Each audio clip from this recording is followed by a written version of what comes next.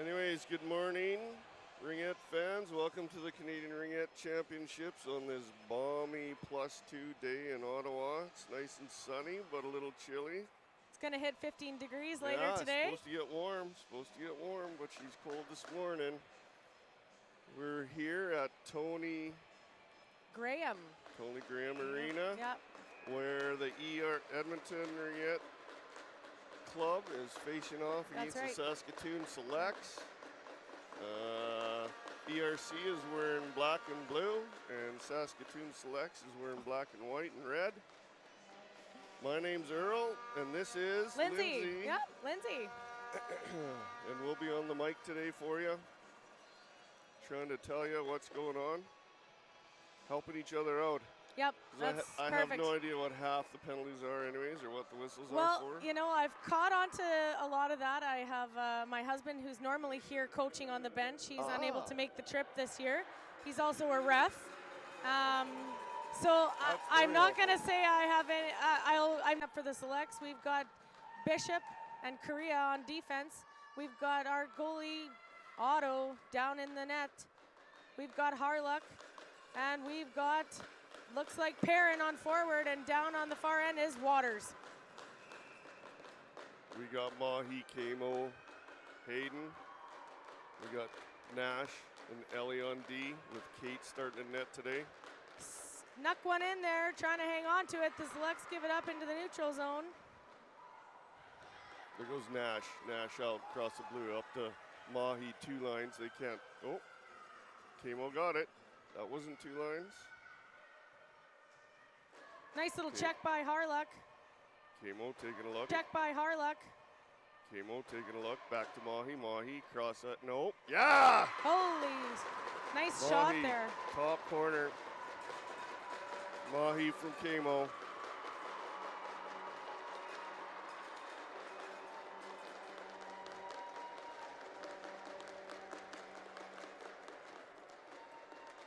And I lost Lindsay's pen. Oh no, here we go.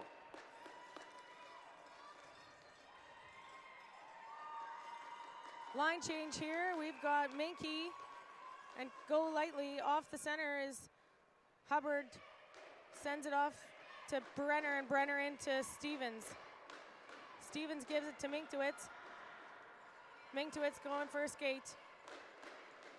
Drop pass back to go lightly.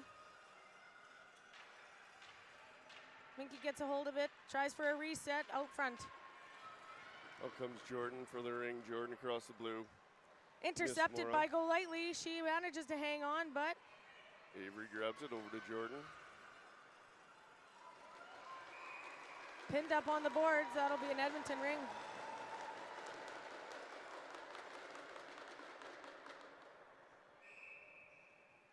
Kate releases to Mora. McLaren coming out. Gives it to Jordan. Jordan spins from the check. Across the blue. Abigail. Batchelor takes a look. Spins. Goes behind the net. Taking a look. Ainsley's there. Drops for Ains. Ains out front. Shot reset. Ella to the boards.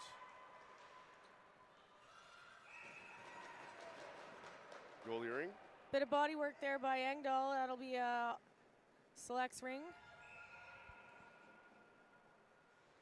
Nice cover by Edmonton, but Engdahl gets a hold of it. Skates behind. Looking for somebody. And she finds Padema. Padema muscles herself through that one. Gets it off to Radu Olsen. Radu Olsen over the line to Kopanya.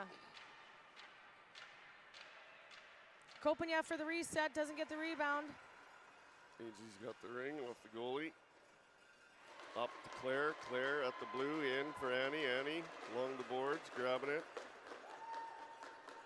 Annie drops. Ainsley taking a look. Ainsley waiting for reinforcements. Drops, line change. In we go. Kamo. Backhand shot, save. Kamo taking another look. Back down low. Mahi gets nice checking in front. Korea put some pressure on behind the net there. Selects ring. Nice toss by Autumn up to Korea. Korea into the neutral zone for Waters. Waters can't handle it. Hayden picks it up. Hayden taking a look at the neutral zone. Looking for a friend off the boards. Into Mahi. Mahi taking a look behind the net. Setting it up. Across the top for Hayden. Nash is at the blue. Ooh. Body's flying and it's into the neutral zone. Golightly's got a hold of it here. Skates around, gives on to Korea. Korea takes a look and turns back. Drops one off for Golightly. Line change for the selects. Golightly with a shot, that's high. No reset. Waters comes around with it, looking for a lane. Takes a shot, blocked by the defense. Nash gets it up to Kamo. Kamo with the blue. Kamo's got it, out, cross, up to Ellie. Ellie taking a look back too. Still looking, into Abigail. Brenner and Hubbard on defense with Golightly. Abby to Mora. Mora across the top, Abby with a pick. Mora takes a look, shot save. Abby with a rebound. Grace takes a look, shot, top corner.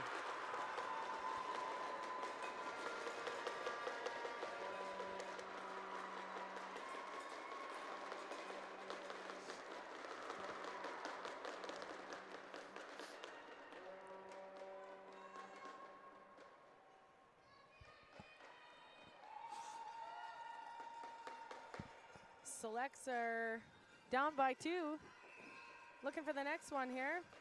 Radu Olsen off to goal. No, that is Engdahl. Engdahl pass intercept, but picked up by Minky. Minky's fighting for it. She gonna get a chance to cycle here. Minky with a drop pass that's intercepted by Edmonton. Jordan grabs it. Up off the blue, out to Abby. Loose in the neutral zone, picked up by Stevens. Abby Mora battling along the boards. And Engdahl's got it. It's carried over the blue line. Edmonton's taking it. Chad's got it. Chad drops to Abby. Abby spins away from the check, down up. Back to Ave. Ave coming in for a look. Stops, gives it to Ainsley. Ainsley drops. Nope, she doesn't. Ainsley down up. Down low. Nice block by Radu. Radu Olsen with the ring. Pinned up on the boards here. Edmonton's gonna block her down. That'll be Edmonton's ring.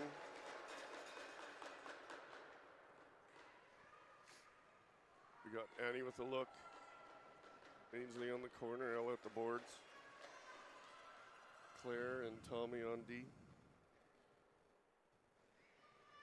Korea and Bishop in front of the net for the selects with Harlock at center. Padema and Waters on forward. Annie goes to the boards for Ella. Ella behind the net. Taking a look, drops for Annie. Picked up by Bishop. Bishop to Sarah and Waters. Misses the pass. Ainsley loses at the blue, but Claire picks it up. Claire to Annie. Checked in the neutral zone and picked up by Waters again. Over the blue line for Padema. Padema gonna go for a skate here. Drop pass off for Harlock. Harlock can't hold on to it. Manages to get it back. Picks that up and a shot goes off. It's right on. Kate with save. Kate gives it to Ainsley. Ainsley up the boards. Golightly's gonna intercept that. Ooh, body contact, but no penalty there. Just a little bit of a mid-ice collision. Golightly gaining speed, passes one off for Perrin.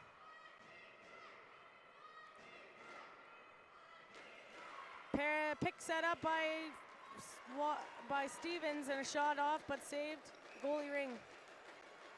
Crease violation. Oh, it looks like a ring. Yeah, it must have been crease violation there.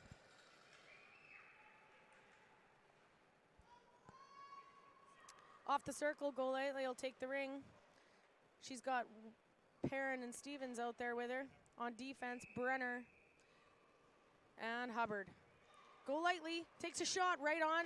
Rebound picked up by Edmonton. Nash has got it. Back behind the net. Splits him out to the blue for Hayden. Hey, taking a look. Hey. Back in. Nash. Bang! Oh! Nice save by Gorman. She found the lane and just skated right through the defense. Selects got a hold of it here, fighting to keep possession. Stevens misses the pass over the blue line. Camo grabs it. Camo in behind, past the ref, over to Ellie. Ellie back into Camo. Camo taking a look. Zigzag. Bang! Nice save by Gorman.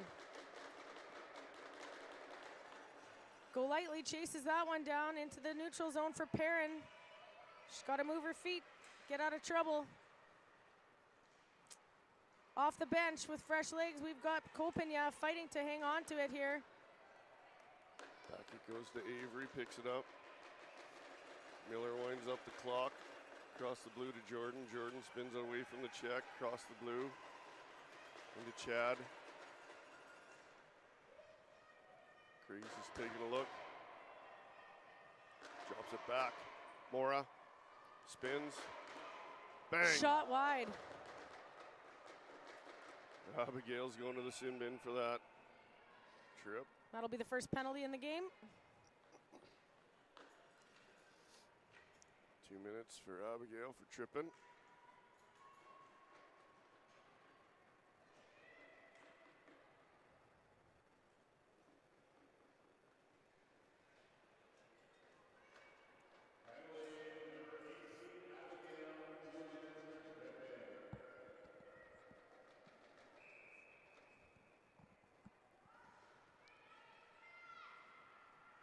Tommy and Claire on D. Padema with the ring, cycling, drop pass missed and intercepted. Chad's got it. Chad across the blue, miss. And back in the hands of the Selects. Selects over the blue line. Padema misses the pass, but Kopenya picks it up on the fly.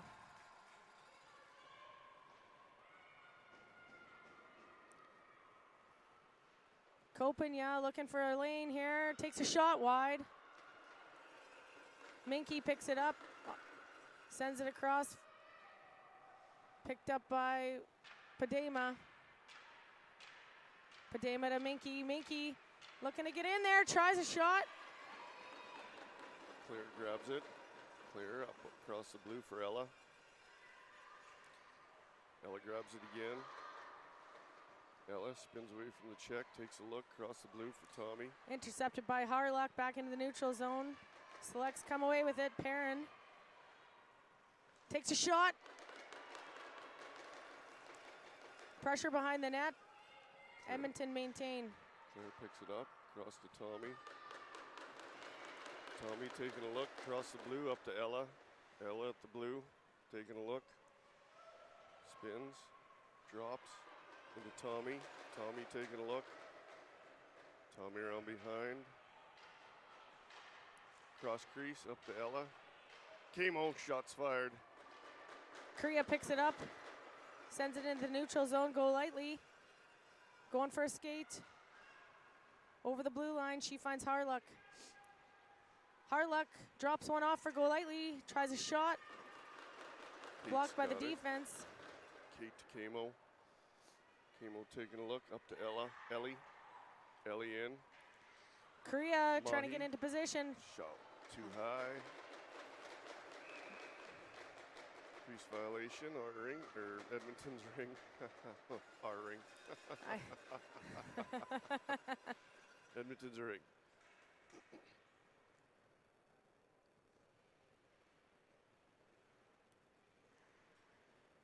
Brenner and Hubbard in position on defense.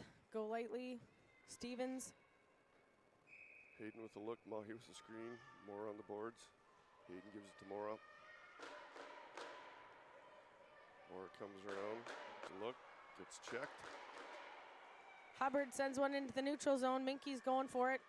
Gets a hold of it, looking for help. She finds, just Hayden narrowly missed it by Stevens. Hayden up to Mahi. Mahi takes a shot save. That'll be the end of the first. Lots of back and forth, but it is a 2-0 game for Edmonton.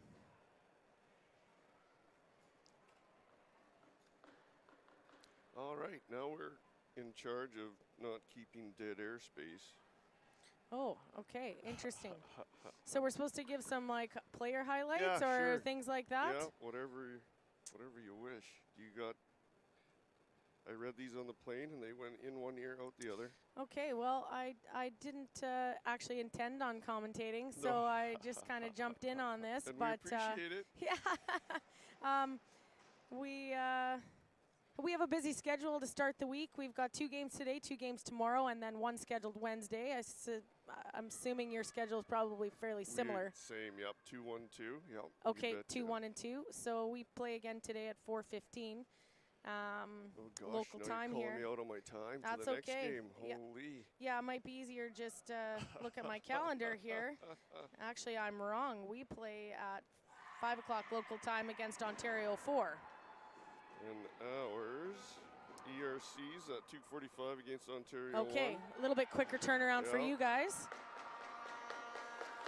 And that's enough banter to start the second period. We made it. We made it through the first quarter. Listen, intermission. You know, I think anybody that knows me would say I have the gift of the gab. You do. So You do. I'll fill in the spaces, Earl. All right. Well done. Thanks, Lindsay. Yeah, you bet. Here we go. Start the second period. Edmonton's got the ring off the circle. Selects have got Brenner and Hubbard down on defense. Padema, Harlock, and Kopanya.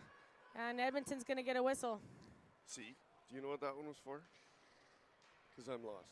You know, that one I don't know. And if my husband wants to tune in from home and tell me why that was a violation. Because we didn't go across center. You didn't go across. We didn't touch the circle. I wonder if it was a clock, actually. Oh, the clock. I bet you the clock didn't 10. start. Yeah. Okay, yeah. That's what we're doing. Yeah. Listen. Yeah. Well done, Lindsay. Hey, you are on this. I got it. Wow. Like, process of elimination, it can't be very many things. This is so much better having help. Oh, it's a clock problem.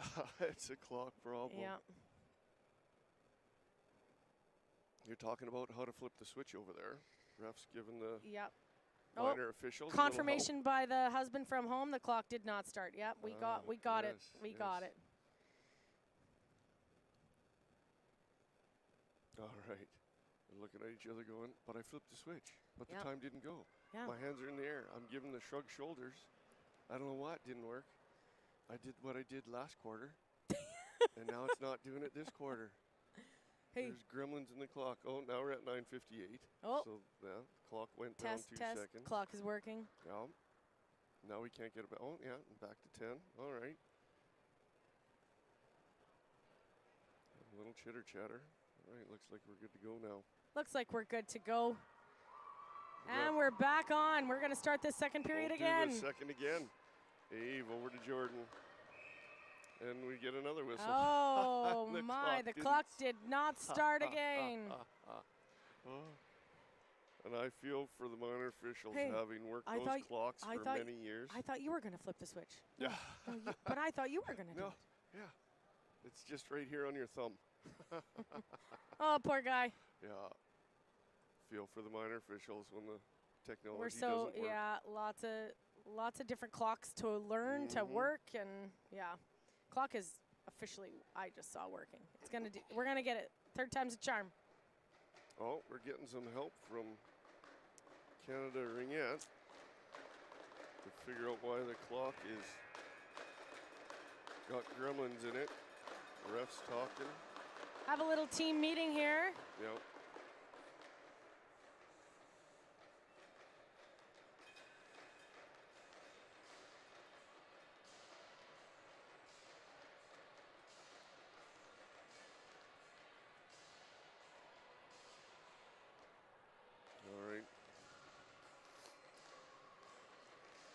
Timekeepers asking for the refs to come over. It looks like the clock's going 2 seconds down and then stopping. Yeah, and then there's like a whistle there, the buzzer goes at. There's some issues. They'll have to do a clock reset or something here and figure it out. In the meantime.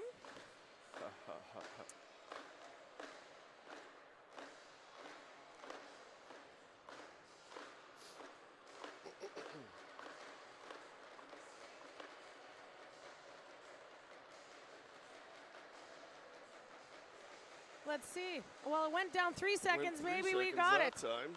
I don't know.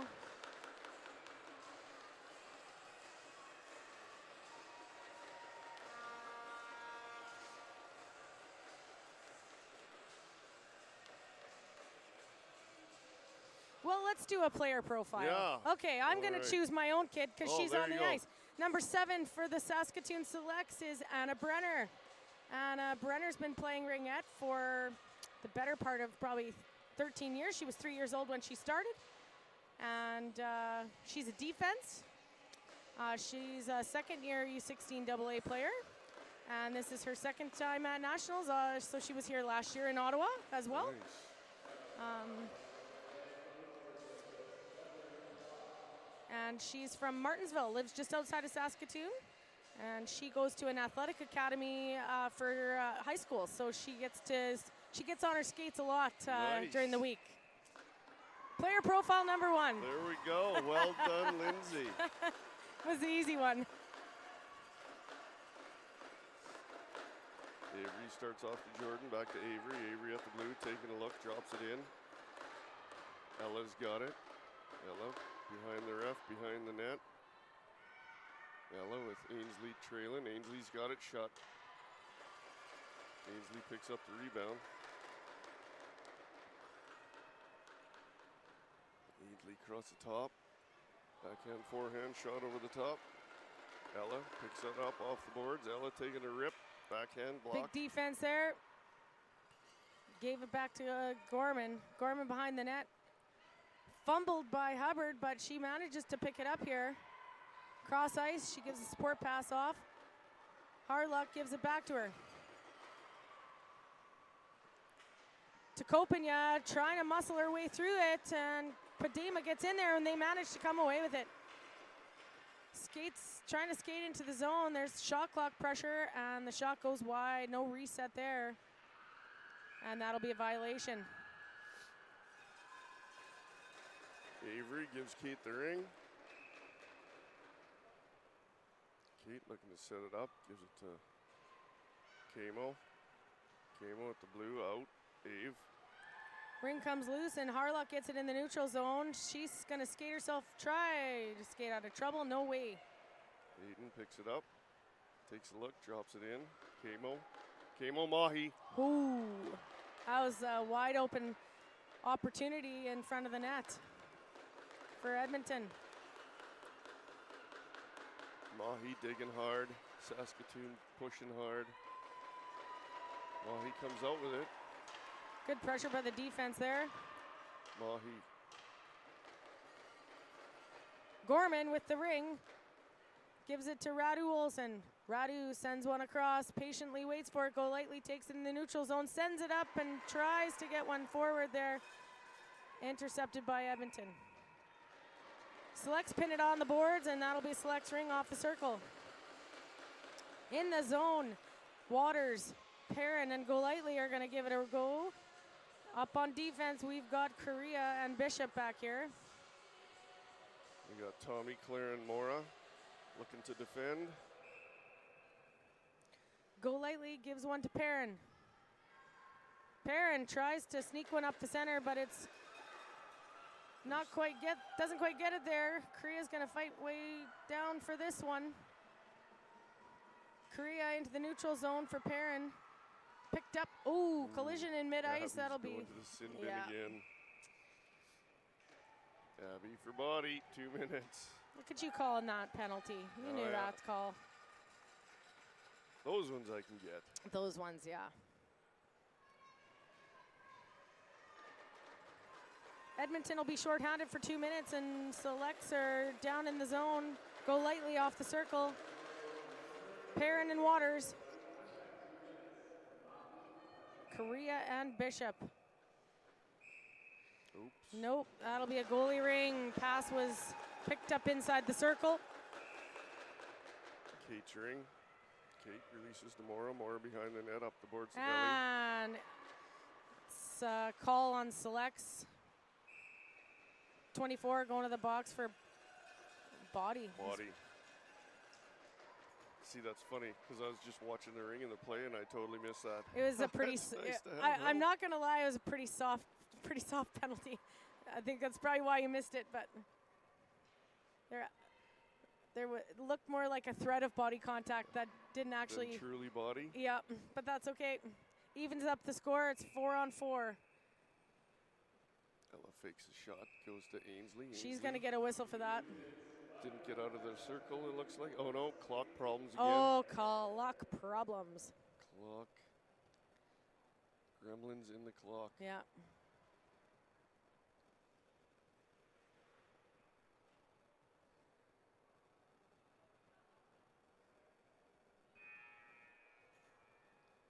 Still talking about the clock. The refs with the minor officials.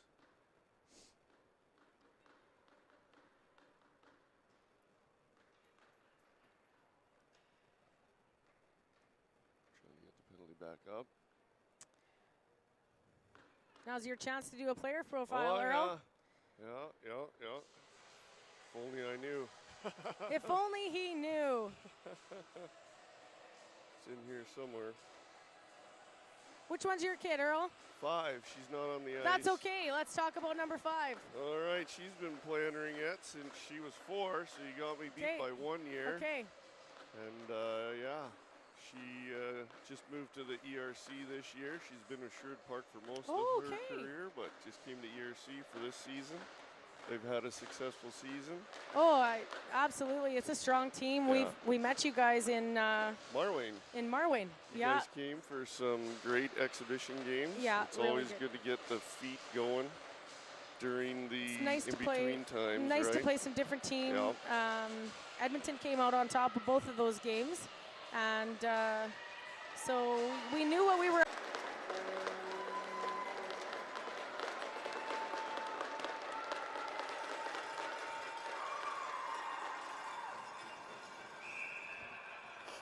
Selects off the circle. Hubbard gives one to Brenner. And there's a clock whistle. Again. This is very disruptive. Yes. And then they lost 2 seconds.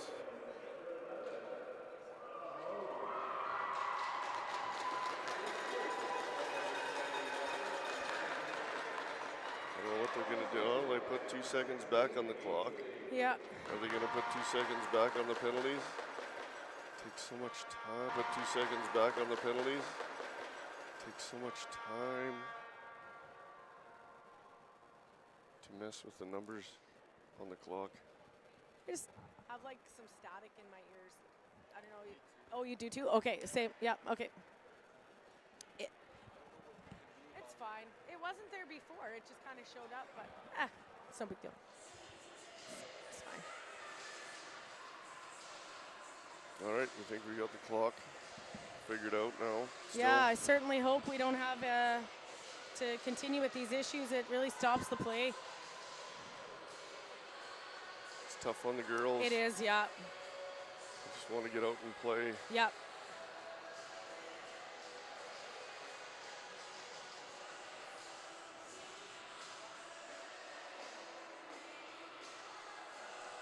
Still talking to the minor officials. We got lots of people in the box now trying to figure it out. Let's talk about number 16 for the Saskatoon Selects. I know that one well. She's like a second daughter to me. Our girls have been playing together since they started playing ringette. That is Rachel Hubbard for the Saskatoon Selects. She's Anna's defense partner today and most days. And she also goes to school out in Martinsville. Rachel, this is a fun fact about Rachel Hubbard. She's a figure skater. So she moonlights as a figure skater. There you go. Synchronized and quite decorated, might I add. Oh, so really? She can put 2 different sets of skates on. No problem, that girl. Makes it work. Brenner finds her way into the zone. She's going to give one to, who is that? Kopenya.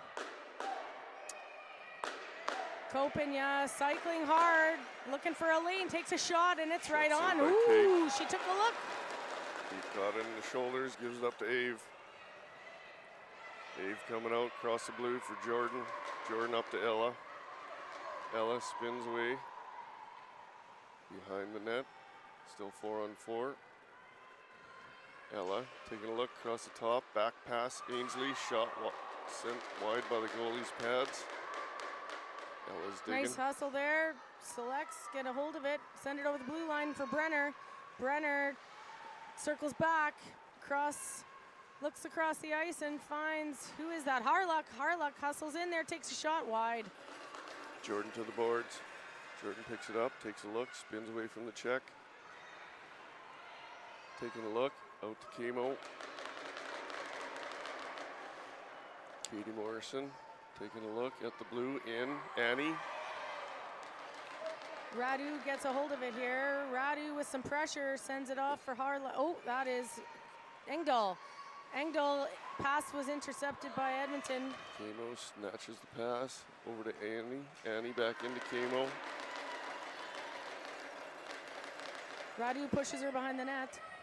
Camo up the boards, drops for Mora. Mora up the boards, back. Spins away from the checks, down, up. Taking another run. Up the boards, across the top, takes a look. Shot safe. Gorman's ring. She's going to get a whistle for that, and Edmonton's taking possession. And they'll get the ring off the circle. We got Chaudry, McLaren, Batchelor. Chad's taking a look. Moore's on the boards. Abby with the screen. Korea and Bishop in front with Go Lightly at center. Moore at the boards has it.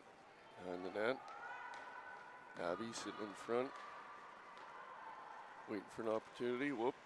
Mora at the ringette line. In front. Well done there. The defense select. Korea picks it up.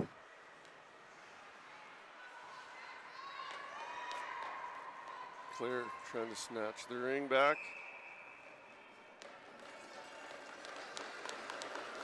Be the selects ring at center.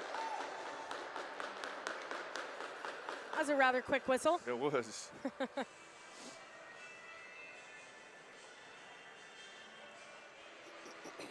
Fresh legs hit the ice. We've got Harlock and Perrin. Korea with the ring.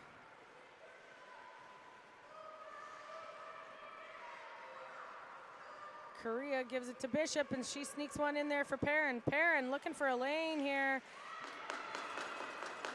Harlock gets a hold of it. Harlock comes out high. Takes a shot high. Behind the net, Waters and Perrin are going to pin it up. Selects ring.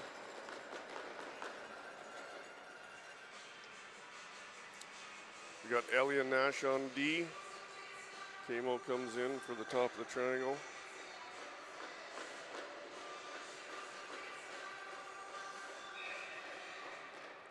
Waters fires one into the corner.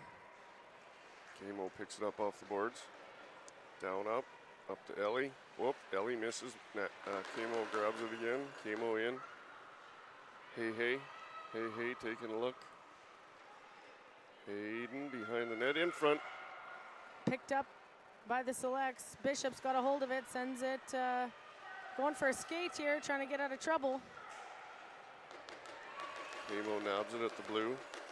Camo into Hayden. Picked up by Korea.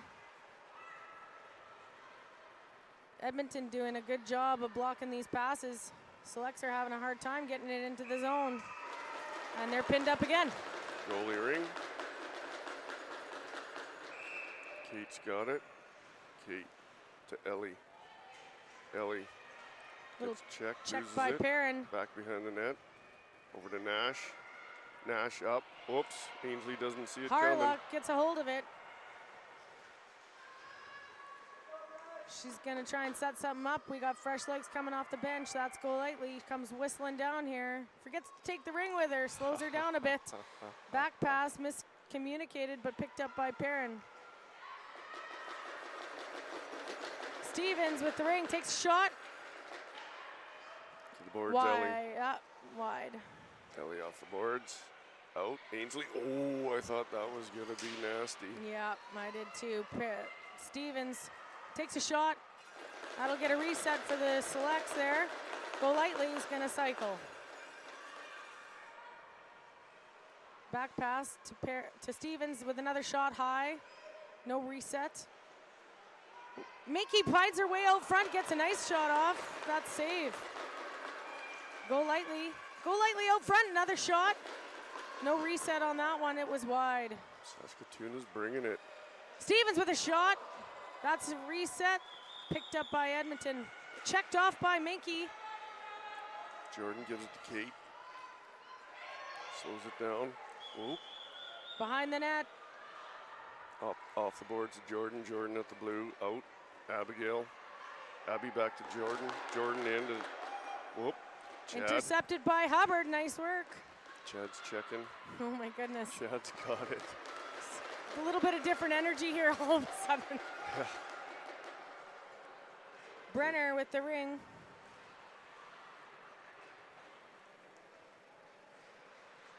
Brenner skating, trying to find an open pass here. Edmonton doing a darn fine job of making sure that's not happening, but Harlock picks it up off the blue line. Harlock sends it back across for Brenner. Brenner up and over. Gives it to Padema. Padema listens for the call. And that's a shot clock violation. Oh, shot. Like 58 seconds, yeah. What are you doing? Okay, no, shot clock violation. That just took a long time. Lots of movement here in the second half of this period. Yes. Saskatoon was lighting it up. Well, we needed to even up the shots on net. Maybe I'll go down and get a report from the goalie mom here. Oh, yeah.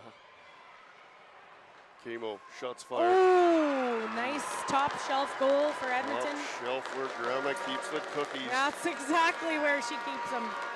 That was a really beautiful shot.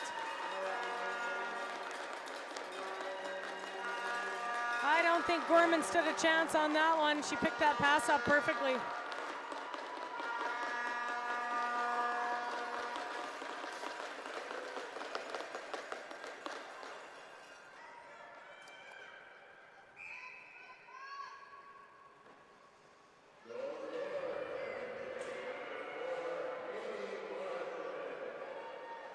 Radu Olsen sneaks one down there, but Padema can't handle it, and it's intercepted by Edmonton. Claire out to Camo at the blue. Camo loses it. Claire picks it. Cross ice. Over to Tommy. Tommy into Mahi. Mahi taking a look. Camo. Nope. Yep. Nope. Yep. Mahi. Shot. Blocked. Hayden. Hayden grabs it. Takes a look. Across the top. Gets checked. Support pass by the select, sent over for Engdahl. Engdahl sends one up the neutral zone for Go Lightly. Go Lightly fires one over off the boards and finds Harlock. Harlock's getting shot clock again, and no, that's sorry, end of the period. End of the period, All end right. of the second. End of the second period. Score is getting a bit lopsided here, and Edmonton's coming out 4-0, so we're only halfway through this game. Lots of time left. Let's hope the selects can just even it up a little wee bit here. So we got, Edmonton's got Kate in the net today. Some fun facts about Kate. As her favorite ringette memory is winning semifinals and overtime at provincials. And she speaks French, which is quite handy when you come to Ottawa. I bet. I have never listened to as much French as I have since I arrived here. Yes, okay, that's nice. You have your own built-in interpreter. I guess I got to chat with her to help me understand what people are saying around here. Yeah, there you go. Our goalie is Autumn Gorman. And where is she there? Gorman. Well, going to nationals was certainly her highlight last year. She was a first-year U16 goalie going into nationals. Lots of good experience there. She used to hate playing in the net in U10, and now she's the star goalie for the selects.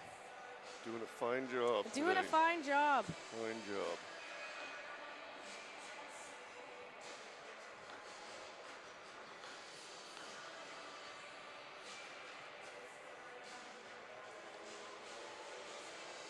Bit of a meeting here for the both teams at the break between the second and the third, and 10 minutes is going to be up on the clock to start the third period. 4-0 game for Edmonton.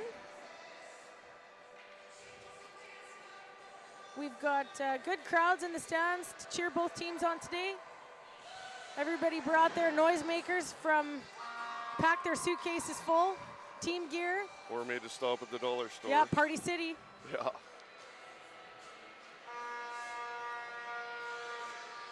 Oh, thank you very much. Thank you very much. Oh, that's treats. Amazing. Yeah. Yeah. Treats And it's red, my team color. Yeah, red toque for me. Red Love toques. that. That's awesome. Here we go. Bishop and Korea on defense with Go Lightly at center. We've got Perrin and Waters down. I think that's Waters. It sure is. Down on forward. Bishop gives one to Korea. Korea feeds it over, and there's pressure with that pass immediately, but Selects will maintain possession in the zone.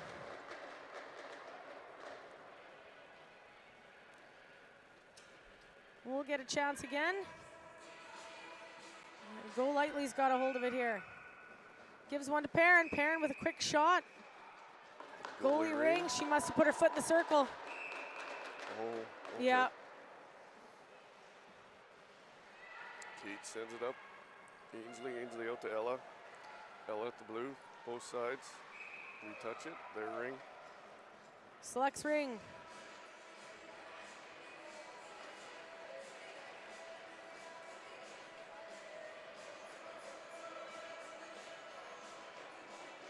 Take a lot for me to not say their Ring. It's Yeah, the Selects Ring. it's the Selects, okay. Bishop gives one to Korea. Korea looking for an opening here. Finds it. Perrin on the boards. Tries to get up the center, blocked by the defense, circles back. Gives one to Go Lightly up close, fires it too high. Nice passing. Out we come with Ellie. Ellie up to the neutral zone for Chad. Nice pressure Chad by on the Bishop, boards. but received by Edmonton. Chad taking a look. Tommy and Ellie.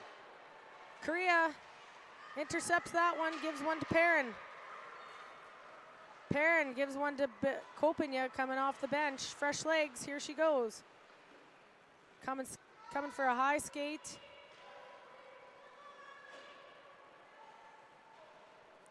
Drop pass for Perrin. Perrin gets up close, tries to get a shot away, no way. Blocked by the defense. Nash out. Abby at the blue, back to Nash. Brenner takes a gets look. put to work here. Nash looking for some friends. Line change. Hayden comes out of the bench. Over to Camo. Shots fired. She did get a reset off that.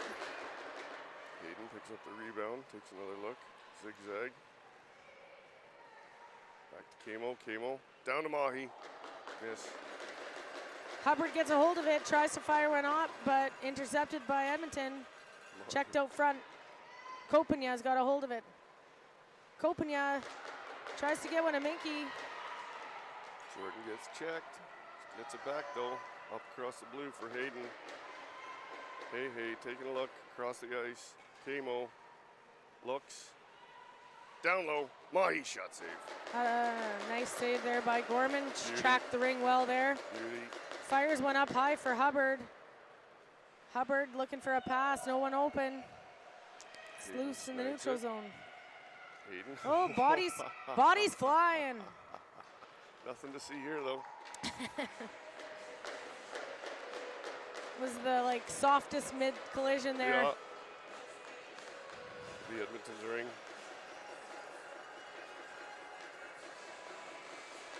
Heaters are on in the building. I know. That's nice. That's a bonus. Yep. The opening ceremonies yesterday were chilly. Chilly, man. Yeah, Holy yeah. doodle. Yeah, she was chilly one It there. was a cold one. Tommy over to Claire, into Annie. Annie down the boards, in behind. Takes a look. Oh, goes down. Oh, penalty coming to Selects for that. Engdahl, yeah. Engdahl take a tripping penalty there. Claire, backhand shot save. 2 minutes in bin time for the Selects. That is Taylor Engdahl, I believe, going to the box. Yep, indeed she is. For a hook. Hook.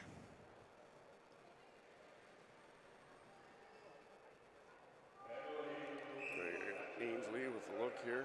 Korean Bishop, holy smokes, that was a great hard shot. Right off the circle, she scores the 5th goal for Edmonton. That'll clear the penalty.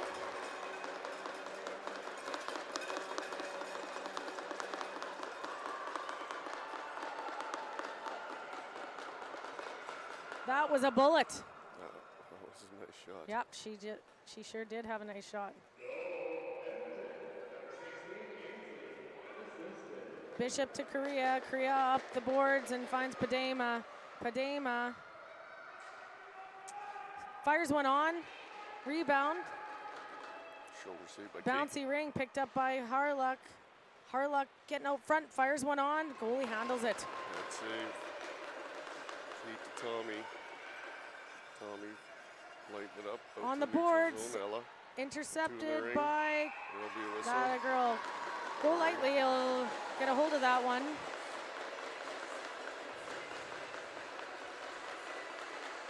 But Edmonton, oh no, Edmonton's gonna get possession of that. Not sure. See? Yeah, sometimes it doesn't make sense. Or it's just the way I saw it. We didn't see it, We didn't see it, We didn't see what they saw. Yeah. They are right on the ice. So. Yes, they are. We are not experts. We sure aren't. Brenner fights for it on the boards. Still fighting for it. The Selects hard at work there. Edmonton's ring again. Looks like, Edmonton will take it again. They pinned us up that time. Ellie over to Nash. Nash at the blue.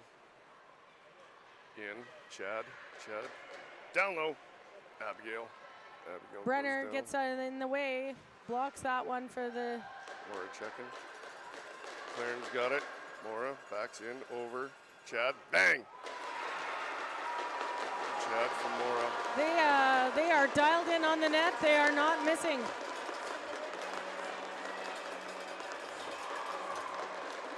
It's looking like a runaway here for Edmonton. Goalies are going to swap out, and Gorman's going to take a break here. Backup goalie hitting the ice now.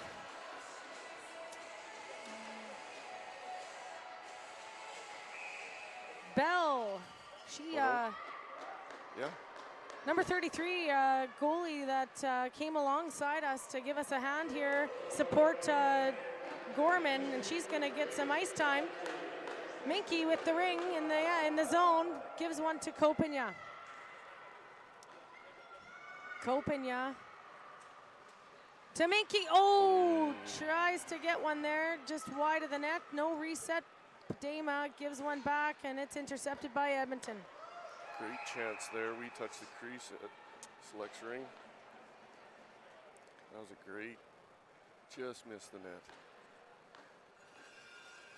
AP goalie, I believe her first name is Brianna. I'll correct that if I'm wrong, but last name Bell, number 33. She's from Regina. Played with the U16 AA team last year, I believe, out of Regina, and this year she's goaltending in Regina on a different team and agreed to come along with us. Shot high, and we're sure happy to have her. Padema. She's from Regina. She's from Regina, yeah.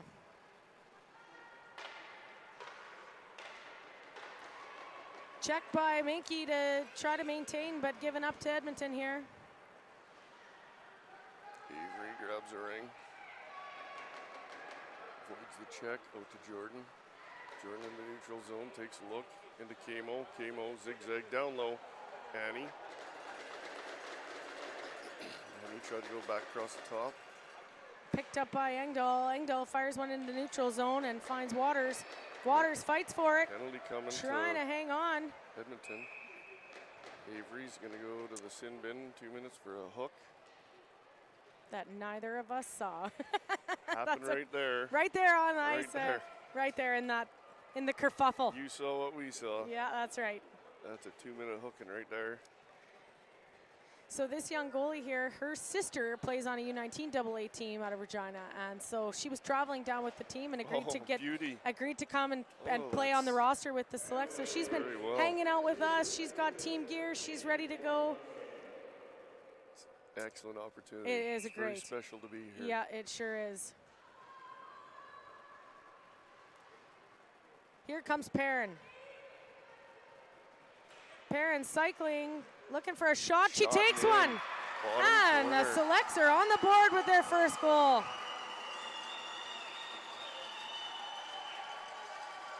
She found the net. 4 minutes and 8 seconds into the left in the third. Did you see who passed that to her? You know, I actually didn't see who assisted that. I didn't either. I was too busy yapping about our goalie. Yeah. But Seiji sticks one in the net to put us on the board.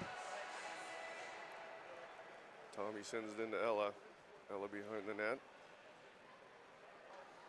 Ella up the boards, across the top. Over to Annie.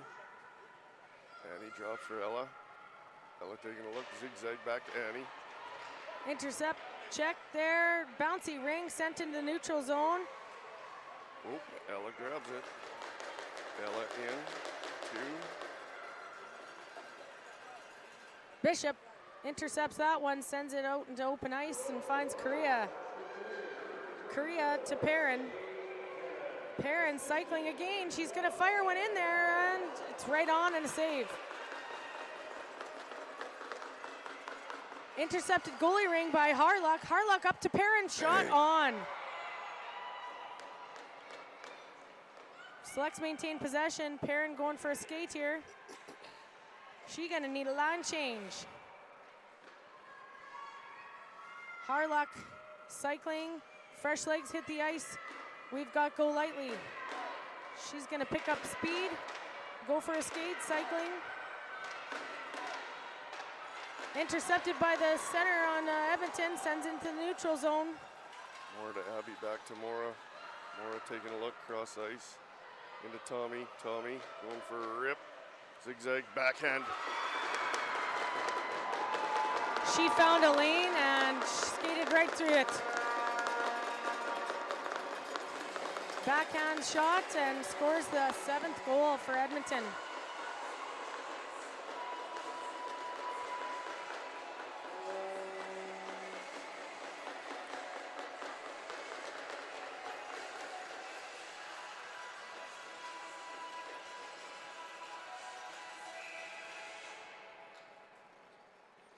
Engdahl gives it to Radu. Radu sends it down into the far corner there, finds Minky.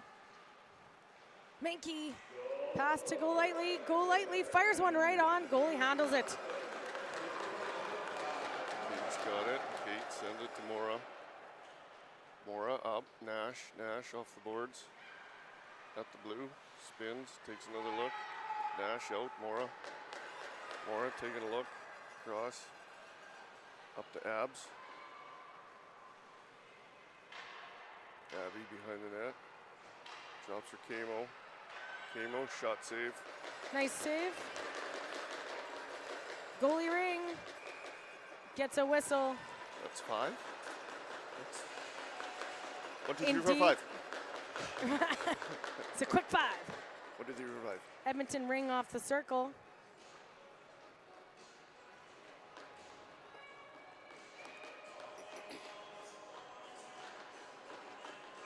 Camo with a look.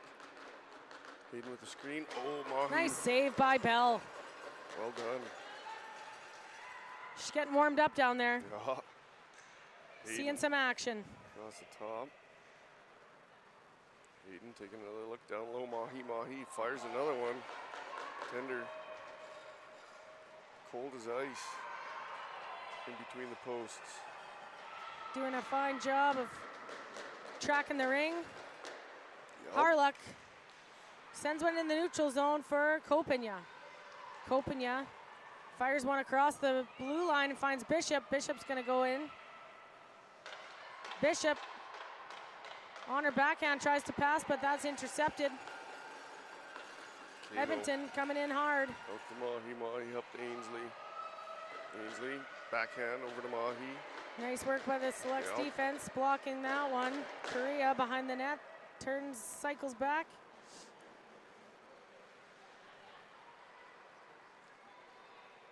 Mahi applying some pressure. Saskatoon looking for an opportunity. Bishop gets a hold of it. Hanging on too long. She's going to get it. She got her pocket picked. Ella grabs it. Ella in the Mahi, but Saskatoon will grab that one. Harlock down on the ice. Edmonton Ring.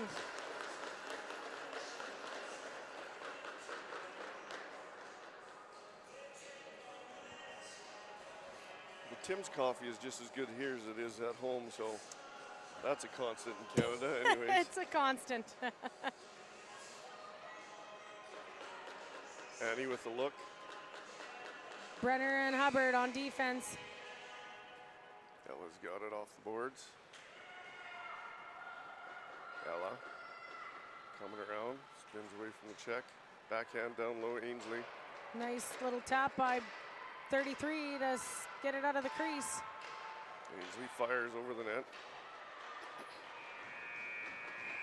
End of the third. End of the third. We got a one more 10-minute period left. It's coming up to the fourth.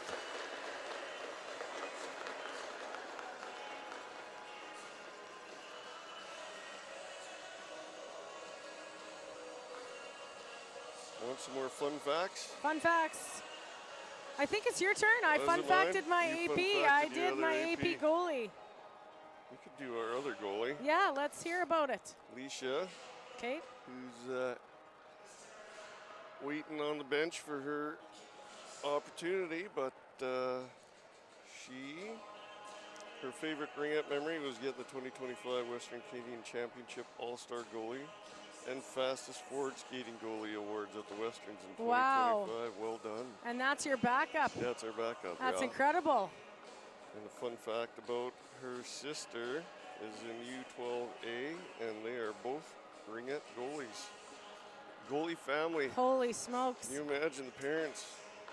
I can't. It takes a fine, special family to be a goalie parent. Yeah, goalie parents are a lot of pressure. Well, you've got some strong goaltending coming from your opener and your backup goalie. You'll be set up well for success this week. Yeah, goaltending was one position that I knew that I never wanted to be. To spend the whole game in between the posts all by yourself. It's a different way to see the game. It's a different way. Yeah, takes a strong personality type to do that job. Yep. Here comes Edmonton. Fires one into the zone. Nash into Chad. Chad along checked the boards, off and Select will intercept, but pinned up on the boards. No way. Chad comes out with it. Chad behind the net, getting checked again. Saskatoon applying a lot of pressure. Gorman gives one to Radu. Radu up and over to Engdahl. Engdahl looking for somebody. Hesitated, but Waters is going to pick it up. Select setting up. Perrin. Skates in. Blocked by the defense, gives one up front to Golightly, and a shot off but handled by the goalie. Gives it to Moore up the boards, takes a look, out, blue, Nash, up, Chad on the boards. Chaudry in front, fires. Really nice goal.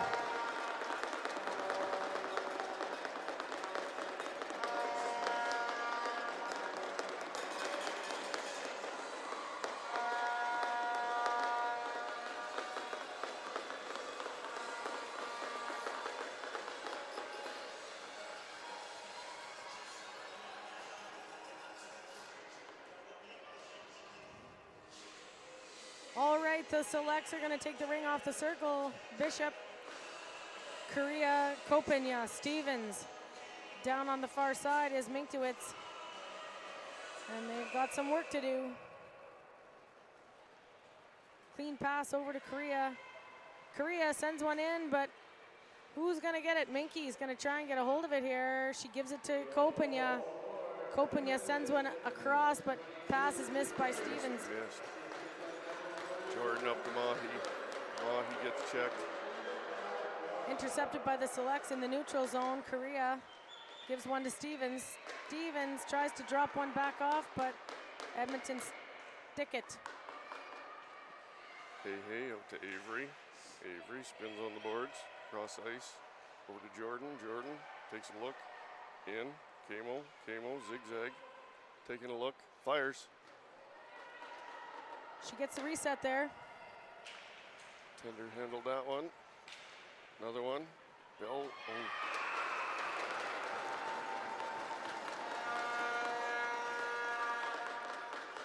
My goodness.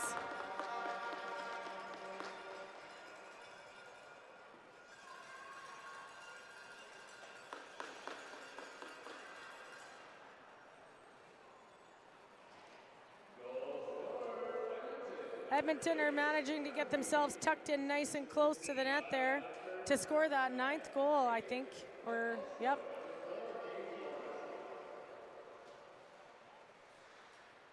Waters cycles.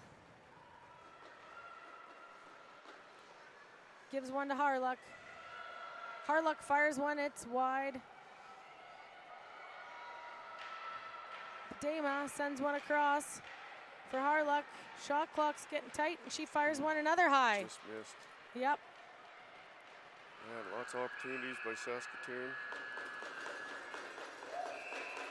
This game can be a matter of inches. Inches, that's right.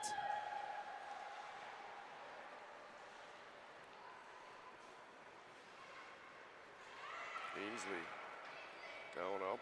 And Harluck's going to get a penalty for that, for body contact. For that? Yep. All right.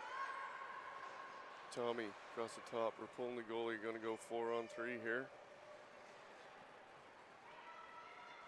Ella spinning, taking a look. Crossed Ainsley. Shots fired. Blocked by the defender. 4 minutes? She getting a major for that? Yeah. Holy smokes. For that? Okay. For that, yeah. We're good. Yeah. So Harluck's going to take 4-minute penalty for a... Body. Boarding? Was it this? Yep. Boarding.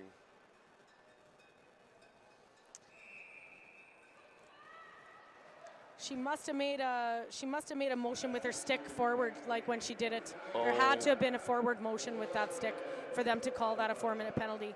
We must not have seen exactly, but like they wouldn't do that unless there was some kind of forward pushing motion. So yeah, so Taylor's going to get a hold of it in the neutral zone, send one in for Perrin. We're going to be short-handed here for a bit of time. Perrin drives in and gets a shot off. Beauty shot. That goaltender of yours, she's dialed in. Golightly manages to hang on to it, another one for Perrin. She fires one right on. Just not finding an angle there. Just gotta find the holes. That's right. Chad goes over to Nash. Nash back to Chad. Oh, Chad couldn't grab it. Intercepted by the selects. Oh. Off the bench is Camo. Yeah. Almost too many men, but not. Back to Camo. Camo waiting for reinforcements. She's all by herself right now. Saskatoon putting on the pressure. Fires one off, it's wide. Oh, no, she gets a reset there. Must have tapped. Hayden comes in front. Hayden looks down low. Backhand. Touch crease. Selects ring.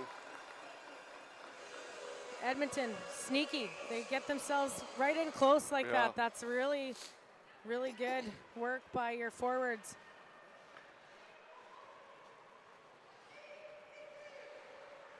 Mahi putting on the pressure. Saskatoon comes out. Kopanya gets one to Engdahl, but it's intercepted. Hayden And off her feet, both sides. Oh, Can't do okay. that. Yeah, can't Look do at that. you calling it. I Look saw at that you. one. That one I saw. You did. Not very often do I, but that one I saw off her Just feet.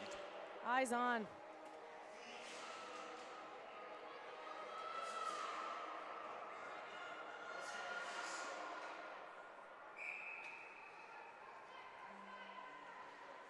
Kopanya to Bishop. Bishop fires one into the corner. And that's Kopanya. Kopanya to Stevens. Stevens tries to fire one. Handled. Touch the crease. We'll get another chance. If the ring is on the line then, and we grab it, that is? Yeah, it is. Okay. Yeah. You got to see white ice all the time. That's exactly right, yeah. Because that was... Very sensitive crease for Ringette. Yep. Korea sends one for Kopanya. Kopanya to Korea, and she tries to fire one off. There's a rebound. Can't quite get a hold of it. Claire out to Ella. Ella back to Claire. Claire up the board, spins away from the check. Claire in behind, up the side, drops it back. Annie back down low, Ainsley shots. Goalie ring sends out for Korea. Korea doesn't quite get it over the blue line. Kopanya goes for a skate, sends one off the boards. Stevens picks it up. Stevens. Open ice pass for Korea. Korea gets one over for Stevens. She gets muscled. Ainsley grabs it off the boards at the blue.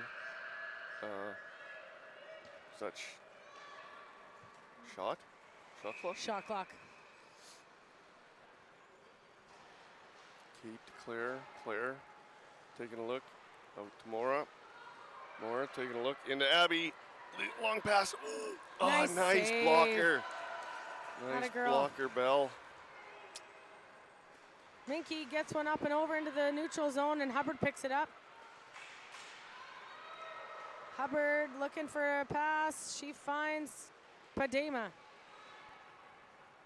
Padema tries to fire one. It's blocked by the defense and comes in soft. Ellie, no Nash. Nash at the blue, Nash. Nice work by the selects on the boards, and that'll be a selects ring.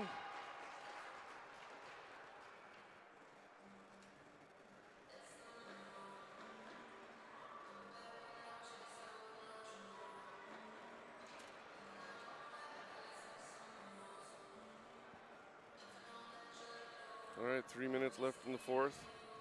They must be able to see the clock at home though, hey? Yeah, I'm assuming they do.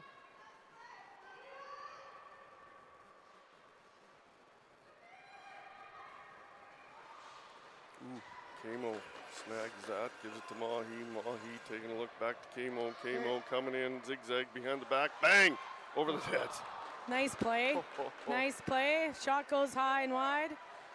Tick tack and missed the toe. Yeah, looked pretty good from here. It was coming in strong. Bodies are down, but Edmonton maintains possession. Kamo behind the net. Kamo behind the back to Mahi. Mahi snags it. Penalty is cleared. Even play. 5-on-5. Hayden. Jordan comes in. Jordan gets checked. Nice check by Brenner, and Go Lightly gets a hold of it. Off to Harlock. Harlock sends one. Waters gets a hold of it. Waters across. Hesitation by Harlock.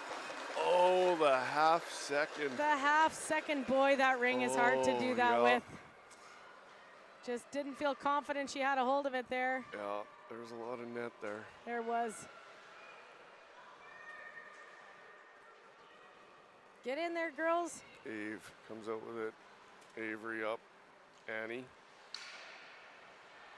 Radu gives one. Oh, Waters can't quite get a hold of it here. Selects will maintain possession in the zone. Oh, that's a goalie ring. Goalie ring. Okay. Claire. Out. Tommy in. Tommy Annie up the boards, gets pickpocketed. Oh, Ainsley grabs it. Ainsley in front, zigzag. Oh, holy. Defense got into position just in time. Well done. Kopanya's got a hold of it. Nice open ice pass over to Radu in the neutral zone. Radu sends it over for Engdahl. Engdahl skates it in. Drops it off for Perrin. Perrin going for a skate here. Trying to find her way. Goes behind the net. Takes it for a skate. Shot clock's getting pressured. She's up high. Oh, fired. Fires her shot. It's high. Just missed by a couple inches yeah, again. Selects have got to dial in on the net. Lots of opportunities for Saskatoon here.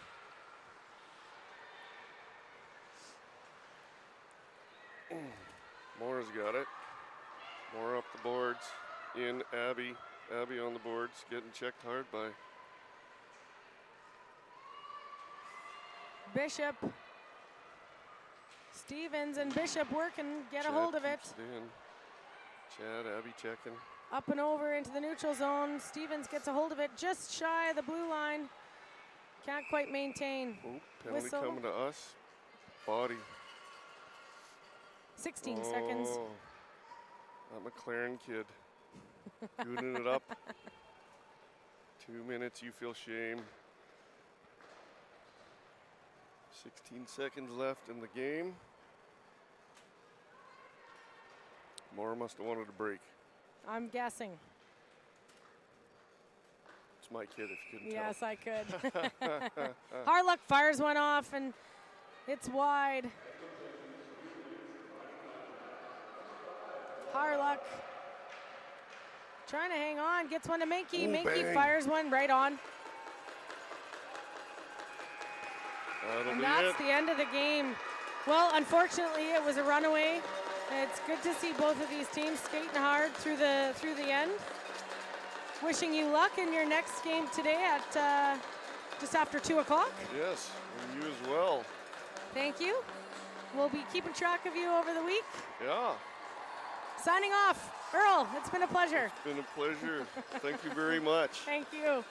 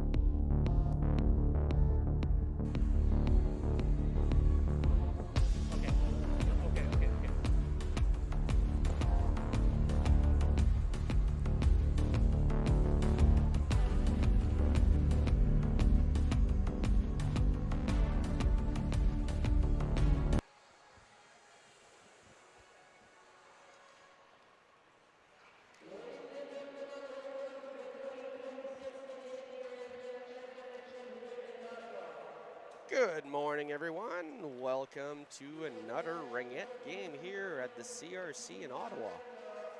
It's a nice sunny day this morning. Today we're going to have the honor to see Team Alberta, U16 AA, playing Team Saskatchewan. Yes, that's right. Sorry, Jeff. We talked about it just before we started here, but we went through all the paperwork there. There's so many teams here this weekend that try to keep it all straight there. We'll do our best. Wearing the blue jersey there, we have Team Alberta, and the green jersey, Team Saskatchewan. The two teams, I think, played themselves each other once this year. Yeah, I think just one time at the SO Golden Rink. That's right. That's right. I think everyone is pretty excited here. My name is Eric. I'll be here with you guys today on the mic, and we have a friend here. I'm Jeff, here from Saskatchewan, my first nationals here, so I'm excited to be here, and pleasure to meet you. Pleasure to meet Eric, you too. It's going to be a good game, I'm sure. I think the girls were quite excited this morning. They're ready to go. Hopefully we got high pace the whole way. Oh, for sure. Yeah, I think they got a lot of energy to beat right now. First game of the tournament.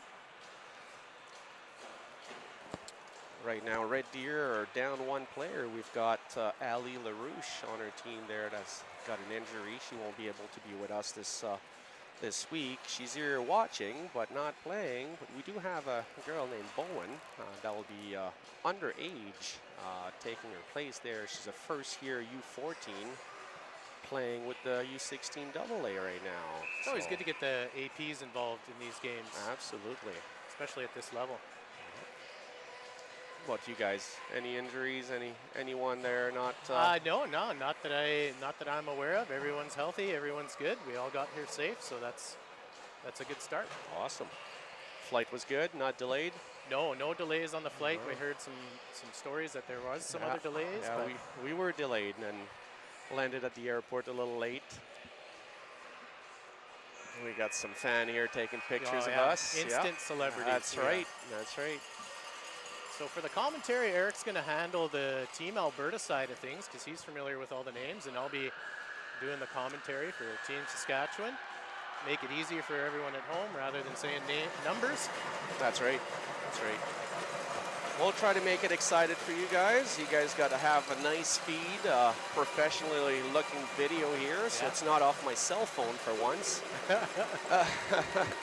So getting the start in net for Team Saskatchewan, we have Bailey Charco-Fletcher in the green end. And on her end here, I'm not quite sure here. Looks like Tate, number 1, is going to be taking the net. Looks like Saskatchewan's going to start with the ring here in the first quarter. Starting lineup here for the Team Sask, Neela Colquhoun taking the ring. On defense with Brenna Ross, and who do we have out there? Kate Mokry. Neela Colquhoun sends it into the far end, and Welder's going to jump on that.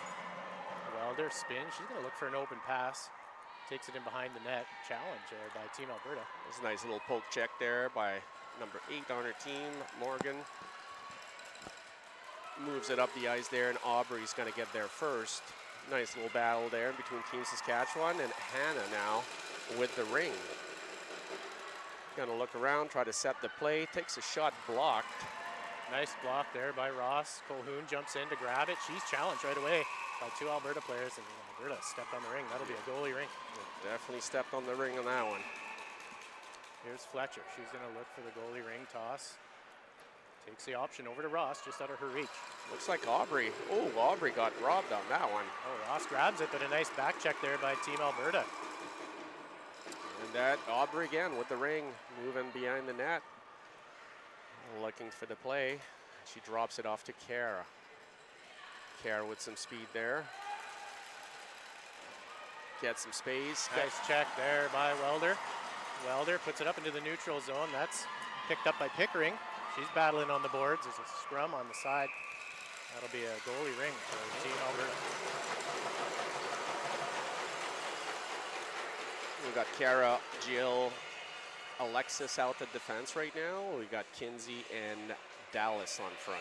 Line changes for Team Sask as well. Torrin Ottenbreit out Kara there. with the ring. Moves it to Jill. Jill couldn't get the stab there. This is Maurer, number 10. She goes for a shot. Nice save by the Alberta goalie. First shot at the net there. Nice turnover there, created by Ottenbright and Maurer. And Maurer's going to take it in behind the net. Kozan's going to come in high from the Ringette line. Drop to Kozan. Kozan cuts inside. Nice move. Goes for the shot. Gets it. Just sends one over the net. Ottenbright, good body position to protect the ring. And she comes up with it. 14 on the shot clock. Saskatchewan right now, they're putting some pressure on Alberta. Here's Ottenbright looking for the reset. Good reset shot there. Nice play. Jill now with the ring. Gets it up the ice to Hannah. Hannah dumps it down low, and we got Bowen.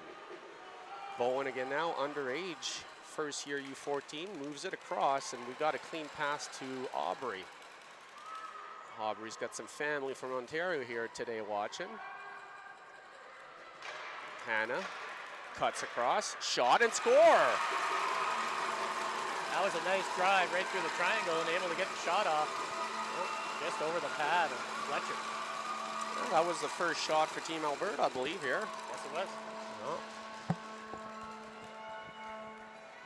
Hannah competed in the hardest shot yesterday during the skill, and she showed that she can shoot that ring. Indeed. Now out there for Team Sask center with Seymour. She tries to send one in. That was intended for Wasake. Seymour jumps back on it. Welder with the ring now. This is Davia Welder with the ring. Pick being set here by Seymour. Across the top, Welder with a move. Comes inside, gets into the crease, and that'll be a goalie ring. Good effort. Nice attempt by Davia. So I just realized here we've got some girl with different number from the regular season. I'm going to have to figure that out. It looks like Marliese is wearing number 19 here today. That was a nice play there by Ross to stop the ring right in front of the Sask bench there. Creates a turnover. We've got some fresh set of legs on the ice right now. We got Alexis and Morgan out back. Kinsey's out front with Dallas, and number 5, Chloe. Kate Mokry. She sends that in deep. Kozan. She'll pick it up. Nice checking behind the net there by Team Alberta. Alexis comes out with the ring now. She's going to be looking up for the pass. Moves it up there, and she's going in. Bowen now. No, Bowen, sorry. Chloe with the ring. Moves it to Kinsey. Kinsey to Dallas. Dallas waiting for some fresh legs there, and Ali Teskey just hit the ice with the pass. Shot. Went deflected high, and Hannah's going to get that rebound shot, and it's a shot clock violation there. Saskatchewan will be taking over that ring. Fletcher dumps it into the corner. That's Brenna Ross. Challenged right away by Alberta. Oh, there's a penalty coming up there on Ali Teskey, I believe. There'll be a hooking call.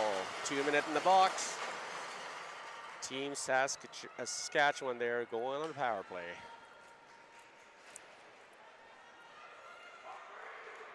Marliese and Jill going to be out the defense, as well as Hannah. We've got Bowen playing the forward position. And for Team Sask, it's Kozan's out there with Colhoun and Cheke, Lauren Cheke, number 11. Here's Neela. Takes it in behind the net, drop pass to Kozan. Kozan's going to look to go through the middle, gets over to Cheke. Short pass in front intended for Colhoun, just knocked into the corner. Jill managed to get that ring out of there, and we got a chase there at Bowen. Oh, nice pick by Hannah. Right at the line, takes the shot. Great save by Charco Fletcher. Beautiful save. She passes it across, picked by Saskatchewan. Nice pick by Priya. You'll notice there's 2 Colhouns on our team. They are sisters, Priya and Neela. Oh, wow. One's 5, one is 6. Same age or a year apart? A year apart. Wow. Neela is the older of the 2. That's always fun to have sisters playing on the same team. Makes it easier on the parents' wallets, too. Absolutely, eh? You just go in one direction. That's right. Yeah, many of us got multiple kids and multiple teams, and it's divide and conquer. For sure. We got Kara with the ring now in the zone. Just got poke check, and nice Team challenge. Saskatchewan gets it. Here's Ottenbright. We actually have cousins on the team as well, the Ottenbrights, Torn and Lauren. Oh, wow. Here's Colhoun. Here comes a shot from Maurer just over the net. Nice shot by Page. The ring is moved. Alexis now has got it. And she's going to be looking for that pass. Just dumps it down low here. 35-second left to Team Saskatchewan's power play. 5 minutes left in the first period. This is Lauren Ottenbright, the cousin of Torrance. She's looking at Watson, but she chooses Welder. Welder picks it up. She falls in the center. Picked up by Seymour. Seymour tries to pass it across, but Alberta gets a stick in the lane. And Alberta dumps it down low. We got a chase here for that ring. It's two-line pass, so Alberta can't touch it. Saskatchewan would it be on the net now? Good coverage, but they moved the ring and picked up by Kinsey with some wheels. Now we got number 19. I believe that is Marlies. Passes it to Dallas. Back to Marlies and picked up in the middle. Picked up by Watson. She's going to send it up to Welder. Watson's going to head up into the zone as the defense. Tried to hit Watson. Watson fell on the pass. Ooh, nice. Watson able to deflect that, keep it from going out of the zone. Scrum for it, and that'll be Team Saskatchewan Rink. There's some good battling going on here in the first quarter. Yeah, good game so far. The first game to shake off the nerves, you know. That's right. So Cheke going to be out there again here with the Kozan and Ottenbright. So that's Lauren Cheke, Torrin Ottenbright, and Macy Kozan. On defense, we have Kate Mokry and Brenna Ross. Torrin Ottenbright, she'll take it behind the net. Look to set up a bit of an attack here. Has Kozan on the post, over to Cheke. She's got a shot just over the net. Kozan picks up the rebound, no reset. 15 left on the shot clock. Alexis with the rob there. Wow, what a play. Moves it up, and Aubrey's chasing now. Team Saskatchewan gets there first, though. Picked up by Ross. Brenna spins to get out of the trouble, spins right into trouble. Looks like she carried it over both lines, but sure did look like it. Here's Mokry now. Mokry, support pass across to Brenna. Brenna's going to send it in to Cheke. Lauren, take it across the top. Cheke in behind the net. Ottenbright on the post and Kozan following. Here's Cheke. Cheke tries to force a pass through, but that's blocked. Ali Teske there picked that up. Couldn't quite get it out of there, but there's some nice support from Kara. And she gets it down low. Chloe's going to be chasing that one. Nice effort there by Pickering to get that. That's Rowan Pickering, number 7. Lead pass into the neutral zone for Maurer. Maurer sends it in deep to Seymour. Seymour, cross ice pass for Kozan. She just misses that. Oh, nice play there by Sasha to get it out of there. And Kinsey sends it down low to Chloe. Chloe with the ring now, gets checked. Another nice move by Rowan. Create the turnover up to Seymour. A one-hand stab. She's pressured right away. Drops it to Colhoun. Here's Priya. Colhoun in again to Seymour. Has Maurer on the far post. Tries to feather a pass through the middle. That's met with some Alberta sticks. Here's Wasakase on the reset. She takes a peek at the shot clock, and she's going to look for an angle of attack here. Tries to go through. That's going to get bumped out across the ringette line to Watson. Now the older of the Colhouns. This is Neela. Saskatchewan are moving the ring well right now. They're picking it and tries to get it over to Welder. You can see a burst of speed here from Welder, and she's going to take a shot. Sharp angle.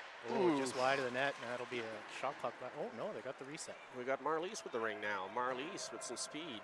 Gets the pass out to Ali Teske. Teske now down low, but Saskatchewan picks it up. Yeah, that was picked off by Colhoun. As she fell, she got it up to Welder. Here's Watson. It's Avery Watson, number 4. Oh, she tried to deke around, but just lost control of the ring. Marlies now again with the ring, gets it off to center. Ali Teske with it, moves it to Dallas. Dallas with some speed there, is going to cut across. Oh, passes it. Yes. We got Aubrey now. Aubrey with the ring, drops it to Dallas. Dallas dropped to Kara. Kara tried to cut in the middle to get stopped by Saskatchewan. Nice effort to get it out into the neutral zone, and Kozan will jump on that right away. She's looking for a support player to pass to. She finds Colhoun, but checked right away by number 10.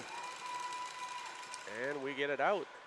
It's in the zone now. 13, Jill gets in the zone with the ring. Got a defenseman there, gets poke check by Ottenbright. Ottenbright right away. She's going to go for a slingshot up into the zone. Torn now with some speed. Gets around the hurt defense. Oh, shot just over the net. Nice play by Team Saskatchewan there. It's a close one. I think that was a crease violation on that one, though. Yep. So in ringette, even if you get one skate in the crease, it's a 5-second delayed call. So as the team that went in the crease, if you possess the ring within that 5 seconds, it's a turnover for the opposing team. Oh, Team Alberta there just can't get a pass into the offensive zone. Is Saskatchewan again in control. It's Colquhoun. She's pressured right away by 2 blue jerseys. There's a wide open pass in front. Nice attempt. Here's Pickering. And that'll do it for the first period. The end of the first quarter. It's a tight game. 1-0 the score. What do we got here? So only 1 penalty in the first period there. We had Team Alberta 2 minutes in the box. And what I can see here, let's go back to the first. There we go. So a good period both ways. I think, you know, these teams coming in, it's their first game, shaking off a bit of the nerves. Good performance here by Alberta so far, able to get on the scoreboard first. But I think both teams, you know, evenly matched in the first period. I would say that, yeah, absolutely. In a good game so Team far. Saskatchewan did look really good against in the offensive zone, and Alberta's going to try to stop them, but obviously it's going to be relentless the whole game, I'm assuming. Cool part about the national event is each team is assigned what's the word I'm looking for? Oh, you're talking about the little girl there. That's an ambassador. Ambassador, that is it. They travel with the team and they're involved with the team, and they actually get to practice with the teams. They're pre-tournament practice. So I was at our practice and got some nice photos of our ambassador. It's a good experience for them to see what a national event is like if they aspire to play high performance ringette. Well, looks like the second quarter is just about to start here. There's 10 minutes on the board. We've got some fresh legs out, and it is 5-on-5. So Team Alberta starts with that ring for the second quarter. Kara with the ring here. Oh, with some nice move to cut across. Good save by Charcoal Fletcher. Oh, that is a 5-second violation by the goalie here. Goalie has 5 seconds to pass that ring, or it's possession switch. So Team Alberta will regain possession in the offensive zone. Kara is going to be starting with it. She's there with Dallas and Kinsey out front. Kinsey with it now. Kinsey taking her time there. Passes it up to Dallas. Dallas with the wicked shot, but just wide.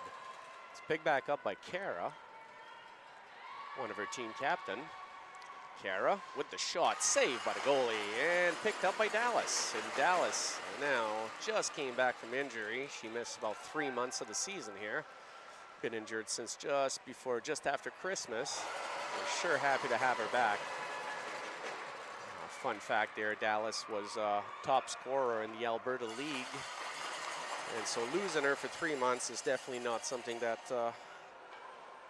we want to see again. Good battle there. Team Alberta still in possession. Shot and score. Kinsey with the goal.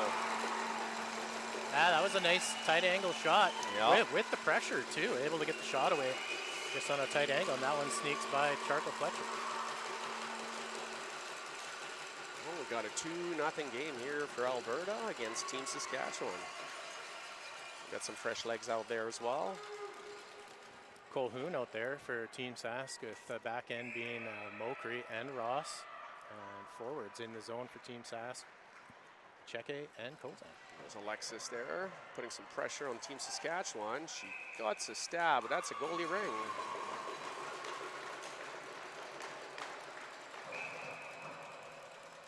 So again, now from the whistle there, they have 5 seconds to pass that ring, and it's moved, and we got Jill now with the ring, moves it up to center. There's a battle going on, and Hannah picks it up, moves it across. We got Aubrey. Aubrey gets pushed on the board. Great challenge on the board by Mokri. Good body position there. Playing defense there, just stop that forward progress. It ends up in a turnover. Drop pass to Colquhoun, now Mokri. Looking to get it into the neutral zone. Little spin, trying to relieve the pressure. Gets it back up to Colhoun and has Cheke streaking. Cheke's able to get it. Oh, gets a quick backhand off, just missed the top corner. Gozan comes up with it, no reset. 10 seconds on the shot clock, 8:04 left in the second period. Here's Macy. Gonna try and get that reset. She's checked off the ring. Good pressure by Alberta to get that ring out. Nice effort by Priya to pick up that ring. She spins out of trouble. Now looking. Sport passes are important here when you have that full pressure. Here's Ottenbright. She's going to try and tuck one in. Look for the pass down to Cheke, hit a skate. Ali Teske managed to get that ring right to center to Dallas, and Dallas pushes it into Chloe. Chloe behind the net now. Oh, no, she decided to go the other way. She's covered well. Pass that ring back to Dallas. Dallas again now with some good speed, moves around. Gets a shot just wide, no reset on that one.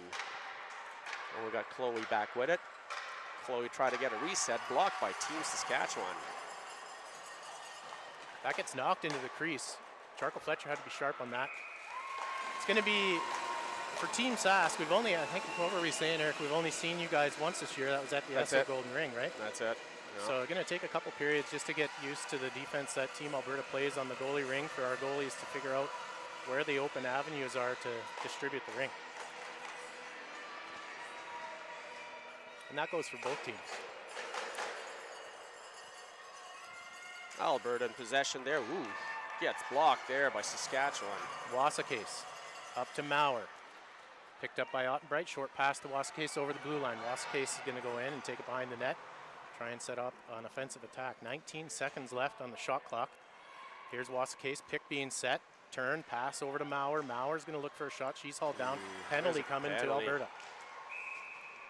Alberta. Oh, there's a pileup going on there. 3 Alberta player on the ice and a Saskatchewan player sitting on all 3 of them. A new rule change came into effect for Ringette Canada, whereby on a delayed call, the goalie no longer has to skate to the bench. That's right. Yeah, that's right. So you can. Yeah. It's almost habit though for the goalies to do that, anyways. So if you're unfamiliar with that rule, that is a change within Ringette Canada's rules. Here's Welder. Welder looking for an option, stalking the ice. Around the corner here, she drops it to Seymour. Seymour's going to look for attack, tries to tuck it in. Nice defense there by Team Alberta. Seymour gets it checked off her stick. Picked up here by Ross. And on the reset, Ross is able to go in as the defense. Brenna, who competed in our fastest skater competition at the skills comp. Here's Colhoun. Over to Seymour. Seymour, pass across to Welder. Just missed, but picks up off the boards. Welder, couple moves, looking for a shot here. Gets inside. Couple moves, but one too many moves there by Welder, but good defense by Team Alberta. Alexis picks it up and dumps it down low here. Minute 14 left to Team Saskatchewan's power play. Mokry picks that up. She'll use the speed and send an outlet pass to Ross, around the boards, up into the middle in the neutral zone. Colhoun with it. She'll look for a short option over. Gets it to Mokry. Mokry spins out of trouble as the defense will carry it.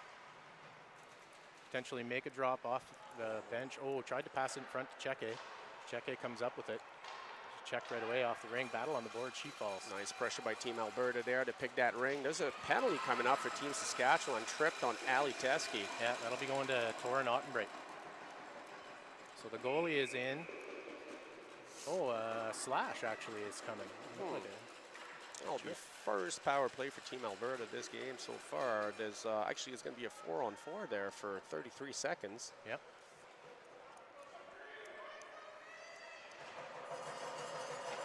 Looks like we're going to have Kara, Kinsey out on the ice right now, as well as Sasha and Jill. 4-on-4 for 33 seconds. Oh, we got Kinsey with the ring now. Trying to make a move. Behind the net, drops it to Kara. Kara now cuts across, gets some space, just missed the net. That was a great move. Colhoun comes up with it. She's got to get out of trouble here. She's going to be challenged here right away by the captain of Alberta. Priya couldn't touch that as Saskatchewan didn't touch it on the way by. Now Kinsey with a break, one-on-one here. Shot, just wicked shot over the net. Nice check there by Colhoun, but Team Sask, I think Rowan might have got a been a crease violation, yeah. Good job by Rowan there to keep the player moving to the outside on that attack. Always want to force the player to the outside. Never let the player come into the middle for that shot. Oh, it'll be 5-on-4 for Team Alberta now, starting a minute 27 to that power play. 4:40 left in the second quarter. Looks like Ali Teskey is going to be starting with that ring. Moves it to Hannah. Hannah around the board there is going to take it for a spin around the net. Try to set up the play. We got Bowen with some speed, cutting in. Oh, almost. That was close. Ali with the shot there. We did get a reset, but I believe there's a crease violation on that one, and Saskatchewan will take over. Bailey throws one over to Watson. Nice spin move by Watson to get out of trouble. She goes across to Ottenbreit. Ottenbreit sends Kozan on a streak. Kozan hooked up there by Team Alberta. She falls and draws a penalty. Looks like my daughter's going in the box for 2 minutes there. It might have been a hooking call on that one. It's a good effort, but that was a good effort, yeah. She's going to take a break for 2 minutes and back 4-on-4 for 54 seconds. So Kozan's out there now with Colquhoun, Ross and Mokri, trying to decide, I think, who's going to go into the zone here. Looks like it probably might be Mokri. So the Team Sask could get a third player. There it is. There goes Mokri into the zone. Picked up by Jill there. Nice check by Macy. Gets it out of the zone, and it's in the offensive zone. Chloe with some speed against the board. 4-on-4 again, 36 seconds. Great check in there by Brenna. Jill, defenseman, gets in. She's going to be looking for the drop pass there. We've got Kara, I believe, now with it. Gets poke check. Kara, try to get through the triangle again and get stopped. There's a reset. And Chloe in possession still. Saskatchewan are playing a nice triangle there, hard to get through. Shot wide. That was Kara, picked back up by Chloe. Saskatchewan penalty expires. Chloe to Jill, Jill with the shot, and that's a reset. It is now power play for Team Saskatchewan. We're in the zone, Alberta's in the zone, no shot, reset, and that will be a goalie ring. Drops it to Seymour. Seymour, quick pass. Saw the pressure coming from the other post. Up to Maurer. Bounces off her skate and gets into the offensive zone for Team Alberta. Battle on the boards, and Mokri comes up to it. Gets it to Seymour. Tight on the boards there. That ring comes loose, and Wasakace picks it up. There's definitely some nice battling going on here. Girls definitely wants nice that pass ring. Deflected. The goalie had to be sharp. Nice save by Tate. We've got Dallas with the ring here, get it in the zone, and now we are in possession. No, we're not. We got Morgan, moves it back in the zone to Dallas. Dallas takes it around the net there on her knee and managed to, she's still looking around here, getting the right play. And nice save by Fletcher. That was a shot by Kinsey there, deflected on front. And drops it down to Ottenbreit. Torren's going to jump into the middle to give herself some options to pass. Gets one in. Here's Pickering. Pickering looking for an option, gets it up to Welder. Welder misses it and picked up by Colquhoun. Neela to Welder. Welder with a shot, deflected. Goes behind the net, and Ottenbreit's going to pick it up. It's 5-on-5. 7 seconds left on the shot clock. Torren's got to try and get a reset here. Shot, and a nice save by Tate. And Alberta taking possession here in our zone, dumps it to center. We got to chase for it here. We got it. Sasha gets in the offensive zone.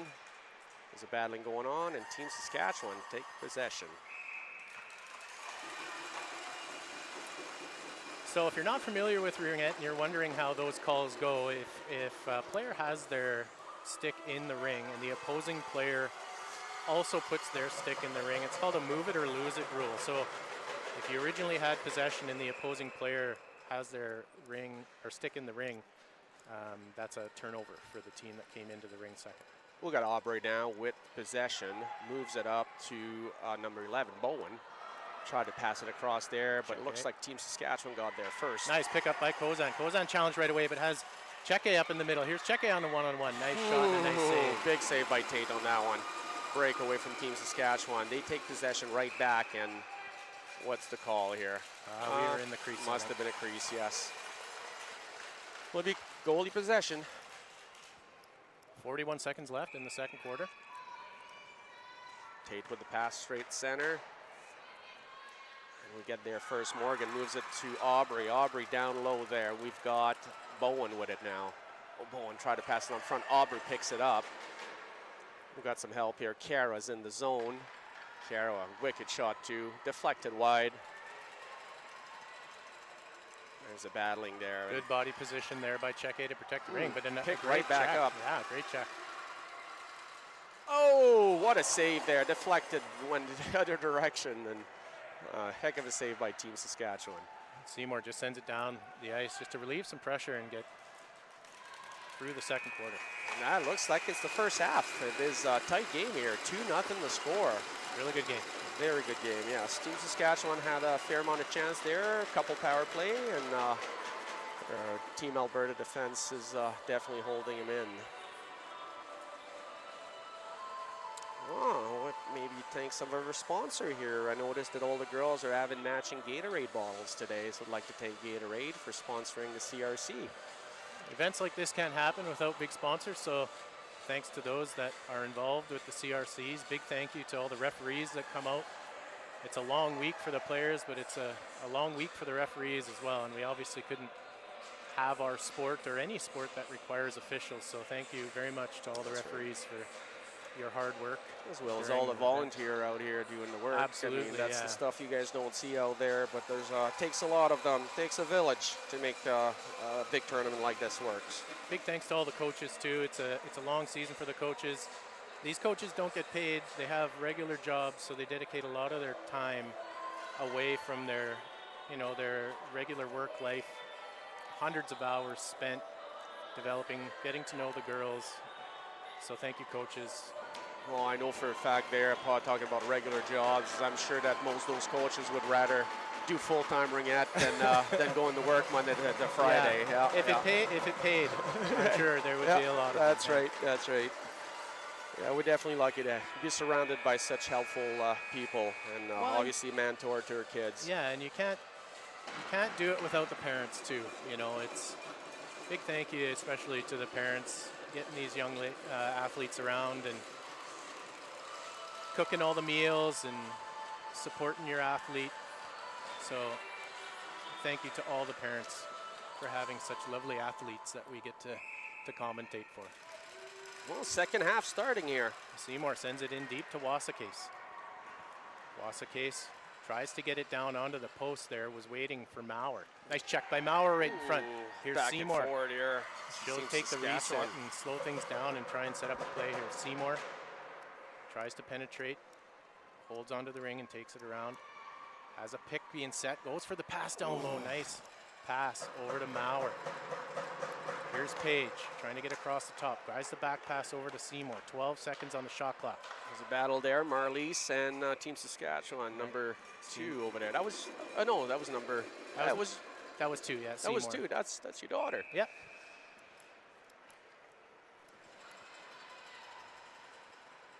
Team Alberta move it to center ice there. Ooh, wasn't picked up, and Team Saskatchewan bounced right on her. Picked off by Wasakase. Seymour with it. She's going to wait for some line changes to happen. She'll fake the drop to Welder, gives it over to Colhoun. Colhoun, she has to hustle to pick that up. She's got it. Priya. Team Saskatchewan's been really strong on that ring today. Yeah, Priya tried to get a shot through, and that was deflected. Neela chasing after it. She's going to get held up, tries to get it in. Wasakase picks it up, retreats back into the neutral zone, support pass across to Pickering. Pickering sends it in deep to Colhoun. She's going to go in. Looks like Marley's going to get to that ring first, though. Ooh, gets poke check, and Team Saskatchewan back in possession. This is Welder with it now. Davia with a little burst of speed, trying to get through that triangle. Gets knocked down, and a penalty coming to Team Alberta. Looks like maybe Marley's there is going to get a 2-minute. So Bailey's going to get in. So if Team Sask is going to try and possess the ring, and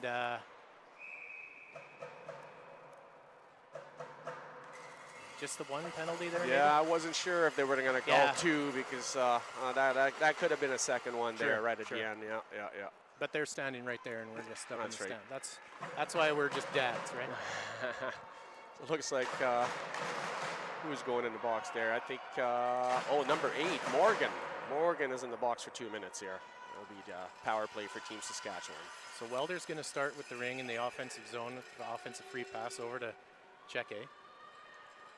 We got Alexis and Jill out in defense right now. Kara's there to help. Oh, a shot attempt there by Welder, just deflected.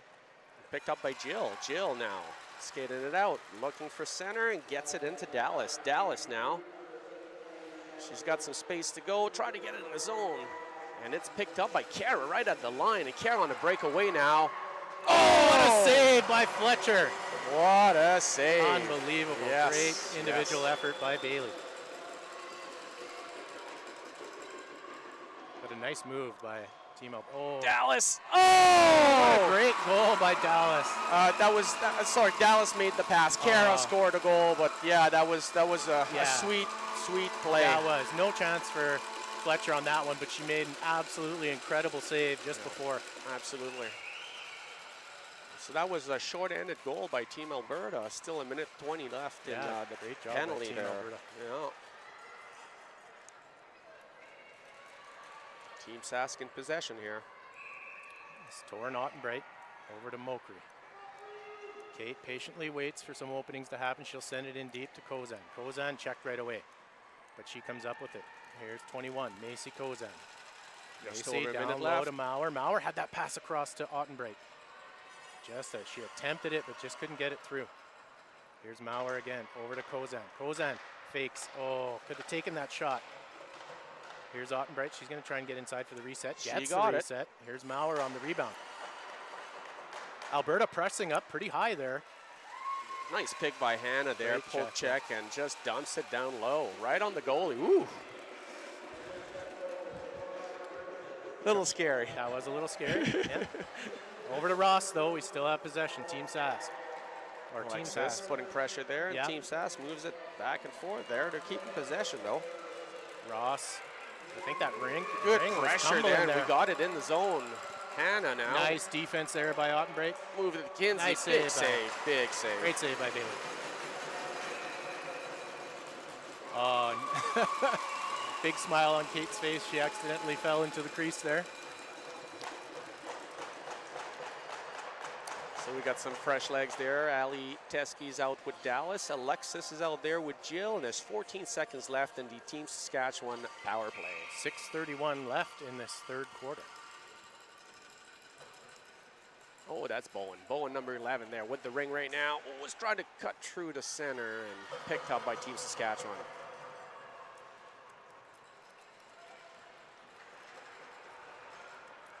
Team Sask with it now. Seymour with it. One-handed, gets checked off. On the board, she just throws it into the zone, batted in to the neutral zone. Seymour's trying to stab that ring again. It's bounced all over the place. Morgan there, number 8 for Team Alberta. Battle happening on the boards here again. Still in control. She takes it behind the net there, and she'll be looking for the play. Nice pressure by Seymour there. Good work, good effort. Here's Pickering. Sends it up to Welder. Welder is going to get tied up on the boards here. She throws one into the offensive end. Bowen gets to the ring first, gets it out of the zone there, and Aubrey's chasing. Team Saskatchewan nice possession. Effort there by Ainsley. I think she was just trying to get a change. Oh, nice poke check by Alexis for Team Alberta there, getting that ring, and she's battling there. Ooh, Team Alberta picked it back up, but that was a crease violation. Goalie ring. Goalie moves it up to Jill. Jill with the ring now, can't stab it. Oh my goodness. Here comes Welder now on the turnover. She settles it down, try and set it right in front. Oh, that was Tawasaki. She did get the shot off. Alexis gets there though. She picks up the rebound and moves it up the board. Moves it to Aubrey. Aubrey with the ring now. Try to get it to Dallas, and Dallas gets it. We got a break. Dallas missed the net. Nice defense there by Neela.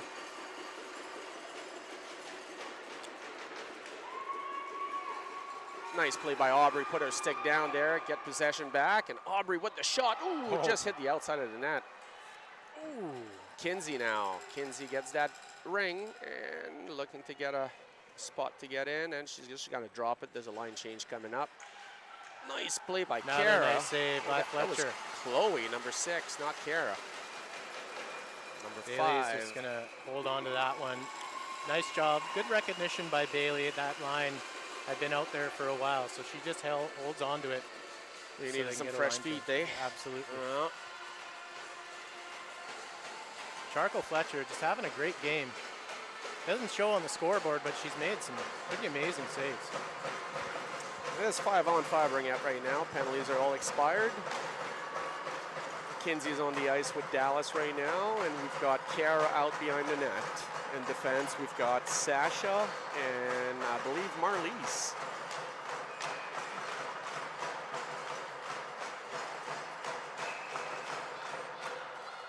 Dallas moves it on the board to Kinsey. Kinsey now cuts on front. Look for Dallas. Dallas with the ring moves it to Kara, and goalie got a stick on it. Oh, there's a penalty coming up for Kara here. Yeah, no intent there, just happened to run into each other. So it looked like Team Saskatchewan is going to go back to work on the power play.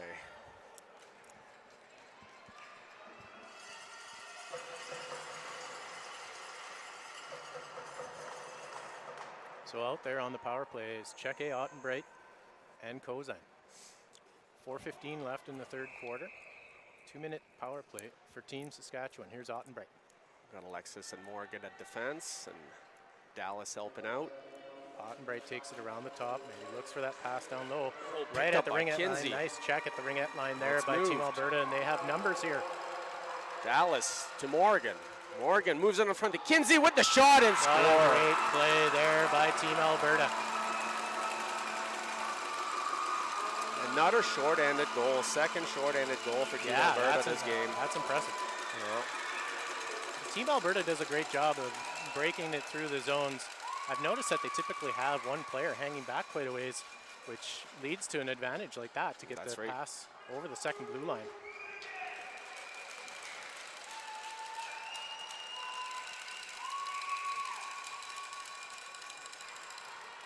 Seymour tried to get it into the zone, but that was blocked. Here comes Maurer on a chance. Passes down low. Oh, just got a stick on it. It's tumbling. Bouncing ring, eh? Yeah. Tough to catch. Wassa Case trying to. Oh. Another penalty coming. There'll be a 5-on-3 coming up for Team Saskatchewan. You're gonna want to give Team Alberta the ring here. Sure did. Team Saskatchewan. That's a major. A major. Ooh. I don't. She did throw her hip into it, so. Okay. Looks like Marliese is going to go for a 4-minute major. She won't be able to get out of that for a whole 4-minute. It'll be 5-on-3 right now for Team Saskatchewan. So this will be over a minute 20. Yeah, a good opportunity here for Team Sask to get on a board on a 3-on-2. Seymour's out there with Welder and Maurer. We've got Alexis and Morgan on the ice to defend. And it's a 5-on-3. So key is just to possess the ring, keep it moving. Seymour able to get it over to Welder. She shoots that one top corner. Man, what an effort there. Seymour gets knocked down at the ringette line. Alberta playing great defense. Just happened to get right on Welder's stick. And Welder doesn't miss too many times when she's got an open shot. That was top shelf where Grandma keeps the cookies, eh? That's right. Well, it's a beautiful goal by Team Saskatchewan here. It'll be 5-on-4 now. We got an expired penalty. Marliese is going to be in the box for another 3-minute 45 seconds. Alexis starts with that ring. She moves it down low, and it's in the zone. Ali Teske with it now. Ali is going to look around there. So you'll see Team Alberta just skate this ring and try and kill this penalty off with the amount of time that they have on the shot clock. And just take a shot, quality shot as the shot clock runs down. Ali with some space now. Ooh, big save by Team Saskatchewan goalie. Ottenbright cuts it into the middle. Here's Lauren looking for a pass, gets it up to Watson. Watson into the zone to Colhoun. Colhoun has Maurer on the post. Oh, she just lost control of the ring. Sends it over to Maurer now. Paige Maurer. 8 seconds on the shot clock, gonna need a reset. Colhoun shoots. She gets the reset. No, she didn't. No reset there? It looked like it hit the goalie. Sure did look like it. almost 3 minutes, just under 3 minutes left to Team Sask's power play there, and we have possession. Team Alberta, Kara moves it up the ice to Jill. Jill with the ring now. Gets it down to Kinsey. Kinsey in the attacking zone. He's going to look around. Moves it to Kara. Kara with the ring now. She's already had a goal today. Kara moves it on front there, and Morgan was there for the ring. Gets the shot. No reset. Kinsey now with the ring. It's on front, and that'll be a goalie ring. 30 seconds expired on the shot clock. Fletcher with the ring, looking for a pass, gives it to Ottenbreit. Ottenbreit uses the referee. Oh, looks like the referee almost got a stick in the shoulder. I'm pretty sure she did by the look of it. She grabbed it.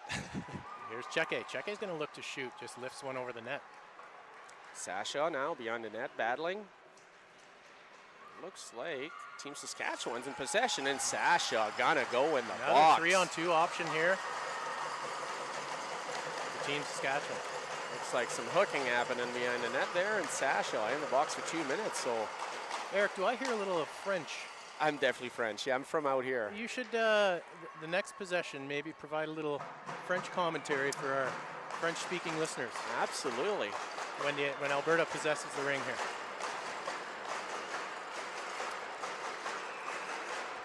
Pass over to Cheke. Ottenbreit. Oh, there's Welder again, just off the side of the net. And we got Morgan and Alexis defending. 3-on-2 again. What was that? Or that was Ottenbreit. Here comes Welder again, looking for another one. She gets inside. Space. Nice goal by Welder. That's 2 for Welder. What a great move. It looks like Team Alberta is going to have to try to stay out of the box there, because Team Saskatchewan sure can score them goals. It makes a huge difference when you're in a 3-on-2 scenario. It's almost the probability of scoring a goal on a 3-on-2 is almost higher than not. So. Oh, absolutely. Especially now with them one-timers. This is not U12 no more, right? They can sure whip it out. Okay, it's your time to shine here for our French-speaking listeners. Eric, do your thing. Okay, l'équipe Alberta va prendre possession de l'anneau. Cara, avec l'anneau, passe dans la zone offensive. Keep it Kinsey. going. Keep it Kinsey's going, Eric. Going to go. Oh, we got Team Saskatchewan qui prend l'anneau. Dallas now avec l'anneau. La passe à Cara.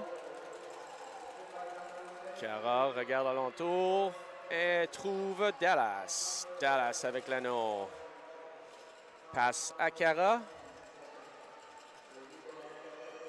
On a de la difficulté de rentrer dans le triangle. Cara avec le tir. Crossbar.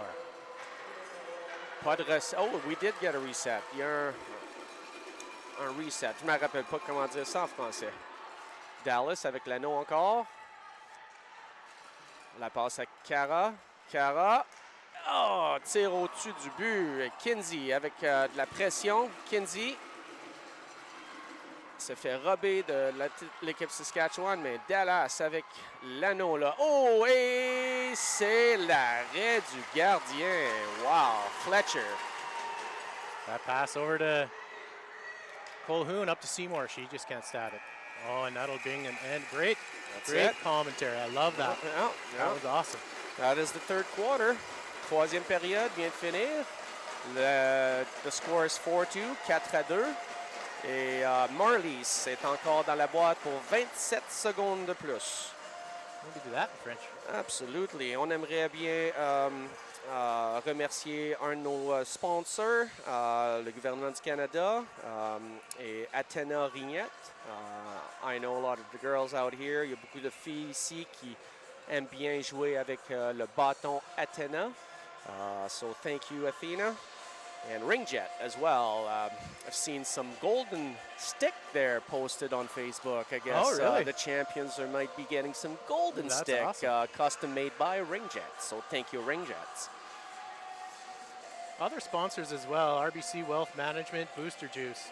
Oh, I guess Booster Juice is a big one too. Absolutely. DOM Sports, NAMI, Annabelle, ISI Live, where you see a lot of female sports being broadcasted lately, and a good outlet for female sporting action. You know, I've heard that Sportsnets are going to be broadcasting maybe the gold medal games there on one of their channel, which is quite exciting for them young athlete there being broadcasted on national television.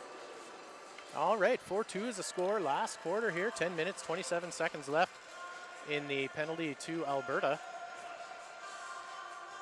Great game again so far. Sure close one. 4-2 to score. Team Alberta had 2 short-ended goals, and Team Saskatchewan had 2 power play goals. So make things interesting. We got the ring in the zone there, but Saskatchewan just battling hard. Oh, a short pass intended there for Watson. Looks like she lost her stick. Ottenbreit right over the blue line to Maurer. Maurer's going to hold on to it. Saskatchewan going to use the shot clock here to try to set up an offensive play. Maurer across, gets it down to the post, and Tate had to slide out to grab that. Tate moves it well, and we've got Jill with the ring now, moves it to center. Kinsey gets it across there with some break going on. Morgan, well! Another great save by Fletcher. Just rob another Team Alberta player there. What a save. Nice fake to Ottenbreit and sends it to the other Ottenbreit. Up to Seymour, fakes the back pass. Support pass across here to Torin. Torin, again, another support pass to her cousin, Lauren. That would have been both sides, so Saskatchewan can grab it. A little mix-up there at the blue line. There's good battling going on right at the blue line there, back and forth. Got a reset on it. Here's Welder. Can she go for a third? Number 8, Team Saskatchewan. Welder goes for that nice sharp pass just off the stick of Wasakis. Hannah now, Team Alberta, dumps it down low, and Dallas is going to get there first. Dallas is there with Ali Teskey and Hannah. Hannah with the ring now. Hannah with the wicked shot. Oh, nice save by Fletcher. Fletcher looking for an option. Oh, thought she had Colquhoun going the other way. Ali Teskey took possession, drops it to Aubrey. Aubrey now. And takes her time looking for a place to go and decide to shoot it. Went over the net, then Hannah Jorgensen taking over that ring.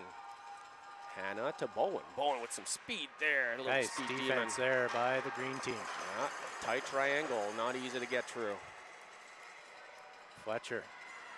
That's the pass to Colquhoun. Up to Welder. Welder, nice stab and a nice mohawk to move up the ice. Pass intended up for Seymour. She nearly grabbed it. Looks like Alexis for Team Alberta is going to get there first. Makes a nice move there, and it's going to move it to Sasha. Sasha with the ring now. Gets it right to center to Bowen. Bowen, underage girl there. Shot saved by Fletcher. Great attempt there by Bowen, the underage player. Getting to see some ice time here. Oh, pass intended for Cheke. That's off. That's both sides. It did look like it. Oh, here's Welder. She's going to grab it. She's going to cut to the middle and go for a shot. Welder, 2 goals already. Oh, what a play. A nice move there and still has it. Davia. Excellent skater she is. Passes it over to Ottenbreit. She heads off for a sip of water. Ottenbreit tries to force a shot through. Is blocked. Caro at the ring there. Alexis gets blocked right out of play, and Cheke gets bumped, loses the ring up into the neutral zone. Nice check in there by Pickering. There we go. We're in the zone now. We've got Caro chasing it. Team Alberta in the offensive zone. Nicely covered by Team Saskatchewan. They're not letting him a lot of room to skate. Kinsey with it now. Shot saved by Fletcher. Another nice defensive play by Pickering. You see how she just almost let the player shoot, because at that sharp angle, Bailey is almost certain to save it. So great play by Pickering. Up to Kozan. Kozan now has Cheke on a break. That was an odd man rush here. Ooh, 3-point shot saved by Tate. Oh, Cheke throws it in front. Jill, Team Alberta is going to get to that ring first. Gets it to center ice, but picked back up by Team Saskatchewan.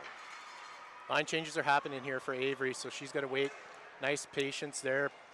Maurer picks it up, drops to Seymour. She gets it checked off her stick, but she maintains control. Spins. Waits for some offense to open up here. 16 on the shot clock. Here's Seymour. Spins. Going to try and get a shot away. Passes to Maurer. Maurer now has it from the corner. She takes it. Pass in front to Seymour. One-timer. Nice play there from Maurer to Seymour. Get the reset. Alberta pushing out far on that. You could get that drop pass just like that. Here's Maurer again. Cutting in for the shot. Oh, off a stick and just over the net. Kozan going in for the rebound.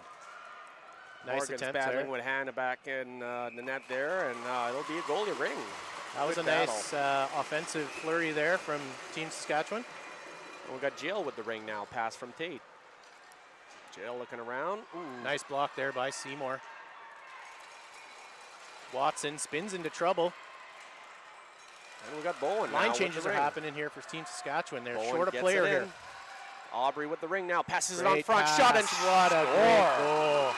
And we got Dallas there with the first goal of the game for.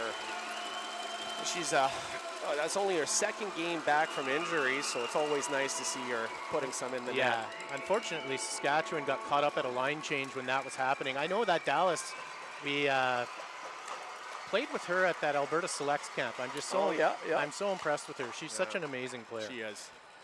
As my understanding, she plays hockey as well? No. Okay, I thought she did. Here's Mokry. In deep, Welder. Welder with the 2 goals here for Team Saskatchewan in this game. Welder drop past Colhoun. Colhoun. Oh, right in front. Oh, what a great save by Tate. That was a great one-timer there by Wasakis. Team Saskatchewan are definitely putting some effort there to keep it in the offensive zone. And Dallas Tate is going to go a big save. Give her goalie some props for that huge save. Yeah, Tate sure had to stretch on that one. 4:50 left in the game here. The score is 5-2 for Team Alberta.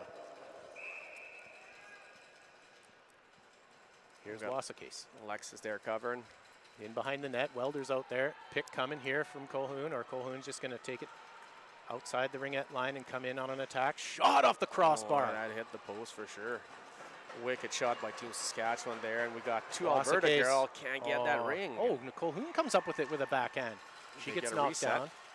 Gets the reset. Nice rebound here by Welder. Welder has an opening. Oh, tries to drop to Colhoun. Just kind of hit her stick as she tried to pass it. Pick being set by Colhoun. Pass it to the post is there. Oh, nice attempt. Wasakis. Oh, there's goalie ring. Good battle there with Alexis there, getting that ring second, and we get possession. 4:09 left in the final quarter here. Tate moves it to Kara. Kara with some speeds, nice covered. Pressure, nice check by Wasakis. Wasakis goes for the pass. Oh, she gets tied up. Good defense by Team Alberta. Kara moves it to Morgan. Morgan back to Teskey. Teskey with the shot and score. That one almost popped the water bottle off. Yep. A wicked play there by the girls. Quick and right to the net. Great goal.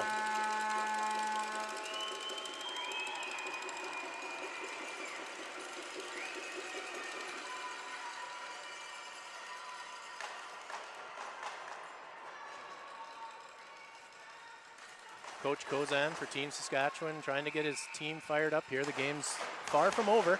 Absolutely, lots of time left. That's Ringette.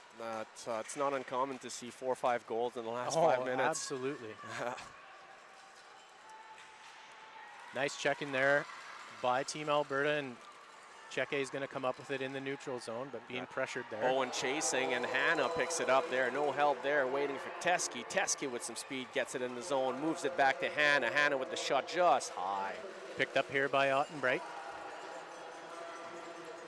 Torin looking for a pass. Good defense being played again here by Team Alberta, pardon me.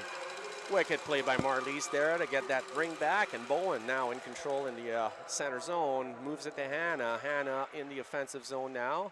Gets the pass to Kara. There's a line change happening. Oh, so Kara by herself. Ooh, nice little move. Another save by Fletcher. That was a great play. Kind of faked Ottenbright out and went for that low walk. Nice play there by Kinsey. Get the poke check. Keep it in the offensive zone. And, oh, there's a break. Dallas now with the ring. Oh, my goodness. She didn't miss that one. That was a wicked shot by Dallas. That was a great shot, yeah, for sure. Again, that's the one-on-ones for the goalies are pretty tough. Yeah, they are. This is Ringette. I mean, there's so many options. And oh, for sure. They can control that ring like nobody's business. It's not hockey. It's even hockey goalies in the past played with us, and they says this is not fair. Yeah, it almost isn't. The timeout being called here by Team Saskatchewan, I believe. So if you hear me there, I challenge any boy, any hockey goalie, any female goalie that plays hockey to come and try out Ringette and see what they think of stopping them girls. It's not as easy as they think.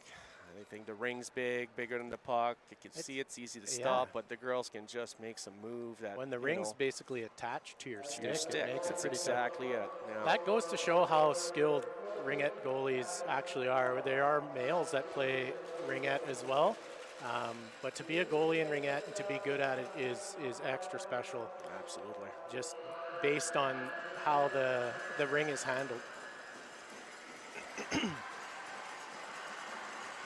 Yeah, you might see one spinorama in a hockey game, maybe on one Saturday night out of 15 games playing. You'll see 15 spinorama in one period here. Absolutely. So it's a lot different, a lot quicker, and I still prefer ringette. I got 2 boys playing hockey, and I'll be honest with you, lots of time I would rather be here than watching my boys playing hockey. Ringette is fantastic. That's the right thing to say. Yeah. Seymour sends one over here to Mauer. Saskatchewan's going to look to get another one on the board here. Obviously, that's the goal. Here's Mauer. Pass across to Seymour. And Alexis in defense there, and Kara's there helping. Seymour are going to look for a reset here. Great defense being played by Team Alberta. Seymour just reset. Loops one at the goalie to get the reset. She gets it. Tate moves it up the board there, and we got Alexis fighting for it. She gets it. No, Team Saskatchewan picked it right back up. They're relentless. Yeah, great defense here by Team Alberta. They're really pouring it on now. Energized by a few fourth quarter goals. Wide open here, Alberta. They are leaving someone back here, as I noticed earlier.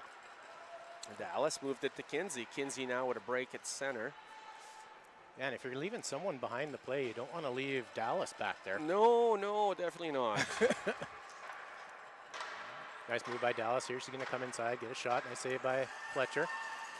Good little play there. She wanted to reset and couldn't get the rebound. And Teske now steals that ring. That was a nice throw by Bailey. It's just the ice is getting a little heavy now.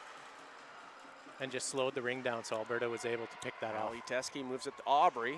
Aubrey helped by Morgan, but Team Saskatchewan dumps it out the center. Welder possesses the ring now. Tries to get it again to Cheke. She picks it up along the sideboard, sends it over to Welder. Welder's going to go for another. That was your last minute of play in this game here. The score is 7-2 for Team Alberta. Yeah, been a great game. Nice challenge there by Mokri.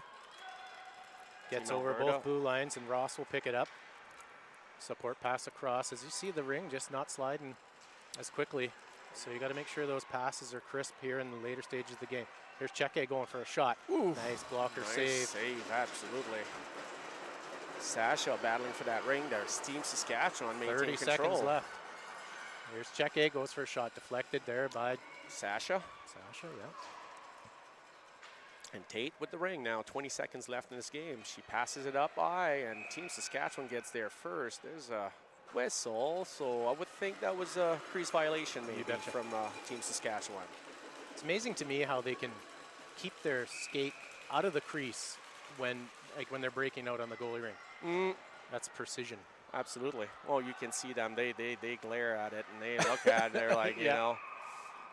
Well, 5 seconds left of the game here, and it looks like there might have been a penalty called on Team Saskatchewan. What game on this sheet of ice, what game do we have coming up next, Eric? The next game here, you guys definitely stay posted. We've got Team Ontario 3, Richmond Hill. We'll be playing Team Manitoba right after this game. Yeah, so make sure you keep it locked here on the Ringette Canada YouTube channel for all the games this weekend. And Eric, it was great getting to meet you. Jeff, it was fantastic. Game. I was getting lots of comments on how well we were doing on my phone, so that's good. Thanks for watching, everyone, and stay tuned for the next game.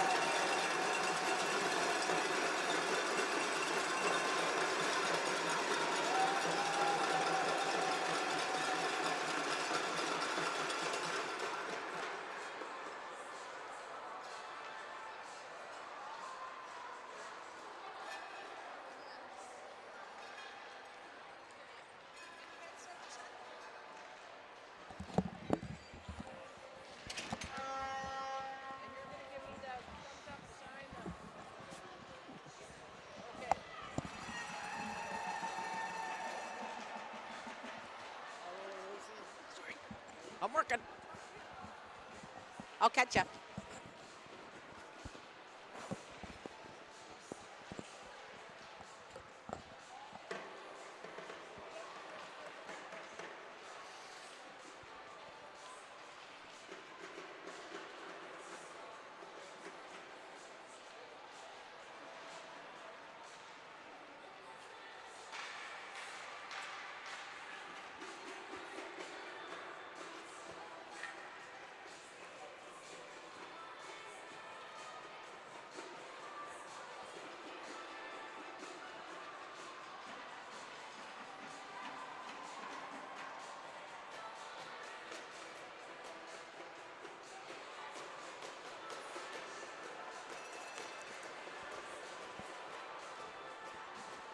Okay, good morning, Ringette fans, and welcome to the Canadian Ringette Championships.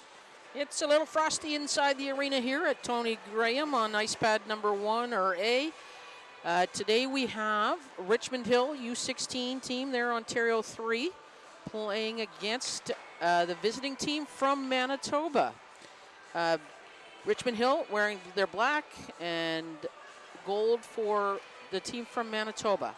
My name's Lucianne Ingoldsby, and I'll be on the microphone today. I've been involved in Ringette since I started playing a long time ago. 1969-70 was my start, so seen a lot of changes in the game since then, and it's been excellent. All of those changes have been very positive. We've got the 30-second shot clock, we've got the free play line, we've got no stick colors, and no more figure skates. That's really the best, because those were dangerous. Anyway, so today we're going to see some excitement here with these young teams. For many of these players, it will be their first time at the Canadian Ringette Championships, so kudos to them from their achievement of making it to this event. Our sponsors here for Ringette Canada are the Government of Canada, Gatorade, Athena Ringette, and Ringette Sticks. We've got event sponsors, Ottawa Tourism, the Government of Ontario, RBC Wealth Management, Booster Juice, McNally Gervin LLP, Athena, Gatorade, Serganor, Hertz, Dom Sports, Ringjet, NAMI, Annabelle, Isa Live, Ajay Hollingsworth Personal Injury Lawyers, David Hollingsworth Professional Corporation, and Melika Consulting. So,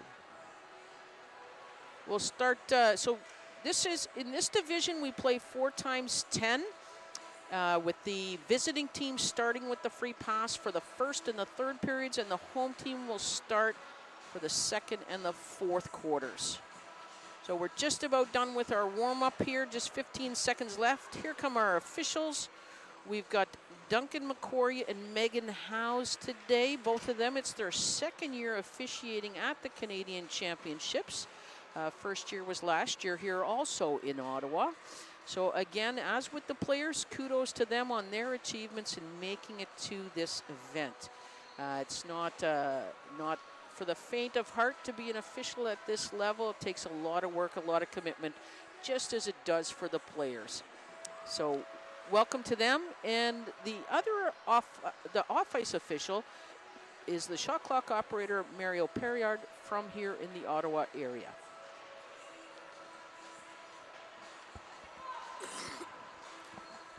So with the game start being at 11 o'clock, that means the warm-up clock doesn't start until 11 o'clock. So the teams got out here early. It's their first game, trying to get rid of some of the first game jitters, the nerves, and get themselves settled into game play.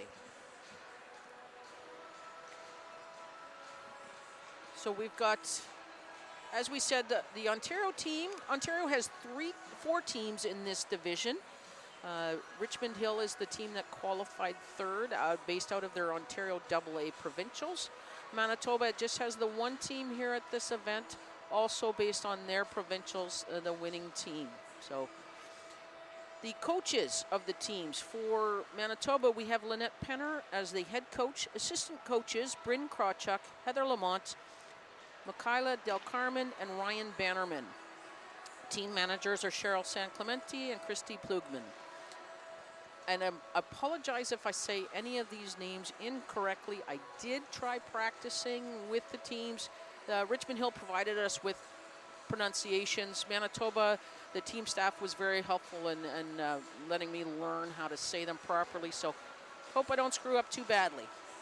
Richmond Hill team staff, Sarah Ianni and Adam Natche, Karen Bunting, Christina Mongolo, Sarah Reynolds, Julia Roman, and Aaliyah Natche, and the team manager, Leslie Ward. Again, like we said, from Richmond Hill. Team Manitoba, I believe, is from the Winnipeg area, but I forgot to ask that question when I was talking with the team staff. If I get that information during a break, I will let you know.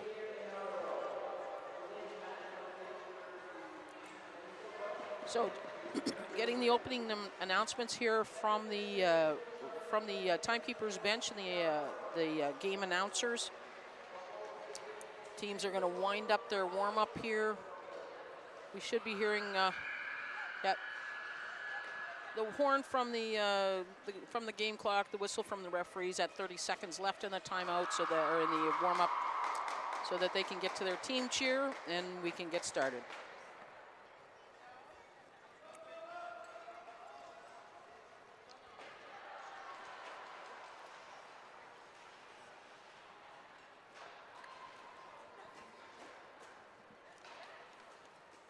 Okay, so for those who aren't familiar with our game, we start the game with a free pass, similar to like a throw-in basketball or in soccer.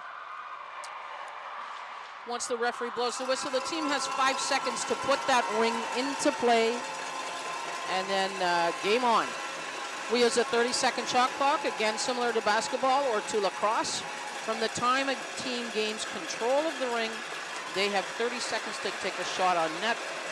If that doesn't happen, there's a stoppage in play, and the free pass is awarded to the opposing team.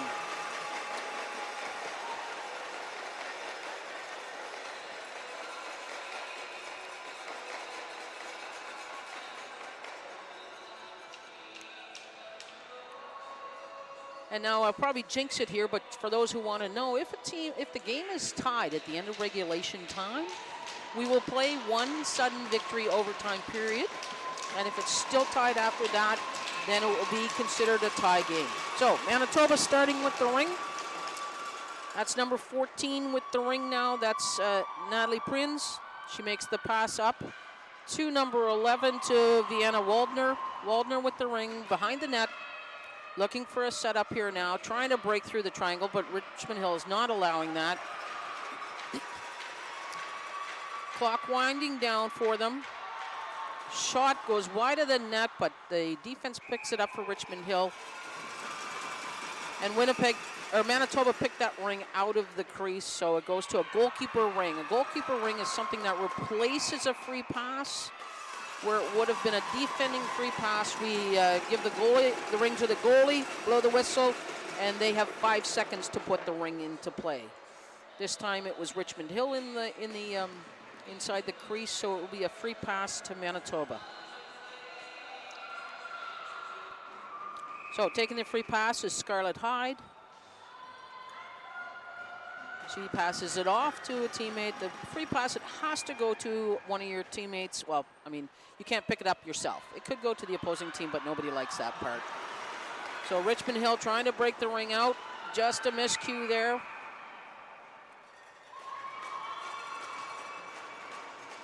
And now goalkeeper ring again for Richmond Hill. So making the throw out. Great pickup there by number 2 for, that was Lily Whale. Ring up in the Manitoba end. It was a carryover of a blue line violation by Manitoba. So now it will be Richmond Hill with the ring in the Manitoba end. So on the ice, we've got Madison D, Ava Ferrer,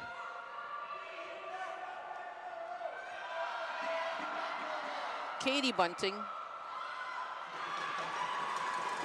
and Richmond Hill with a shot from quite a ways out.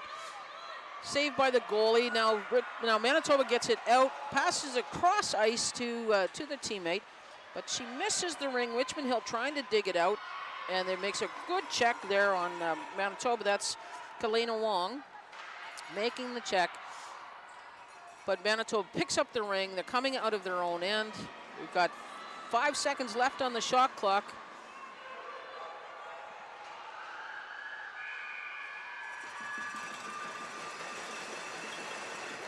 And there was contact made on that ring in the... Nope, the referee's gonna check here. The question mark is here, when we have the shot clock expire, the ring placement is based on the last contact of the ring. So either way, because we've had the stoppage and a discussion rather than a goalkeeper ring, it will be a defending free pass. So Richmond Hill defense taking the free pass.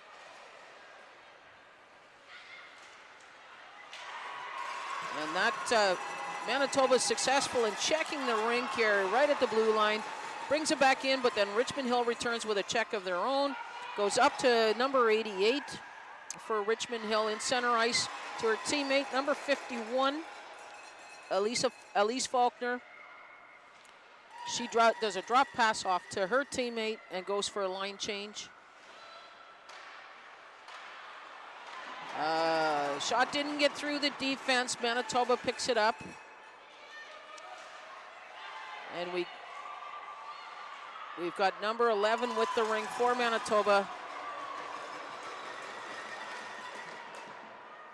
Now 44, that's Sierra San Clemente. Drops the ring off to a teammate. Shot on goal by Scarlett Hyde. That goes wide of the net, but San Clemente picks up the rebound. Time running out on the shot clock. And it just dribbles in. Shot from the front there. That was number 22. Marika Plugman with assists from Scarlett Hyde and Sierra San Clemente, I would think. All involved in the play. They may not officially get assists, but certainly some good teamwork there. So Richmond Hill will get the free pass now. To start, that's number 11. That's Madison D. Gets the pass over to her teammate Ava Ferrer and then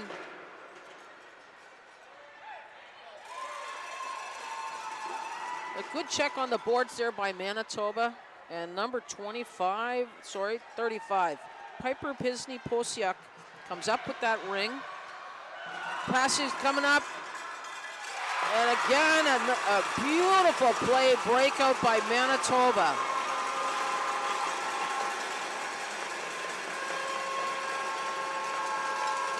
So that was some great give and go passing. Pisney-Posiak passed it up from the defending zone to her teammate in center and then got the return pass, made a nice move on the goalie, a backhand to the goalie's glove side. So, and now Richmond Hill coming back with the ring. Sorry, a false start there.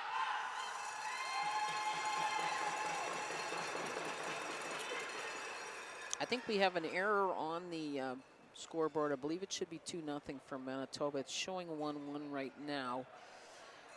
So with the off-ice officials paying attention to that, the clock didn't get started on the referee's whistle, so we will start over again.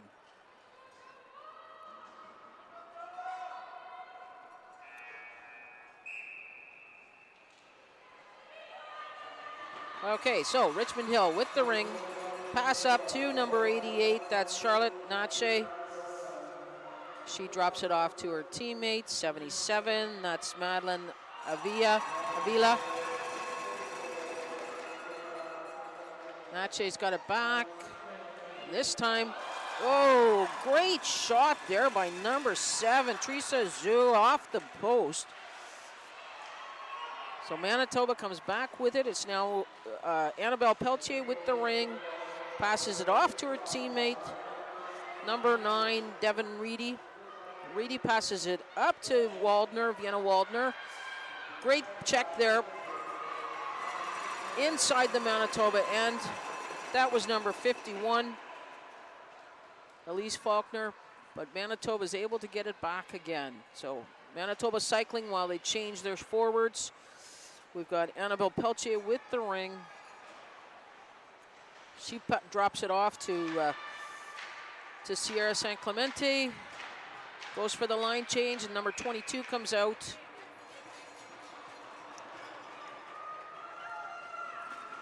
And the ring stuck under a foot there.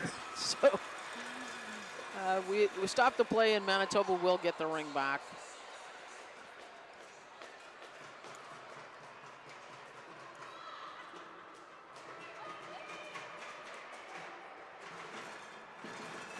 And then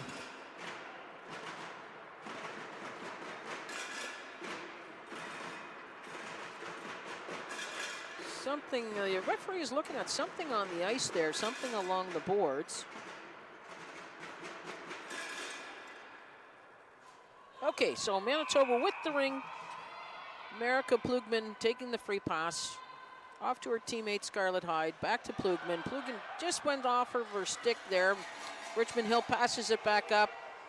Now this is a two-line pass. That means Richmond Hill passed it up across two blue lines. That means Manitoba has first crack at the ring, and you saw, I don't know if you noticed there, but the referee did an all-clear signal.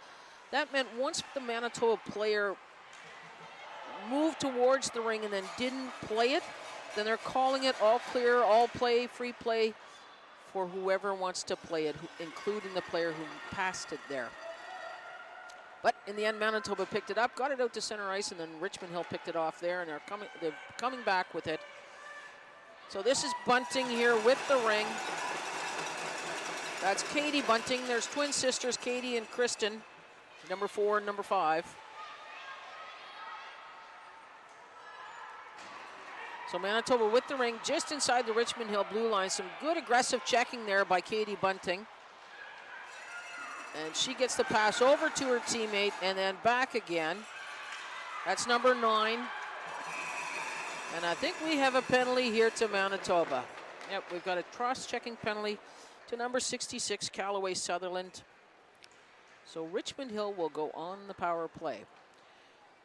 Now, as you notice, there's that ringette line, that free play line right at the top of the circles in each end.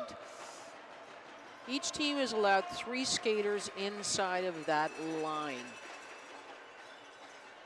In this case, with the power play, Manitoba is shorthanded by a number of skaters, only 4 on the ice, but they're still allowed 3 inside that line. If they were to earn a second penalty, then they would be restricted to 2 skaters inside that line in their own end only.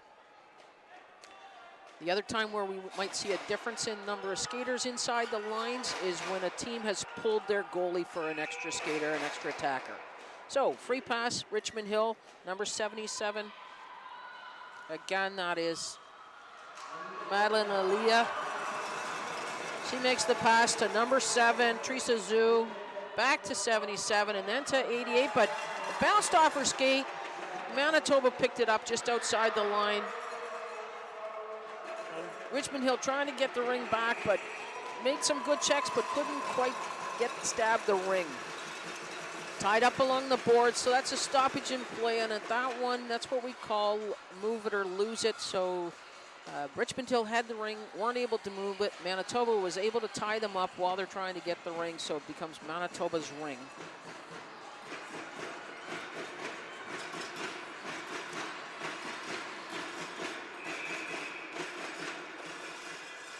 So this is going to be number 9 for Manitoba, taking the free pass, gets it to Pisny Posiak. Number 9 is Devin Reedy, and they get the ring up to the Richmond Hill end.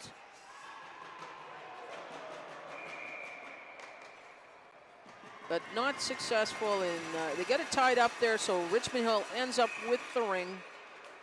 Goalkeeper ring for Richmond Hill. Goalkeeper passes it off to her defensive partner, makes the pass up high. So to number 4, that's Kristen Bunting. And just off the stick again. Manitoba makes the check, it comes back to center ice, but it goes back to Richmond Hill. That was number 31 picking that ring up, Alyssa Cho. Now Richmond Hill changing their forwards. We've got Katie Bunting with the ring right now. Looking for her teammate to make the pass to, gets it across, then gets the drop pass back, takes a shot that goes high and wide. And just before the buzzer, we get a reset of the shot clock. Manitoba has the ring, carrying it out. That's Piper Pisny-Posiak, passing it to her teammate, Devin Reedy. Reedy makes the pass out to center ice to number 28. That's Claire Weeb. She's out, and she ran into her teammate, number 11, Vienna Waldner, but Waldner's able to get that ring. 4 seconds left on the penalty. Just about got the penalty kill done here. And the penalty is done. We're back to full strength for Manitoba. And the pass just, some good work by Katie Bunting to block that pass, but her teammate wasn't able to pick it up outside the line. Her defense did, though. And here they come out with it again. Pass goes up to Avila.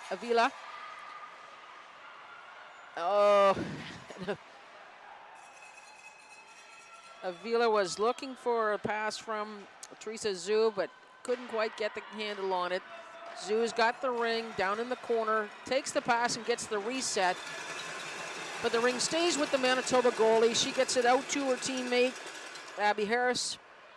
Harris with the ring, trying to bring it out, being checked aggressively by Zhu. Passes to her teammate and it goes by her, so it gets picked up by Avila. Avila now with the ring. Richmond Hill changing their forwards. This is Lily Whale with the ring, cycling around. Kristen Bunting coming out. And then a pass off to, back to Whale. Oh, and Whale got right in amongst the defense there. Great job cutting through that triangle. Gets the shot on net. Great save by the Manitoba goalie. And now another shot, this time by Suki Wu. And now Whale with the ring again, cycling, trying to draw the defense out. She makes the pass across to Kristen Bunting. Pass, and Kristen gets a shot that gets the reset on the shot clock. So now again, trying to make the pass out front. And that's the end of the first quarter. Wow. So, great job by both teams. Manitoba building a 2-0 lead on goals by, I believe it was Plugman and Pisny-Posiak. And Richmond Hill establishing some good work in the attacking end, in the Manitoba end, late in that quarter. So now change of ends. Richmond Hill will have the free pass as the home team to start this second quarter.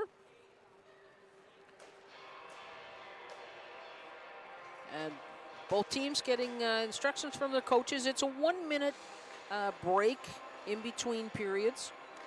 So not a lot of time, but they've had months and months of preparation coming into this event. So really, it's at this point, it's last-minute adjustments, things that they're seeing in the course of that period to try and reset some of their players, get them back on track. In the case of Richmond Hill, and same thing for Manitoba, but still reinforcing what they did really well in that quarter. So Manitoba ready to go. Richmond Hill with a last-minute cheer, last-second cheer, and here we go.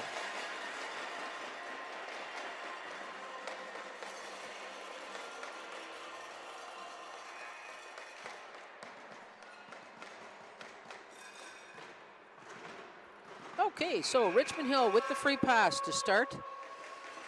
It's number 31 taking the free pass. Passes off to her defensive partner, number 10, who gets it up to 17. That's Suki Wu. And she gets it up to her teammate down in the, oh, and quite a move, good move there to Kristen Bunting. Bunting gets it over to Lily Whale, takes a shot, but good save by the Manitoba goalie with the right leg there on that one. So Manitoba has come back with the ring now. This is Callaway Sutherland passing it off to her teammate, Michaela Ediger, but unfortunately, Sutherland slid in the crease after she made that pass. So Richmond Hill goalie gets the throw out to her teammate. This is out to number 29, Brianna Zhao. Over to Wong. It bounces off the Manitoba skate, but Zhao's able to pick that up and get it up to the attacking zone to Katie Bunting, and then Katie gets it over to Kalena Wong. Manitoba made the check there and comes back with the ring. And now we've got number 14, Natalie Prinz, bringing it up forward, gets the pass into the attacking zone. Just goes off her teammate's stick, Annabelle Pelche, but number 14, Natalie Prinz, is able to pick it up. She's cycling around behind the net. A drop pass to number 11, Vienna Waldner. Shot on net, saved by the Richmond Hill goalie. The Richmond Hill goalie is number 50, Jordan Hosford. And again, number 11 with the ring, cycling around, Vienna Waldner looking for a teammate, but the pass doesn't get through the triangle. Richmond Hill defense picks it up. She gets it out to center ice to Avila, and then Avila made the pass back to her defense. It went right back to the end boards. So now that's Avila with the ring, gets the shot on net, and then picks up the rebound. Some good work by Avila there. Still has the ring. Now goes off a Manitoba stick and out into center ice. It's picked up by Zhu. She gets it up to her teammate, but again, Manitoba gets it out, and then Richmond Hill gets it back again. So this is number 2, Lily Whale with the ring. Richmond Hill changing their forwards, so Whale is just going to skate around with it till she gets some teammates out here. She's out there, makes the drop pass, picked up by Manitoba, but good checking right away by the Richmond Hill forwards. And 17 for Richmond Hill comes out with the ring. Suki Wu drops it off to Whale, back to Suki Wu. Shot on net, and a good save by the Manitoba goalie, now looking for her defense to throw it up too. And some great checking by Lily Whale there, and she's able to get that ring off the Manitoba defender, and now goes for a line change. So the ring gets dropped off to Charlotte Natche. She's waiting for her forward teammates to come out. Tries to break through the triangle there, but gets checked by the Manitoba team. But there now Manitoba in the crease. So it will be a Richmond Hill ring in the Manitoba end. So this is Charlotte Natche, Madeline Avila, and Teresa Zhu. Oh, nope, not Teresa Zhu. Sorry, it's Madison D out there on this line.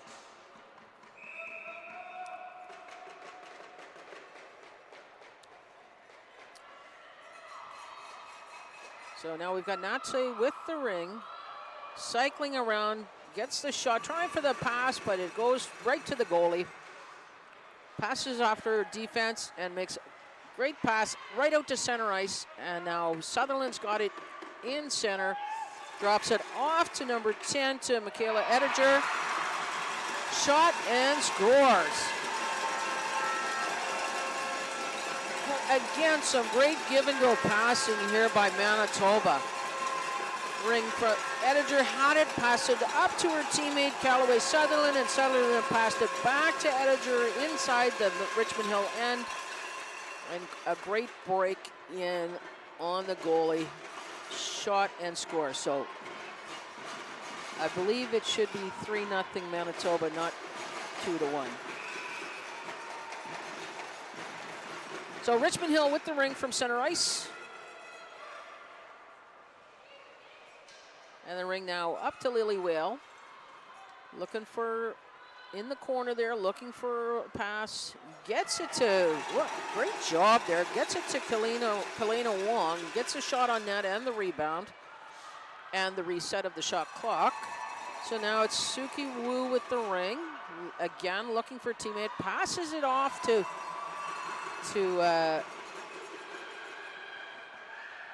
she passed it off to Wong, but Wong missed that ring, and we had a jumble up in center ice. And now Richmond Hill defense picks it up at their own blue line. Coming up, that's Ava Fair, and she gets it up to Kalena Wong. Wong with the ring. Richmond Hill changing some of their forwards. Drop pass. And there we go. Shot and scored. Great job. That was Charlotte Natche with that shot on net. Goes to the backhand, and Richmond Hill gets on the board, and it's 3-1 now. So that was some good work by Kalena Wong with a great drop pass to Natche, and she breaks through that defense and gets a good shot on net.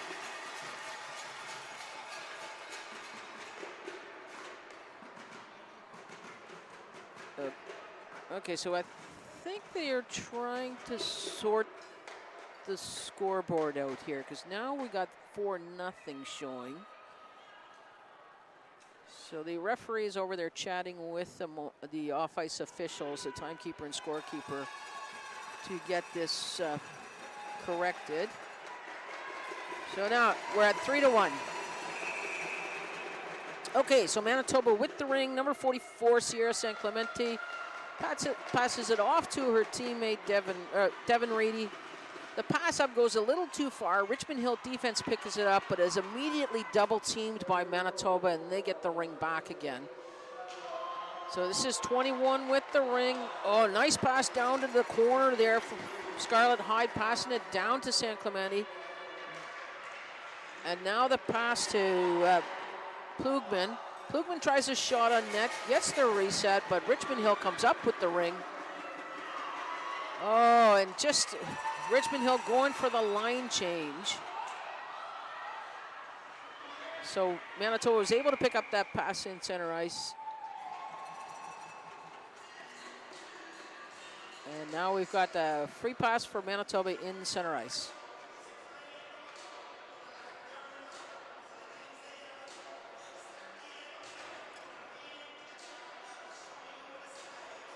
Okay, so Manitoba's ring here. We got 4 minutes left in the first half of the game. Okay, and a good pass up there by Monica Buron. Oh, now Manitoba trying to break through that triangle and completely gets stuffed on that. Richmond Hill up, back with the ring. Back pass doesn't go where they wanted it to, and Manitoba comes back with the ring. We've got number 10 with the ring. That's Michaela Ediger, the most recent goal scorer for Manitoba. She gets the pass across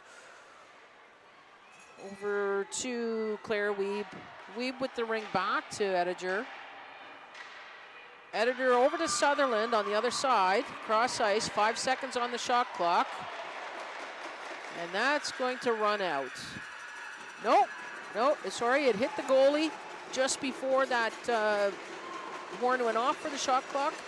So it will be Manitoba's ring again. They do get the ring back. There's just not enough time in that situation for the shot clock operator to get that reset done. Oh, so the referee's just checking where people are. They're not allowed to be in the crease. So she's making sure none of them are. The goalie up high in her crease. Manitoba, the free pass. Pass from Annika Gelino.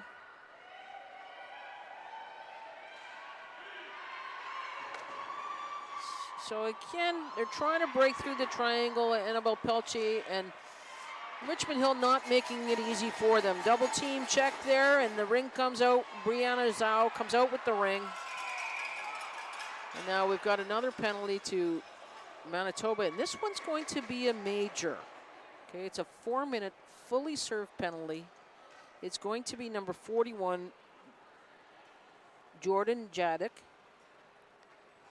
So it's a major penalty for body contact. A major penalty is generally something that is done in an aggressive manner, or in this particular case where the initial contact is from behind her to the head, then it's then it becomes a 4-minute penalty. There's no discretionary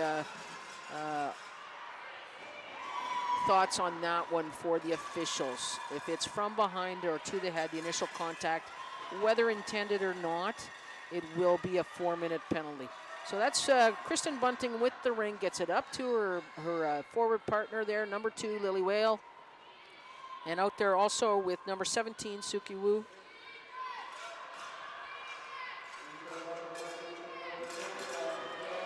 So this is Whale with the ring, coming up high, trying to get through the defense. She gets the pass up to Wu, but that...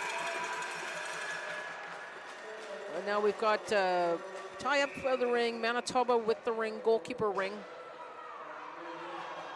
So here comes Manitoba with the ring. That's number 35, that's Pisny Posiak. Gets the pass off to her teammate, number 14. And check there by Richmond Hill, but still able to come up with the ring was Natalie Prince. She gets it up to Claire Wiebe. Wiebe looking for a teammate up in the attacking zone. So some aggressive checking there by Richmond Hill.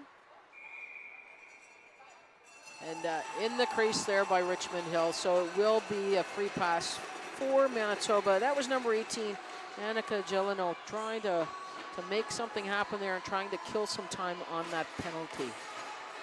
So Gelino with the ring. She's out there with Wiebe and Reedy. Passes it off to Wiebe, back to Gelino. And that pass just off the stick, and so Richmond Hill picks it up. They're coming back. And this is great save, great shot, and a great save there. That was number 77, Madeline Avila, and a wonderful save by the Manitoba goaltender. So pass up to Gelino, goes a little too far. And now that was Nache with the ring. She gets it up to her teammate. That's Avila with the ring. And she's out there also with Zhu. And Zhu takes a shot and scores. Good job by Richmond Hill to really press on this power play opportunity. So it's now 3-2. And as we said, that's a fully served penalty, so still has to stay in the box. So Manitoba with the ring here at center ice after that goal. So we've got that's Sophie Hammerla with the free pass off to her teammate Abby Harris. Harris looking to go deep to the corner there. But it's picked up by the defense by Brianna Zhao. She gets it up, goes a little far, but Bunting's able to still get that ring and get it up to her teammate. It goes a little too far, and Manitoba defense picks it up. Coming back with the ring.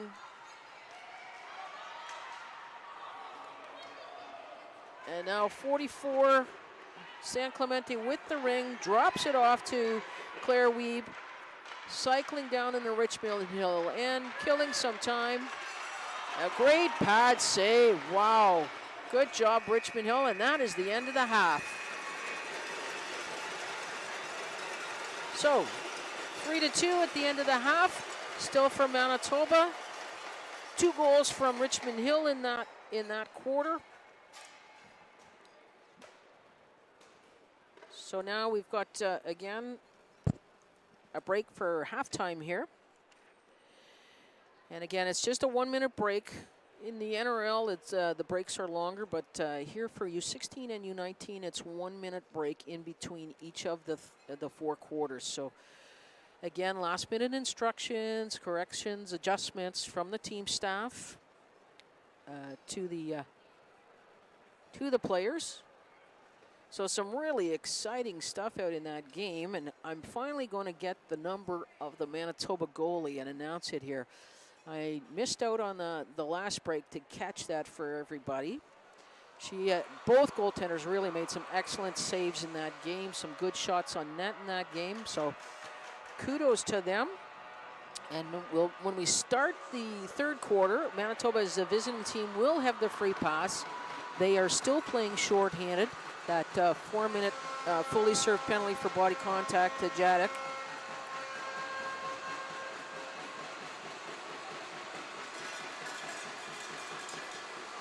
So the goalie is for Manitoba is number 55, Kaylee Robbins.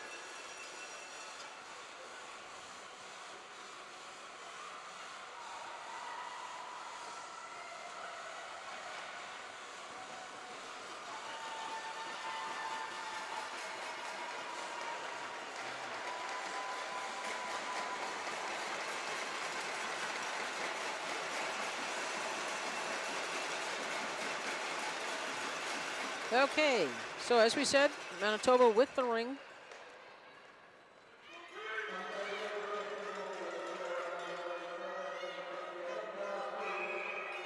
So Devin Reedy, no, sorry, not Devin Reedy, that was 35. That was Piper Pisney Posiak.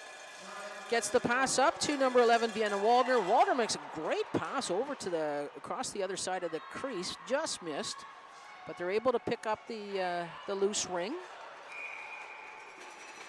And again, Richmond Hill in the crease.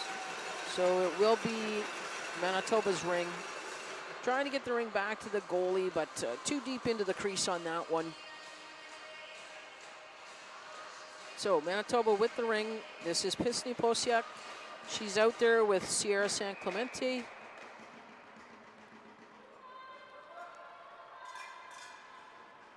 And Callaway Sutherland. Sutherland was setting up a screen in front of the net. Now she's moved to the corner of the crease. Looking for a pass across from her teammate potentially. Back to screening the goalie. Now the pass down to the corner. Picked up, Pisney Posiak has moved up to help on the attack. She's a defense. But then she drops back immediately there when Richmond Hill picks up the ring. High-low pass up to Kristen Bunting. Just goes off her skate. And now we've got a penalty coming to Richmond Hill. It will be a tripping penalty. So this is their first penalty of the game. And really, Manitoba's only had the 2. So Kristen Bunting with the tripping, earning the tripping penalty there. So it'll be 4-on-4 for about 15 seconds until the last of that 4-minute penalty to Manitoba expires. And now we have the penalty. Actually, the first penalty, the 4-minute penalty, was put on the wrong side of the clock.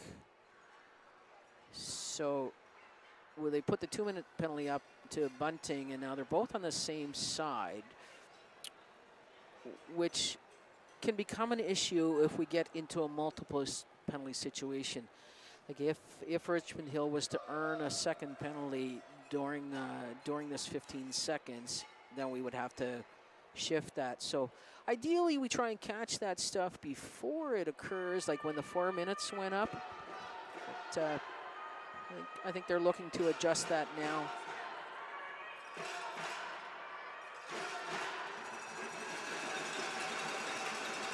And so it's unfortunate when things like this happen, because we end up with this time lag here, and it can interrupt the flow of the game. But now we've got so Manitoba out there, Devin Reedy defense, and she's kind of shifted up to help out on the attack until her teammate gets out of the penalty box. She's out there with Monica Buron, who is her defensive partner, and then the forwards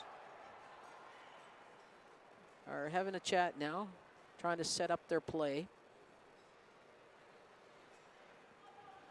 So that's Charlotte Wiebe. And I think it might be San Clemente out there with her. Nope, it is not. It is Gelano.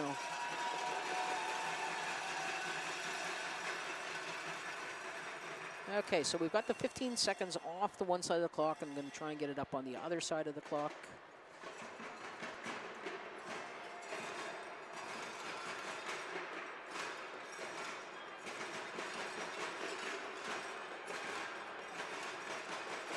And we've got, we can probably hear the Manitoba fans here. They've got their noisemakers, their drums, they've got their buffalo hats. Manitoba has always been incredibly organized with their cheering in the stands. Okay, and here we go. Okay, so that's number 10, Michaela Ettinger. Out there with Devin Reedy. Reedy cycling around, waiting to kill off some of that penalty to Jadek. Drops the pass back to Ettinger. Ettinger over cross ice to Charlotte Wiebe. Or sorry, not Charlotte, Claire. Claire Wiebe. My apologies, Claire. Okay. And there, shot clock expired. Almost, it was very hard to hear, but expiry of the shot clock there. Goalie Ring for Richmond Hill.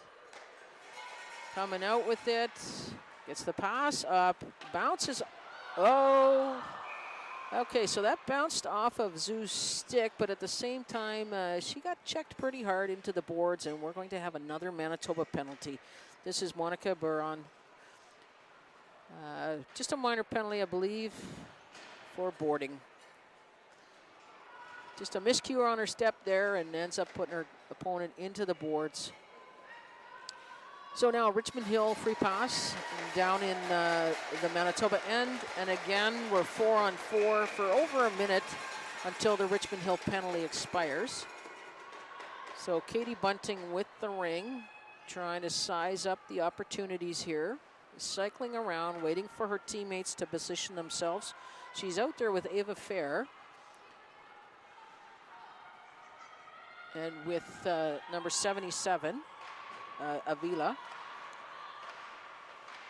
And she fakes the pass to Avila and takes a shot from quite a ways out. The goalie makes a save on that, and Manitoba picks it up.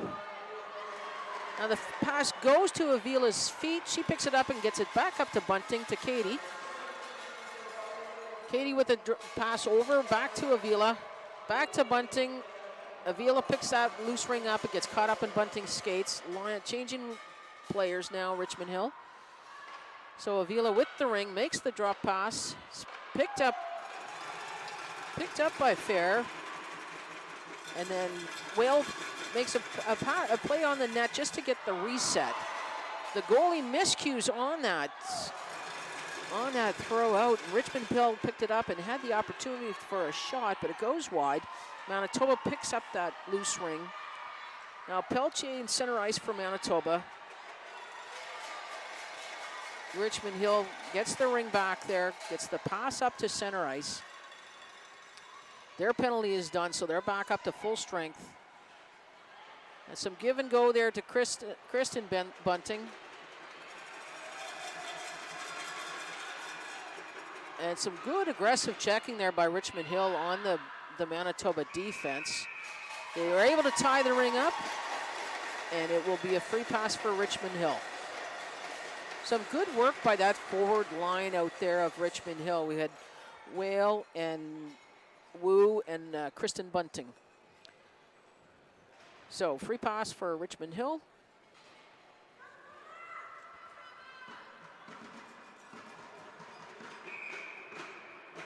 So this is Natche with the ring. Gets it over to Teresa Zhu.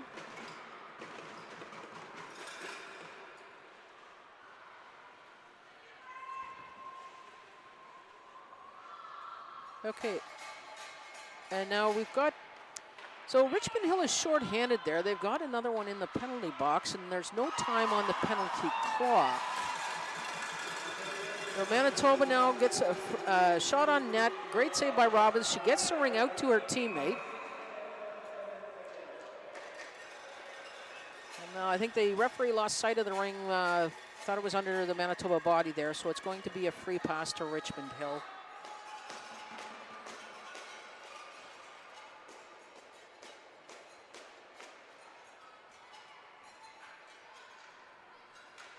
So now we're going to get the penalty time up on the clock here for Richmond Hill, I believe.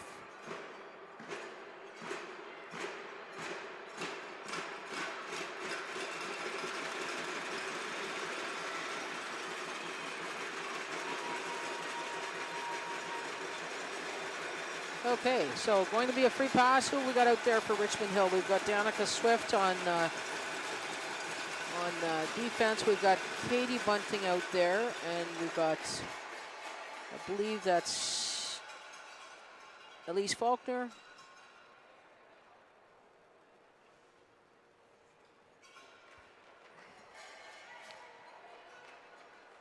Oh, no. Richmond Hill taking this opportunity to change some of their line. Change the forward line, so we're back to Natche and Avila, and I believe Teresa Zhu out there with Danica Swift. So Richmond Hill setting up the free pass, immediately changing players. So now we've got Katie Bunting back out there.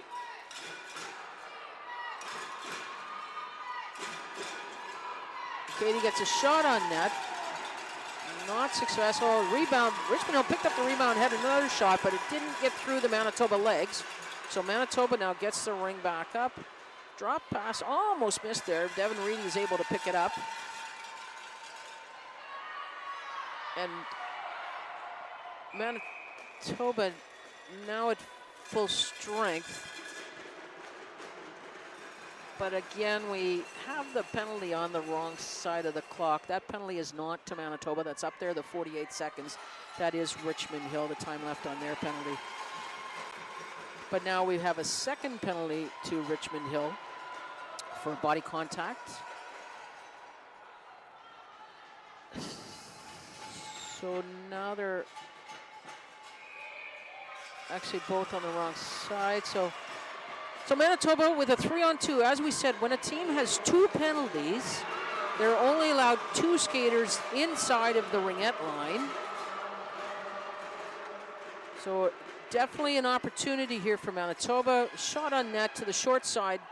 Goalkeeper makes a great save there, gets it out to her defense, pass across to the defensive partner, up to Kristen Bunting at center ice there.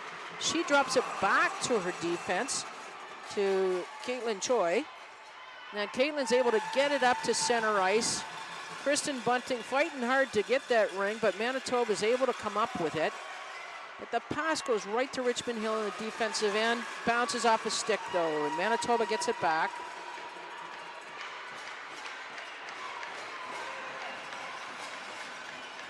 Oh, a shot from the top of the triangle there by San Clemente. Does not, it goes over the net, over the goalie. So Richmond Hill with four skaters now, so they are back to having three inside their own defending restricted area, the free play line there.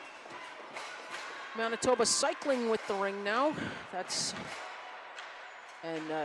The Richmond Hill defense really pressing to get them out across the line so they can add their forward into the check. And now we've got a shot clock expiry, so it will be a goalkeeper ring for Richmond Hill.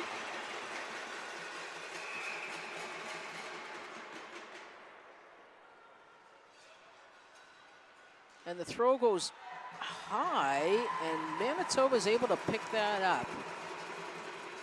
So now resetting the clock and resetting their forwards, making some change. Oh, and a shot there by Claire Weeb. Gets through the traffic. And now it will be back to a two-goal lead.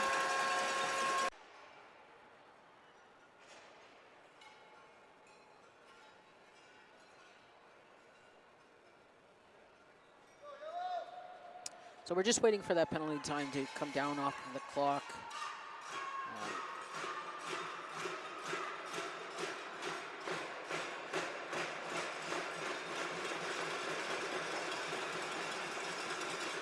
So usually when a goal is scored, with many clocks, when a goal is scored and it goes up on the scoreboard, then a penalty automatically comes off. But because the penalty was on the wrong side here, it wasn't an automatic adjustment. There we go. And we're ready to go. So Richmond Hill back at full strength with the free pass at center ice. And that's Teresa Zhu passing it off to Faulkner. Faulkner gets it ahead and then up to the corner to Avila. Avila out there with Natche. Avila trying to spin through the triangle there, but doesn't work. But good back check by Zhu. And she picks up that ring. Natche she breaks through the triangle, gets the shot out there, and great blocker save by Robbins. So Manitoba coming out with the ring up to center ice, goes off of the stick there, and Richmond Hill gets it back into the Manitoba end. Avila trying to get it across to Zhu, but doesn't quite work for her. So now we've got another penalty coming to Richmond Hill.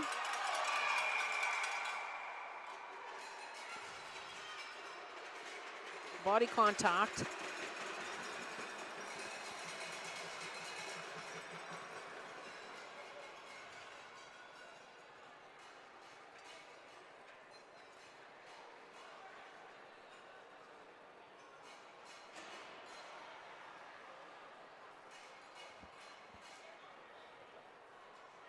So the penalty is to number 77, to Avila.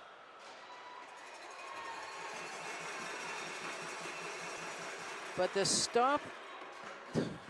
stoppage in play, I believe, was for Manitoba having the ring on both sides of the blue line, and that's why it would be Richmond Hill's ring. And I think the official in the circle is just waiting for confirmation from his partner. Yeah. Yes, so she confirms that it was in fact a blue line call against Manitoba that caused the stoppage in play, so it will be Richmond Hill's ring, but they still do get the penalty. So Katie Bunting taking the free pass, and now over on the sideboards looking for a setup here. She's out there with Alyssa Cho, and the ring now behind the net. Just really trying to draw Manitoba out, but they're not biting.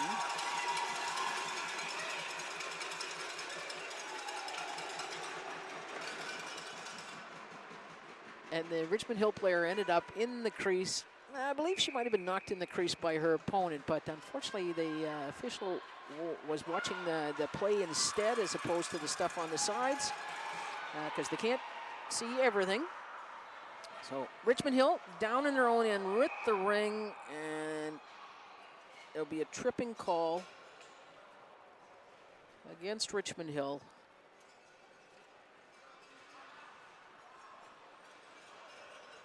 No, sorry, against Manitoba. Tripping call against Manitoba. So it will be Richmond Hill's ring down in the Manitoba end again.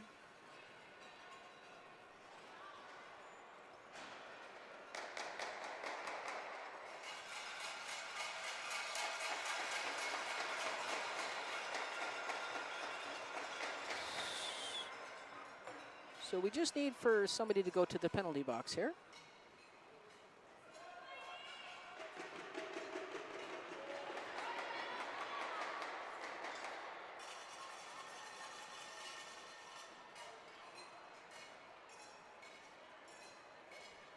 Okay, no, the penalty was to Richmond Hill, as I thought in the first place.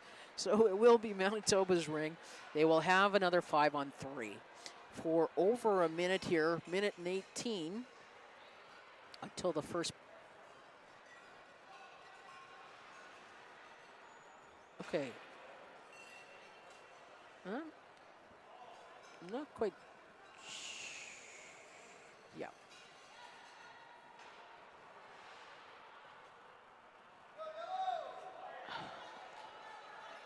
Okay, so there was 2 in the penalty box from Richmond Hill, and then One left and now going back. Okay, so it's Katie Bunting who's got the tripping penalty. So we have to get the time back on the clock for the first penalty, which should be 1:18.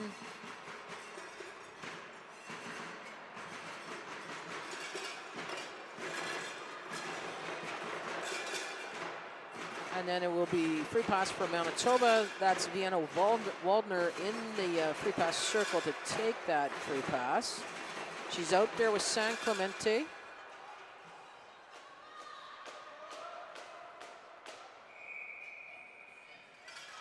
Makes the pass to Annabelle Pelletier. Pelletier with the ring. Gets the shot from the top of the triangle. Goes to the stick side on the goalie. On Jordan Hosford. Really on a 3-on-2, it's a high percentage chance that the team with the advantage will score. And Manitoba wasted no time in that play to do that. So first penalty done for Richmond Hill. Down now by 3 goals. So back to 4 skaters, still shorthanded. 1:55 left in this third quarter. So this will be, I believe it's Faulkner taking the free pass. And she gets the pass straight up there to Suki Wu. So Wu's got the run. Wu dropped it off to Lily Whale. Whale with the ring, cycling around, trying to set up a play here, trying to draw out the Manitoba defense. Drop pass to Wu. And then Whale with the ring again. Needs to get something happening here, needs to get a reset.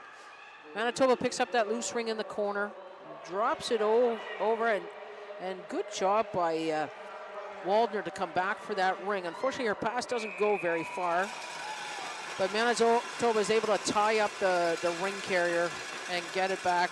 Goalkeeper ring for Manitoba. Drop over to San Clemente.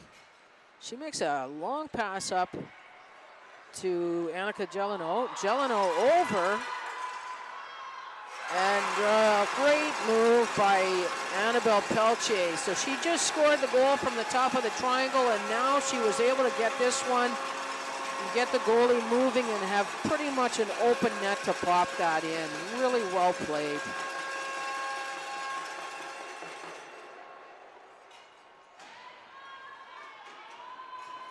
So now we've got, again, Richmond Hill. So that penalty now back at full strength. That penalty comes off the board. And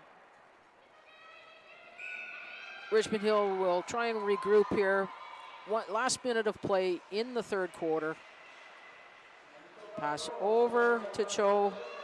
Cho passes it down into the corner there. Deep pass, that goes to Avila. Avila cycling around, again trying to draw out. Gets the pass across to Natche.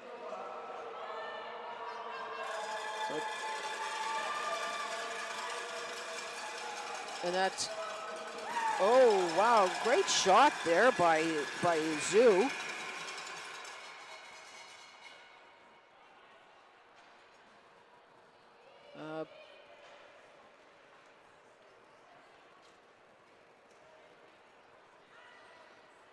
So apparently the clock had stopped.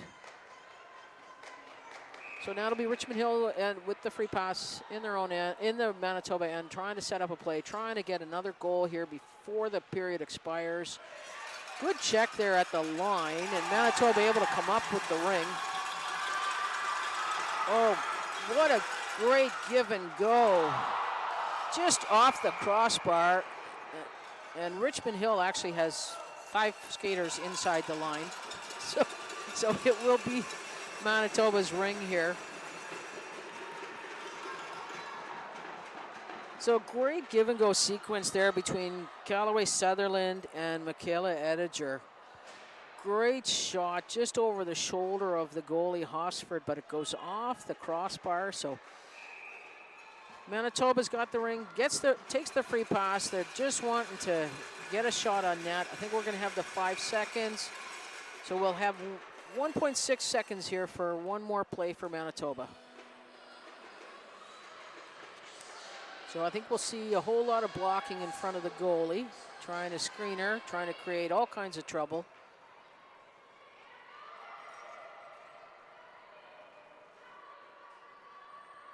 So, free pass being taken by San Clemente. And the Ring does not get through all the bodies, and that will be the end of the third quarter. Manitoba building a 6-2 lead in that quarter there. 2 goals from Annabelle Pelche. Just a lot of very good team play and some good defensive work as well. Kaylee Robbins making some very great stops there in the net. So now Richmond Hill will have the free pass to start this fourth quarter. And they will need to use every minute they've got to try and catch up in this game here.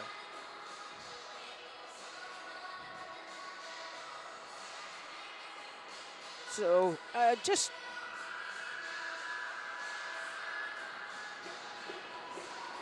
again, we want to remind everybody to make sure everybody at the event here to say a big thank you to all of our volunteers at these games.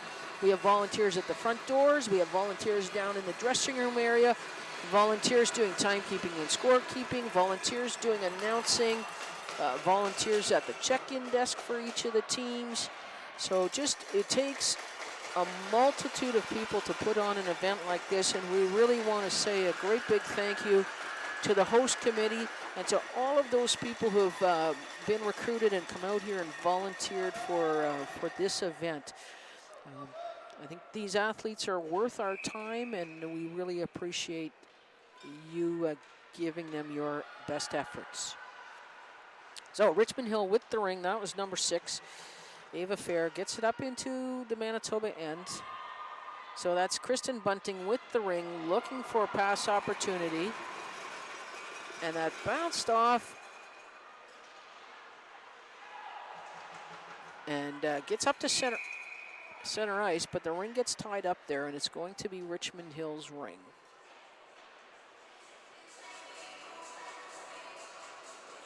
That was both sides of the line by the Manitoba player. There was a 5-second delayed count on that. So when it came off of her in their own end, and then when it went into the neutral zone, into center ice there, it contacted her. The Ring contacted her. So it's a 5-second count, and if her team gets that ring in that 5 seconds, that's why the whistle, and that's why Richmond Hill gets the free pass in the Manitoba end, not in center ice. So some great passing there. We've got Natse out there with Katie Bunting and with Zoo trying to get through that triangle, but Manitoba's not letting them through. They get the ring back, fired up, but it's picked up by number 3, Danica Swift from Richmond Hill. She makes up the pass up to center ice to Zoo. She gets tied up there, and good job by Pisny Posiak. Gets her stick in that ring and gets that tied up there. And because she's the second stick in, it will be a Manitoba ring here at center ice. Just some great work by Piper Pisny Posiak. At least I think I'm saying it correctly. The coaches helped me with that one. That was one of the challenging ones. So Manitoba with the ring at center ice. Number 15, Abby Harris, gets a ring up high, but picked up by Richmond Hill defense by Caitlin Choi. And she's gets checked there by Manitoba. Manitoba with the ring. Shot from number 10 from Michaela Ediger on the short side, but no problem for Hosford on that one. Manitoba got the rebound back though. And that's Claire Weeb taking a shot. Picked up the, Callaway Sutherland picks up the rebound. Trying to cycle around. Using the screen that was there.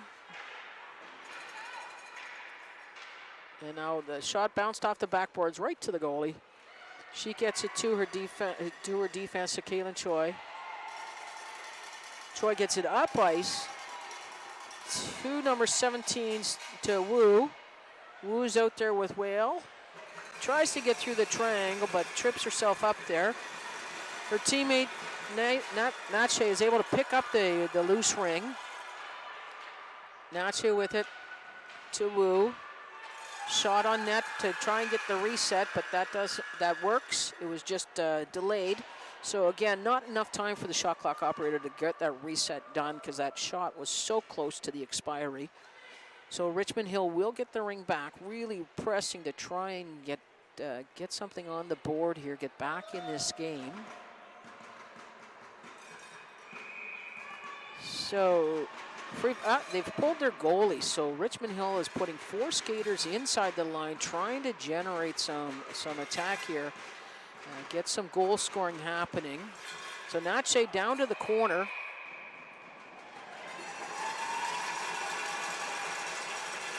And that shot was from, she picked that ring off of the crease, so now pass out by Manitoba, but it gets picked up right away by Richmond Hill. The pass that Richmond Hill makes gets picked up by Manitoba, so return the favor. Now Lilywale with the ring gets it across to the defense there, up to, that's Avila. Avila up to Nache. So again, pulling the goalie, getting the 4th skater inside. So that's Teresa Zhu with the ring. Gets the shot on net. Rebound comes out, but then gets popped back into the goalie. So Robbins got that. Gets it back to her defense. And now it's up to the Richmond Hill zone.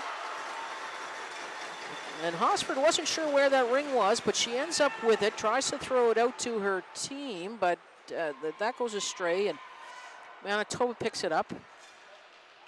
So now this is Waldner with the ring. She's out there with Gelino and Peltier. Now we've got another penalty coming to Richmond Hill for a tripping, I believe. Peltier with the shot on net. And there'll be the stoppage in play for the tripping penalty. It will be Manitoba ring. So it's Nache with that penalty. Just over 6 minutes left in the regulation time of the game here. So now we've got Claire Weeb out here with Michaela Ediger.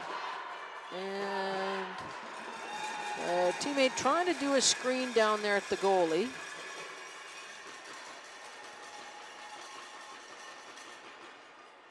Oh, I guess we had the wrong player in the penalty box. Sorry, that was it's Lilywale that got that penalty, not Nache.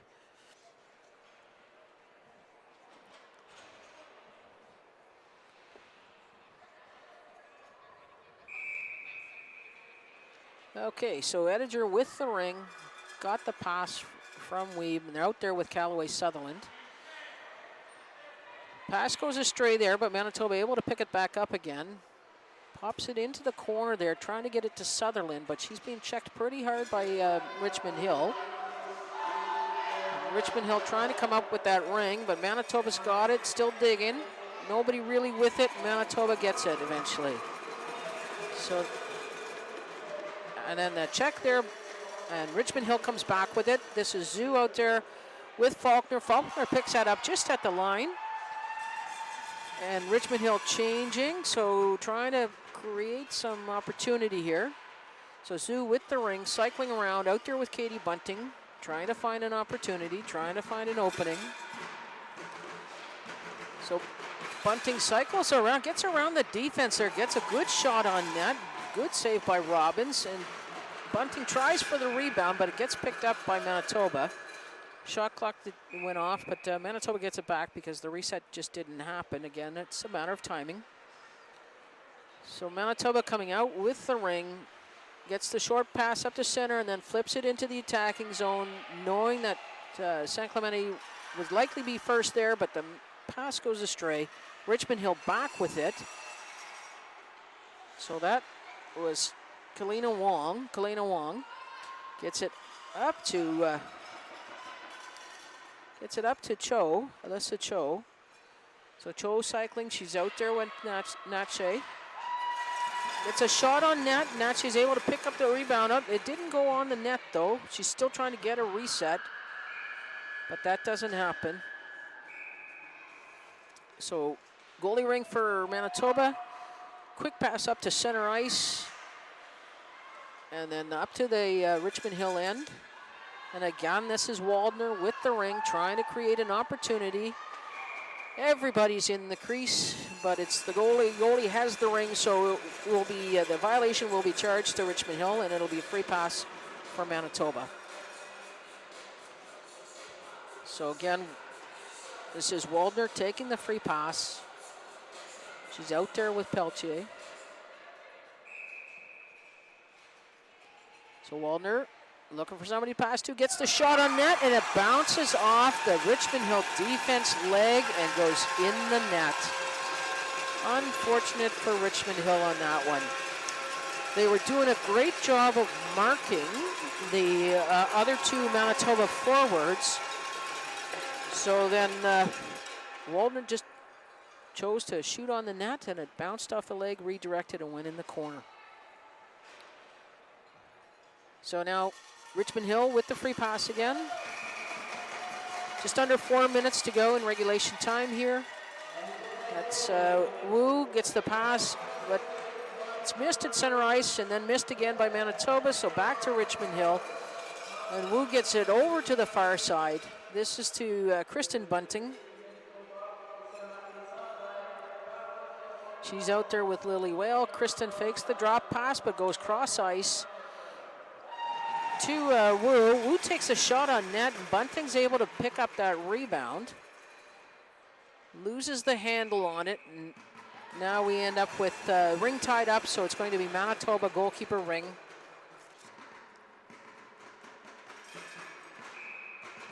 Okay, so Robbins looking to get it to her defense. Gets that over, a nice little fake. Up to center ice, that goes to number 10, to Ediger. Ediger trying for and Kristen Bunting got that just at the line, tried to make the pass to her teammate, back to her teammate in her own end, Danica Swift, but ended up going over the line on that one. So it will be Manitoba Ring. So this time it will be Scarlett Hyde taking the free pass. Drops the pass off to San Clemente. San Clemente trying to get away. So the ring went off her stick out to center ice, so she just chose the whistle, picks up the ring in center ice. It's a carryover call. So it will be Richmond Hill Ring in center ice. Just over 3 minutes to go in regulation time.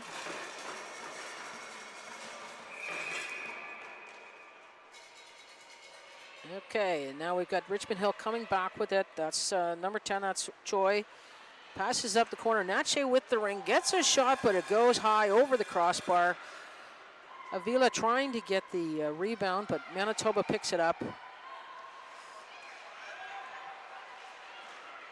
A good check by Avila in center ice there. Gets the ring back and gets it up, tries to get up to Zhu, but picked off by the Manitoba defense. Good job by, I believe that's...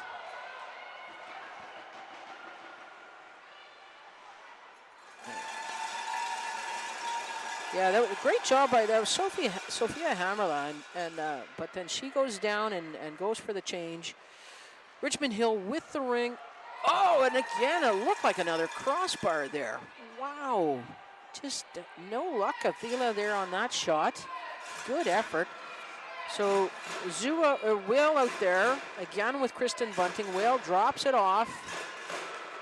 Well, with the ring, gets a shot on net, right to the goalie. Good save. Now looking for her defense. And now Manitoba coming out with it.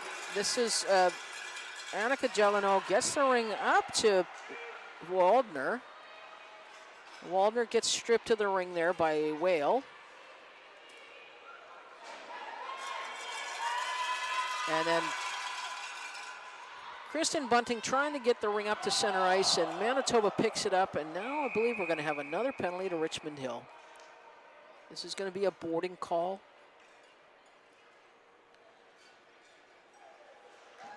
And I believe this one's going to be, yeah, this is number 31. It is Alyssa Cho. So Manitoba on the power play. We've got only 1 minute and 23 seconds left in regulation time here. So Sutherland with the ring, and she makes the pass over, but immediate check by Richmond Hill. Good job, not losing their focus. I mean, they're down, but they're not out. They're still working hard out here. So 29 with the ring. She gets it up to Natche. Natche over. Gets it over to Fair. Fair has the ring in the Manitoba end, cycling around, trying to set up a play here. Oh, Natche coming, breaking through the triangle, looking for that pass, and just missed it. A two-line pass, though, so Richmond Hill picks it up, coming back right away again. And that's Sue made the pass up to Fair. Fair trying to get it across, but it goes off the defensive stick, right to Robbins, the goalie. She passes it out to her teammate. Pisny-Posiak coming back to San Clemente. San Clemente. And the shot goes high and wide. That was Pugman with that shot. And San Clemente passes it out from behind the goal line, trying to get it up, but now it's both sides of the line here by Richmond Hill.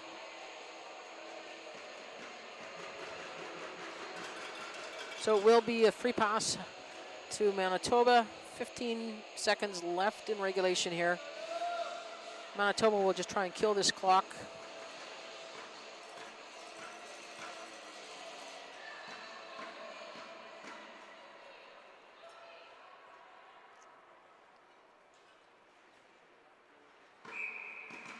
Okay, so San Clemente taking the free pass, drops it down to the corner to, I believe that's Scarlett Hyde. She tries to get it out, but it goes to the Richmond Hill checking still there. And they come out with it to center ice.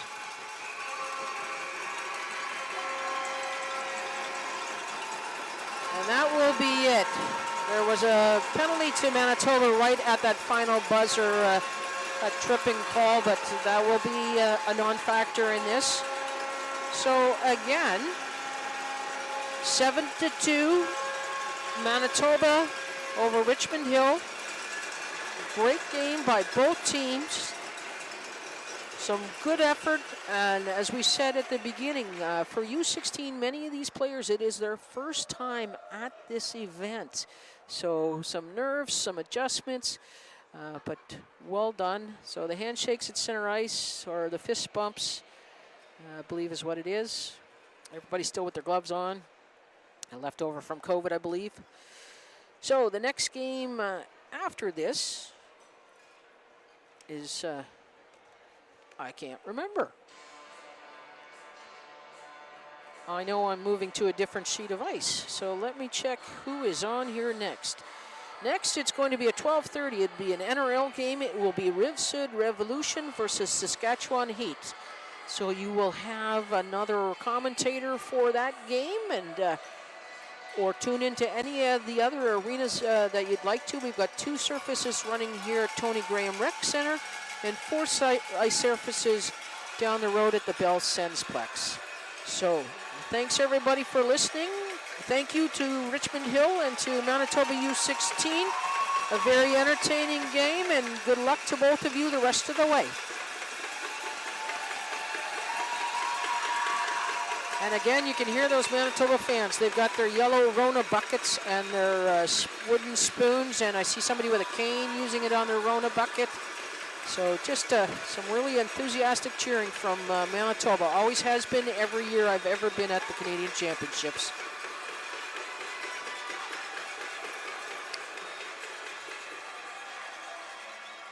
So that's it for me for this game. I'll be moving over to one of the other arenas, and we'll be doing games during the rest of the week. So enjoy. Thank you very much.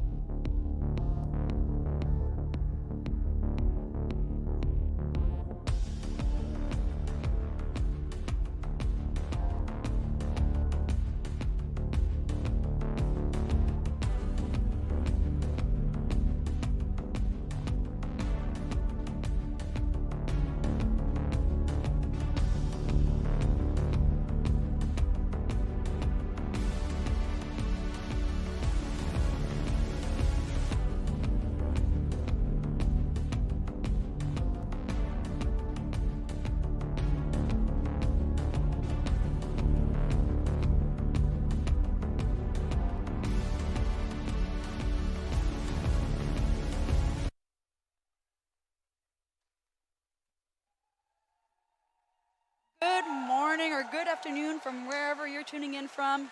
We have a great game for you guys today here in Ottawa. Rive-Sud Révolution versus the Saskatchewan Heat.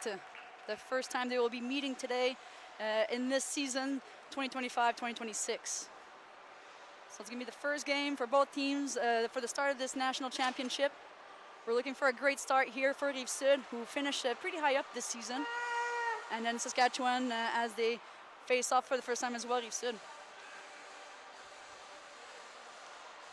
So Saskatchewan will be in white, green, and black here. They will be the home team. And to the right, you'll have the visitors, Rive-Sud Révolution, in black and red. Donc, bon matin, bon après-midi, peu importe ce que vous venez. Aujourd'hui, on a un bon match entre la Saskatchewan et la Rive-Sud qui se rencontrent pour la première fois dans la saison 2025-2026. Ça risque d'être un bon match. Personne ne se connaît ici. C'est la première fois qu'ils s'affrontent. Donc, Rive-Sud qui ont connu une très belle saison, qui ont fini très haute dans la saison 2025-2026. On s'attend à un gros match de leur part. Et ça devrait être intéressant. Ils ne se connaissent pas beaucoup, donc on a bien hâte que ça commence.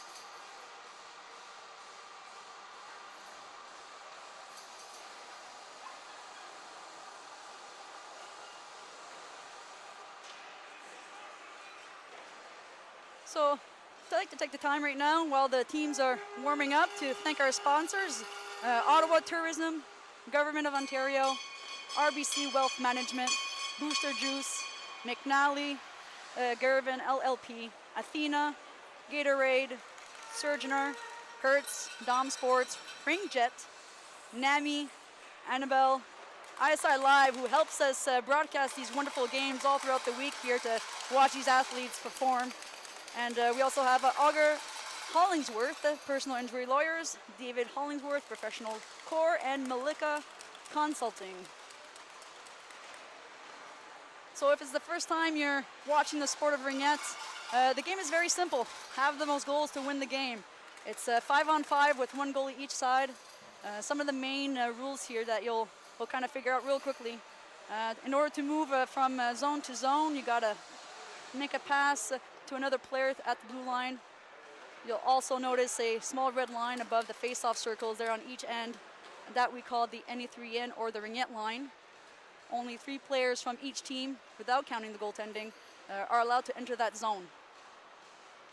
For the goaltenders, we have the goal crease. Only the goaltenders should enter that zone. So anytime you see the ring just kind of standing there and the player's not charging for it for the rebound, that's because they cannot enter. Another interesting rule, you'll see some shot clock timers there in the corners of the rink.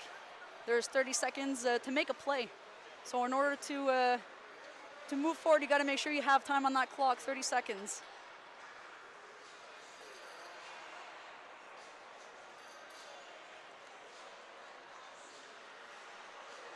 So this is the National Ringette League, so it's the highest level just before playing for teams like Team Canada. So you have the best of the athletes here this week, all coming together, fighting for that national title right now.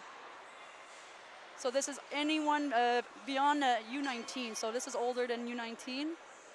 So you have the East and the West fighting off for the first time this week after the 2025-2026 season.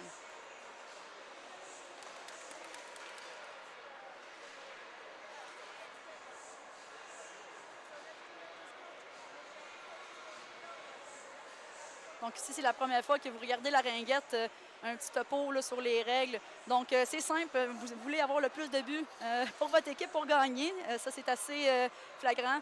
Mais les petites règles à vraiment regarder, c'est pour pouvoir avancer le jeu d'une zone à l'autre, il faut faire une passe à une autre joueuse à la ligne bleue. Vous allez voir également les petites lignes rouges en haut des cercles de mise en jeu dans chaque zone. Ça, c'est la ligne NE3N ou la ligne de ringuette. Ça l'indique seulement 3 joueurs de chaque équipe qui peuvent rentrer dans cette zone, excluant la gardienne. Vous avez aussi la zone du goaler, donc le crease. Seulement les goalers peuvent rentrer dans chaque zone de crease et aucun joueur de adversaire, soit un défenseur ou un attaquant, peuvent rentrer dans cette zone. Vous allez également voir des shot clocks à chaque coin de l'aréna, de la glace. Ça, c'est des jeux de 30 secondes pour faire un jeu. Donc, vous pouvez avoir 30 secondes pour aller faire un but ou recommencer le temps. So you hear the fans are getting ready, starting to cheer for their home crowd. You got the Rive-Sud fans that come here in quite big numbers. And you got a few of the Saskatchewan Heat who made the travel down to Ottawa, our nation's capital, ready to cheer on the Saskatchewan Heat. So both teams are lining up, getting ready for the start of the match. So Saskatchewan will seem to be starting with the Ring. Yeah, sorry, so they're going to be the visitors. So in black and white and green is Saskatchewan Heat. And since they are the visitors, they will be starting with the Ring.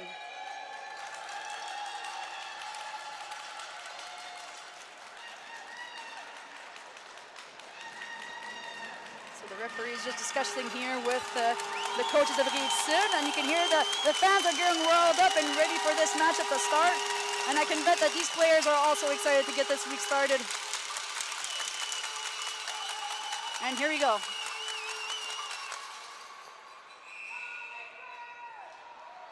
'97 spins around the attacker, enter the zone. Number 2 coming in at the top of the crease. Oh, is trying to pick right into that triangle. Can't get in. Lavoie doing a great job pushing her out. Making a pass to the corner. Oh, and just misses that spear. Lavoie gets the ring, tries to dish it out to her defender for support, but Saskatchewan gets it right back. Enters back to zone, cuts into the triangle. Oh, and just misses at the top of the net. 20 seconds left still on the shot clock. Saskatchewan trying for that shot. Still 15 seconds left to make the next play. And some changes are being made for the Saskatchewan defenders. 9 seconds left. Skates around looking for an opportunity here. Oh, and there will be a delayed penalty. So Saskatchewan is gonna go on power play. 2-minute slash for the Rive-Sud Révolution. Donc nous allons avoir une punition pour Rive-Sud, 2 minutes pour un slash. On veut rester le plus long possible à l'extérieur de la barre de punition. On sait que c'est un marathon. Être au championnat canadien, c'est 1 semaine de temps où les athlètes donnent leur 100%. Donc on veut garder les jambes le plus longtemps possible. Donc discipline, ça va être la clé ici pour ce match.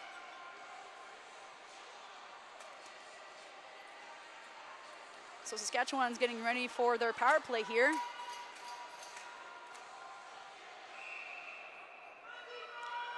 '79 with the ring, skating around to the side of the boards. A lot of pressure from Larocque. Shoots and the defender blocks that shot. And a nice save by the goaltender. Breaking out, looking for that opportunity pass, just misses the pick. Saskatchewan getting that ring back, and oh, looking for the support pass, but just misses and Plump gets the ring. Skates around, and what do you want to do with this 30 seconds? You want to kill that penalty time, so great job there holding that ring. Larocque with the ring, back pass. Still controlling that ring, trying to spear it, nice shot, resets the clock. Number 7 with the ring. Oh, and there will be a penalty. I think this time will be for Saskatchewan, another slash call. Donc une autre punition, ça va être du 4 contre 4. Ça va être 2 minutes pour slashing pour l'équipe de Saskatchewan, donc ça va être intéressant. So because we have that free play line, the ringette line, the 3-3 doesn't make a change for the power plays. It's mostly when you go into the neutral zone where it becomes key when you have those power play advantages. But now that we're 4-on-4, it should be interesting. Now it's all even. Vachon passes it to the side. Number 28, skating around. 20 secondes. Là, les filles peuvent se le permettre de faire un petit peu plus de jeu. Maintenant, c'est du 4 contre 4. Elle coupe vers le triangle. Elle tire. C'est une arrêt par la part de Saskatchewan. So Saskatchewan with the ring. Trying to skate around. Support pass. Gets blocked off by Vachon there. And good. So that whistle you just heard right there is a move it or lose it, sorry. So anytime the player gets kind of cornered in and can't move the ring anymore, that ring will go to the opponent. And so you got to make sure you got to keep those feet moving and get out of that trouble as much as you can. Donc ce sifflet là, qui a été faite il n'y a pas si longtemps. C'est parce que là, l'anneau ne bougeait plus. C'est la règle de move it or lose it. Donc, du moment qu'on est immobile avec l'anneau, l'autre équipe va avoir l'avantage de recevoir l'anneau. Donc, la Rive-Sud avec l'anneau cherche une option, une passe à son défenseur, numéro 12. Elle patine 10 secondes et un beau tir. Nice save from Saskatchewan.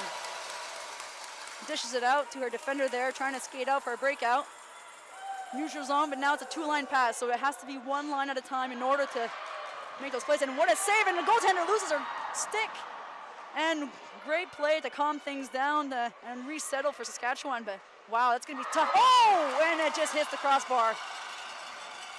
Another 3 seconds of a 4-on-4 for Saskatchewan, bringing in the heat, literally. Making some changes here, Rive-Sud.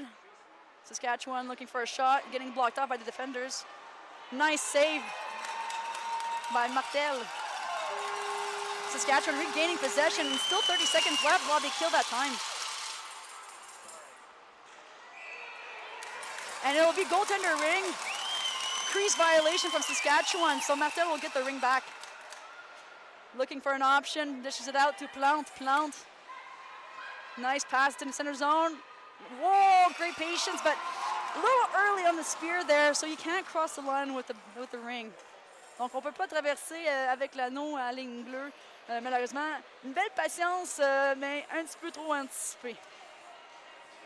So you will be hearing me going from English to French as both teams come from different provinces, therefore different languages. Donc, je vais parler les deux langues pour accommoder tout le monde de toutes les provinces. Donc, j'espère que ça sera apprécié. So the Saskatchewan player looking for the shot clock there, notices there's 20 seconds left, misses her pass but gets it back. Trying to go into the triangle, and Larocque just picks it and intercepts. Passes on the boards to Plante, and a little chip pass back to Larocque, and calming things down as the defenders of Rive-Sud make the changes. Larocque cherche une passe. Camille Lavoie, 15 secondes pour faire un jeu. Elle cherche des options. Elle attire les défendeurs, mais ils font une très belle job au niveau du triangle défensif. And a little collision there between the Saskatchewan and Rive-Sud player. Oh, and a dive play to stop that ring, and Lavoie gets the ring back, looking for an option, and a support pass to the defender. And then got some open space cross ice. Oh, and just misses the spear. Nice pick from Saskatchewan breaking in. And a great job defending by Lacombe, I believe. Ooh, and goes for the stick, but unfortunately, that will be a tripping call. It happens so fast when you go to try to stick check. Sometimes those skates get in the way, and unfortunately, it's going to be a 2 minutes for Rive-Sud. Donc, on veut bien faire, aller faire du forecheck, mais malheureusement, les patins sont arrivés plus rapidement qu'elle pensait. Et, donc, les trébuchés Saskatchewan, ça va être 2 minutes pour Rive-Sud. Saskatchewan, cross-ice pass, but a nice deflection of the Rive-Sud attacker. And because the Saskatchewan player crossed the line with the ring, it will go back to Rive-Sud.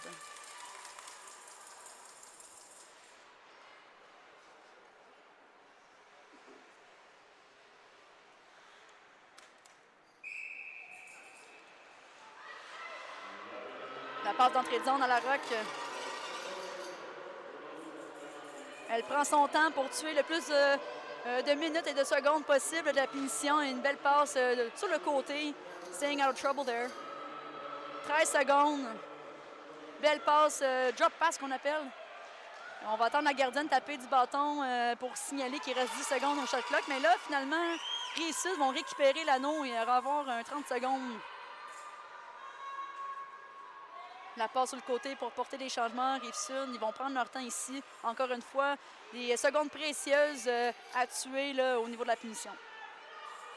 Lavoie cherche une option de passe. Patine, fait la passe à Vachon. Vachon tire et ça sera deflected, comme on dit en anglais. Vachon qui cherche toujours une option et une manière pour resetter et finalement n'aura pas l'occasion. And a good defending play there from the defenseman of Saskatchewan, as they gain back their ring as the 30 seconds wound down for Rive-Sud. Belin, cross ice pass to her partner. looking for the option going in zone. Good defending by Rive-Sud, and a nice little dish pass to number 9. Coming in with a lot of speed, looking for an option, doesn't quite get any, so it takes her time as some changes are made for Saskatchewan. 5 seconds left. Nice shot, saved by Rive-Sud.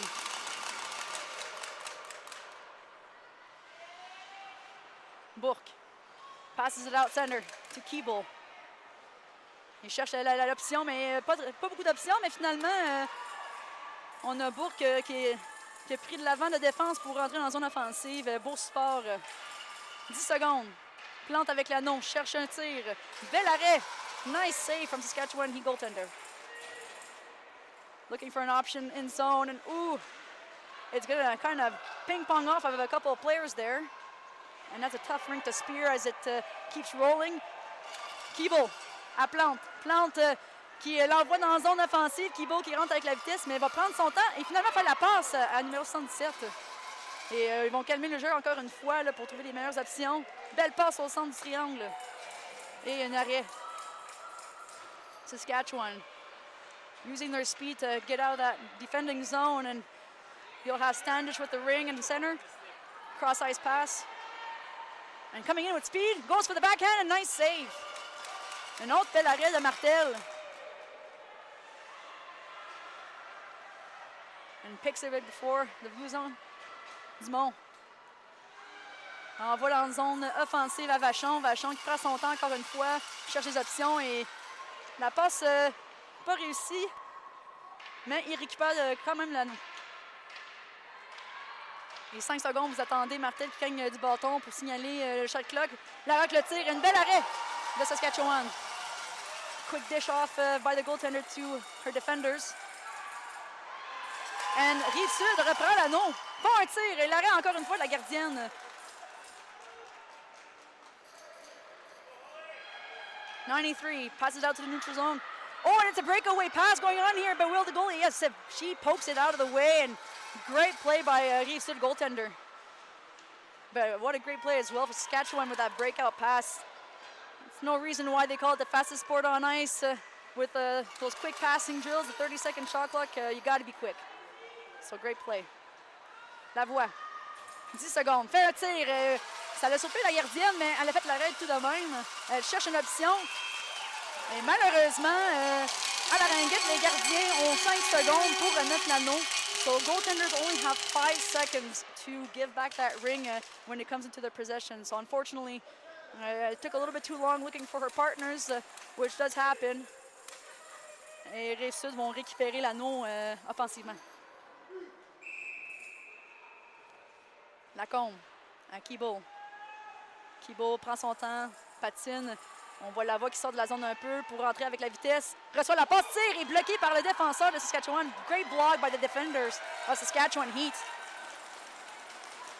79, cross-ice pass to number 7.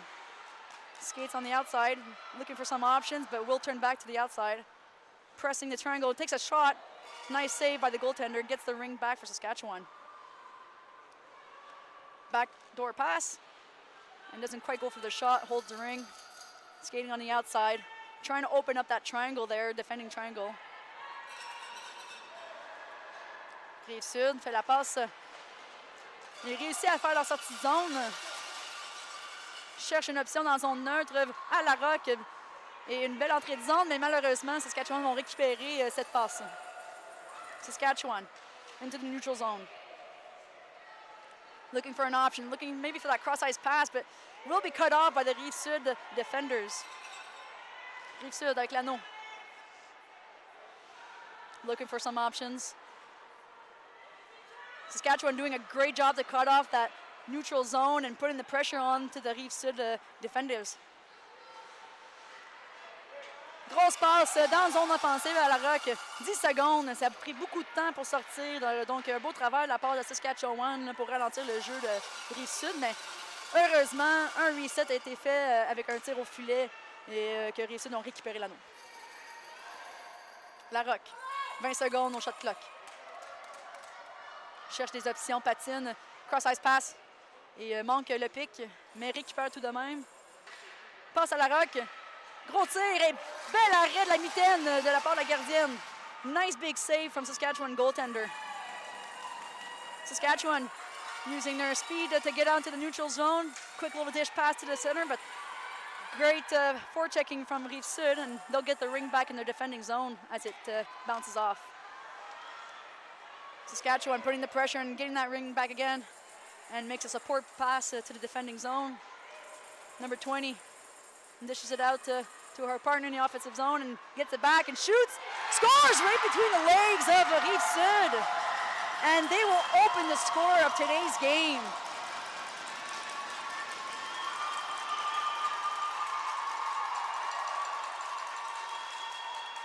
So you can hear the fans of Saskatchewan Heat who traveled down to the game cheering on their team, and what a great pressure play and give and go. That's what you want to see. You want to get those quick passes out and just go and charge for the net, and caught the goaltender by surprise in between the legs.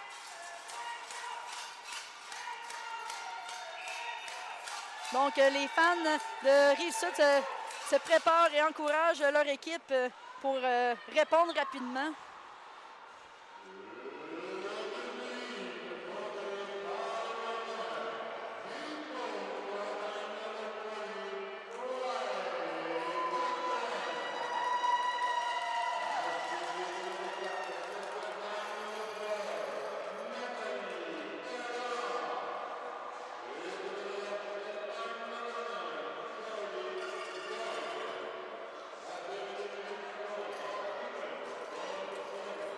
So you just heard the announcer there announcing those goals, and I'm pretty sure the Saskatchewan are relieved they hear that they've got that goal on, right, 2 minutes left at the game, the first period, sorry.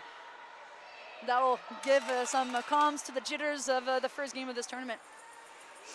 Vachon avec l'anneau, cherche une option, et il n'y en a pas beaucoup. Saskatchewan font une très belle job à vraiment fermer la zone neutre. Et un beau forechecking de la part de Saskatchewan ici. Ils perdent l'anneau, mais ils récupèrent rapidement. Avec 40 secondes à la période. Plante. Saskatchewan getting that ring back. Makes a... misses her passes there. Plante récupère l'anneau. Cherche une option, on a 30 secondes à la période. On cherche un but pour égaliser le tout. Camille. Et la passe. La voie avec l'anneau, tire. Oh, une belle arrêt encore une fois, la Saskatchewan. 13 seconds to go, and oh, there'll be another penalty for roughing. Donc, il va y avoir un avantage numérique pour la Saskatchewan pour débuter le deuxième quart de ce match. So Saskatchewan will be going on power play, and we'll start the second quarter with a power play.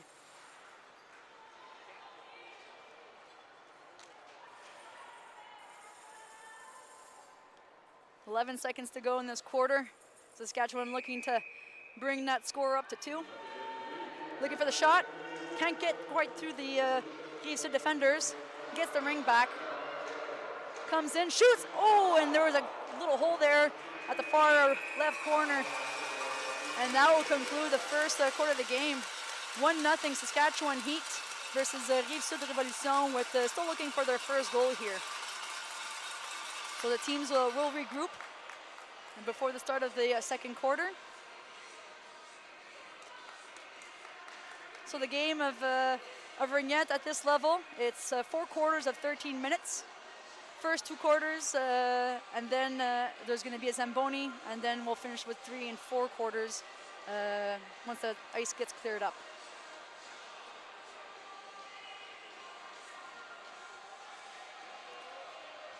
So a little bit about Ringette. Ringette Canada is the national body that oversees Ringette in Canada.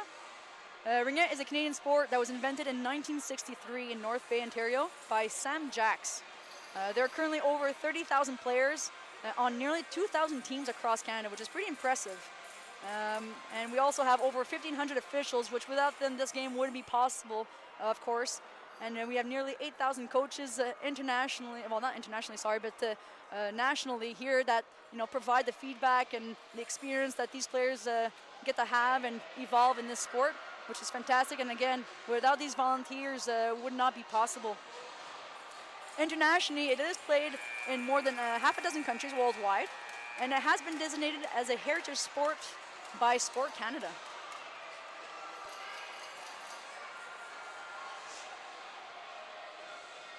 Donc, nous allons recommencer le deuxième quart. Rive-Sud vont débuter avec l'anneau. Ils vont être en désavantage numérique, mais mine de rien, c'est du 3 contre 3 dans la zone offensive. Donc, si on peut écouler ce temps-là, les secondes précieuses là, que Saskatchewan voudrait avoir, je pense que ça ferait très bénéfice pour eux.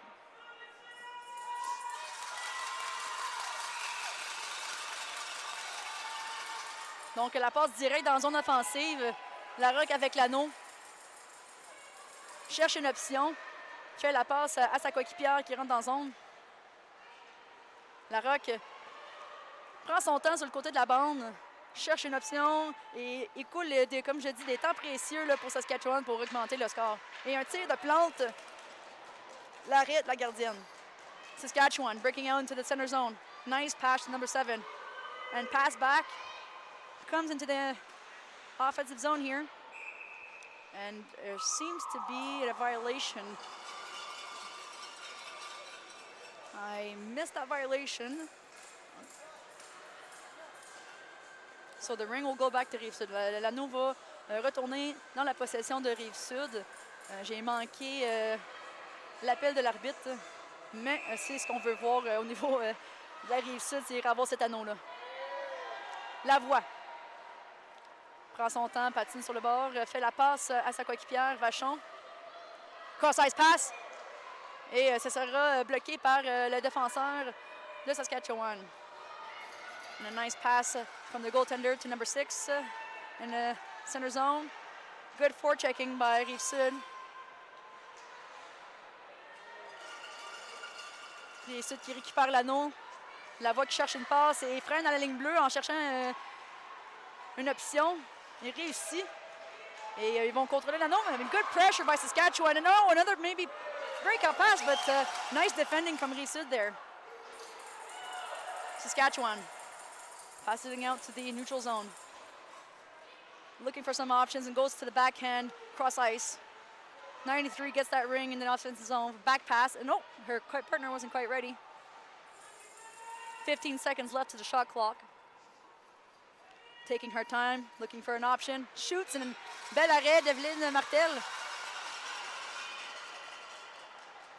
Number 6 with the ring and trying to cut in, and oh, tried to cut into that triangle, but ended up tripping up and colliding with the goaltender. So that will be a crease violation, and that ring should go back to Rive-Sud, and yes, it will be.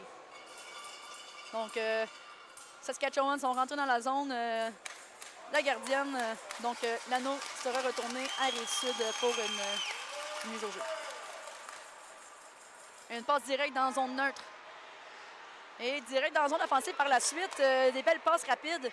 Bourque s'en vient dans zone. Tire et le but! Tout un entrée de zone.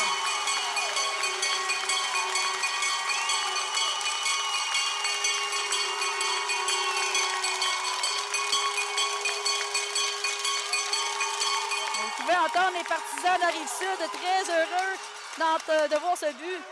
Toute une entrée de zone rapide, ça a été un give and go. Puis un but d'un défenseur, Lauriane Bourque, un top corner. Et le match a été égalisé 1-1. So a new game, 1-1. A great goal by Lauriane Bourque, coming off a great break and play.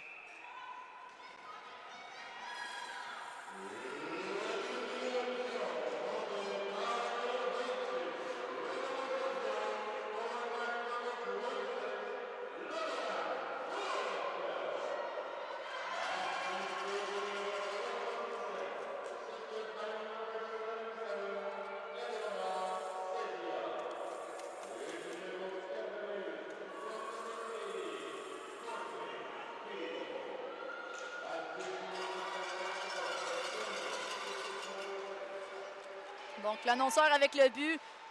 Et encore une fois, tout le monde est content. Oh, un tir. Oh! Beaucoup de ping-pong ici pour aller chercher le retour. C'est ça qui est rendu au filet, mais pas tout à fait à travers la ligne de but. Rive-Sud qui récupère l'anneau Et un très beau forecheck de la part de Rive-Sud qui ont repris un peu plus le momentum avec ce dernier but. Lavoie avec l'anneau. Cherche une option avec sa vitesse. Rentre dans le triangle. Fait la passe. Thibault tire. Et l'arrêt de la gardienne. Saskatchewan regaining possession and getting a lot of pressure here from Rive-Sud. We're pressuring on 2-man. Ooh, and Saskatchewan looking for that support pass, but ends up shooting on her goaltender. And Rive-Sud will gain back that ring.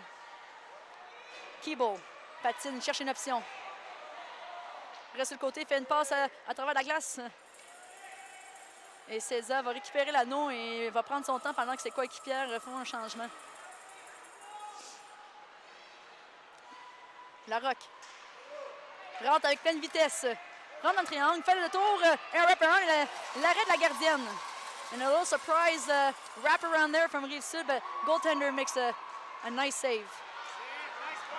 Belle pression de Rive-Sud et on nous allons avoir un 2 contre 0, mais Plante a juste manqué son pic, mais récupère l'anneau, calme le jeu. Fait la passe à Larocque manque le filet. And there will be a penalty, une punition pour Rive-Sud. Saskatchewan. Delay penalty, but there won't be a crease violation there, but they will take advantage of that. 93 gets the ring, shoots, and no, holds the ring. As the defender falls behind the net. Number 6 with the shot, and Martel with the save. Donc, une punition pour Rive-Sud. And Saskatchewan will go on power play here.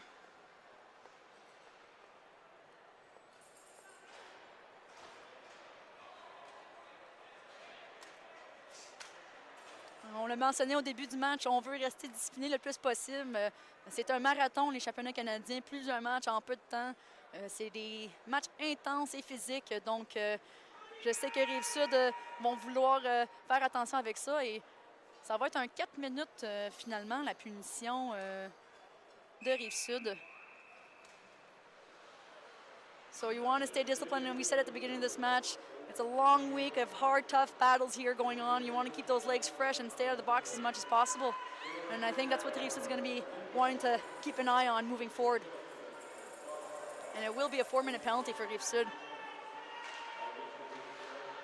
Et beau jeu défensif de la part de Rive-Sud qui récupère l'anneau, cherche une option, mais belle pression de Saskatchewan. Elle va tomber, mais il n'y aura pas de punition envers la Saskatchewan. Une passe de support à sa partenaire. Et on essaie de patiner et sortir du trouble. On cherche une option et on reste pris un peu dans la zone défensive, mais c'est des secondes perdues au niveau du jeu de Saskatchewan. Et elle va réussir à l'envoyer dans le fond de la zone et permettre des changements à Rive-Sud. So the 30 seconds shot clock winded down, and it will go to Saskatchewan because that 30-second went down once they dished out that pass 2 lines down.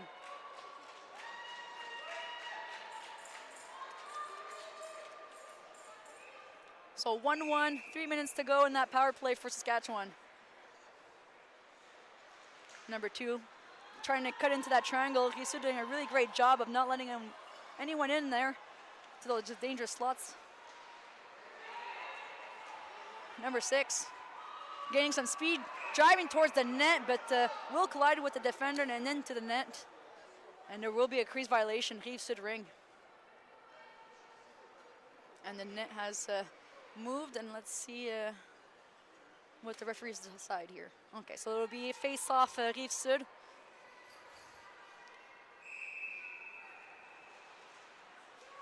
Et une passe directe dans la zone neutre. Thibault qui l'envoie dans la zone offensive directe et César qui a essayé de juste la toucher un peu pour qu'elle dévie dans le filet, mais ça ne se rendra pas. Thibault récupère l'anneau. Beau jeu défensif pour tuer ces secondes précieuses de Saskatchewan là, au niveau de leur avantage numérique. César avec l'anneau qui fait le tour, 20 secondes. Les changements sont apportés au niveau défensif de la Rive-Sud et offensif aussi. 10 secondes. Larocque cherche pour faire un reset et bel arrêt de Saskatchewan. Big save from Saskatchewan goaltender. Dishes it out to the center. makes a nice pass into the neutral zone, looking for an option here into the offensive zone, but it will be cut off. But Saskatchewan still will get that pass. Number 4 passes out to the center, but it's picked back by Rive-Sud. Une belle passe, zone neutre. Larocque cherche des options. Il va prendre son temps. Il va faire redonner la passe à son défenseur. Il va prendre par la suite son temps pour diminuer le temps qui reste à leur punition. Lavoie. Il reste 5 secondes. Vous attendez Martel qui cogne du bâton pour signaler le reset. Plante le tir. Oh! Plante a visé le 5-hole, mais la gardienne a réussi à serrer les pads pour éviter le but de Rive-Sud. Saskatchewan with the ring. Dishes it out to the offensive zone. Taking her time here as her teammates make some changes. Number 79, 8 seconds left, takes a shot, gets blocked by the Rive-Sud defender, Lavoie. Prend la vitesse et fait une passe dans la zone neutre. And Saskatchewan pressing on, 2 players on. Une passe de Lacaille à Plante tire. Nice save from Saskatchewan goaltender. 45 seconds left of their power play. Saskatchewan wants to extend their score to 2-1 with this power play. And here comes 2-on-1, shoots, and just misses the net. Keeble with the forechecking, gets the ring. Lacaille qui prend son temps, qui cherche des options. Dumont. Toujours dans la zone neutre, cherche des options dans la zone offensive et ça va être intercepté par Saskatchewan. She will try to get a support pass to her teammates there. Saskatchewan comes in 2-on-1, takes a pass and shoots, and oh! And the ring unfortunately went up her stick and didn't quite get the release she wanted towards the net, but still, nonetheless, Martel was there for the save and was ready. Dumont, dans zone neutre, cherche une passe. Une petite passe à Larocque. Larocque qui rentre dans zone pleine vitesse, se fait le backhand. Prend son temps et finalement, la gardienne de Saskatchewan va l'arrêter. Saskatchewan, 97, captain. Rive-Sud qui récupère l'anneau, un beau forecheck. Et Larocque va, il va le tir et oh! Great save by the Saskatchewan goaltender. She is just ready for all those shots Rive-Sud is bringing to her. Fantastic goaltending. And a quick little pass there into the offensive zone to Carter. Breaks and tries to go around the defender, and nice save by Rive-Sud. Oh, la passe feinte est interceptée par Saskatchewan, mais Vachon était prête et récupère l'anneau. Larocque fait la passe en entrée de zone. Elle tire. L'arrêt de la gardienne. Saskatchewan making a quick pass to her teammate. But Lavoie qui récupère l'anneau, prend un tir et ça va être l'arrêt de Saskatchewan, mais le temps, le reset sera recalibré à 30 secondes. Lavoie qui cherche des options, prend la vitesse, coupe dans le triangle et tire et ce serait l'arrêt de Saskatchewan. Nice pass from the goaltender to number 93, Saskatchewan. Le gros forecheck de Keeble, excellent travail. La punition s'est écoulée et wow, quel travail de la Rive-Sud d'avoir brûlé leur punition de 4 minutes. Ils ont beaucoup dominé. Keeble with the shot just coming down and still trying to manage to get to the net, but get the ring back.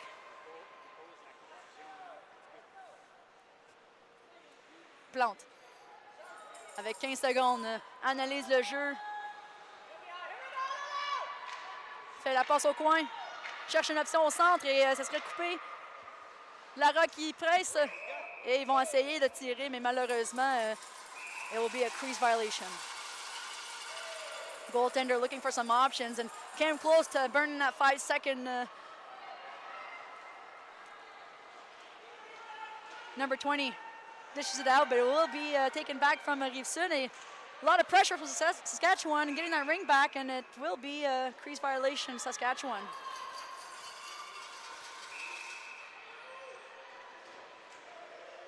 Une belle passe de la gardienne à Dumont.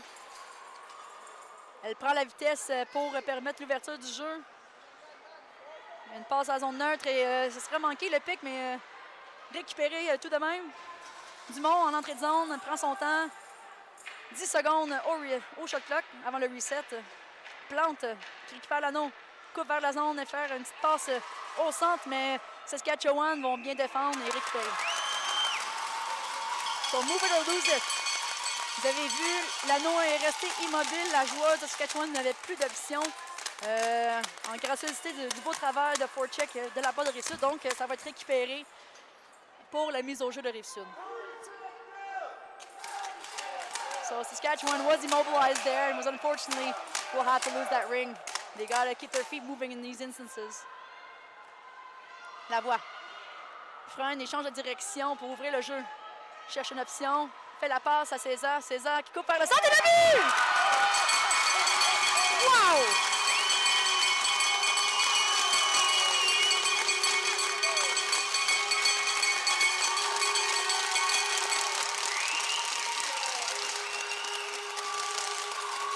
And you can hear the cheers of Rive-Sud. Vous entendez les encouragements des partisans de Rive-Sud qui mènent le jeu 2-1 avec 1 minute 17 à la deuxième période. What a great goal. Tel tout un jeu de la part de la voix à César avec le but top corner. Et ça va diminuer le stress de Rive-Sud, montrer leur résilience après toutes ces punitions. Et ils ont réussi à mener ça à 2-1.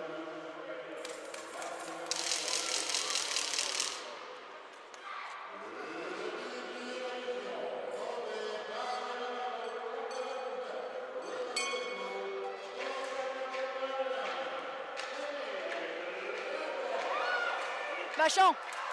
Tire, et ça pogne les poteaux.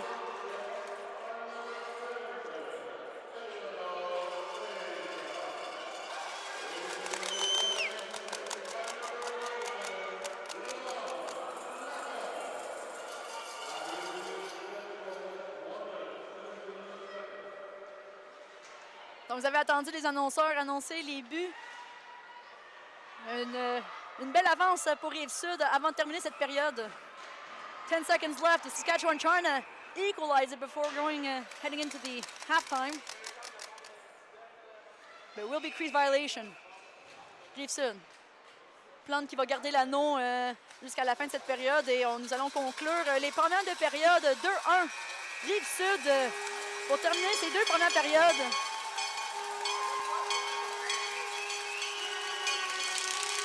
Vous allez écouter les fans. You hear the fans cheering on their respective teams as the players exit to regroup and strategize for Saskatchewan how to bounce back and for Rive-Sud to continue to increase their lead.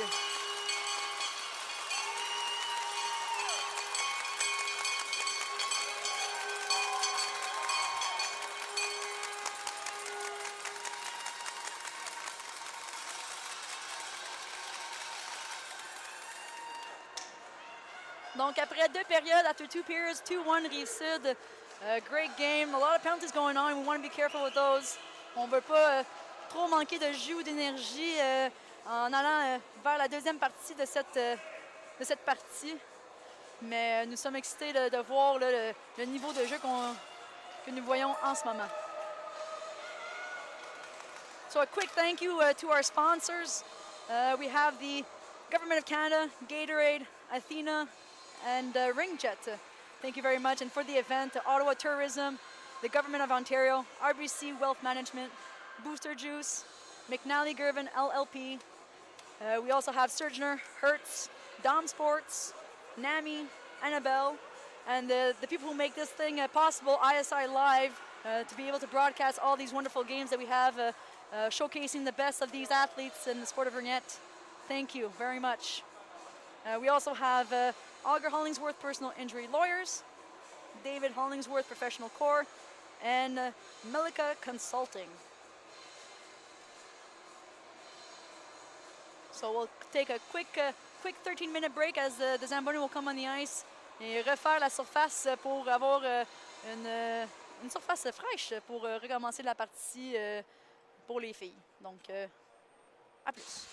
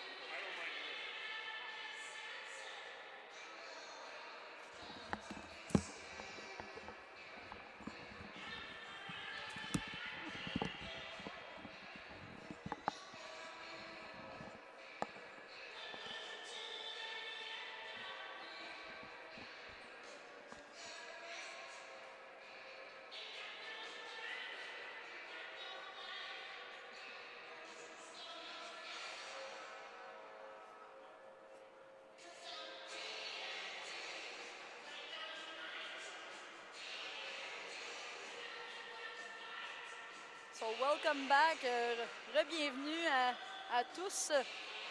We're gonna head back to the third and fourth quarter here as the referees enter this fresh resurfaced ice.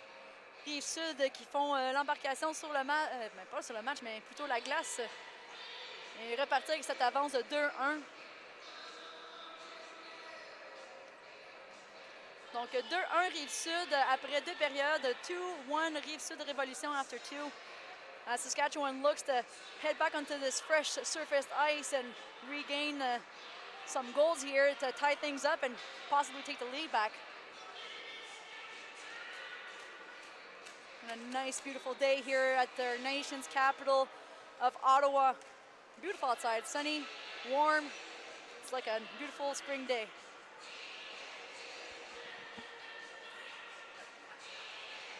So this is an NRL National Ringette League game. Rive-Sud Révolution in black and red versus the Saskatchewan Heat in white, black, and green.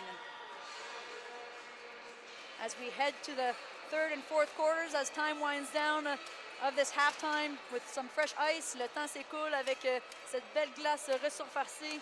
Nous allons recommencer ce match-là pour le troisième, quatrième quart. Donc un match de Ligue nationale de Ringette. Rive-Sud Révolution, rouge et noir contre la Saskatchewan Heat en blanc, noir et vert.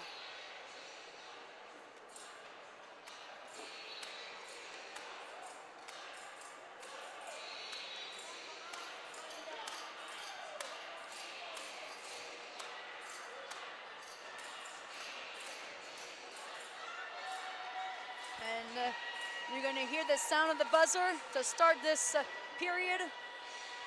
And Saskatchewan will have the ring to get that play back on.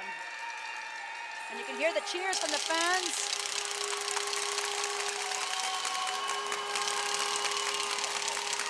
Supporting their local team as they face their opponents for their first time. Saskatchewan in a neutral zone, looking for that pass in the offense. Throws it in the end zone. And doesn't quite spear it, but her teammate will get it back and skates off to the side. Looking for some options and passes out to the corner, shoots, and just misses the net. There will be a reset. Good defending by Rive-Sud to get the ring back. Larocque qui patine pour récupérer l'anneau. Va juste manquer, Saskatchewan gains it back. Takes her time, and it will be a reset. Gaining some speed, cross-ice pass, shoots. Blocker saved by Martel. Good defending par l'équipe de Rive-Sud. Plante essaie de l'envoyer dans zone neutre, mais récupéré par Saskatchewan juste avant. Ryan passes it back into her teammate, number 2. Shoots! And a nice save par Martel, excuse-moi. Lacaille cherche une option. L'envoie dans zone neutre. La voix qui récupère l'anneau dans zone offensive, mais se fait prendre par les joueurs de Saskatchewan et ils vont récupérer dans zone neutre. Larocque passe à Lacombe. feinte, tire, et le but!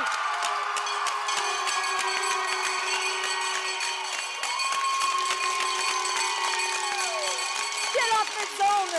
Et la passe de la Rock à la corne qui feinte et déjoue complètement la gardienne de Saskatchewan pour tirer dans un filet pratiquement désert. 3-1 Rive-Sud. 3-1 Rive-Sud Révolution.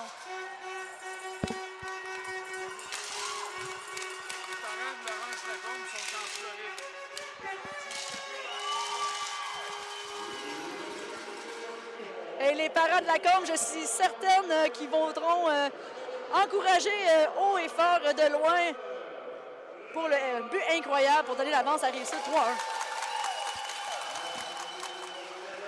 Saskatchewan shoots across the triangle here and Rive-Sud will gain back the possession.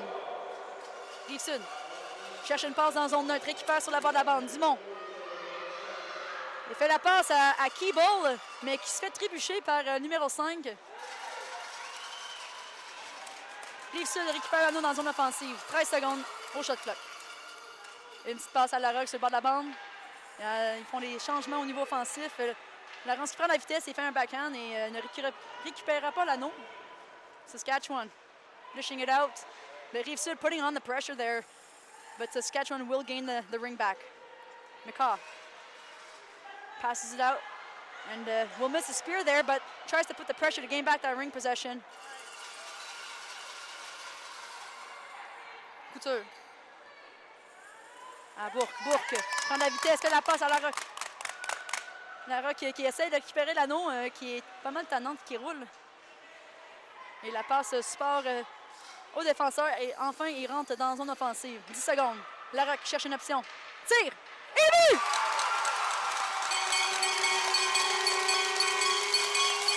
Belle patience de Laurence Larocque. As she shoots on the ice on the far side. Toute patience par la Rock qui tire sur la surface, sur le côté vraiment loin de la gardienne à terre. Difficile à arrêter. Vous entendez les encouragements de Rive-Sud. Je prends l'avance 4-1 en cette troisième période. Saskatchewan.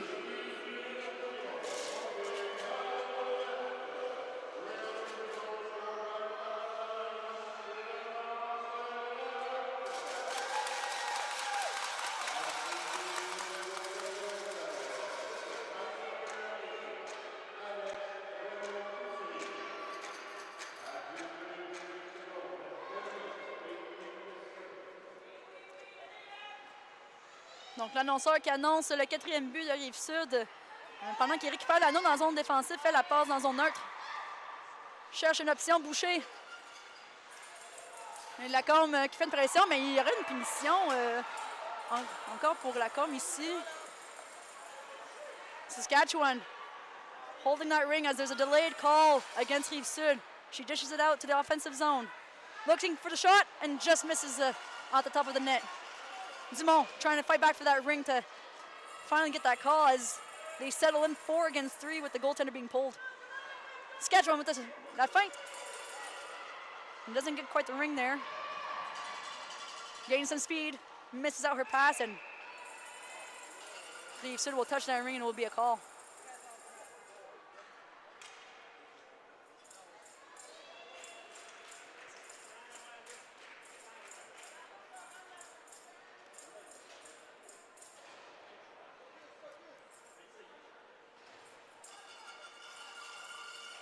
So Saskatchewan will go on a power play here in the third quarter of this game. Ryan with the ring. Cross-ice pass, but it gets picked off by Keeble at center there in Rive-Sud. Rive-Sud. Un dégagement de la part de Keeble qui l'envoie dans la zone offensive et fait un changement au bas. Saskatchewan breaking in. Ryan looking for the pass and dishes it out towards the end of the zone. And Rive-Sud putting on some great pressure there and get the ring back. Cross-ice pass. Cherche une option dans zone neutre pour aller à l'offensif et ça sera poussé par Saskatchewan et récupéré. And a missed pass, but because it touched the other team, they can play the ring. Saskatchewan, 3-on-1. But she will take her time as she will try to capitalize on this power play here. Skates on the outside, looking for some options. Cutting in. And defending well is Rive Sud, and they'll still get a pass towards the net, but doesn't quite make it. Gets tripped up, but looking for that pass. And it will be a save from Martel. Bel arrêt de Martel. Et la passe à Lara qui cherche une option, qui prend son temps. Belle pression de Saskatchewan. Bourque. À couture et oh! Saskatchewan était prête pour couper la passe, mais il y aurait une collision. Bourque, la passe directe à Lara dans zone offensive. 4 secondes au reset. Saskatchewan. Into the neutral zone. Looking for an offensive entry here and gets the ring, but doesn't quite spear it. She breaks and will keep that ring as there's a 5-second violation from Rive Sud entering the goalie crease. Corner pass, tries to get it back to the center, but misses it. As number 7 takes her time off to the side of the boards, takes a shot, just misses wide. 5 seconds left. Shoots on the defenders. Rive Sud récupère l'anneau. Et la Voix va récupérer l'anneau dans sa zone neutre. Oh, une collision en pleine vitesse. Mais Rive Sud regagne possession de l'anneau et vont calmer le jeu, comme vous voyez la caille qui indique à ses joueuses de prendre leur temps. 20 secondes. Keeble looking for an option. César. Il manque son pic et récupéré par Saskatchewan. Number 9. Skating out and making a cross-ice pass in the neutral zone. And doesn't quite spear it. Rive Sud récupère, fait la passe à Plante dans zone offensive. Et il va prendre son temps et faire le tour du filet. Toujours Plante avec l'anneau. Et la passe sur le côté. Spinorama move and the defender almost pushed that ring into her net, but will still go wide. Plante, 10 secondes. And a nice save from the Saskatchewan goaltender. And a great work from Keeble, acting as a screen and preventing the goaltender to dish out the ring to her teammates.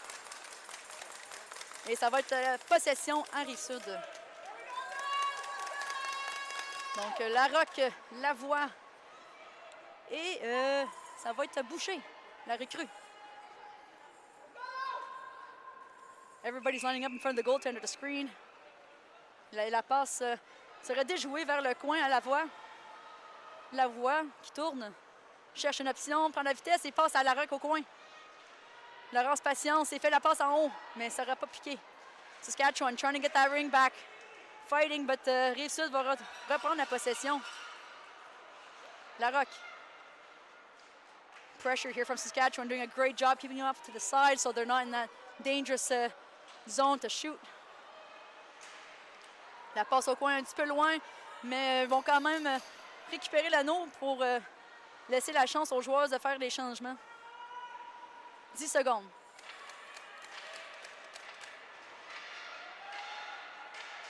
Cross-ice pass.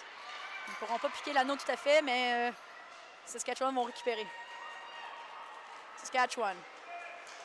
Ooh, tries to go off to the center, but goes straight into a Rive Sud player and will unfortunately enter her goalie crease. Therefore, it will be Rive Sud ring. So 4 minutes and 54 seconds to go in this third period. 4 minutes 54 qui reste à cette troisième période. Rive Sud qui mène toujours 4-1. Keeble to Lacombe. Lacombe qui prend son temps. Oh, et va manquer son tournant. Et il y aurait une punition. Saskatchewan aurait trébuché Lacombe. Et donc, Martel va faire un tour au banc pour permettre un 4 dans zone offensif.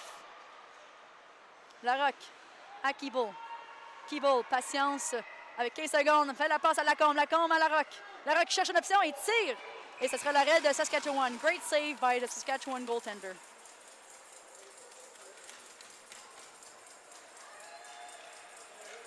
So this is National Ringette League matchup going on right now. It's the first time these two teams meet this season. Rive Sud, Révolution, red and black.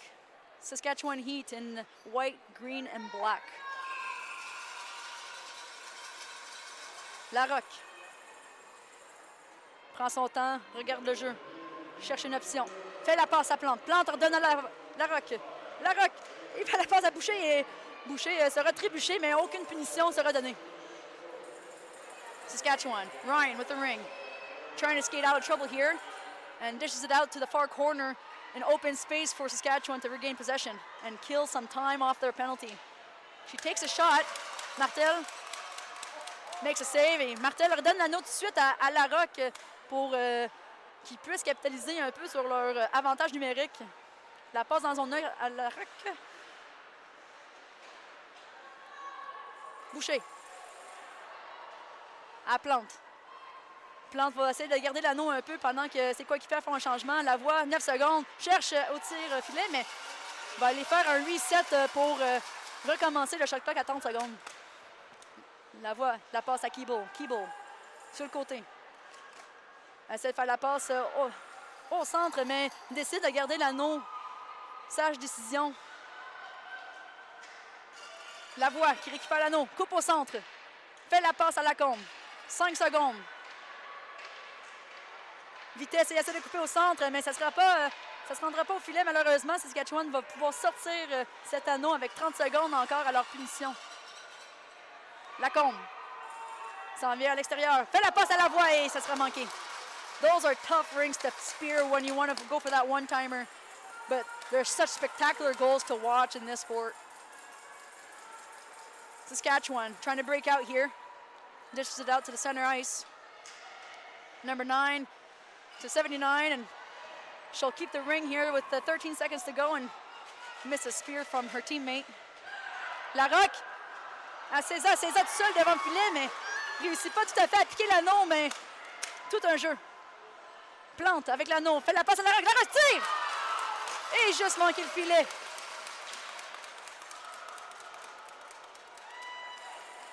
Rive-Sud being relentless right now against the Saskatchewan Heat. Saskatchewan really trying to figure out here how to gain back that. Nice cross-ice pass, and oh! Great open space. She read that really well. Number 11 finding her teammate there right in front of the goaltender de Rive-Sud. Couture à Larocque. Larocque redonne à Couture en entrée de zone. 15 secondes. Couture qui va prendre son temps pour permettre à ses coéquipiers à changer. Et elle va faire la même chose avec sa partner. La voie. Oh, et Plante qui essaie d'aller chercher le retour, mais Saskatchewan making that key save there. Center ice, Saskatchewan looking for a pass here into the entering zone. A little miscommunication going on, but they still get the ring and kerfuffling there. Rive-Sud. Lacombe qui passe à Cugnal. Cugnal toujours dans zone neutre, qui l'envoie dans la zone offensive dans le fond pour Boucher. Saskatchewan, Benson with the ring, looking for a pass in the center zone. Oh, and it'll be a two-line pass because her teammate didn't quite touch it in the center zone before entering the offensive zone, so it will be a two-line violation and he should ring. 55 seconds, 55 seconds to go in this third period. Rive-Sud qui domine et Saskatchewan qui cherche encore à reprendre les devants qu'ils ont eu au début de match. Lacombe qui prend son temps, 20 secondes au shot clock. Boucher. Oh, Boucher manque le piquage, mais récupère. Croise avec la voie, redonne à la voie. La voie qui prend son temps, qui essaie de tirer vers le filet, mais manque de justesse. Lacombe, 30 secondes. Et ils décident de prendre leur temps encore une fois. Un beau jeu stratégique pour avoir des jambes fraîches sur la glace. César. 13 secondes. So it'll be a crease violation, Rive-Sud. Goaltender ring for Saskatchewan. With 10 seconds to go, let's see what they can do here to capitalize and trying to bring down the gap of the score. Benson dishes it out to the offensive zone. Dumont qui récupère. And that will be the end of the third period. Ça sera la fin de la troisième période. As both fans cheer for their teams. 4-1 Rive-Sud, 4-1 Rive-Sud as we head into this fourth quarter. So the National Ringette League is the longest continuously running professional women's sports league in Canada. The NRL structure is basically into regional hubs, so with all the games being played on weekends and numbered according to week in the schedule. So instead of having games throughout the season, throughout the weeks or the weekends, they'll kind of regroup them just to save on time and travel for these players, as you know, they do have some studies and careers of their own as well outside of this wonderful sport. An NRL game is played in 4 quarters, each being 13 minutes in length. And each team in the East plays 24 games, and as well as the West, who play 20 games, because there's a little bit less teams out in the West. And you know, with the geographical location, good Lord, don't make me say that word again. But just because of the geographic location of Canada, how big it is, it's a little tougher as well for the West to play against each other as much as we do with the Quebec and Ontario and Atlantic teams. So we have a West and Eastern division. We have BC Thunder, Calgary Wrath, Rocky Mountain Rage, Edmonton Rush, Edmonton Wham, Manitoba Herd, and Saskatchewan Heat in the West. And in the East, we have Atlantic Attack, Cambridge Turbos, Eastern Ontario Capitals, Gatineau Fusion, Montréal Mission, Rive-Sud Révolution, and Waterloo Wildfire. Lacaille. Une passe d'entrée de zone à Plante. Plante avec l'espace fait la passe et ça sera coupé par Saskatchewan, mais la Rock récupère l'anneau. Plante. 10 secondes. Qui cherche une option, qui fait le tour du filet en arrière. Qui va large, il va couper vers le filet, il va laisser la passe à la Rock, mais un petit peu trop loin, and Saskatchewan will regain that possession. In the neutral zone. Looking for that option pass, and she dishes it out to the end zone. Number 6 with the ring. Passes it out to her teammate on the side of the boards. Cutting into the triangle, but doing a really good job, Rive-Sud, to prevent them getting to the high slot. And dishes it out to the center, and it just picks and goes towards the end. Martel didn't know where that ring was, and you can see the team scrambling to get that offensive zone, and she scores!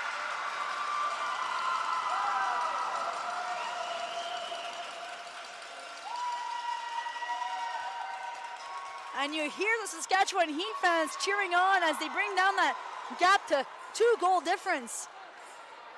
Martel looking for the ring, couldn't quite find it, and you can see the Saskatchewan players pointing to the net to shoot as Martel lays the flat on the ice. Great goal and great way to capitalize for Saskatchewan Heat as they fight their way back into this game in the fourth quarter. And we will listen to the announcer for the goals.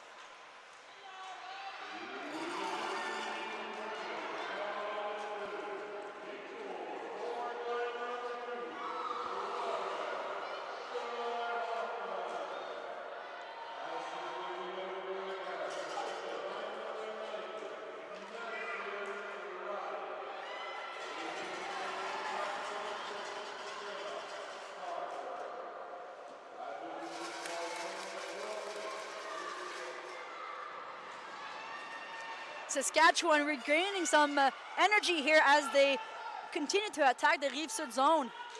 Crashes into the triangle, tries to shoot, but doesn't quite get it, and Martel brings it back into her crease. Martel qui cherche une option, mais belle pression de Saskatchewan, mais réussit à trouver la Rock pour la passe. La Rock à César, mais César va toucher l'anneau des deux côtés, mais l'arbitre ne sifflera pas car Saskatchewan récupère. Saskatchewan looking for a support pass, and she's able to tap it back to her teammate. And she gets tripped up, but no call.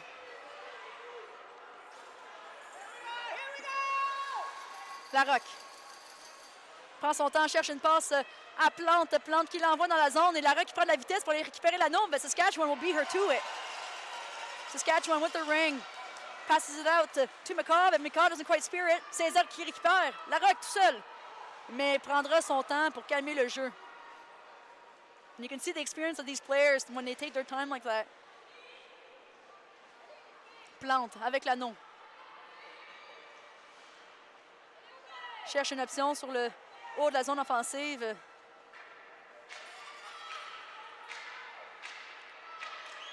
Avec l'anneau, 5 secondes pour tirer. And Saskatchewan makes the save. Looking for options, but Rive-Sud doing a very good job covering, and they will get it out. Boucher. Patine avec l'anneau, ça va vers le filet. Tire, et ça sera juste manqué. Lacombe. Fait la passe à la voix qui manque le pic. Mais récupère l'anneau et fait la passe à Lacombe, mais Lacombe va manquer le pic. Saskatchewan gaining back that possession there in the defensive zone. Saskatchewan passing it out to the neutral zone. Couture qui fait un très beau travail pour récupérer cet anneau pour Rive-Sud. L'envoie dans zone neutre. Boucher à Lacombe. Lacombe. Coupe vers le centre, fait la passe. Keeble qui récupère. Keeble, une joueuse d'expérience, fait plusieurs années qu'elle joue dans la Ligue nationale. 10 seconds to go. Keeble, la passe au centre. Tire! Le but!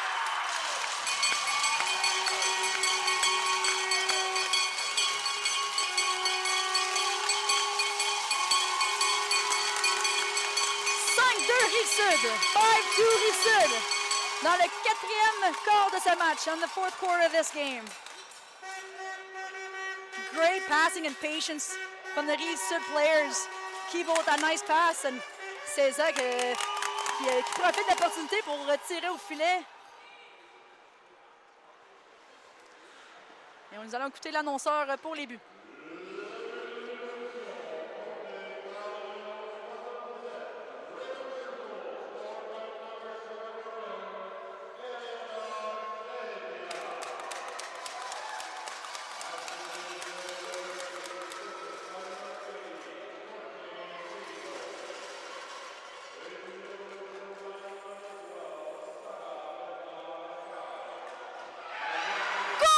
Saskatchewan Heat!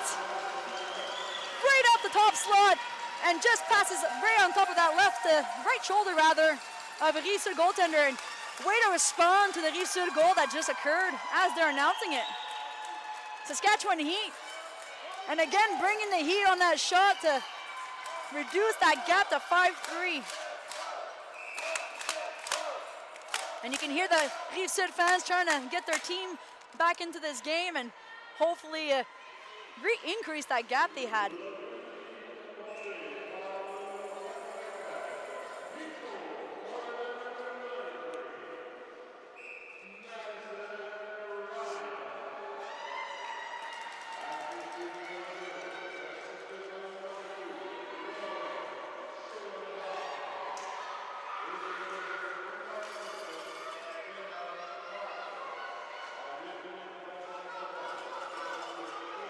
Saskatchewan regaining some momentum here, and a 2-goal difference is not a very big difference in here in Ringette. So here they go again, counter-attacking. Oh, and she'll just cross the line, anticipating that pick a little too soon, but you can tell they want to get into that offensive zone as quickly as possible as time winds down in this game.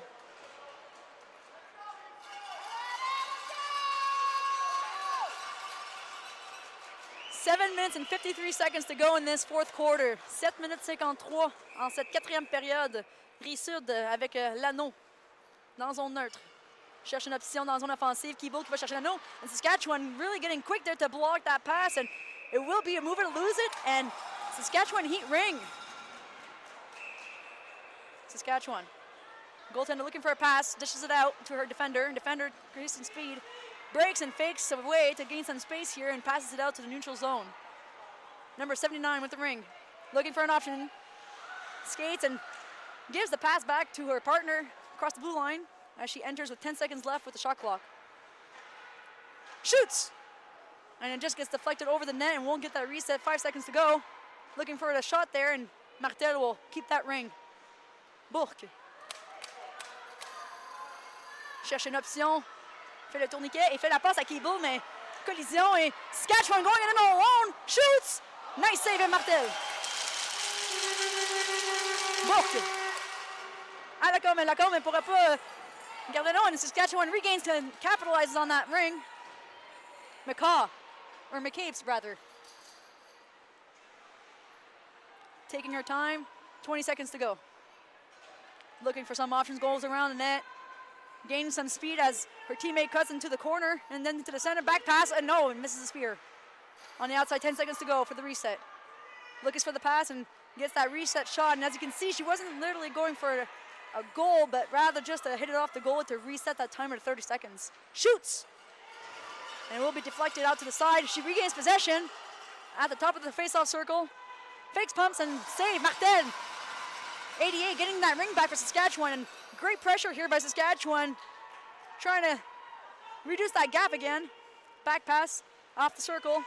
Dishes it out to the center. And oh, great defending by Rive-Sud.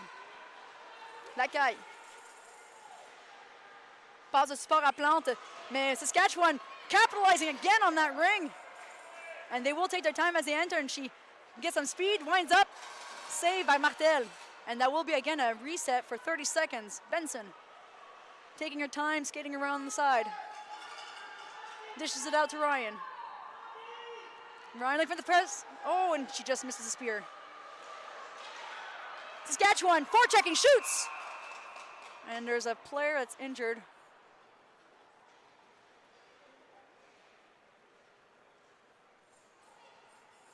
She gets up, but seems okay, and as she heads back to the bench. You never like to see those moments, but we know that Larocque is a tough competitor, and we're happy to see that she made it up on her own and back to the bench. And Saskatchewan will look here to get a goal as they regain possession of this ring. Number 6 passes it back to the center, can't quite spear it, but her teammate defending will come back into the zone and give back the ring to her teammates at an emphasis. So comes in, scores! Way to go behind the defender and cut to the center with a shot on the far side of the blocker. And we have a 5-4 game heading into this fourth quarter, 5 minutes to go. And such a tricky play and so sneaky to come between the goaltender crease and the defender and not have that violation. Amazing goal by the Heat. And they will be putting a lot of pressure now on Rive-Sud heading into this face-off, so they will be putting a lot of pressure.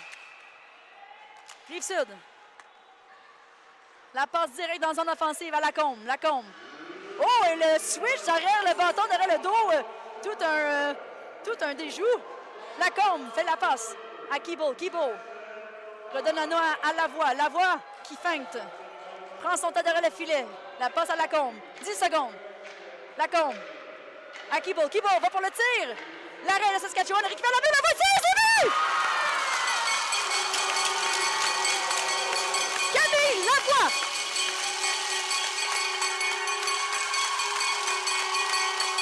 Et c'est 6-4 Rive-Sud.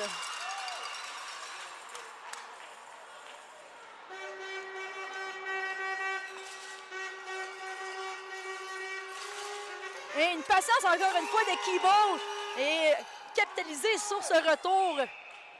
6-4 Rive-Sud.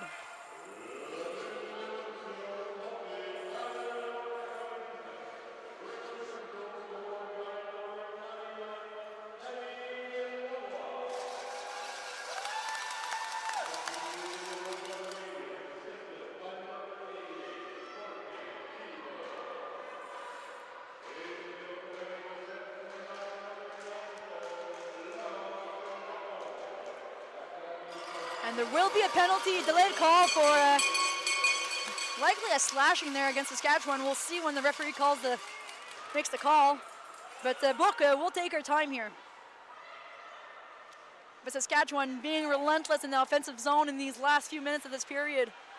As they pressure on. Plante. 10 secondes. Fait la passe au coin.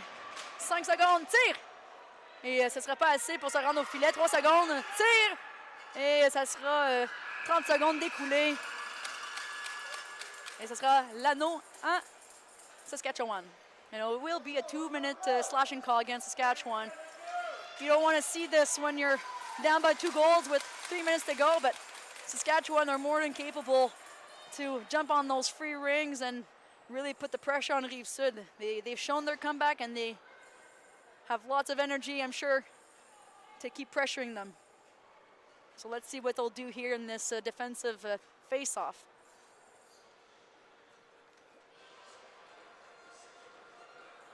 So a quick thank you to our sponsors, the Government of Canada, Gatorade, and Athena Ringette, as well as Ringjet for making the sport possible, and as well as ISI Live Digital Broadcasting, who make it also possible to be able to showcase these wonderful matches of these incredible athletes this week. And she tries to pass it to herself, but doesn't quite make it as Rive-Sud puts a lot of pressure. Lacombe à Boucher. Boucher fait le tour du filet, prend son temps. And a lot of pressure from Saskatchewan to get that possession ring back. Boucher récupère l'anneau, prend son temps avec 15 secondes au shot clock et refait la passe à son coéquipier dans la zone défensive. Oh, et Cugnal à Lacombe. Saskatchewan getting back that ring. They want to take advantage of this possession right now. Oh, and a miscommunication, and passes it to the Rive-Sud team. Keeble taking her time. La passe à Lacaille. Cross-ice pass. Et Boucher va prendre son temps. And a great forechecking there by Saskatchewan, getting that ring back for possession.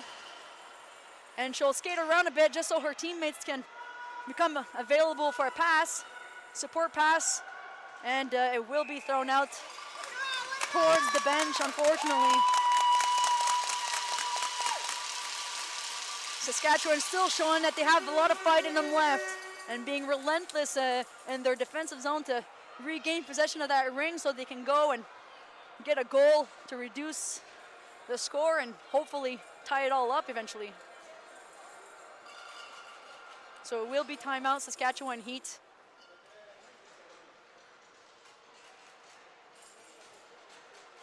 Donc 6-4 pour Rive-Sud Révolution contre Saskatchewan Heat. 6-4 for Rive-Sud Révolution against the Saskatchewan Heat. We've got 2 minutes and 34 seconds to go in this fourth quarter. Again, this is a National Ringette League matchup. It's the first time these two teams meet after their 2025-2026 season. So it's a lot of new things to discover as they play each other. They're learning, adapting. So that's what I think they're trying to do here, Saskatchewan, as they regroup and try to find a way to get back into this match.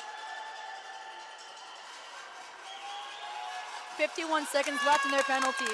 And you can hear the fans cheering their teams and getting them riled up. Rive-Sud avec l'anneau.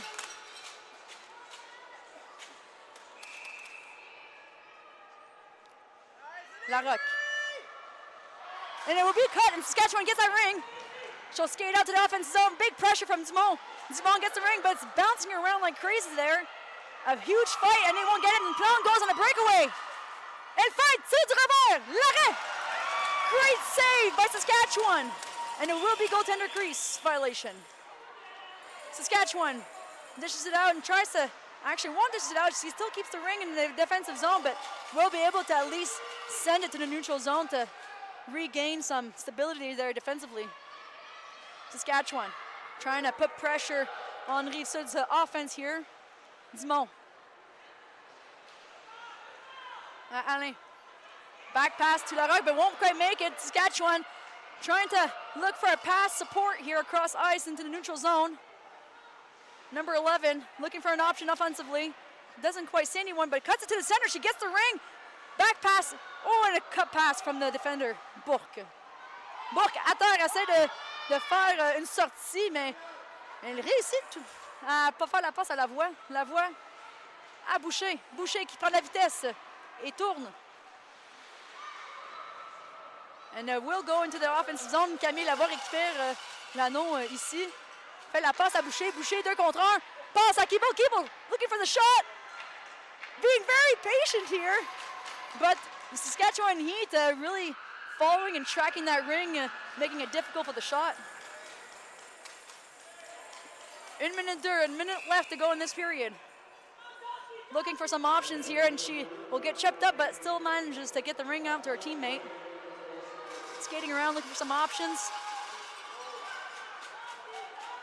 Gets dished off to the side of the boards. Carter taking your time, looking at the time left, 45 seconds to go. They're putting 3 pressure on to regain possession, and La Bourque will get it out to her goaltender. Lavoie. Back pass to Lacaille with 27 seconds left. Lacaille à Lacombe. Fighting for the ring off the boards there. It's a tough battle. Saskatchewan really wants this back. And it will be dished off into their zone. Saskatchewan trying to make a last stretch effort here to score. Goes for the pick, but it will be defended off. Victoire Rive-Sud.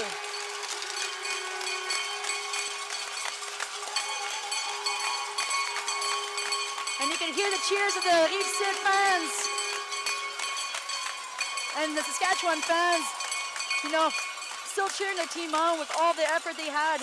Such a great game.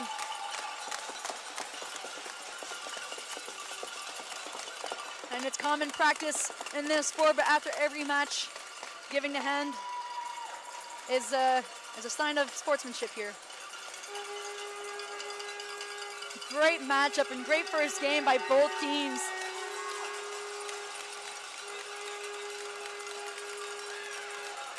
Score 6-4 Rive-Sud Révolution in this National Ringette League matchup. 6-4 pour Rive-Sud Révolution contre Saskatchewan à ce premier match de Ligue nationale de Ringette. Et Rive-Sud pourront sortir la tête haute ici avec leur première victoire de la semaine. Saskatchewan can still leave here with their heads high as it's just the beginning of this week, right? So let's see what they can do with the rest of the remaining games they have and carry out that energy into the next game. So a big thank you to all our sponsors and to anyone tuning in to this match. I hope you had a great game, and we'll see you at the next matchup.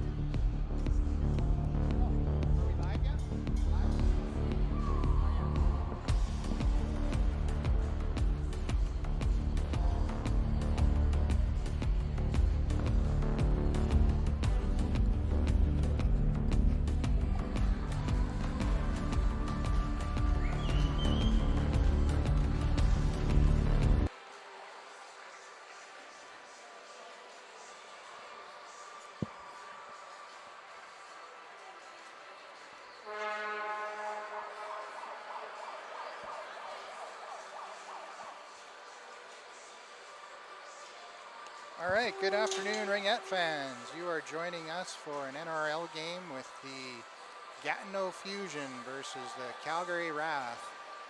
First game of the Canadian Ringette Championships here in Ottawa for these two teams on Monday afternoon, 2:30 local time.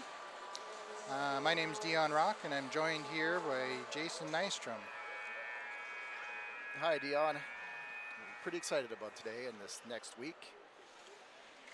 Yeah, there's a lot of excitement here on the first day as teams face off against each other. In the NRL League, it's pretty interesting because these teams don't get to play all year. So now we have a bit of a different format this year than last year. In previous years, all the teams would play in the Pool A, but now there's 8 teams in Pool A. And the 4 West teams will play the 4 East teams, and they won't have any crossover, like West and West and East won't play in the round robin. Yeah, none of these teams have played each other this year at all. No. So it will be interesting to see how they match up and how they fare against each other. Yeah. You know, I'll talk a little bit about Gatineau. Yeah. Gatineau is just outside of Ottawa on the Quebec side of the river for those people who are joining us for the first time. Gatineau, the finals last year were played in Gatineau at Nationals at CRC's, and the host was the Slush Puppy Center, which was an incredible arena, incredible rink. Gatineau were incredible hosts for the medal games, and this is going to be an exciting game today. Yeah, for sure.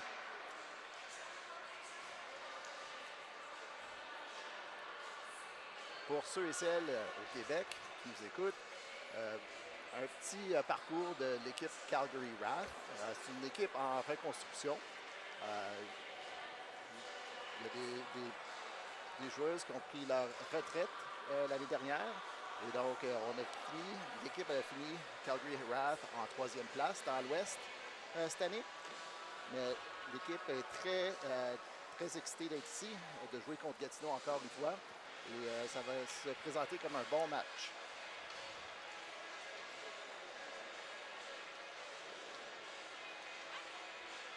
So today, Calgary Wrath are going to be wearing the white jerseys, and Gatineau Fusion are in blue with black numbering, which is kind of hard to see from up here.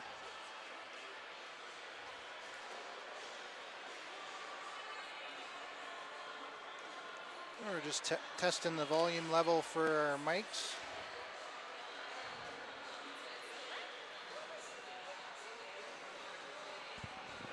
Hopefully everybody can hear us. It's a little loud in this arena.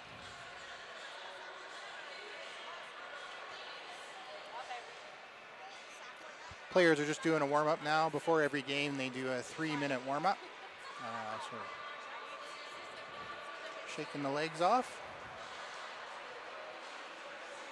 Yeah, both teams have had a practice. I think they both practiced yesterday. Yesterday morning, I believe. So they should be ready to go today.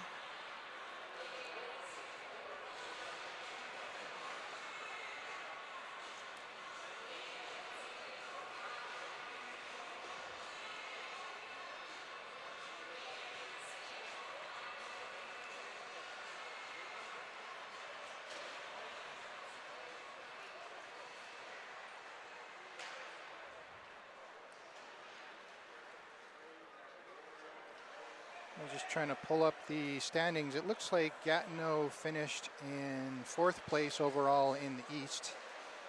Riv Sud finishing 1st, Waterloo Wildfire finishing 2nd, and Montreal Mission 3rd. So Gatineau Fusion having a record of 13 wins and 11 losses over their 24 games, while the Calgary Wrath 14 wins and 10 losses, and they finished 3rd in the West, behind Edmonton Wham, BC Thunder, and Saskatchewan Heat were 4th. So those are the 8 teams that are in Pool A for the Canadian Ringette Championships. From what I understand, Pool B, which is made up of Atlantic Attack, Manitoba Herd, Rocky Mountain Rage, Eastern Ontario Capitals, Cambridge Turbos, and Edmonton Rush. The top 2 teams in Pool B, I believe, will play the bottom 2 in Pool A in a bit of a crossover for who gets to qualify in the finals. That's right. Yeah. Yeah, it's different from last year, so I just trying to sort everything out of here a little bit.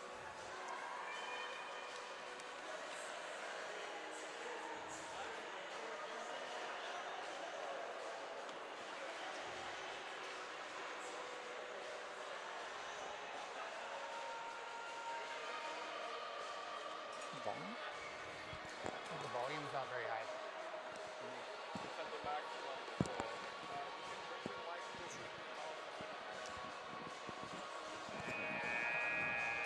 All right, testing.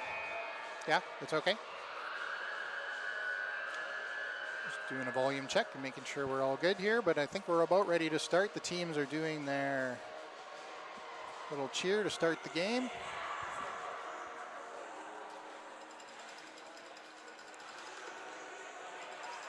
So they're going to be playing 4 quarters. Looks like 15-minute quarters. There should be a flood at halftime. So they'll play 2 quarters and then have a break, and they flood the ice and go to the bench or go to their dressing rooms and then come out for the second half. So we are about to get underway. First game of the CRCs this year for both teams.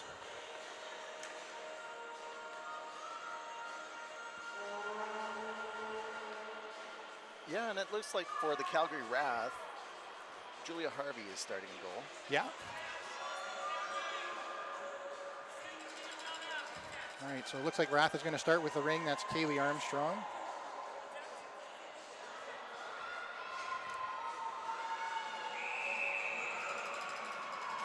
So Armstrong with it, kicks it out to Sauvé on the left side boards. Wrath is going to cycle it up. Murray gets it in for Meyer. And Brewster has the ring now for the Wrath in the offensive zone. The Wrath are setting up in a... 13 minutes. They set it for 15. I was kind of surprised by that. So it's 13-minute quarters, so 12 and a half left here. Gatineau Fusion picking it up there. There's number 26. It's going to take me a bit to get the names, but Chenier. Passed it over to 17, which is Liskew, according to my list. Wrath intercepts it at center ice, and Sauvé is open. So Sauvé picks up a free ring in the offensive zone as Gatineau is resetting defensively. Number 7's at the top. That's Chenier. We got a couple Cheniers on the team. Ung with a shot, and she scores. That was a screen shot through traffic. Beats the goalie. It looks like number 32 is in net. Gabrielle Edney. Et le premier but compté par Calgary, par Erin Young, numéro 10. Avec un tir du poignet. Fusion with the ring now. That's number 22. Sends it over to number 12. That's Segal. Now up to Moisan. She missed the stab, and Ung is able to intercept it. Ung tries to send it out and is able to get it across the blue line, but kicked back by the Fusion. Now is Moisan. Now Gatineau setting up. Gatineau across, pass open. No shot there is number 66. That's Moisan. Are there 2 Moisans? Yeah, it looks like that. Maxine and Amanda, okay. I don't remember that from last year, so we got a few double ups here. Chenier and Moisan. Now number 15, Forrest, behind the back pass is going to get picked off by Hazel. Hazel, good forechecking there by the Fusion, and Hazel can't break through traffic. Forrest is able to grab the ring, takes a shot, and Harvey with a save. Gatineau Fusion have a fresh clock, 20 seconds on the shot clock as number 16 picks it up. Q, Avery Q, she's an Alberta player. And now comes out to Burse. Burse is unable to get it out, and Gatineau Fusion bounce it back in. They're back in control. Behind the net. Q drops it for Chenier. 26. Sophie. Oh, looks like they're on a line together now. Chenier, Emily. Side of the net. shot there, gets the reset, able to pick it up. So a reset and a recovery there for Gatineau. 25 seconds on the shot clock still. It's number 27, Ploufa. Oh, and a good shot there.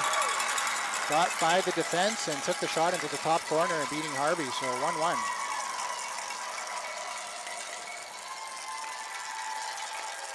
I believe that was Chenier, Emily, scoring that goal.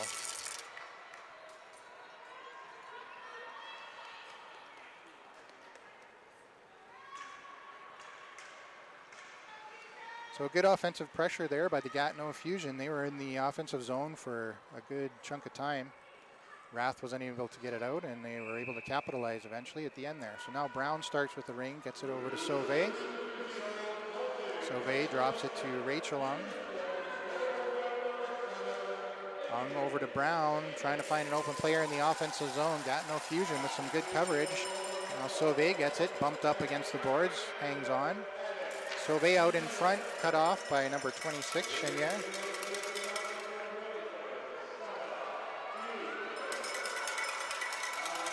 And now that's number 28, Vandal. Gatineau Fusion getting it out, fast break. Vandal with it again, has a lane, takes the shot. Harvey makes a save, hangs on to the rebound, and Brown tripped up. Initially in chase on the boards is going to end up on the stick of Fusion, and they're going to call it a goalie ring. So that was a move it or lose it call, so Gatineau Fusion couldn't move the ring quick enough. So the whole becomes a turnover. Harvey with a high toss out to Brewster at the red line, and Gatineau Fusion right there to cover it. Was that a 4-in, did you see, Jason, or was that a move it or lose it? I think it was a 4-in. A 4 count? I didn't see what the ref called there, but either way, Gatineau Fusion gets it in the offensive zone. Looks like Avery Q's going to start with it. Q to Forrest. In front of the net is number 15.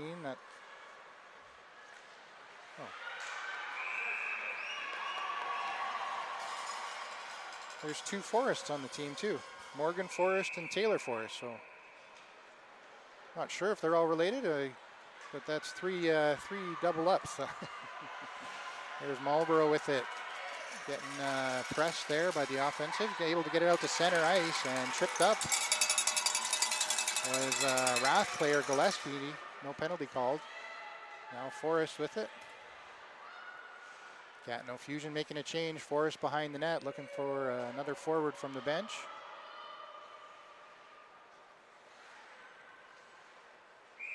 Oh, and a crease violation against Violette. So she kind of tripped over one of the defenseman's skates and ended up in the crease, and that'll be a turnover. Murray runs into a wall and throws it out to center. So Rath having a hard time getting out of their zone. Good pressure here by the Fusion. And now Chenier with a break. Takes the shot just over the shoulder. Good defense there by Rath covering up. Marlborough with it. Marlborough finds Brewster wide open. Gatineau Fusion lost a stick, so now Wheeler on the charge. Into the offensive zone for the Wrath. Wheeler dropping it for Anderson. Anderson takes it behind the net. Gatineau Fusion setting up a tight triangle there. Wheeler gets tripped up and loses the ring. Gatineau Fusion able to pick it up. I believe that's 26, Chenier. To Moisan. And a long lead pass to Moisan. Number 6. She's going to settle things down and wait for the forwards to change. Oh no, the D. Now Wheeler turns it over. Wheeler across ice for Hazel. Hazel up to Burst. And Burst takes the ring behind the net. 7 minutes left in the first quarter. Burst runs into traffic, throws it up against the boards for Meyer. Meyer trying to wind things up, can't see an opening. He's going to take the shot, gets a reset, ring into the corner. It's picked up by number 19. I don't think I've seen that yet. Is that 19? It's not on my list. Fusion with the ring in the defensive zone. And Brewster able to pick off a pass from number 19 of the Fusion. Now Sauvé with it. Sauvé trying to set things up. Sauvé across, that was behind Brewster. Picks it up off the boards. Brewster circling back, looking for an opening. Everybody's changing for the Wrath. On comes Hemstreet. Hemstreet with a shot, not much there. Good save by Edney. Now a contested ring at center. Ung is able to come away with it. Hemstreet fakes the pass, then sends it over to Brown. Brown is immediately checked to Gatineau on. And a long lead pass up to Ung at center ice. So no penalties so far. Now there's one. Is it just as I call it? Brown got tripped up, so Gatineau is going to be going probably 2 minutes for tripping. As the Wrath are going to try to send 4 in. So another rule change this year. You don't need to pull the goalie on a delayed penalty to go 4 in. You can just send 4 in as long as you use the players on the ice. If you wanted to send in a specialist for some reason, well, Wrath get a reset there. But it wasn't, oh, now it's given. The shot clock operator was delayed there as the goalie touched it, and now Gatineau touches it for the whistle. As I was saying, you can go 4 in without pulling the goalie. Previously, you had to get the goalie to the bench on a delayed penalty, but you don't have to now to get a player advantage as long as you use the players on the ice. It looks like Forrest has the tripping penalty. One of them, eh? Yeah. There's 2 Forrests. I didn't see what number, and the scoreboard doesn't show it either. So, Wrath on a power play. It's Anderson with the ring, gonna fake the shot, put it in the corner for Wheeler. Wheeler drops it. It's like Burse. Burse fakes the shot, gets to the top of the triangle, tries to send it over. Good stick by the Gatineau defender. They call a reset on that. Oh, now Burse is going to get a tripping call as she was trying to lay a pretty aggressive check on the body. Et maintenant, c'est au tour de Calgary d'avoir une punition pour avoir trébuché. So 25 seconds into the power play, it's going to be 4-on-4 Ringette for 1:35. See if that changes anything. They sometimes create some more ice in the center section, but in the offensive and defensive zones, you still allowed 3 players offensively and defensively, so it's not a huge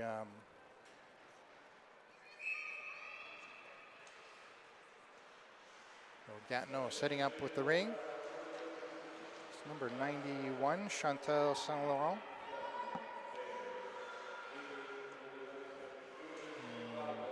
Plouffe.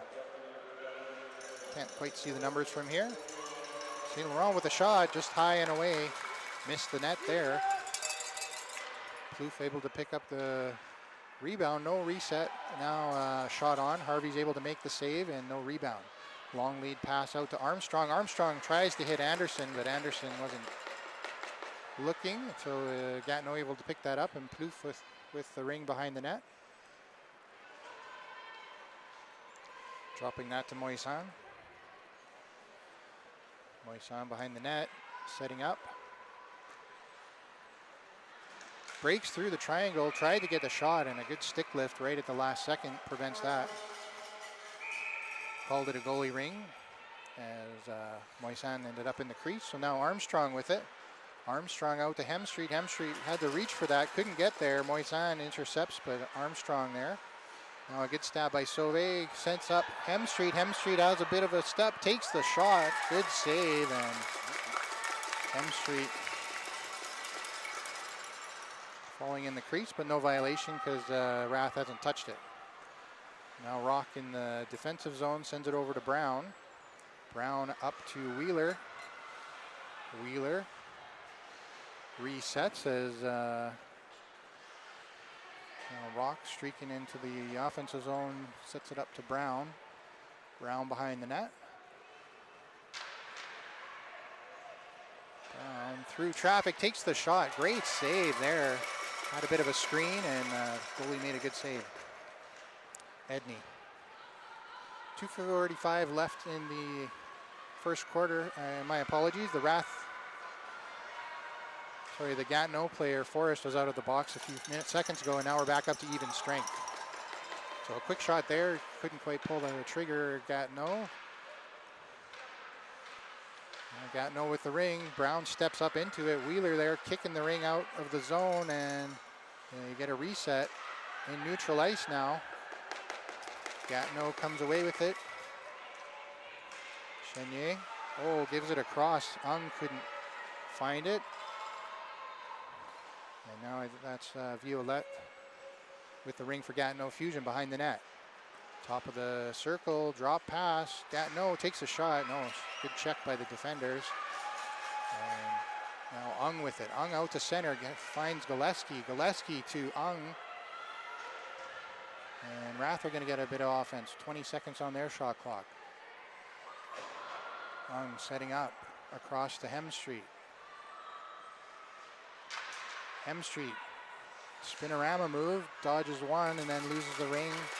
Able to pick it up in the corner, but only 4 seconds on the shot clock. Gets the reset. Good effort there by Hemstreet, getting a reset and able to pick up the rebound. Now dropping it for Anderson. Anderson to Gillespie, backhand shot, doesn't get through. And now Edney with the save. Sends it out, side of the net. Chenier up the middle, Gillespie able to fight that one. So good pressure here by the Wrath offensively to keep Gatineau contained in their own zone with a minute left in the first quarter. Gillespie now dropping it to Burse. Burse, top of the circle, gets checked, and they're going to call a penalty on Gatineau for reaching in, I think. That was, delay a game penalty, or I think it's called delay a game when they reach in like that. I believe so. En français, c'est avoir retardé le match. So you're only allowed 3 players in the zone unless you pull your goalie or have a delayed penalty. So that, I didn't see what number that was, but she reached in and over the red line as the player was coming across, and it affected the play, so they call that a penalty. Sometimes if you just jump into the zone accidentally, they'll give you a 5-second delay count and you don't affect the play. But in this particular case, she checked the ring carrier, so it's a penalty. Now Gatineau with a great check, and they are away with it. Lescue, according to my list. Yeah. Lescue, long lead pass up, is contested at the line. Good check there by Armstrong. Burst sends it back into the defensive zone. Sauvé open. Now Hazel with it. Hazel finds Wheeler. And Gatineau Fusion not giving Wrath any room. Everybody kicks it up a notch for the playoffs.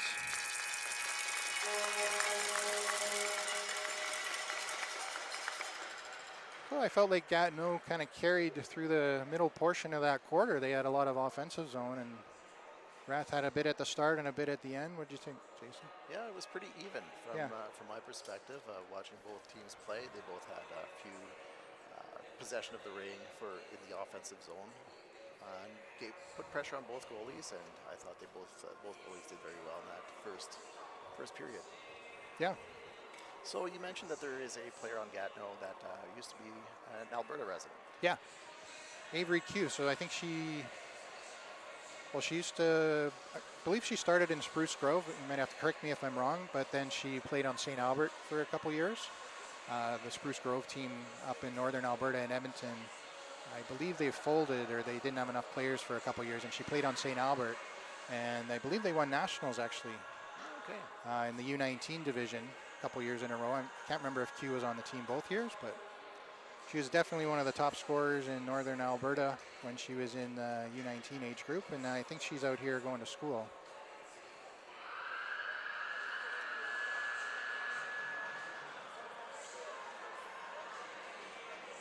She actually played Edmonton Rush for a couple years. Interesting. Il y a un fait intéressant pour Calgary Wrath. Julia Harvey, la gardienne de but, est originaire de la Colombie-Britannique. C'est sa première année avec Calgary Wrath. Elle étudie à l'université à Calgary. Et donc, c'est une recrue cette année. Elle a joué pour l'équipe Canada junior aux mondiaux. enfin non, il y a quelques mois. So Gatineau starting with the ring. They send it into their own zone there. Now resetting off the goalie. Nice play out to center. That is St. Laurent. And picked up by Brown. Brown into the offensive zone for Hemstreet. Hemstreet is a easy pickoff there for Moisan. And now Rath putting on a bit of pressure. Gatineau able to pick it across the ice, and now they're out over center ice. Looking for an opening in the Rath zone. They send it in deep into the corner. And a battle for the ring. Nice body movement there by Moisan to box out the defensive player and able to pick up the ring. They got a shot. Harvey with the save, and now Harvey's kicking it out to Rock. Rock up through center ice. Doesn't like the options available. Now sees Meyer. Meyer comes back into the defensive zone, and Brown jumping up is able to find some open ice and gets a pass. Brewster with it. Now only 6 seconds on the shot clock for Rath in their own zone. They get the shot away, no rebound. So we got no Fusion away with it. Out to center ice. It's number 16 with it, Q. And now the Fusion with it. 15 seconds on the shot clock behind the net. They're trying to set up. Forrest with it. Forrest passes across, missed stab. Shot by Forrest. Harvey doesn't know where it is. Sauvé battling for it, and now Wheeler comes back. Harvey dropping it behind the net. Wheeler cycling through the defensive zone, and a pass up to Burse. Burse battling, able to pick that off and find Anderson in the corner. So Rath have a bit of time here, 10 seconds. Wheeler setting up. Wheeler across to Anderson. No, Burse. Burse can't stab it cleanly. Gatineau jumping in on it. Lescu taking advantage of that. Sending it out to center ice. Gatineau, Forrest back into the defensive zone. Now Forrest with it at center ice. Forrest getting checked by Anderson. Falls over, maintains possession. That's number 28 helping out. Vandal. And Ring ended up in the crease there. Harvey able to handle that one easily. Murray up to Armstrong. Finds Wheeler or Hemstreet wide open. Hemstreet drop pass to Gatineau.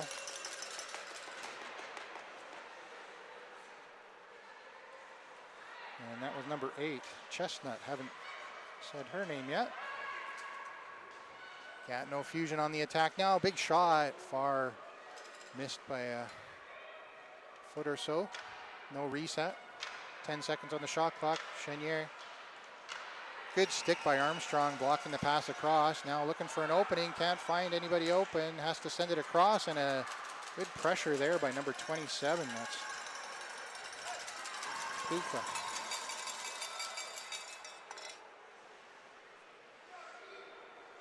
Into the corner. Pass across is behind number 7. 7 loses the ring. Good checking by Armstrong. Armstrong able to get it, flicks it up, but unfortunately couldn't get it across the red line, so Gatineau able to recover with a fresh 25 seconds on the shot clock. 9:05 left in the second quarter.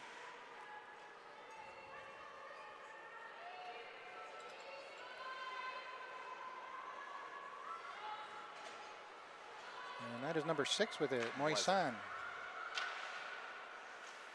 Oh, turn, shoot, and a good shot, good pad save there by Harvey. Rebound comes out, and Gatineau able to recover. So another fresh clock for St. Laurent. Oh, quick one-timer there. I think it hit the side of the net. And Harvey can't seem to find an opening. Now finds Meyer behind the net. Meyer looking for Armstrong. So really good pressure here by Gatineau. Just closing things up in the neutral zone, and Rock falling over, gets it to Wheeler at the last second. Wheeler under pressure, only 4 seconds on the shot clock, so Gatineau really playing full court press here if you know basketball. Edney with the ring now. So that was a shot clock violation is what happened there. So it was a goalie ring. Edney sends it out to Forrest, I think. And now at center ice, check ring. Rock can't get there through traffic. Wheeler trying to stab it. And Q dropping it for Forrest. Side of the net. 5 seconds on the shot clock. Big shot as Forrest got the shot off. Harvey kick save all the way out to the top of the slot, and Gatineau there to pick it up. Reset there. I'm not sure what that was for. Q falling over the red line there. No, sorry, that was Forrest. Big shot. Now Harvey with a save. Sends it behind the net for Rock. Rock runs into... That's Forrest. Now Rock skating. Sees Burse. Burse couldn't quite stick it. And now the ring into the Wrath zone. Hemstreet comes back to recover. So Burse at center ice. Up to Hemstreet. Hemstreet, spinorama move to dodge that check from Forrest. Hemstreet around the circle, drops it for Ung. 6:30 left in the first half. 8 seconds on the shot. Aaron Ung out in front. Hemstreet couldn't pick it up. 3 seconds and a reset. I don't think the goalie touched that one, but Gatineau able to pick it up, so I guess it wasn't too impactful. A long lead pass up to Violette. Violette up against the boards, puts it defensively. Ung trying to battle, and she's... Oh, and she lost her skate blade as well. So Ung with a diving pickup gets tripped, and her blade, I don't know if you could see that, probably couldn't see that on the camera because of the mesh, but her blade got knocked out of her skate. It must have flown about 20 feet up in the air. Yeah, that was high. So they're helping her to the bench. She's not injured, just has no blade on her skate. And it's slippery plastic if that ever comes out. So a penalty on Gatineau, I suspect, for tripping. I didn't see what number it was, but.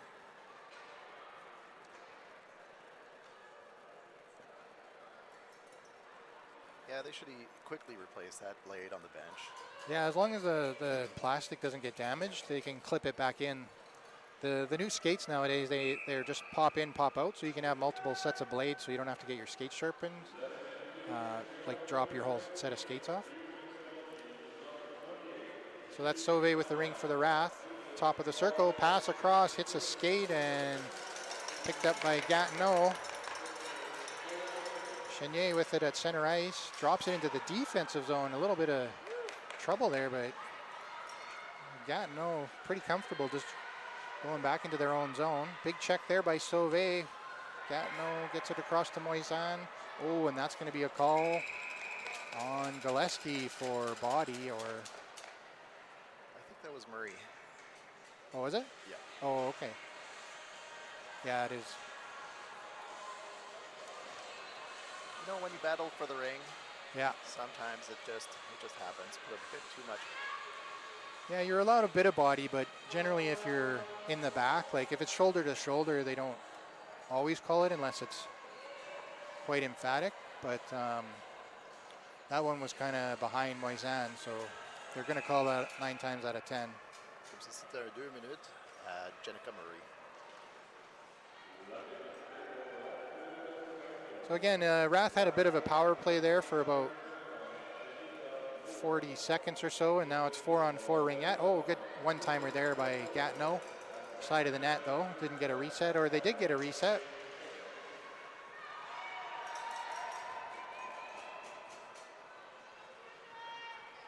Well, that's Forrest with the ring. Forrest into the corner. Circles back, takes the shot. Good save by Harvey. Harvey looking for an opening. Sees a long toss out to Rock. Rock runs into a bit of traffic. Far pass across to Hazel. Hazel powers through the offensive zone checker and then puts it into the corner. Gillespie boxing out, is able to pick up the ring, but has no support as the Wrath are changing. Now a drop for Hemstreet. Hemstreet fake shot. Nice save by Edney. No rebound, but she kind of came out of the crease there. That's allowed. Jason? I'm not sure.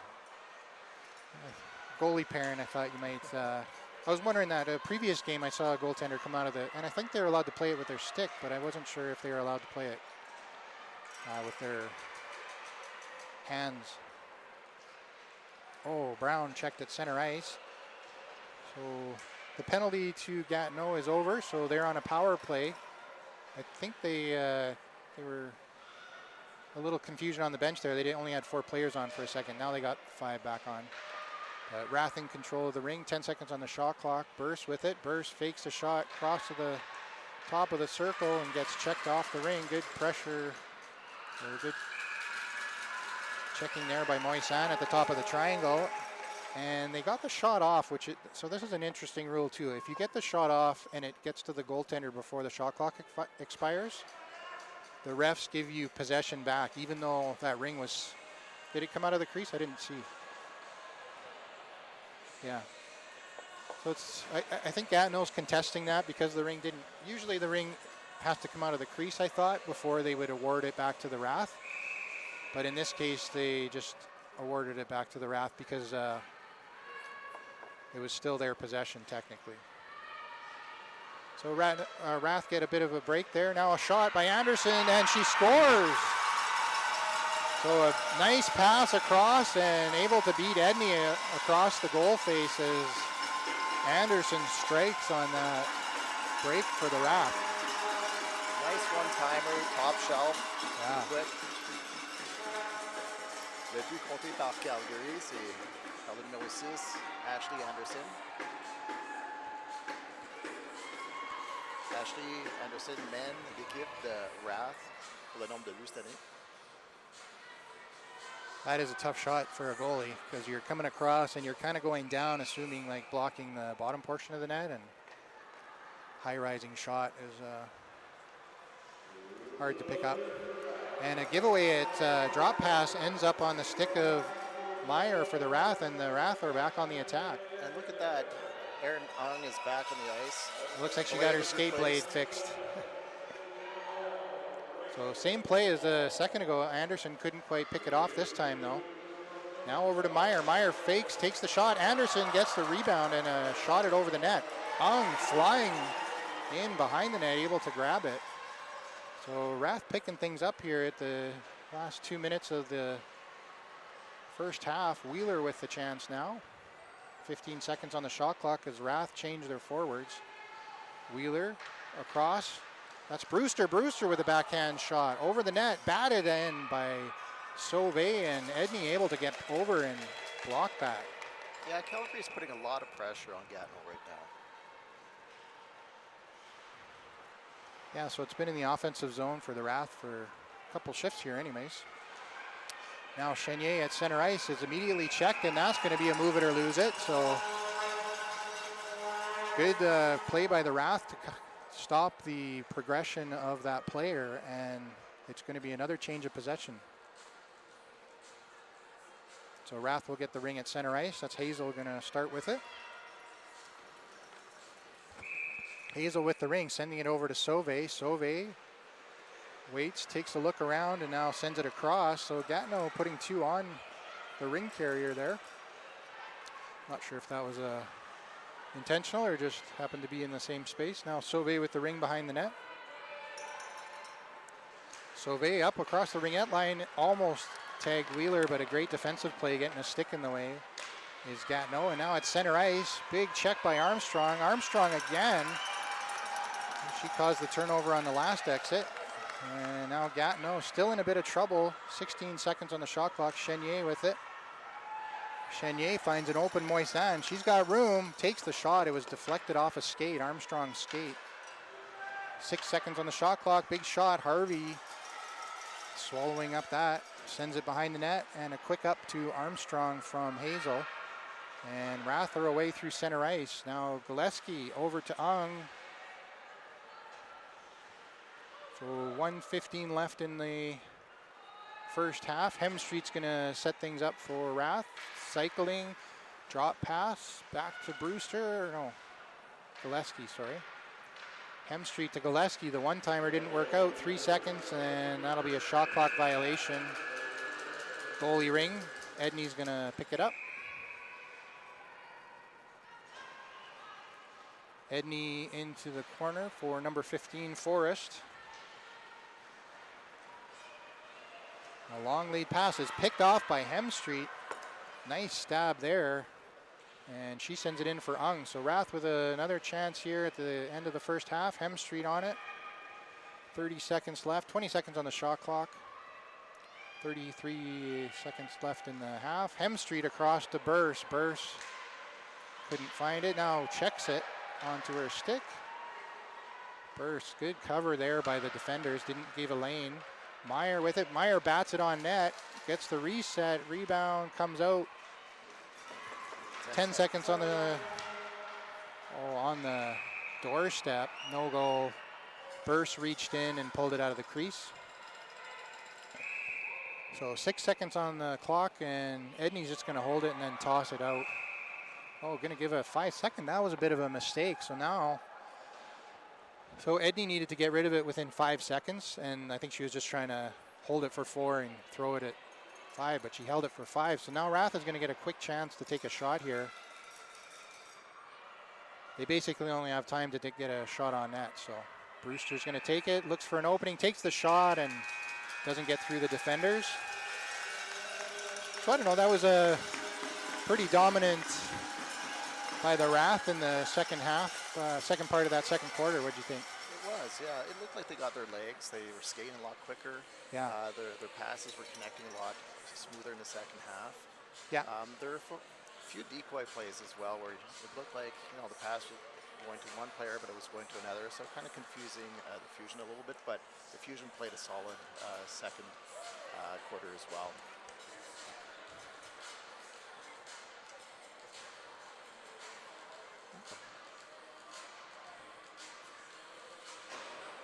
Yeah, Gatineau was putting a lot of pressure on Rath in the first part of the first quarter there, and Rath had a bit of struggle trying to get out of their zone, but I don't know if they changed their strategy or if Gatineau eased up a little bit, but Rath was able to get out of their zone a lot easier, I thought, in that second quarter. But I don't know, I feel like the chances were maybe a little bit in favor to the Rath. I don't see the shot clock. They usually put the shots up on the scoreboard, but it's not up. I would say Rath might be a little bit ahead in terms of shots. But the players are going to go to their dressing room. They're going to take a bit of a break. They're going to flood the ice, and then we're going to catch you in about 15 minutes here. So take a break. And I would thank our sponsors, but I don't have a list of who our sponsors are right now. We do have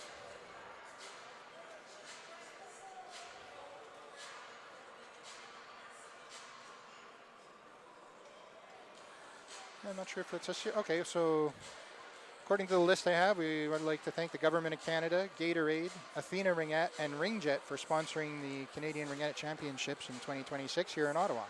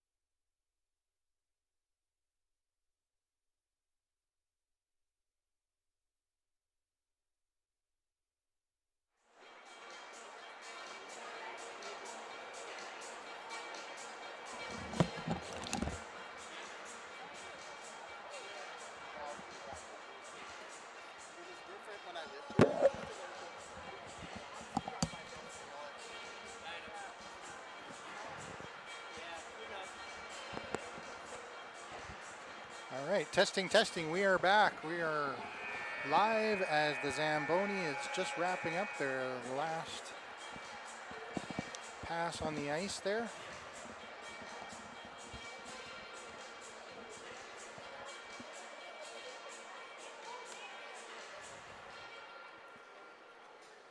Athletes are queued up at the door here. And I was just noticing at the rink next to us, they're at halftime now as well. Yeah, if you're flipping channels, it's nothing. Nothing. Montreal Mission and BC Thunder.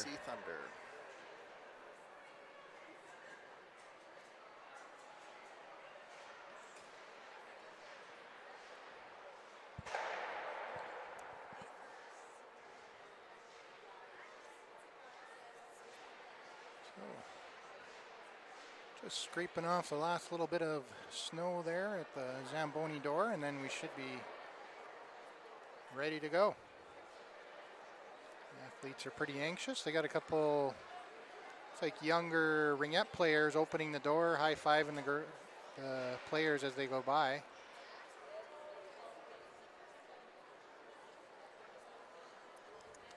Yeah, it's really interesting with CRCs. Each team has an ambassador, so some of the athletes high-fiving here would be ambassadors for some other teams, and we have ours for the Calgary Wrath as well. And it's a good way to keep younger people involved in the sport and see what it's like if they choose to pursue the sport at a higher level and play for years. Yeah. So what do you think about the second half here? I think both teams are going to come out a little bit fired up and try to kick things up a notch. The national jitters are hopefully out in the first half there, so now they can just settle in and pick up the intensity. I feel like every team would have a little bit of jitters to start the playoffs, testing out the field, seeing teams they haven't played before. Exactly, and even the hometown team as well. Even though they're playing at home, Gatineau's just across the river, they still get the same kind of jitters. They're playing in front of their fans. There's a good contingent of people here supporting them, and they want to put a good showing as well. Yeah.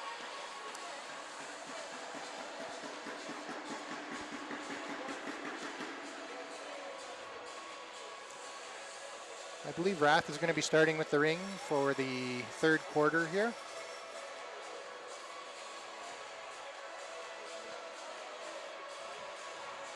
Armstrong setting up for the Wrath.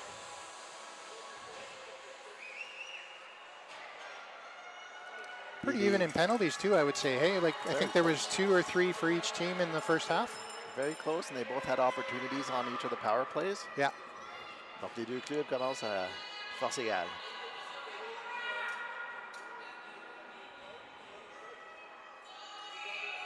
All right, so Armstrong sends it over to Sauvé on the left. Sauvé picks it up off the boards.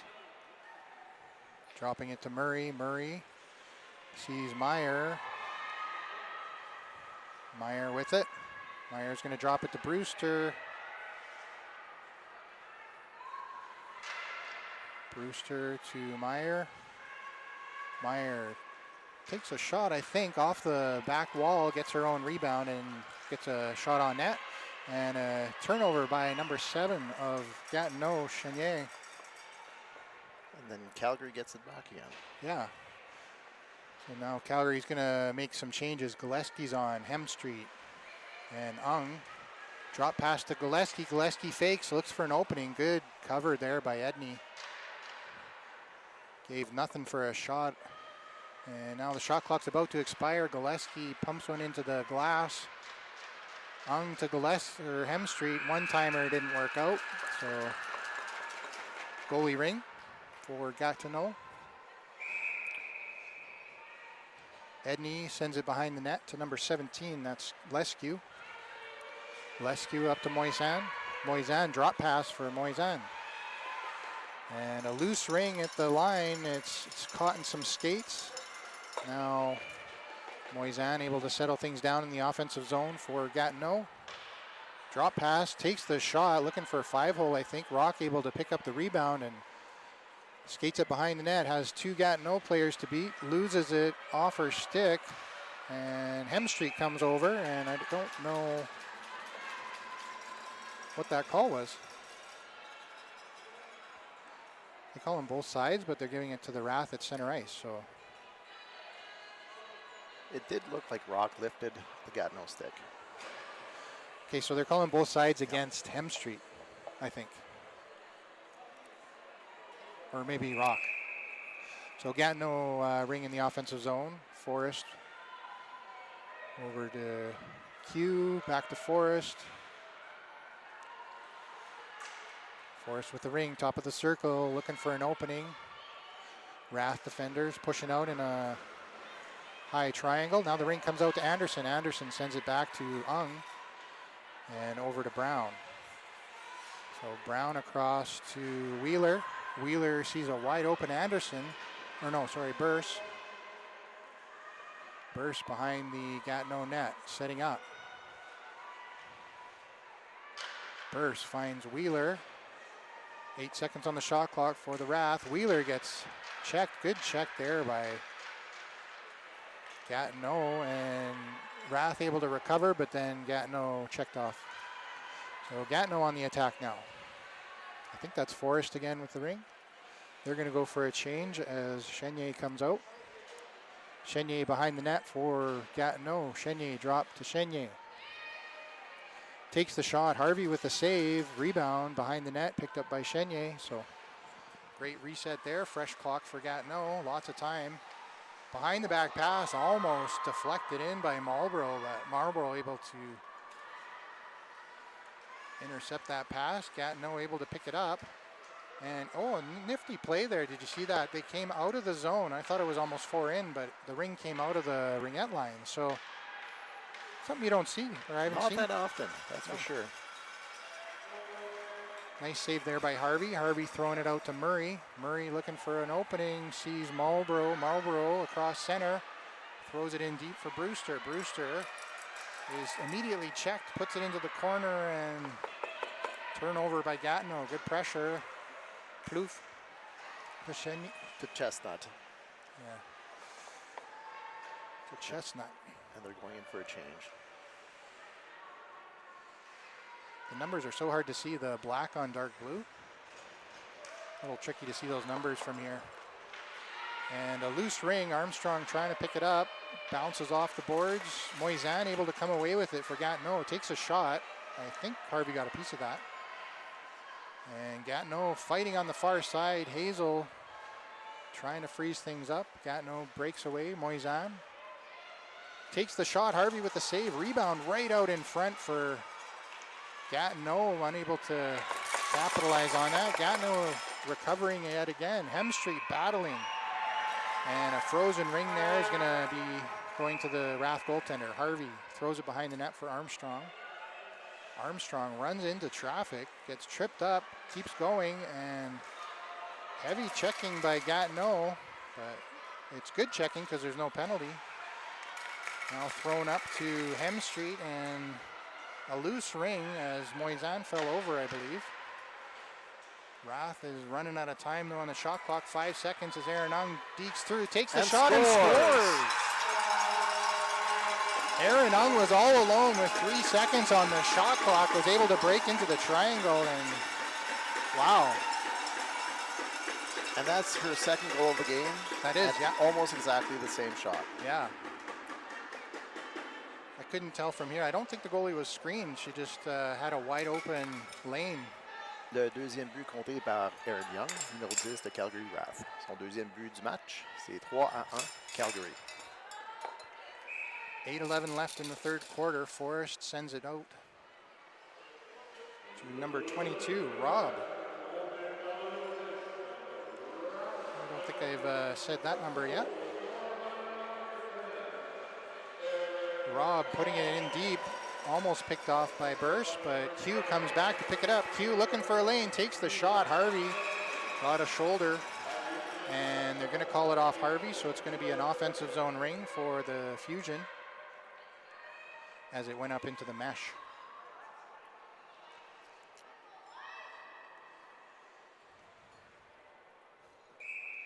So Gatineau setting up to take a shot. No, faked it. Forrest put it back into the corner. Oh, almost reach in there by Rath, but looks like it was clean. Bears comes over to Brown. Brown trying to find an opening, sees Rock, and the ring was just out of her reach, so Forrest able to send it back into the zone. Forrest, I think.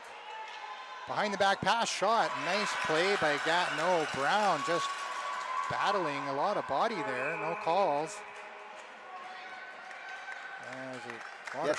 And Harvey stood strong on that save. Yeah, that was She moved to her left and was ready for that one-timer, but what a one-timer. I didn't see the call here, but it's going to be a Gatineau ring in the offensive zone, so maybe a crease violation on Rath. I don't know. Chenier fakes the shot and puts it back to the boards. I think Moisan. Oh no, Plouffe. With the ring now, trying to set things up. Chenier over to Plouffe. Plouffe picks it up off the boards. Takes the shot through a screen. Harvey had to make a quick save there. Ring ends up in the corner, so Gatineau with the reset. Out in front, Chenier, backhand shot over the net. Wide open far post there. Out in front, Gatineau unable to pick it up. Now Brewster is checked from behind, couldn't grab the ring. A big shot. Harvey doesn't know where it is, but able to. She got a piece of that one. Yeah, she did, and it went wide of the net. So good pressure here by Gatineau. Momentum feels a little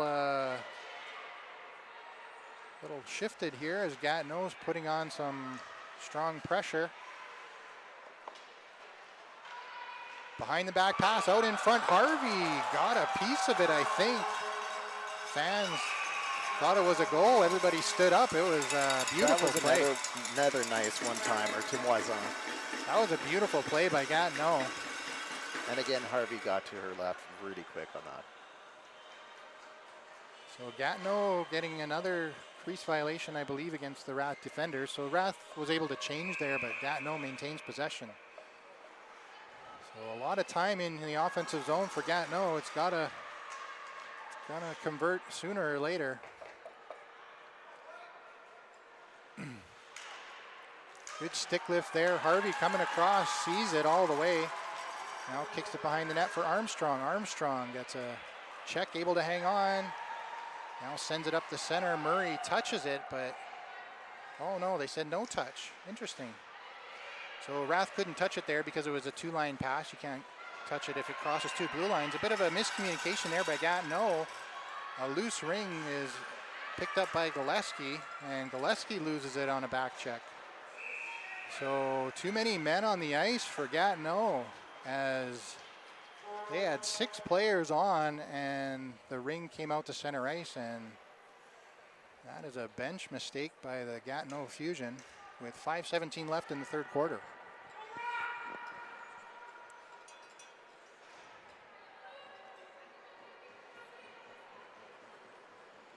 So Rath getting a bit of a break here as momentum was all for Gatineau Fusion for the last, I would say, almost 5 minutes.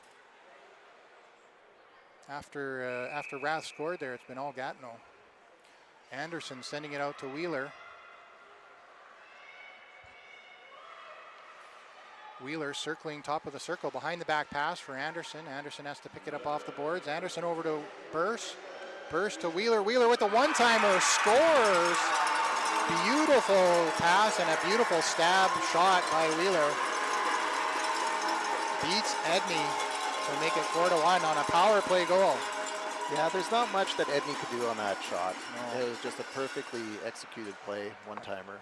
That's what I was going to say, perfect execution. By our captain, Marla Wheeler. Le quatrième but compté par Calgary, Marla Wheeler. C'est maintenant 4-1 pour the Calgary Wrath.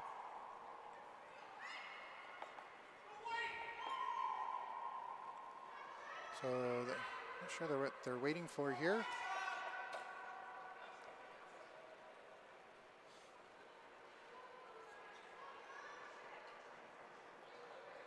Someone is standing by the shot clock behind Edney, Trying to plug that back in to sink it. Oh, the shot clock came unplugged. Okay, so there was a technical difficulties there. That's what we were waiting for. So Gatineau with the ring. A long, deep pass in for Violette, I think. Violette's going to streak across the top, looking for an opening, takes the shot, and just misses over the net. Gatineau able to pick up their own rebound, but no reset. So now Meyer is checked off the ring, gets it up and pass. Gatineau touching it. It's a scrum, loose ring. Anybody can get it. Gatineau almost had it. Now batted out to center. So, no, Brewster with it. Wow, that was a big scrum.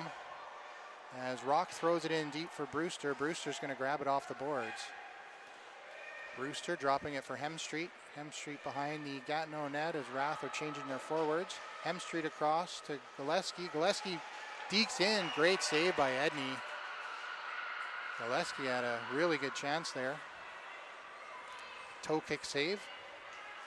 Gatineau grabbing the rebound, sending it out, and big check on their captain causes a turnover. So Wrath is going to settle things down in the offensive zone. 25 seconds on the clock. Ung going drop pass for Hemstreet. Hemstreet couldn't pick it up cleanly. Now able to grab it off the boards. Drop pass to Wheeler. Wrath changing. Gatineau setting up in their triangle defensively. Wheeler across for Anderson. Anderson couldn't see it. And a shot at the buzzer doesn't get on net, so it's going to be a goaltender ring for the Gatineau Fusion. 3:18 left in the third quarter. Edney with the ring. Edney looking, passing it behind the net. Long lead pass up the right boards, checked by the Wrath. Anderson all alone, faking. Pass across, and Burst couldn't get the shot away. The pass just didn't quite make it there, so Gatineau in a bit of trouble, able to recover. Now they have it in their own zone defensively. Nice, smart play there by number 12, Segal. Just leaving it bounce off the boards, and a long dump in ends up on the stick of Murray for the Wrath. So Murray out to Burst. Burst is checked hard, and the ring flies almost into the bench. Now Gatineau on a broken play, takes the shot, misses the net. Had a bit of a screen there. Now a good check there by Anderson on the offensive, sends it out. Two lines, just trying to relieve a bit of pressure. Sauvé on the offensive zone check, takes out two Gatineau Fusion players, passes it across the top of the circle, and Brewster stretch pass able to pick it off. 2 minutes left in the third quarter. Brewster with the ring, dropping it for Sauvé. Sauvé fakes the pass, takes the shot, fade away. Edney with a great shoulder save, keeps the rebound in the crease. Edney throws it behind the net. A long lead pass up for Q. Q circles back. And now Gatineau in the offensive zone, trying to slow things down. I think that's Forrest with it. Forrest to Forrest. Q in front of the net. Forrest with a nice screenshot. Harvey makes the save. Good reset there by Gatineau. They cleanly grabbed the rebound. Now Q sees an opening, takes the shot, and just over the bar. Got a reset though again. Now a long shot. Harvey doesn't know where, oh no, it's in her glove. She's calmly taking it. Oh, dangerous play here by Wrath as Hazel had to handle a bouncing ring. Manages to pick it off, and it ends up in the crease to Harvey's stick. And Armstrong just leaves it. And now she's in a bit of trouble up against the boards with two Gatineau players on her. A long lead pass gets onto the stick of Hazel. Hazel finds Hemstreet with 4 seconds on the shot clock. Puts it across for Gillespie, and that'll be a shot clock violation against the Wrath. So, goaltender ring. Edney is going to take it. 41 seconds left in the third quarter. A drop pass by Gatineau. Gatineau out to center ice, and a long lead pass. Brown's going to get there first in the offensive zone. Has to deke a couple players. Is battling hard and loses it. Oh, Gatineau coming away with it now. Shot into the mesh. Goalie ring, no touch. I didn't see who got that shot off, but 19 seconds on the shot clock here. A fake toss. Now it goes out to Wheeler. And Ashley Anderson's back on the ice. It looked like her last shift, she left it with a little bit of discomfort from a slash on her arm, but she looks 100% now. So Gillespie tries to toss it down the ice just to end the quarter. And Gatineau able to stop it, but they couldn't get a shot off. So into the fourth quarter, I think 2 goals there for the Wrath in that third quarter. A lot of good chances for Gatineau. They had a ton of good shots. Harvey made some really good saves and a lot of missed net too.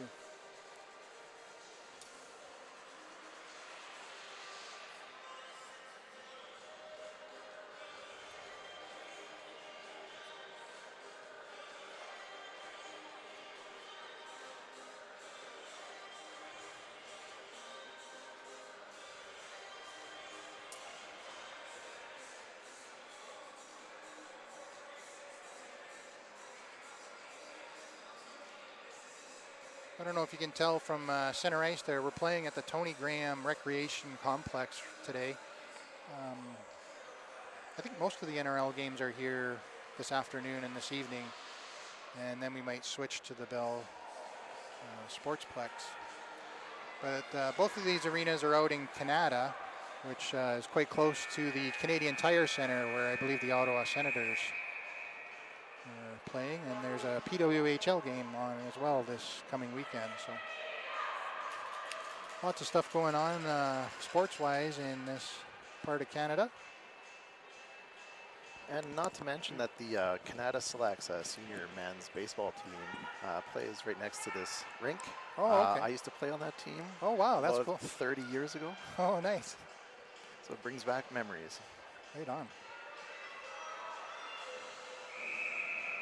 All right, Gatineau starting with the ring. Moisan sending it out, and a long, deep pass behind the net is, I believe, Moisan waiting for it. So a set play there by Gatineau. Gatineau is going to be looking to put some pressure on here early, try to get a couple goals on the board. Ung is checked off the ring for Wrath and throws it out just to center. Anderson finds Wheeler. Wheeler couldn't quite pick it up. She almost got away. Almost had a breakaway there, but cycles back, able to pick up the ring, no shot. Drops it for Anderson, and the Wrath are changing. Seems a little quick. Just started the quarter. Meyer with a big shot. Edney with a good save. Rebound comes out, and the defenders are able to contain that for Gatineau. Now a long lead pass up to center ice. Gatineau with it. Number 91, is it? Saint Laurent. Yeah. Oh, blocked pass there by Meyer. Moisan had an opening and tried to get it across. Now tried to shoot. Blocked. Skates. Meyer falls over, and it's a shot clock violation against Gatineau. So it'll be a goaltender ring. Harvey's going to pick it up and send it behind the net for Armstrong. Armstrong is a bit of an emphatic check there by Gatineau. Is going to draw a penalty. And pass up to center ice is intercepted by number 28. And that penalty is to number 91, Saint Laurent. Okay. So a tripping call. Just caught the skates of the Armstrong, I believe, on that check. So offensive zone ring here for the Wrath. Brewster takes a look, doesn't see anything open, so drops it over to Hemstreet. Hemstreet into the side for Brewster. Brewster with a shot. Great toe save by Edney. Now Hemstreet back to Sauvé. Sauvé fakes the drop pass, has an open lane, and then throws it behind Brewster there. Brewster has to circle back to grab it off the boards. Brewster taking a shot. 6 seconds on the shot clock. And Hemstreet tried to get it on net, but I think hit the side of the net there. Edney with the ring on the shot clock violation. Drops it behind the net, a bobble ring. Gatineau in a bit of trouble. 3 defenders there cycling the ring. Now able to get away out to center ice. It goes through some sticks here and ends up on Rock's stick in the Rath zone. So Rock's gonna wind things up behind her own net, all the way up for Brewster. Brewster couldn't get there, and now Gatineau battle for it up against the boards. Can't really see who has possession. Brewster over across to Rock. Rock sees Hazel. Hazel is going to turn back. She's a defenseman, so waits for the forwards to come on and drops it to Wheeler. Wheeler out of the zone, throws it across for Gillespie, a little bit out of her reach. Gillespie backtracks, picking it up. Drop for Wheeler. Wheeler sees an opening. Good shot, just missed. And another shot clock violation. So that's been quite a few. As Edney with the ring, 30 seconds on the shot clock, fresh clock for Gatineau. Gatineau behind the pass, or behind the back pass to Robb. Robb out to center ice for Forrest. Forrest behind the back pass. So Gatineau really liking those behind the back passes. For Chenier able to get away with it in 5-hole. Beats Harvey on a... And that was a shorthanded goal for Gatineau. They were still down a player. Another 7 seconds on the penalty. So a really great effort there by Chenier, able to break through the defender and get a bit of a break on Harvey. Le deuxième but de Gatineau, compté par Chenier. C'est maintenant 4-2. Calgary. 9:39 left in the fourth quarter. 4-2 is the score. As Rath start up with it at center ice. Murray sees Hemstreet. Hemstreet gets in. Hemstreet fakes the shot. Hemstreet breaking through, tries to find an opening. Good defensive checking there by the Gatineau Fusion to turn Hemstreet away. Now Robb with the ring in the defensive zone. Robb across the ice. A long pass in for Chenier.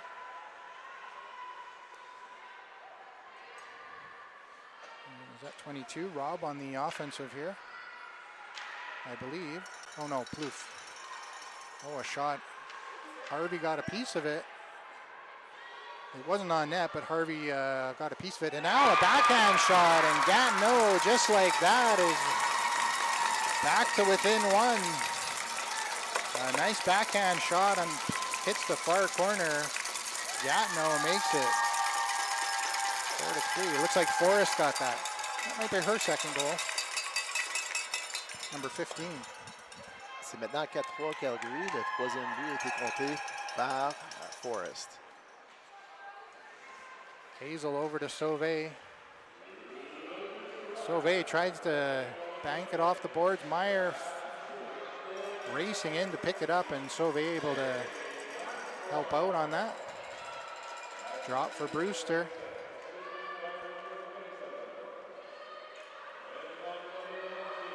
Brewster out of the zone.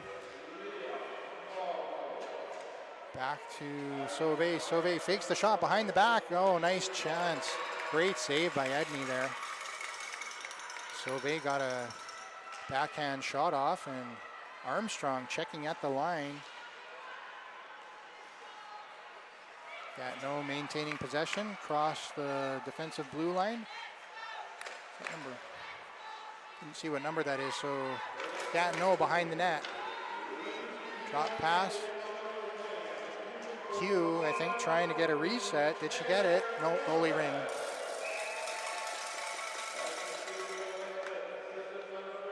Oh, Armstrong with the ring for the Wrath. Armstrong has to circle back. Nobody open at center ice. Armstrong behind the net.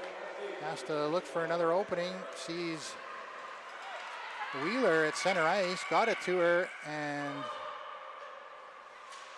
Wheeler unable to stab it under pressure. Now Wheeler is going to pick off a Gatineau pass. Hazel with the ring in the offensive zone. Hazel's going to drop it for Ung. Ung to Gillespie.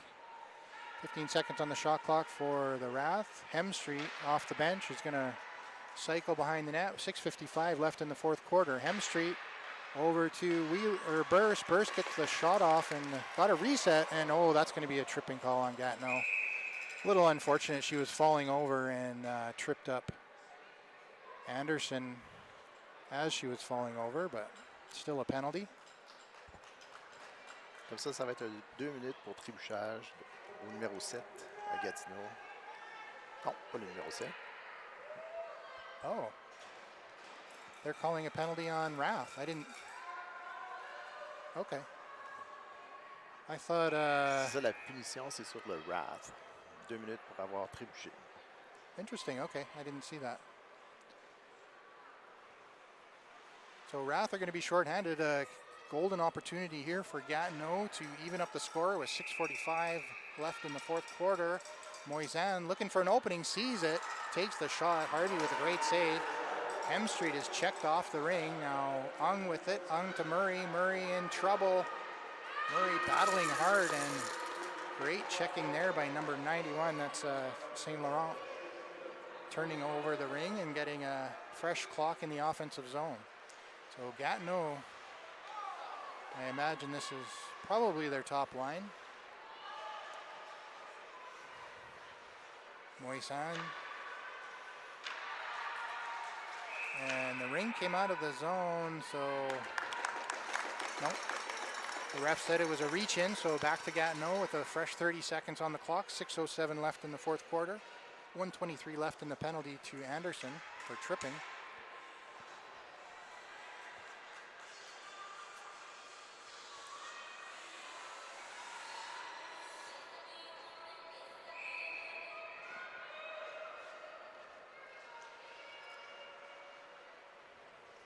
Fusion with the ring, trying to set things up. I think it's Forrest, Q, and Forrest behind the back pass, trying to surprise Harvey. Harvey able to get on there before it got into the net. Now Wrath are away with it. Ung trying to backhand it out to Murray, and Gatineau Fusion is just putting on the pressure here, knowing they have a player advantage for another 52 seconds. Able to cover up the Wrath players 2-1 in some cases. Forrest behind the back pass to Q. Q behind the back pass to Forrest. And good checking there by the Wrath defenders. Block shot, doesn't get on net. Gatineau able to recover. 4 seconds on the shot clock. Harvey with the save, sends a no rebound, sends the ring out to Murray behind the net. Murray's just going to throw it out. There were no forwards in the neutral zone for Wrath, so Murray just tried to get it out and get a change in. Now Sauvé putting pressure on the Gatineau players at center ice. And a long pass out, comes out of the zone, and they're going to call it goalie ring as the ring rode up the stick of both Sauvé and Chenier. So Harvey's going to quick stick it out to Rock. Rock's going to skate up, look for an opening. Wrath are changing. She sees Sauvé, but Sauvé was covered. Good check there by Wheeler, able to turn it over. Now Sauvé behind the back pass to Wheeler. Wheeler sends it off the boards to Sauvé. 18 seconds on the shot clock. Still, back to even strength now. The penalty to Anderson is over, so Wrath is back up to 5. Ung drop pass to Hemstreet. Hemstreet to Sauvé. Sauvé over to Ung. Ung couldn't pick it up. Now Gatineau able to grab that. Good defense. And now up to, Maralik, number 19. I haven't said that number yet. I'm not sure why. Oh, it's not on my list. That's why. Should add it here. But number 19, Maralik, had the ring and lost it to the Wrath. Now Meyer behind the Gatineau Fusion net. Meyer passes it across to Anderson. Anderson looking for an opening, takes the shot, gets the reset, and the rebound. Crease violation against the Wrath. They reached over the plane. So Edney will put the ring behind the net for Gatineau. 3:26 left, and a good stick lift there by Anderson. picked the pocket of the Gatineau Fusion defender. So Rath has an opportunity here offensively to set up. And a full 30 seconds on the shot clock. So Brewster's going to go for a skate around the net. Brewster drops it to Anderson. Anderson trying to get it back to Brewster off a skate. Brewster picking it up off the boards. Brewster gets the shot off the goaltender, gets the reset and a rebound. So Rath playing a bit of time management here. And what was that call there? Not sure what that call was. They're giving it back to Rath, but I don't know why. I didn't see maybe 4 in. Maybe one of the Gatineau Fusion players was in the zone. I'm not sure. So Rath over to Ung. Ung back to Sauvé. Sauvé looking for an opening across. Wheeler was open, but a good defender stick created a back out to center ice. Armstrong is all alone. Has to be careful. Sauvé tried to kick it up to Ung, but didn't quite get any mustard on that. So Gatineau able to pick up the loose ring. 2 minutes left. St. Laurent with the ring at center ice, dodges 3 checks and throws it across center ice. Now Armstrong trying to stab that hot pass in. Centering pass, Harvey comes across. Good check by Hazel as the far side of the net was wide open. Hemstreet circles into her own zone. Behind the net, uses the ref as a bit of a pick there.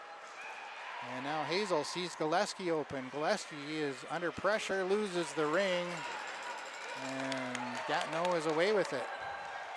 Be interesting to see if Gatineau pulls their goalie to go 4 in here with under 2 minutes left. Did. Okay, so Gatineau is going to send 4 in with 1:30 left in the game.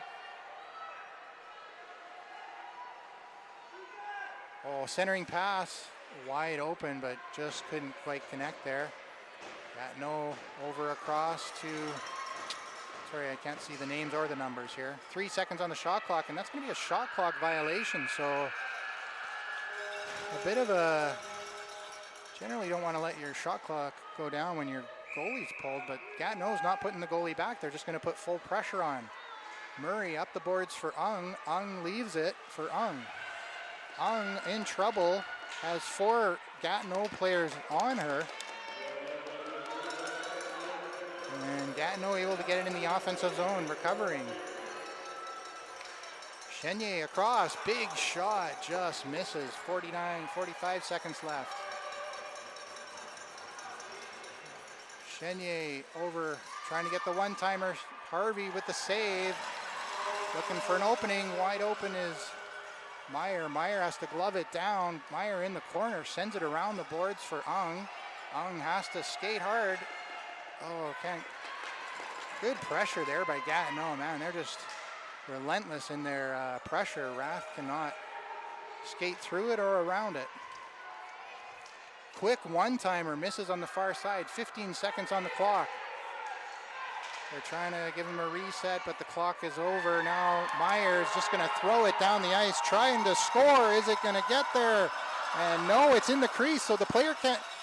Oh, I guess the player can touch it because there's no goalie. Well, there you have it. So you can skate in the crease. I've never seen that before, but I guess that makes sense.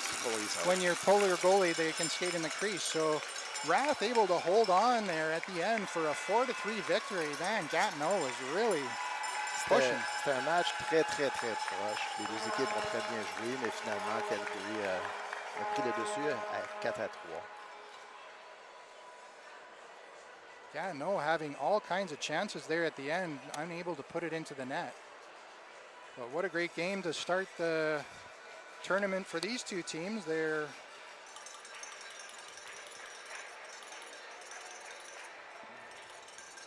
both teams have afternoon games. I'm not sure who Gatineau plays, but I know the Wrath will be playing Riv Sud later today.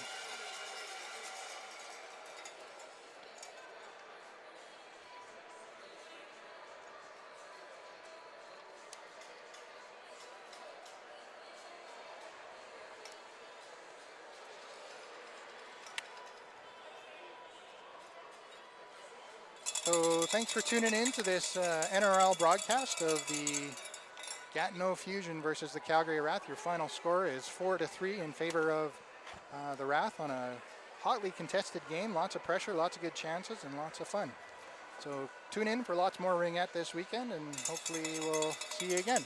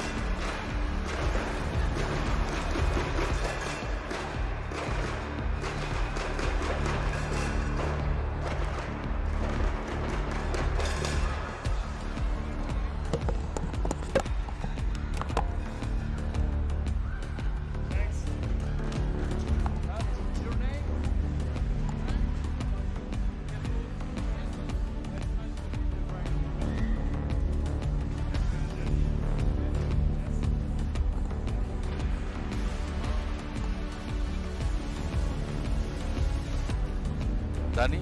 Oh, affirmatif. Delta Fox. C'est quoi le son? Iceman. Maverick.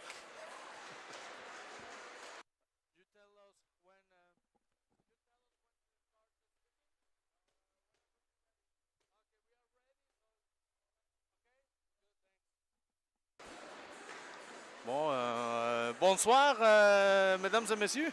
Bonsoir ou bonsoir, Danny. Bonne fin d'après-midi. Bonne fin d'après-midi, oui, yes. C'est vrai. Il y a encore du soleil dehors. Bienvenue à ce deuxième match du championnat Ringette 2026. Ce soir, on affronte l'équipe de Manitoba. Yep. Qui affronte Ripsud. For our followers in Manitoba, good afternoon. We are two parents from Quebec, so our English will be very limited. We will describe the game in French. Mostly in French, but maybe with goals we can. Yes. Of course, we will give some stats, information in English, but most of the time the transmission will be held in French. Alors, le période de réchauffement est fini. On apprécie que les partisans de Manitoba sont enflammés. Eux, ils ont gagné 7-2 ce matin. Effectivement, les deux équipes ont déjà joué un premier match. Manitoba a gagné 7-2 contre une équipe de l'Ontario, Richmond Hills. Et Ripsud, il y a eu sa première défaite 5-3 contre l'équipe du Nouveau-Brunswick. Ouais. Très bon match, mais très bon échappé. Oui, très bien échappé aussi. Non, c'est pas vrai. Alors, tout est prêt pour commencer. Les arbitres sont en train de donner les dernières instructions. Les percussions sont à fond. Et c'est parti. Bon match aux deux équipes. Ripsud qui part avec l'anneau. Périgny. Il envoie tout de suite à Marié. Marié passe à Bissonnette. Bissonnette qui tente de rentrer. Le tir, poteau! Premier avertissement du côté de Ripsud. Manitoba avec la sortie. Périgny. Manitoba. On va reprendre, on reprend. Ouais. Pas de panique. Non. Périgny avec la sortie. Il envoie ça en avant par Bissonnette au milieu de la glace. Bissonnette qui cherche l'option.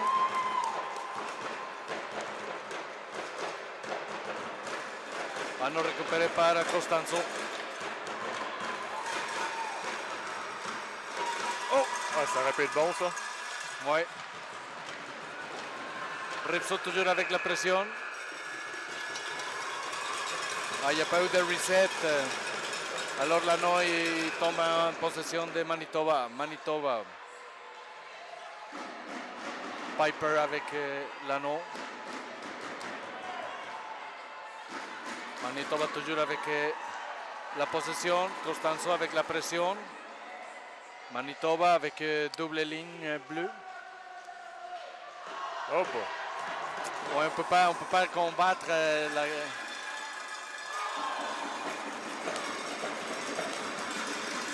Manitoba toujours avec le contrôle de l'anneau.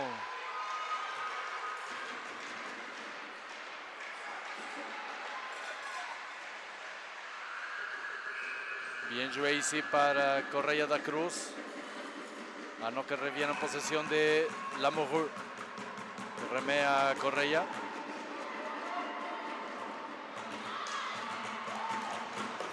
Anneau avec Labelle qui fait une passe en avant.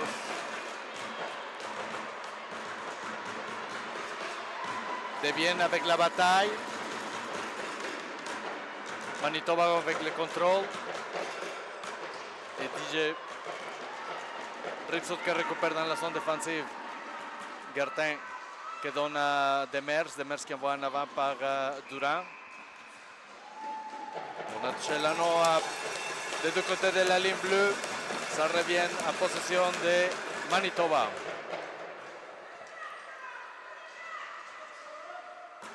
Sutherland avec l'anneau. J'ai peur au premier tir. Ça va bien aller. Manitoba avec le contrôle. Ediger. Rand tire. Il n'y a pas eu de reset. Weeb. Ripsaud avec le contrôle. Lamoureux avec la mise.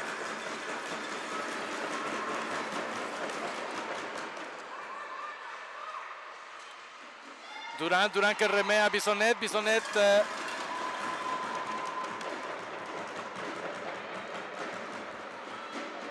il attend les coéquipiers.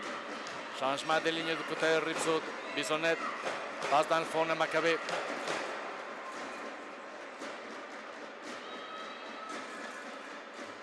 Maccabé à Costanzo. Costanzo la feinte. Oh boy! Le tir, la feinte. Par-dessus les filets. Manitoba remet à sa droite. Passe dans la zone centrale. Coupé par Noël, mais c'est Manitoba qui garde quand même le contrôle. Oh, attention, Manitoba.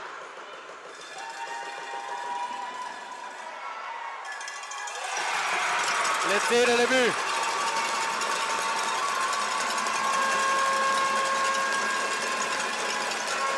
Goal et le but. Goal scored. First goal scored by Manitoba. Team Manitoba. We don't have the players that scored a goal. No, wait, didn't put We'll try attention to for find. that. So 1-0 for Manitoba at 6 minutes 24 seconds of the first period. Ripsaud avec le contrôle. Correia. Labelle. Labelle avec passe à Baudin. Gertin le tire.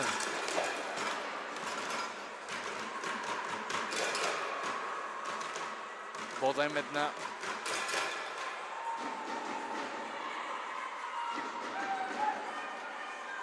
Labelle maintenant. Il y a une pièce de... Pièce d'équipement, ouais, un cache-cou. Ouais, un cache-cou qui tombe par terre. Le tir, arrête de Manitoba.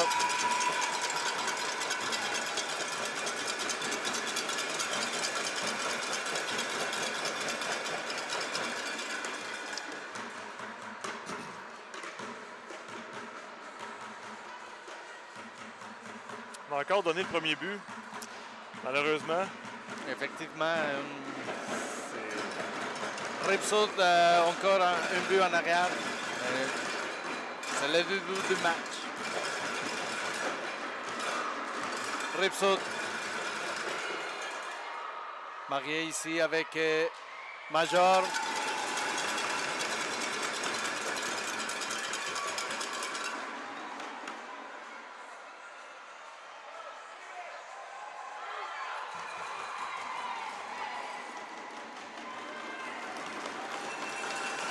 La Liberté qui va chercher l'anneau. Manitoba avec la pression. Marié.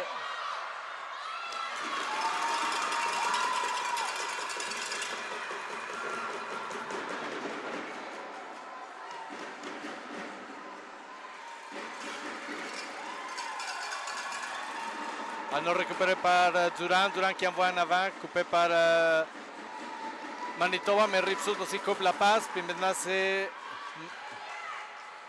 Marié qui envoie dans le fond par Major. Major qui réussit à piquer dans la zone offensive. Maccabé maintenant. Changement de ligne du côté de Ripsaud. Maccabé qui laisse à dévier.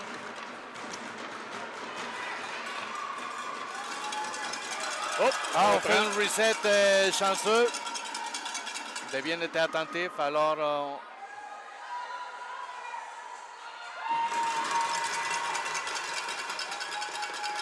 Manitoba avec le contrôle maintenant de l'anneau dans la zone centrale.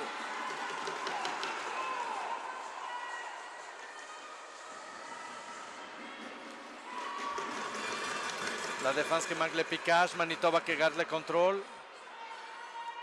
Waldner qui laisse à sa coéquipier. Attention.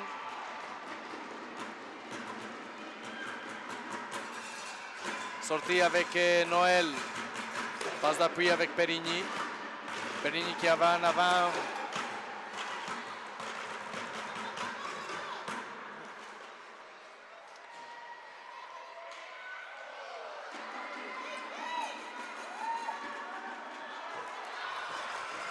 Pénalité du côté de Rive-Sud.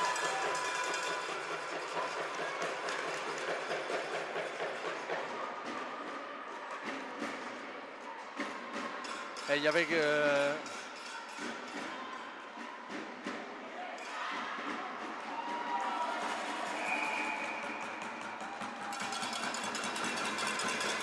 première pénalité du côté de Rive-Sud, mise en échec à 2 minutes 42 secondes de la première période.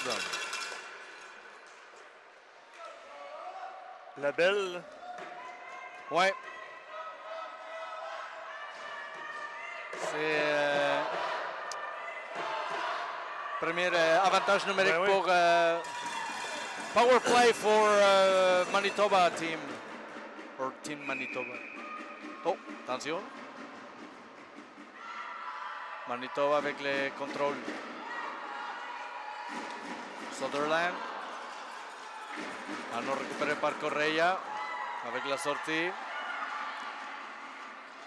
Marié. Marié qui envoie en avant par un major, mais la gardienne était attentive. Il a arrêté la passe. Manitoba encore avec l'anneau.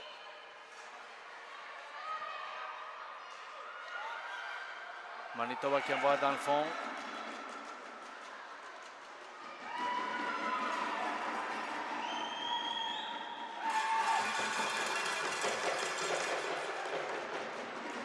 Bien défendu ici du côté de Rive-Sud. Manitoba qui attend ses coéquipiers.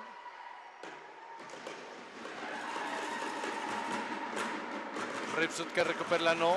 Baudin dans la zone centrale. S'appuie avec Correia. Baudin.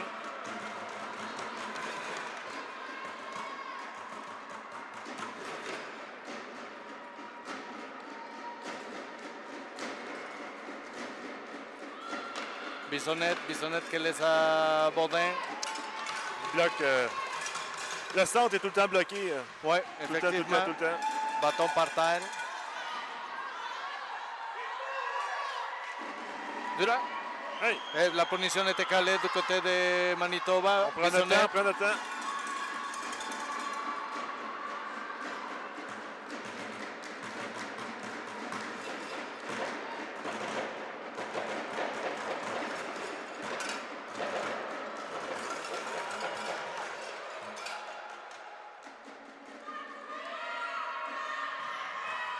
Baudin, le tir. Arrête de la gardienne. 2 secondes à faire à la pénalité de Rive-Sud. On va être à 4 contre 4. Ouais, là c'est pénalité Manitoba. Penalty. Hawking, I guess. Number 11, Vienna Waltner.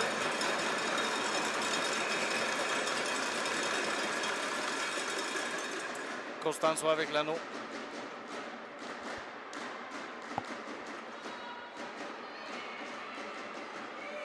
Non, ça passe pas. Non, sont pas mal grandes les filles. De... Le centre, là, oublie ça. Faut que tu trouves une autre stratégie. Ouais. Maccabé, attention. Maccabé, la feinte, le tir. En haut de filet.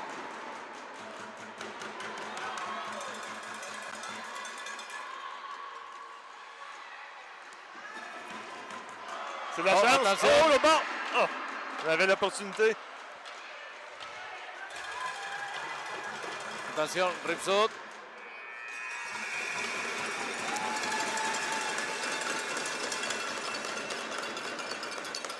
Bon, je vais envoyer les tirs, il n'y en a pas beaucoup. Non, effectivement. C'était quand même une période... 4 tirs pour Manitoba contre 2 pour nous. OK.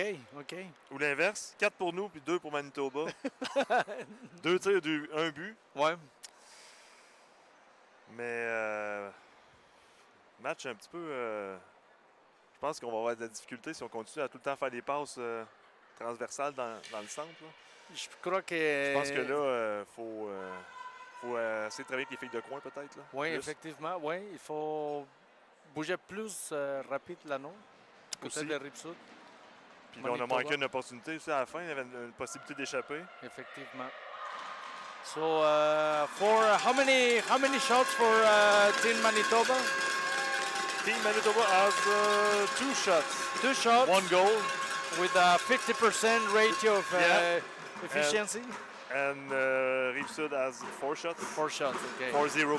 Yeah. 0.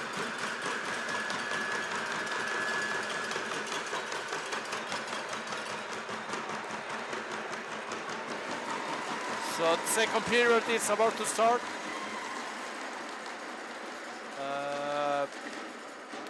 Power play for 1 minute 17 seconds for Ringette Rive-Sud.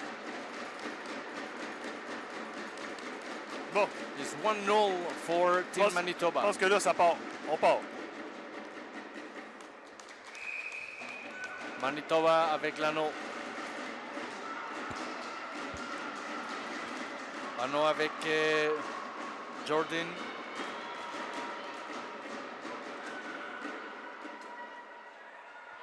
Manitoba dans le fond, garde le contrôle. Passe d'appui latéral récupéré par Rive-Sud. Demers qui envoie en avant par Baudin, mais c'est Manitoba qui récupère. Rive-Sud qui récupère l'anneau dans la zone centrale. La belle.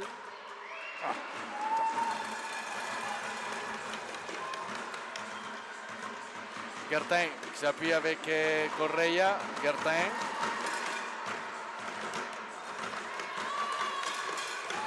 Gertin qui cherche l'option.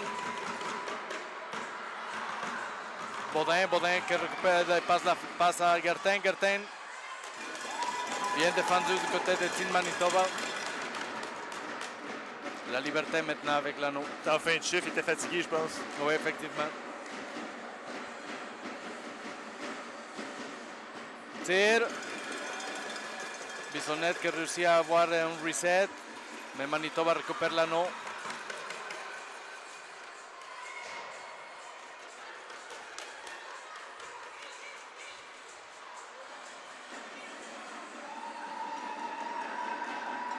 Bissonnette avec l'anneau. Passe à la liberté. La liberté, le tir. Arrête de la gardienne.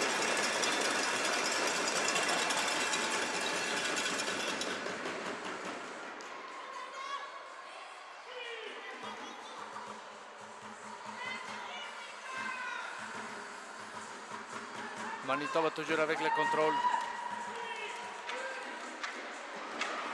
Récupéré anneau par Rive-Sud. Macabé fait la passe à Devien qui laisse à Perigny qui fait la rentrée. Oh, attention, le tir. Arrête de la gardienne.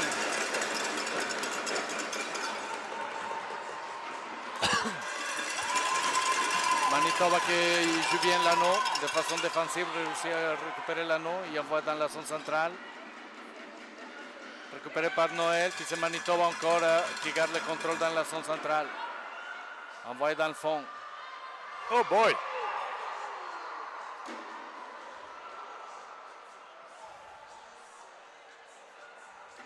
Manitoba avec le contrôle.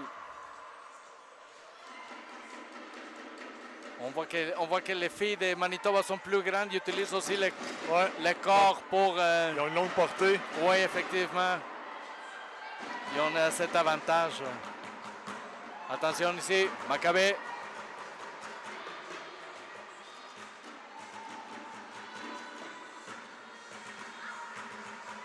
A Costanzo.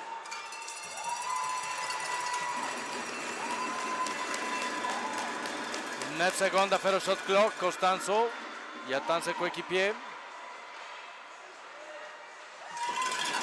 Le tir, arrête de la gardienne. Kaylee Robbins. Le nom de la gardienne? Ouais.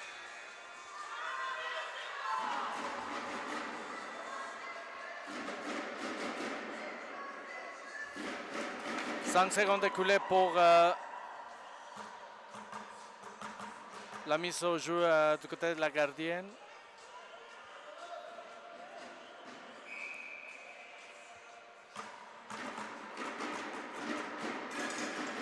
La belle.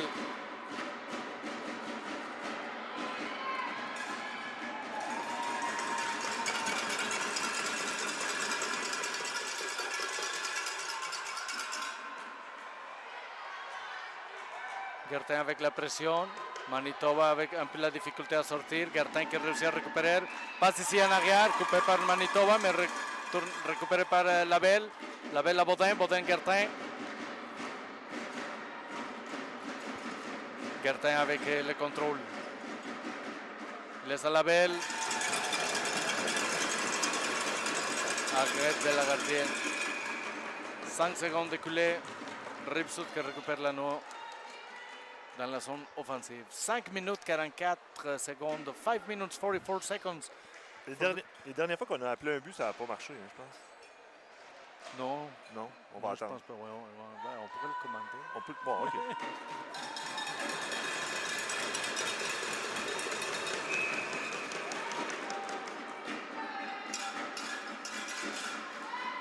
Marié. Oh, belle passe ici, attention. Marié. Passe à Major. Major le tire, bloqué par Team Manitoba. Manitoba qui récupère. Passe dans la zone centrale.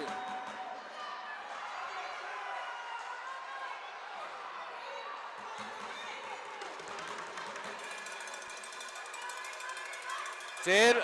Arrête de l'amoureux.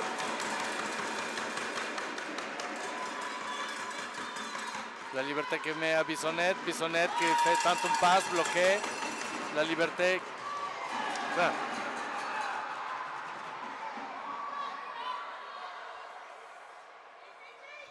La liberté avec l'anneau. Passe à Marié. Marié en avant par Major.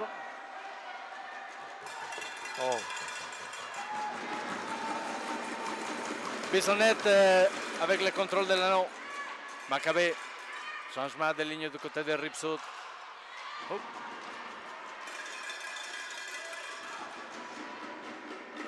Manitoba. Passe dans la zone centrale. Réussi.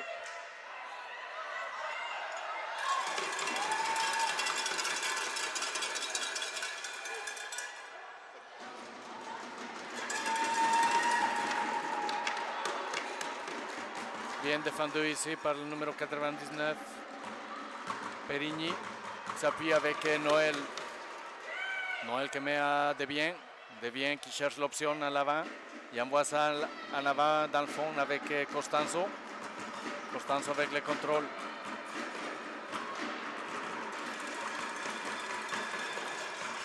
Le tir bloqué par la gardienne. Reset récupéré par Ripsut. Maccabé encore avec l'anneau.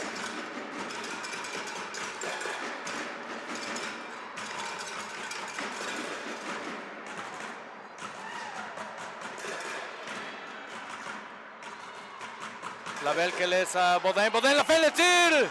Hey. Trop ouvert du côté gauche. On a eu un reset. Gertin. La belle, Gertin le tire. Récupéré par Baudin. On n'a pas eu 17 secondes encore au shot clock.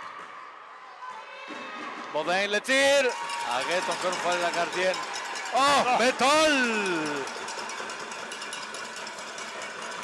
Et l'anneau en possession de Manitoba. Sont déjà dans la zone centrale. Il envoie en avant. Bien récupéré par Correia da Cruz. Qui envoie la belle à Baudin.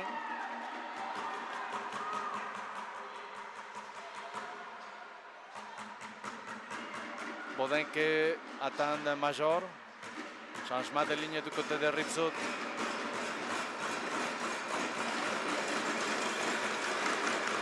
Major.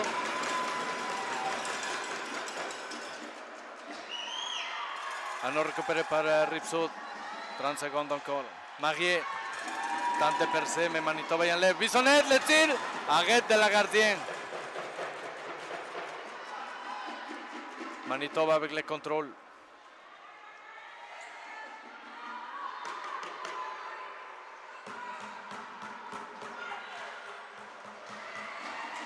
Durant qui envoie en avant, bien ici avec Marié le tir, elle a vu.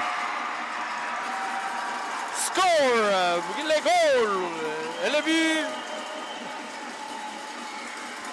Contre Major, c'est Major, hein? La numéro 91. De Marié, ouais. Julie Major. Et c'est 1-1 à 1 minute 42 secondes de la deuxième période. Oui, dans le score, ils ont mis 2-1, mais c'est 1-1. Et la partie est égalisée. Manitoba avec le contrôle.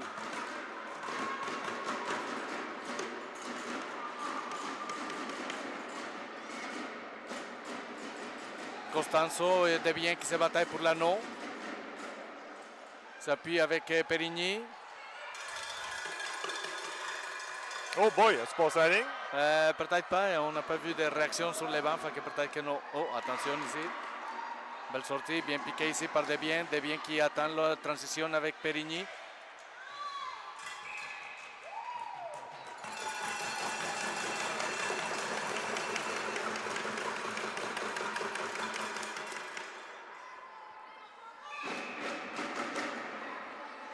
Manitoba avec le contrôle. Pas de pénalité, Manitoba dans la zone centrale, il envoie la passe en avant. Demers avec la pression. Bien récupéré par Macabé. Macabé qui tente la sortie, il la trouve avec Costanzo. Costanzo à Correia. Oui, Correia de Cruz. Et Costanzo qui... Pénalité, Nouveau-Brunswick. Qui gagne Manitoba, oui. Alors, avantage numérique pour Rive-Sud à 38 secondes de la deuxième période. Power play for Rive-Sud. 38 seconds left for the second period. Gertin, Baudin.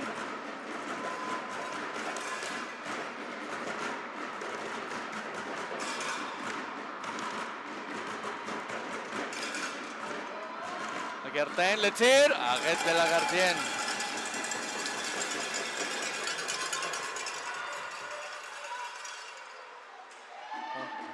Manitoba qui tente de sortir, toujours dans la zone défensive. Rive-Sud qui récupère.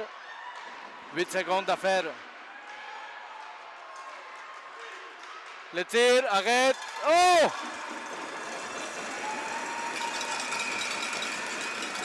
C'est la fin de la période. Oui. Avec une dernière opportunité du côté de Rive-Sud, ils ont essayé de taper l'anneau, mais la gardienne y a fait un bon déplacement. Ça passait proche d'être... En deuxième, on a quand même... on a 13 tirs contre 1. OK. Donc, c'est quand même, après 2 périodes, c'est 17-3 pour nous en faveur des tirs. C'est OK. pas tous des bons tirs, mais quand même, on était plus souvent en contrôle de l'anneau. Oui.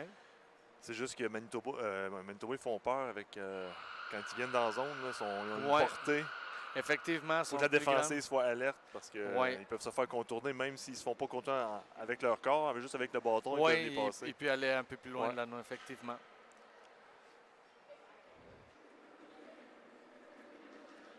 So we have like 17 shots for Rive-Sud and 3 for Manitoba. 13 in second period for Rive-Sud and 1 shot for Team Manitoba.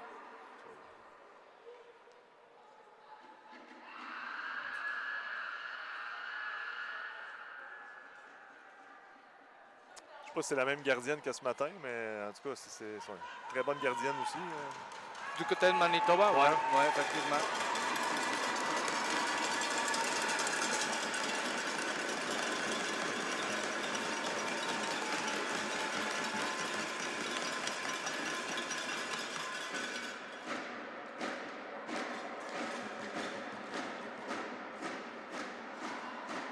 Bon, à mi-chemin. On a-tu des résultats à l'extérieur? Non, pas encore? Non, pas encore. Non, je pense qu'il commençait 15 minutes. Oui, effectivement, oui. Il y avait un délai. Alors, on est prêt à commencer la troisième période. Avantage numérique pour Rive-Sud pour 1 minute 20 secondes. Major qui remet à la liberté. Bisonnette.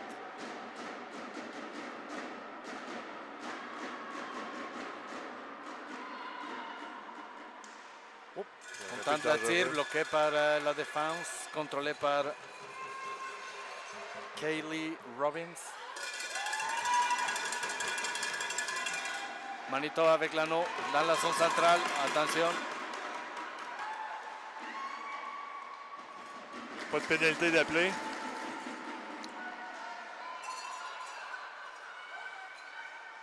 Marie est toujours avec le contrôle. Il cherche l'option. Il la trouve avec Bisonnette.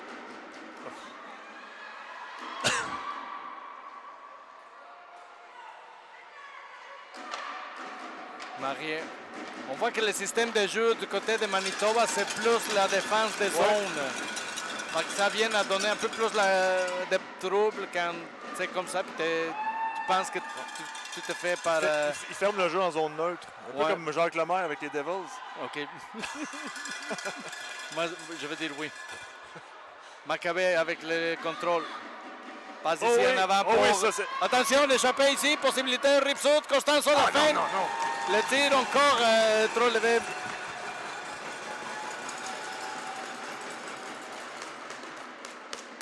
Faire pratiquer les tirs, baisser ça un petit peu. On doit effectivement, comme ça se dit, à chaque opportunité, il faut on pas, comme ça se dit, les mots ils se m'échappent. Oh, métal, Maccabé. Dévié, le tir, dévié par la gardienne. Maccabé encore avec l'anneau. Costanzo. Ils ont compté un tir. Ils ont reseté. Il n'y a pas de reset là.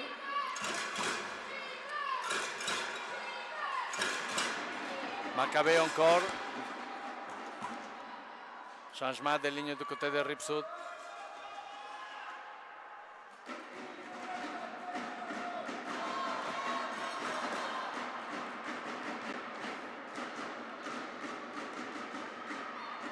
Baudin qui laisse à Gertin, puis de coin ici avec la belle.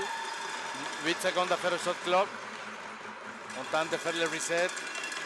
Contrôlé par la gardienne. Manitoba. Dans la zone centrale.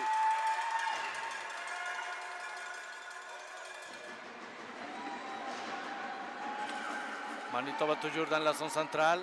On voit dans le fond. Piqué, attention. Oh! Bien dévié ici par la belle. Le tir. Et le but. Score! Team Manitoba. 2-1 at 7 minutes, 12 seconds of the third period. Bon shot.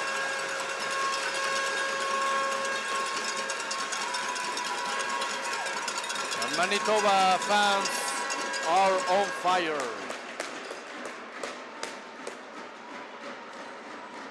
Et les partisans de Rive-Sud aussi. Ils continuent d'encourager. Major. Marie.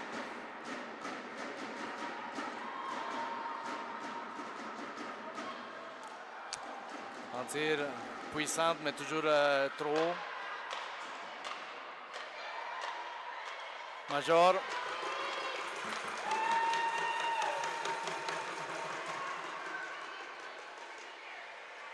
Oh, attention, Major encore avec l'anneau. Passe ici du côté à Bissonnette. Oh! Un tir puissant arrêté encore une fois par Kaylee Robbins.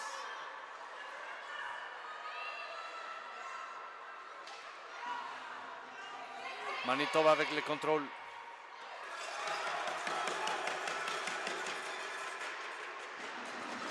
Lamoureux avec l'arrêt. Remet à sa droite avec la liberté. Costanzo qui remet à Maccabé. La liberté. Belle patience ici du côté de Ripsud. La liberté, le tir, arrête de la gardienne. Reset complété du côté de Ripsud. Maccabé qui laisse à Costanzo. Costanzo qui tente de percer le triangle.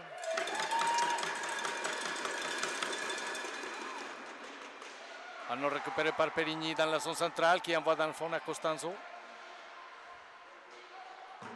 Costanzo qui attend ses coéquipiers.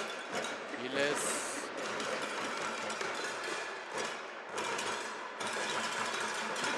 avec Labelle qui fait la passe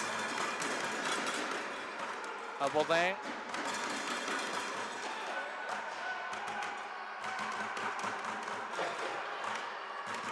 Manitoba.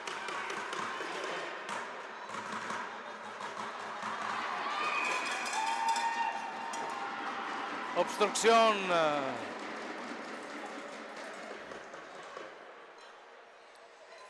Du côté de Manitoba.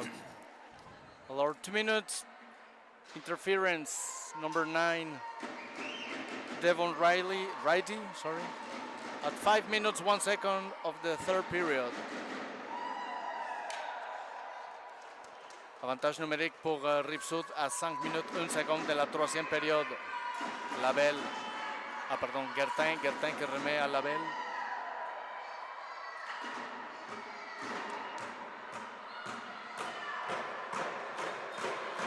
Labelle un back pass. Manque de communication ici du côté de Ripsud. Baudin qui remet à Correia. Attention pour ne pas faire 4 dans zone. Baudin avec le tir. Le reset.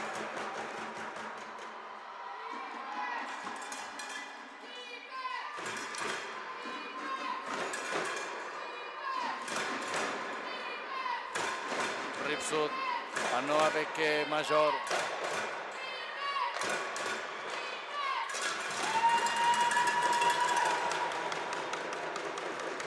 Anneau toujours en possession de Ripsud. Avec Correia. Le tir. Oh!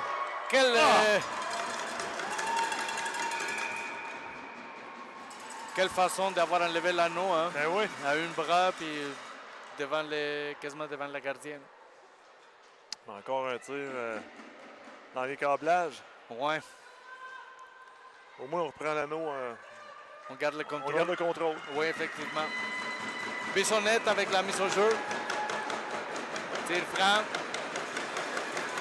Manitoba qui récupère. Marie à la poursuite, la pression. Manitoba dans la zone centrale avec l'anneau. Passe en avant. Attention. Durand qui fait la pression. Manitoba toujours avec le contrôle de l'anneau. 7 secondes à faire au shot clock. Le tir. La liberté. Durand, attention. Bissonnette.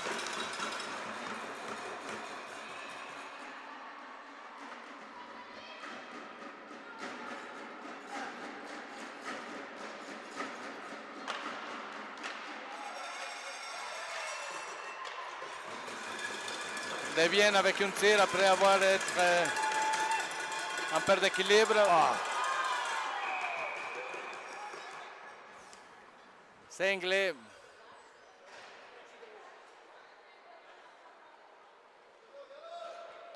Trop d'énergie pour aller chercher l'anneau. Alors, avantage numérique, power play for Team Manitoba. 2 minutes Rive-Sud for slashing. 2 minutes 49 à faire à la troisième période. Avantage numérique pour Team Manitoba.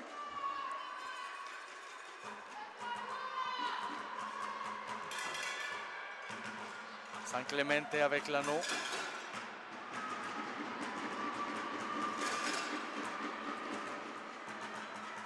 Qui remet à Marika. 8 secondes à faire au shot clock.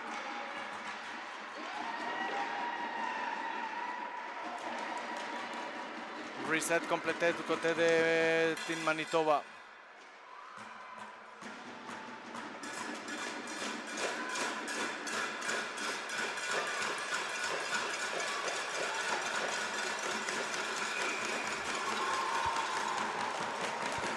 Et qu'on pique l'anneau dans le demi-cercle, Rive-Sud perd l'anneau.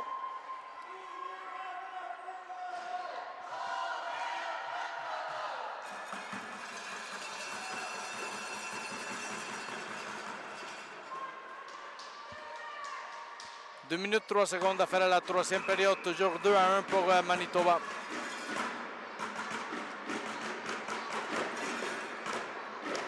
Manitoba avec le contrôle.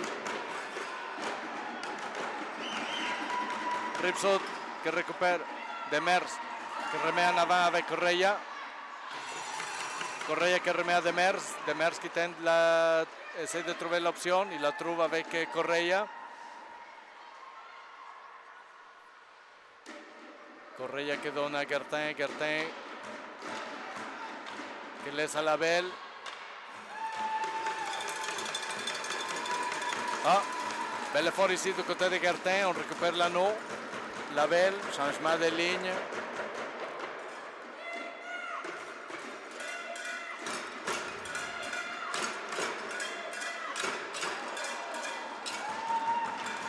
Maccabé maintenant. Le tir, arrête de la gardienne.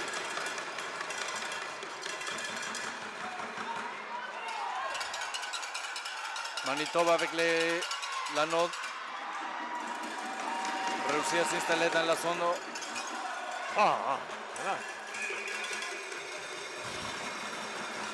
Pénalité du côté de Rive-Sud. À 47 secondes de la fin de la troisième période. Mise en échec.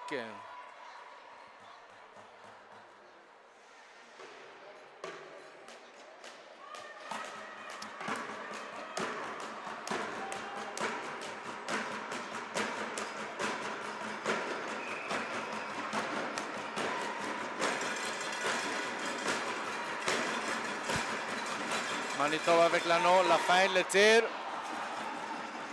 Dévié par la gardienne.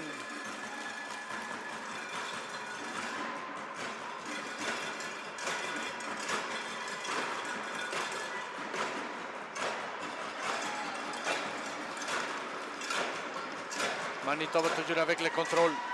Récupéré par Major. Major qui tente de trouver la sortie. Il la trouve avec Perigny. Perigny avec Bissonnette.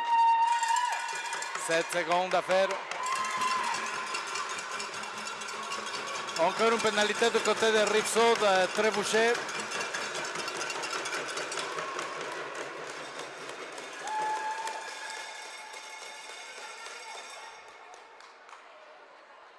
Oh là, ça va faire mal. Bissonnette. Alors 3 contre 2. 3 secondes.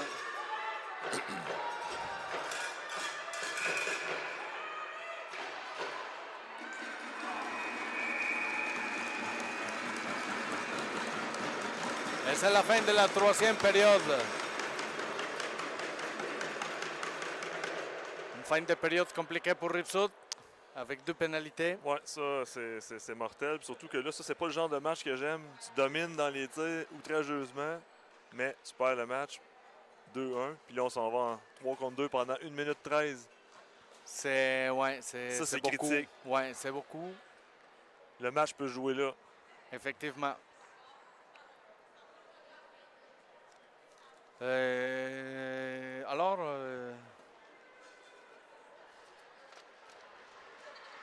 c'est le temps de faire un petit remerciement à nos commanditaires ici dans les championnats canadiens de Ringette. On voudrait remercier au gouvernement du Canada, Gatorade, Athena Ringette et Ringette pour le support qu'ils donnent aussi à cette fille pendant les championnats. Sans votre support, l'événement ne serait pas possible. Merci beaucoup de votre effort. Ça prend les parents aussi, les parents des joueurs. Effectivement. Ouais.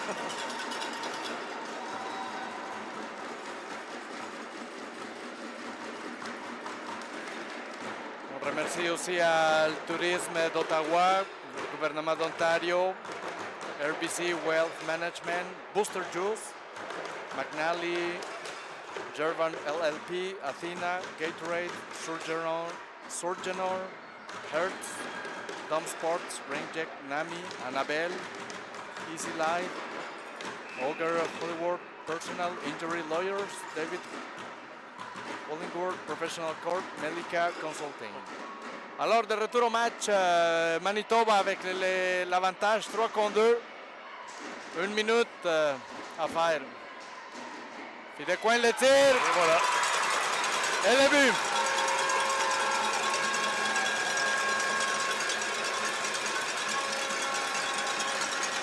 Score Manitoba.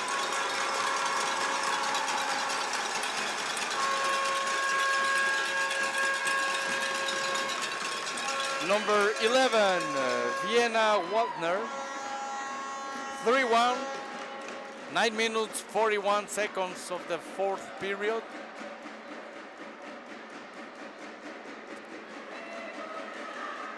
Ils n'ont pas enlevé la pénalité? Ah oui, OK. Donc la première pénalité est finie. Manitoba avec l'avantage maintenant de 2 buts. Maccabé.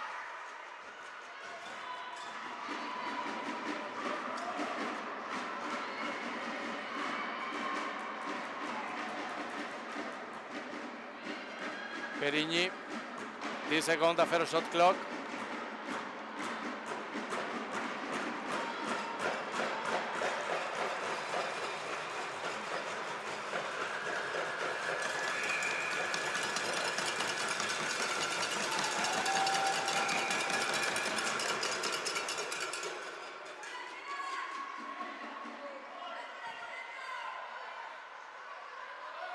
Manitoba avec le contrôle de la zone centrale.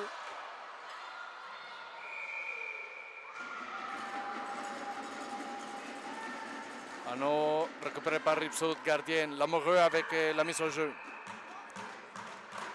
Perigny. Perigny qui envoie des biens.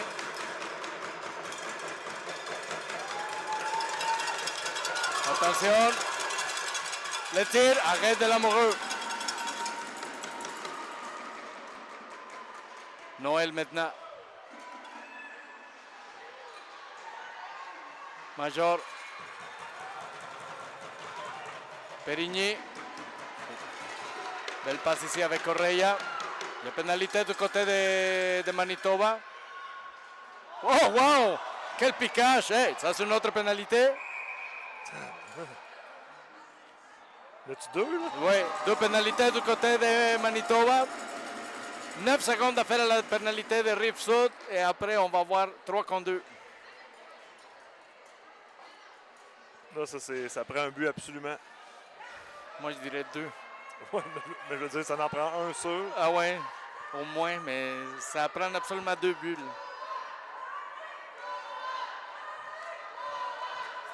Alors, Manitoba, obstruction et trébuchet. 2 penalties for Manitoba, Team Manitoba, tripping and obstruction. 8 minutes, 11 seconds. And 9 seconds for Rive-Sud penalty to end. And then we will have a double advantage. We don't see the second penalty. Oh, non. C'est de l'autre côté. side. Ouais.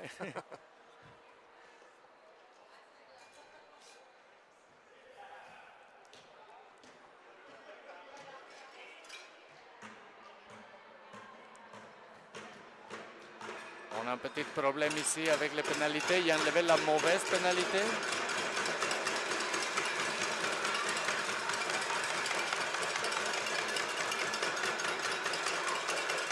Ouais. Maintenant, il faut 9 secondes. C'est 9 secondes. 9 secondes, oui. Il faut mettre les 9 secondes et puis enlever les 2 minutes. Oh.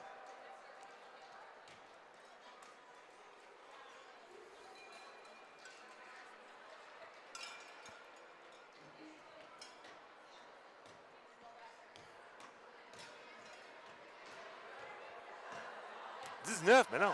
C'est hey, hey, hey! C'est 9! C'est 9! Oui, désolé, là, il y a une petite montée de lait de mon côté parce que la pénalité, c'était 9 secondes et pas 19. Désolé. Ça peut faire une énorme différence. Oui, oui. Alors, là, c'est assez. Assez, c'est assez, c'est ça? Ça a l'air difficile. Oui. Peut-être l'année prochaine, on pourrait aller marquer... Non, merci, non, pas moi.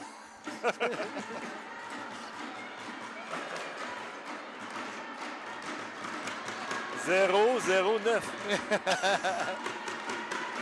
Ça coupe un peu le momentum. Je trouve que c'est un peu...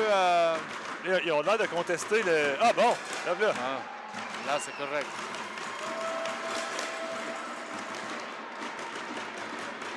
Bon, on est prêt à partir.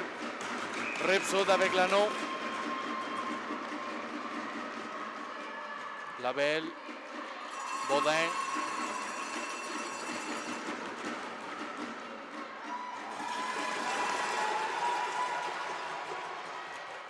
Gertin, le tir, la balle! Et le but! Goal!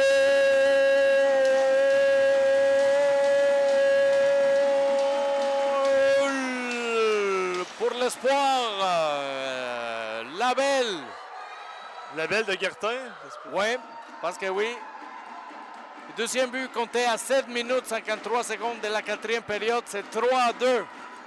Un double avantage numérique. Alors, on réduit de 1 but l'écart.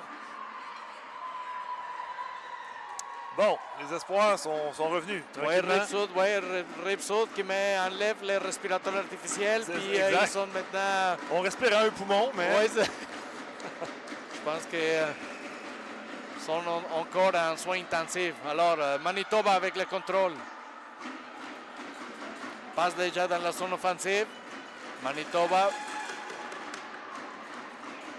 Demers avec la pression. Manitoba, il commence à contrôler plus l'anneau.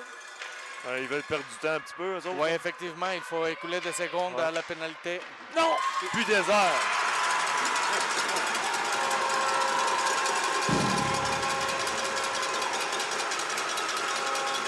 Et quel but! Goal! Score! Team Manitoba! 7 minutes, 26 seconds, fourth period, 4-2. Un but ouvert.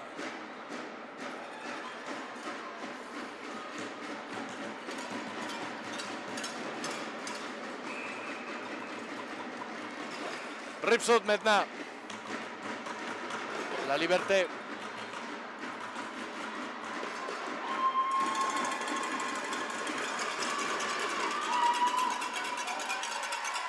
Major. Oh oui. T'as de la passe à Bissonnette. Bissonnette. Le tir, arrête de la gardienne. On récupère. Ripsud récupère l'anneau. Bissonnette.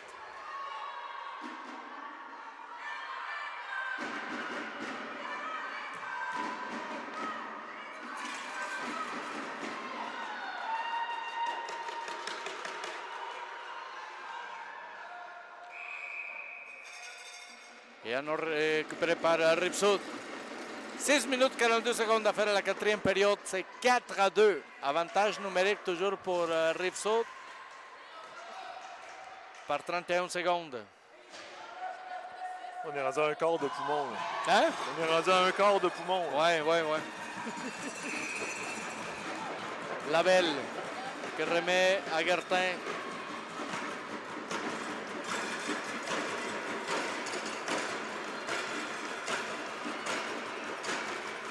Gertin qui laisse à Baudin. Fait de coin ici avec Labelle. Labelle qui envoie de l'autre côté. Bien protégé par Manitoba. Anneau récupéré par Périgny, pardon.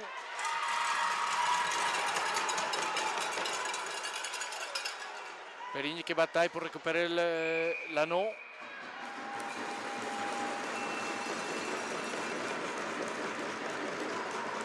Et c'est Ripsaut qui s'en sort.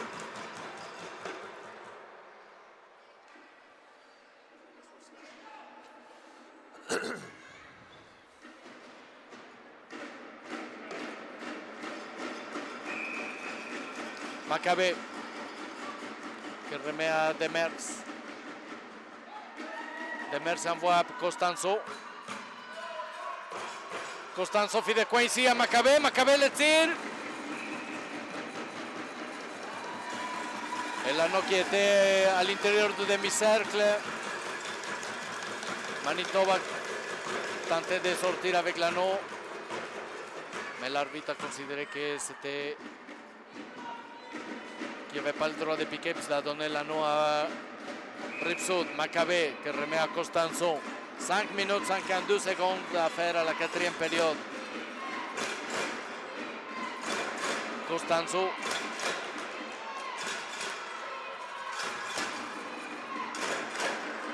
Devient. Tente le tir bloqué.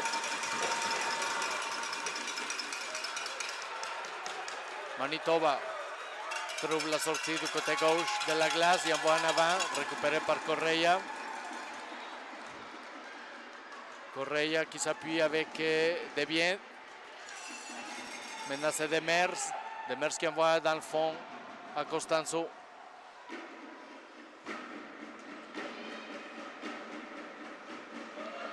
Major.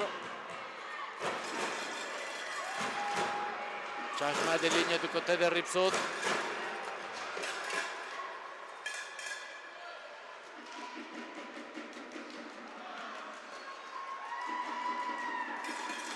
Manitoba avec l'anneau dans la zone centrale.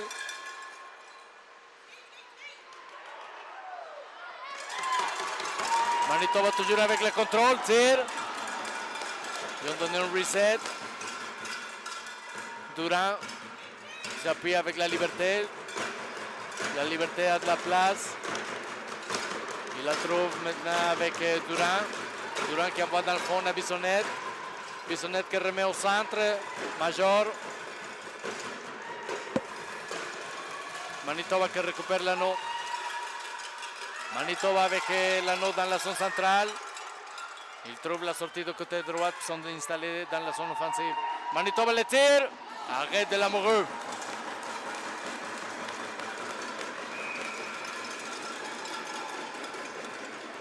Cinq secondes écoulées pour la gardienne de Ripsaut. L'anneau qui reste en possession de Team Manitoba.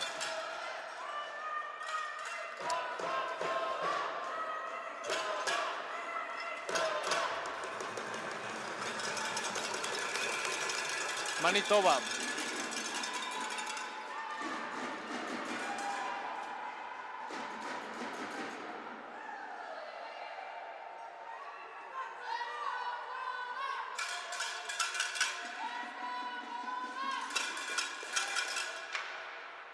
Périgny avec la pression.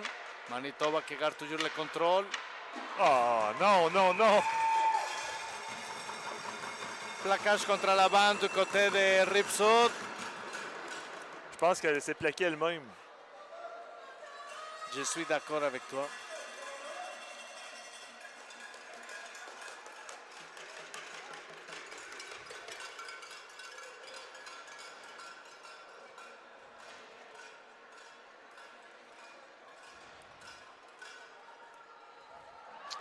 Alors les arbitres sont en train de discuter quoi faire avec l'anneau, à qui donner la possession, mais ils finissent pour donner l'anneau à, effectivement. Ben, fallait que ça soit Manitoba. Ouais.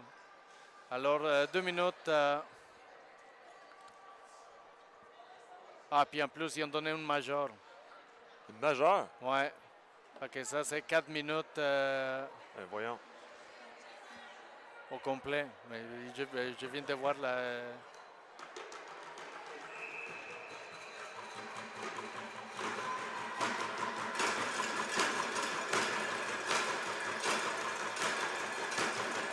Manitoba has the power play till the end, if there is no other penalty. Gertin avec l'anneau. Il envoie en avant par Demers, le tir. Et le but! Et le but! Score! Goal! En plus, il y a une pénalité. Du côté de Manitoba, on a eu toute une salade d'événements qui se viennent passer dans quelques secondes. C'est 4-3. À 3 minutes 6 secondes de la 4e période. Il a fait de la passe, j'ai même pas remarqué. Moi non plus, là, j'ai vu qu'il me semble que c'était Demers. Puis il me semble qu'il y a eu aussi une pénalité. J'ai pas vu, je sais que c'est Demers qui a marqué, mais j'ai pas vu la passe. Ouais. J'ai manqué. J'ai trop vu des mouvements de l'arbitre, mais effectivement, il y a une pénalité du côté de Manitoba. D'après moi, il tentait de faire la punition avant le but pour peut-être marquer un tir de pénalité, mais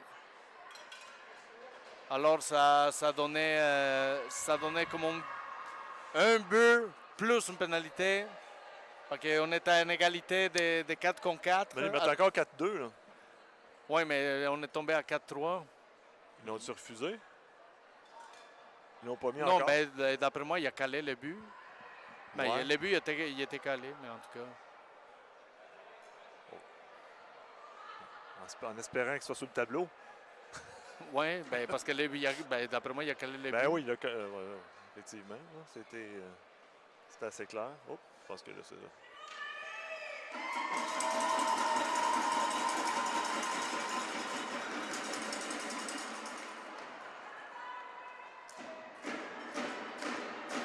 Alors, on voit c'est quoi.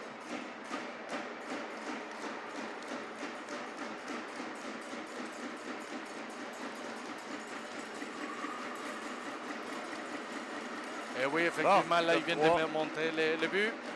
Et on est prêt à commencer 4e. 3 minutes 6 secondes à faire à la 4e période. 4 contre 4. Un but de différence. Hey! C'était long, ça. Et les 5 secondes écoulées du côté de Manitoba à la mise au jeu central. Et Arnaud qui revient en possession de Ripsud. Alors Manitoba se replie, va jouer la défense. D'après moi, le reste du match. Et c'est parti. Ripsud, la liberté avec l'anneau. Pour vérifier la gardienne. Oui, effectivement. Major, Costanzo avec l'anneau. Le tir. Oh, c'est une pénalité? Non, 5 secondes. Un décompte de 5 secondes. Et c'est Ripsud qui garde toujours le contrôle. Et on aperçoit l'équipe de Richmond Hills qui se prépare pour leur prochain match. Ripsud, le tir, la liberté. Touche le gardien. Reset. Arnaud toujours en possession de Ripsud. Macabé qui laisse à la liberté. Le tir bloqué. Arnaud toujours à la dérive. La liberté avec l'anneau. La liberté qui laisse à Costanzo.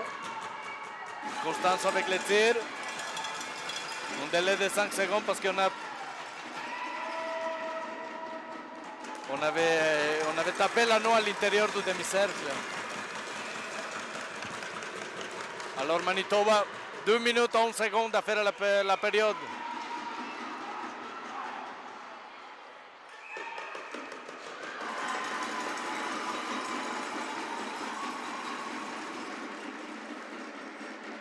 Et Arnaud en possession de Ripsud.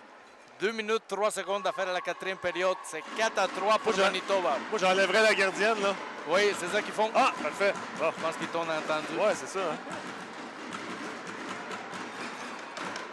Mais c'est important de garder le contrôle pour Ripsud.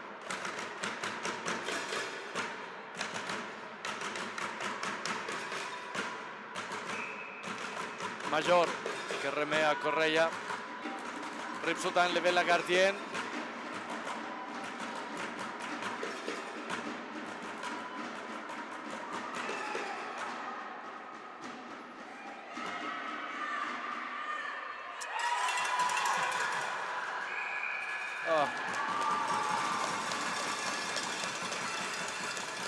Le shot clock était terminé. Manitoba avec le contrôle.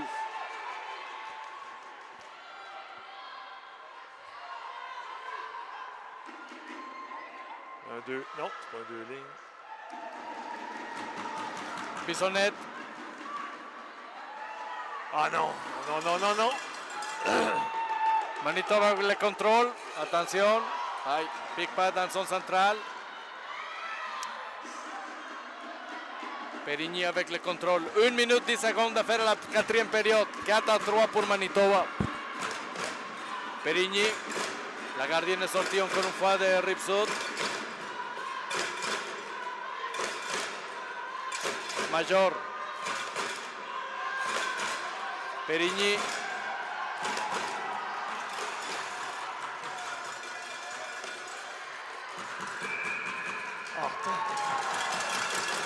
Encore les 30 secondes écoulées.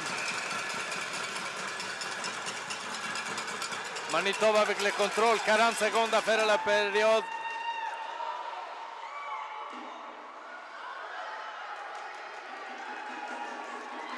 Manitoba avec le contrôle. Ah, non.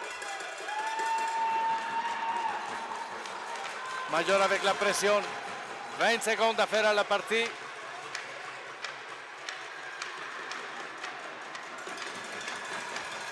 Go! Rien! Ah, le shot clock était fini.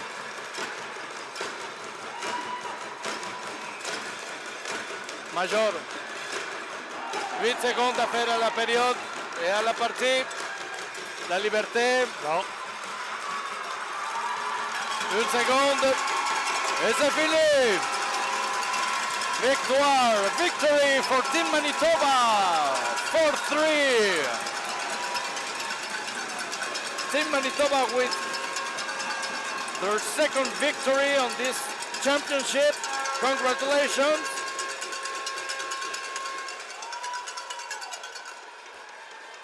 Et Rive-Sud qui s'incline encore une fois dans le championnat et c'est 2 défaites pour Rive-Sud. Alors, demain matin, on a l'équipe de Rive-Sud, encore une fois, à 8h15 du matin. Alors, préparez bien vos cafés, le déjeuner. 8h15 demain matin. 8h15, ouais. Alors je pense que c'est le bon temps pour un bon déjeuner. On va être là encore une fois, Danny et moi. Tu vas être demain, on est-tu là demain?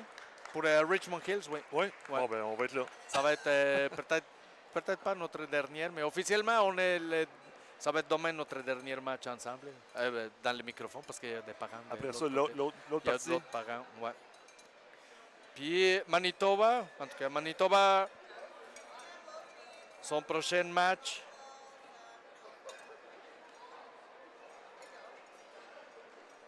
ça va être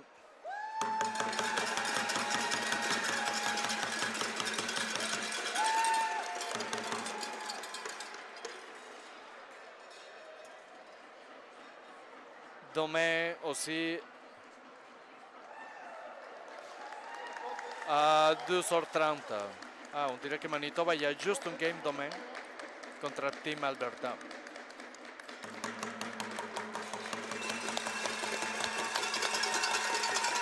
So congratulations again for Team Manitoba. Excellent game with their second victory straight in this championship. So good luck to Manitoba for the continuity of the tournament. And congratulations to the fans.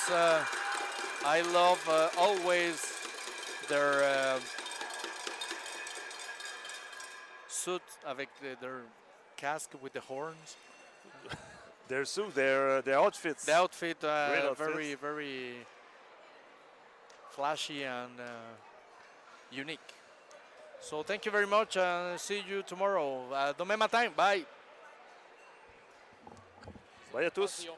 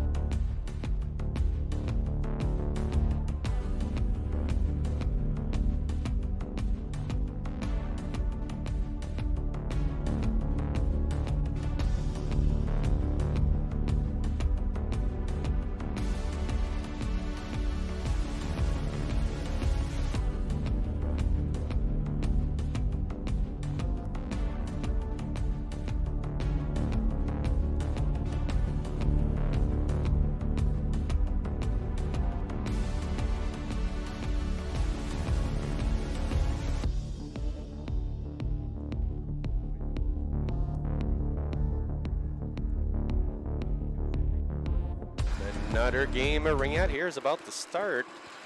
We've got two excellent teams competing today. Team Alberta, and we've got the Richmond Hill Lightning.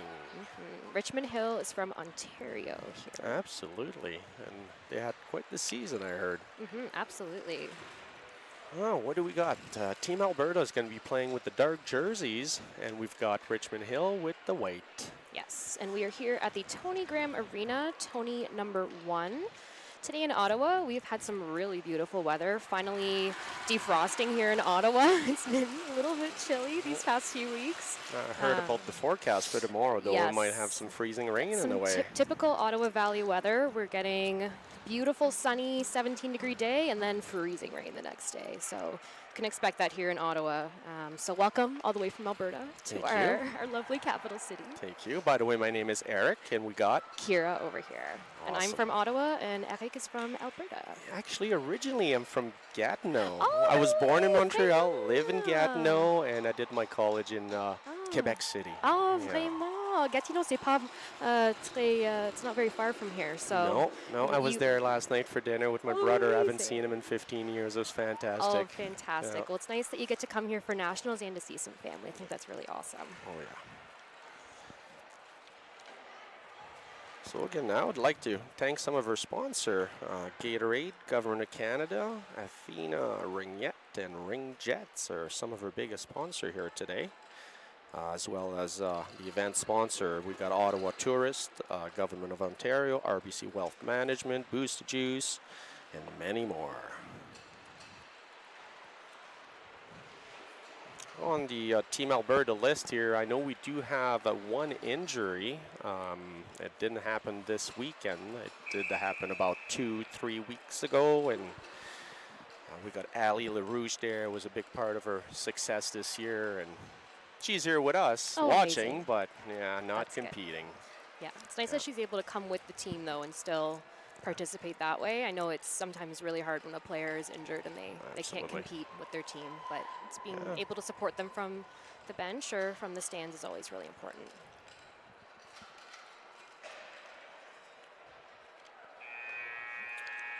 Well, looks like the girls are ready, just about. Yep. Fans are ready here too.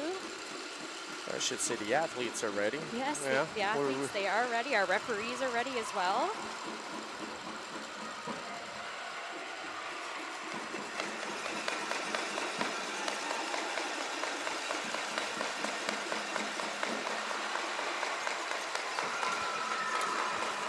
Well, I don't know if you guys can hear, but it's getting loud in here.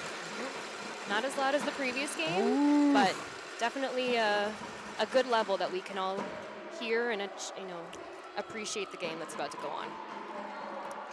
Some good celebration and encouragement from the Alberta goalies over there. That was really sweet. Yeah, that's their daily routine. Every game they go and jump, and I love that. Goalies got to support goalies. They're it's just if there's one of you on the team or there's two of you, it's really important to support each other if you're the goalie. And here we go. Richmond Hill with the ring to start this game. Get in the offensive zone there, and there's a play happening. Ooh. Oh, almost a shot there.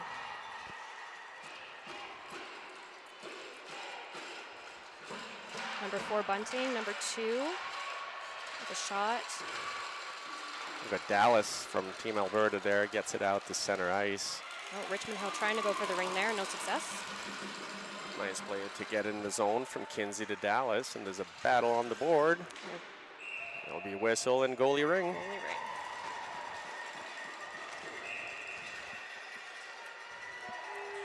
Your goalie from Richmond Hill today is Jordan Hosford. And we got Rayanne in the net for Team Alberta. Rayanne Habit. Richmond Hill back in the Team Alberta zone, gets a shot, and a save by Rayanne. Picked up by Jill. Jill battling.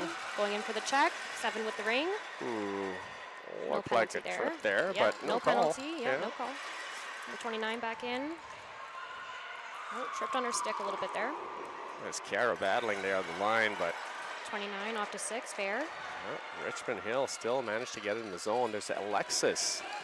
with some speed. She's going to look around and move it up the ice. We got Dallas with it now. Nice pass. That was Aubrey, sorry. Oh, good catch by Bunting, number 5.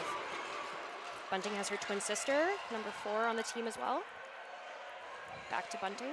That makes it easy on the parents, eh? Oh, absolutely. Oh, what try. a good chance there by Richmond Hill. Nice backhand and goalie ring. Goalie ring. So for those not familiar at home, what just happened there, that was our move it or lose it rule. So when the ring is stopping, the team that has second stick or is second to stop the ring, they get possession. Dallas at center ice, trying battling for that ring. A little bit of a mix-up in this by the line there. Number 9 in, number 5. Nice poke check by number 2, Morgan. Oh, she gets tripped there behind the play. And Alberta back with the ring. I believe Marlies moves it up to Aubrey. Aubrey's looking around, gets Marlies back, bounce on the board, and Richmond Hill take possession. Richmond Hill's doing a great job of keeping it out of their own zone. 17 white. One of the girl lost her stick there, and she's back in the zone, back in attack. She's got her stick back. That's Suki Wu with the ring. Oh, good try. Defense, great job there. Two-line pass. 2-line. Richmond's going to get there first. It's number 10. Choi, number 10. Oh, into the boards. No call there. Kinsey fighting for that ring. She gets it. Moves around. Oh, poke check by Richmond Hill, but we got Chloe now. Chloe with the ring. Taking her time to get some space around the defense. Use up that shot clock. Hannah, she's got a wicked shot just wide. Oh, good try. Oh. And I think we have a penalty coming here. Number 31 white. We have a boarding penalty. Boarding. Yeah, something that's definitely different from hockey is those boarding penalties. I see a lot of parents confused when should it be a body, should it be a boarding? You know, I think it's definitely a unique penalty for Ringette. Something you don't see too often, but one of the penalty that always baffled me with Ringette is the hooking penalty. Yes. You know, it always seems to be more of a holding or maybe interference, but the hooking, I mean, it doesn't have a hook. Exactly. It's a very tricky one. A lot of younger girls, they get that one when they're first starting out, trying to learn how to play. That was Aubrey with the shot. Of the body. Yeah. That was a great shot as well from Alberta. We have a stick loose on the other side of the Ringette line here. We have number 5, Katie Bunting, going in for the ring here. Sasha battling, and we got Ali Teske coming out with it. Oh, there's a call. We had a 4 in on Alberta, so White is going to go for the offensive free pass here.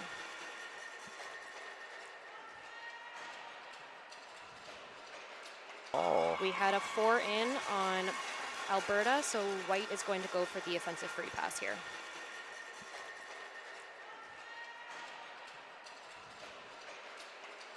Yeah, at this level, I find that the referees are really strict with that 4 in. Even just a little bit of a tip of a stick in or slightest skate, they call that 4 in. Still a power play for Team Alberta here. They haven't had much success getting in the zone. Richmond Hill are definitely pushing well. That's Katie Bunting with the ring. Madeline Avila, number 77 as well, helping out. Looking to move those defense around. 10 seconds on the shot clock. A little spinorama there from Bunting. Trying to break that triangle. We've got Ray there moving it behind the net. We got Kara with it now. Oh, little run into the ref there. Kara moves it up to Kinsey. Kinsey sends it down deep, and Chloe gets there with a nice stab, yeah. Kara now. Shot, saved by the goalie. Shot off and ring out of play. So it's going to be a Team Alberta ring. We're going to have some fresh legs out on both sides. Yeah. So even though Team Alberta was the one who shot the ring, because it did go off of a Richmond Hill player, the ring goes back to Team Alberta because it's technically considered being going off a Richmond Hill player. We're going to have Bowen there. Bowen is an underage girl, was called up to replace her injured player. I did hear about that. That's fantastic. It's really great to be able to bring some underage girls into this group and give them the experience they can bring back to their teams. Ooh, nice shot by Aubrey. Nice save by our goalie, Jordan Hosford. Number 29, Brianna Zhao, bringing it out here. Number 10, Caitlin Choi as well. Back to Choi. Back to Zhao.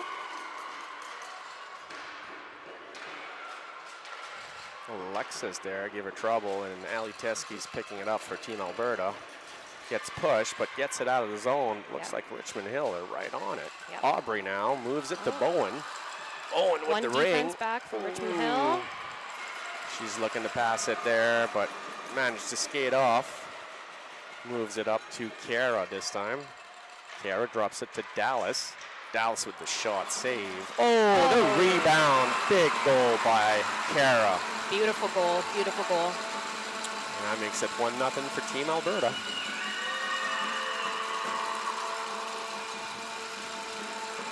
It's 4:29 left in the first quarter here.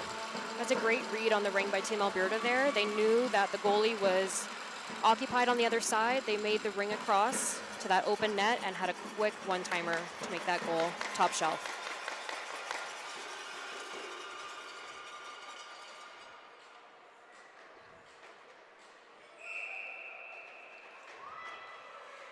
Richmond Hill with the ring.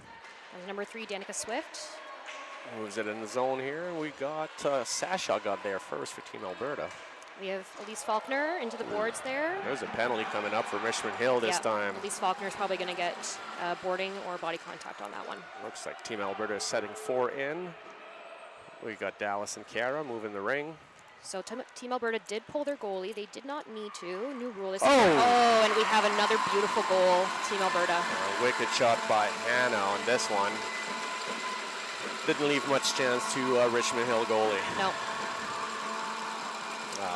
Again, now Hannah was competing yesterday in the scale competition for the hardest shot, and that looked like a pretty hard shot to me. Looked like a pretty hard shot to me too. Very good, very good. Yeah, absolutely. Yeah. Team Alberta also using their advantage there to have 4 in.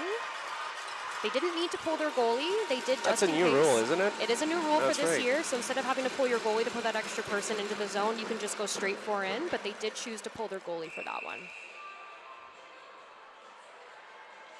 It's number 11, Madison Dye. Number 6, Ava Fair. Oh, coming back out off Richmond.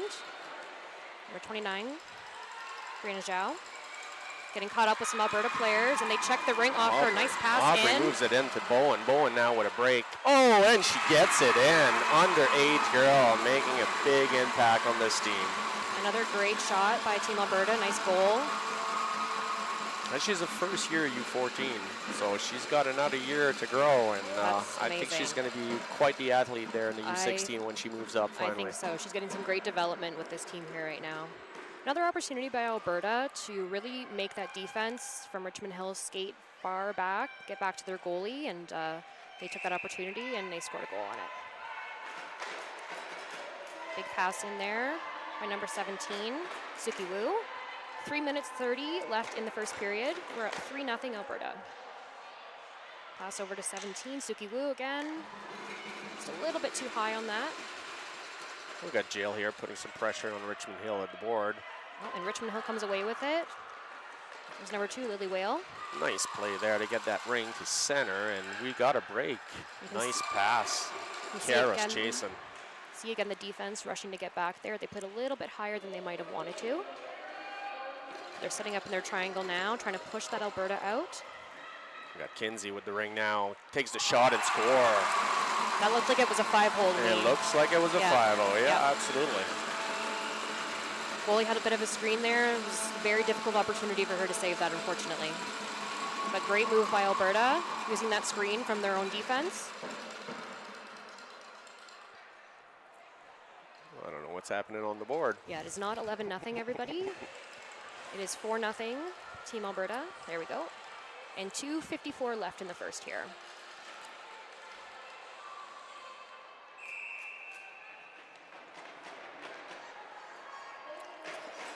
There's number 7, Teresa Zhu. Richmond Hill couldn't get it in. Anna picked it up and moves it up the ice. Looks like Ali Teskey Sends it back to Hannah. Hannah now with some space. She's pushed though, and number 88 from Richmond Hill with the stab. It's Charlotte Natchik. Getting it out there. Oh, a little bit of a high stick for Alberta, but no call. Nice pass there. Number 7, Trisha Zhu. Nice stab by Ali there to move that ring. And, oh, it's right on front. And a goal. 77, Madalena Villa. Great read on the ring there. It was just outside the crease, so she knew she could play it. Goalie hadn't made it into her crease yet, so she took the opportunity. Got to that empty space. Great goal by Richmond Hill.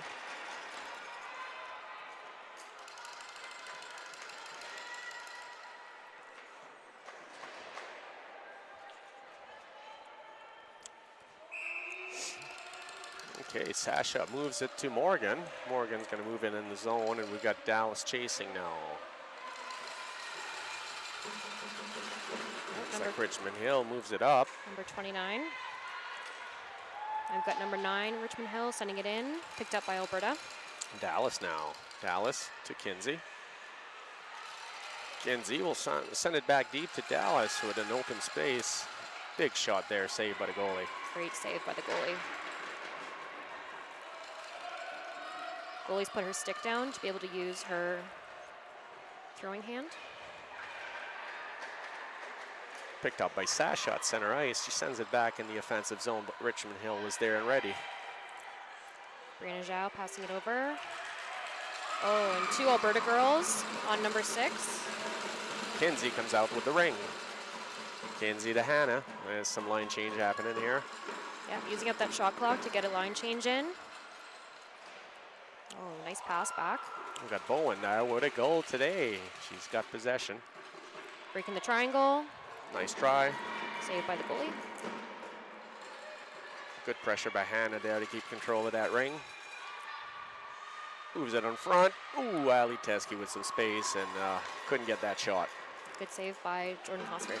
Teskey gets it back. Have a full reset here, full 30 seconds.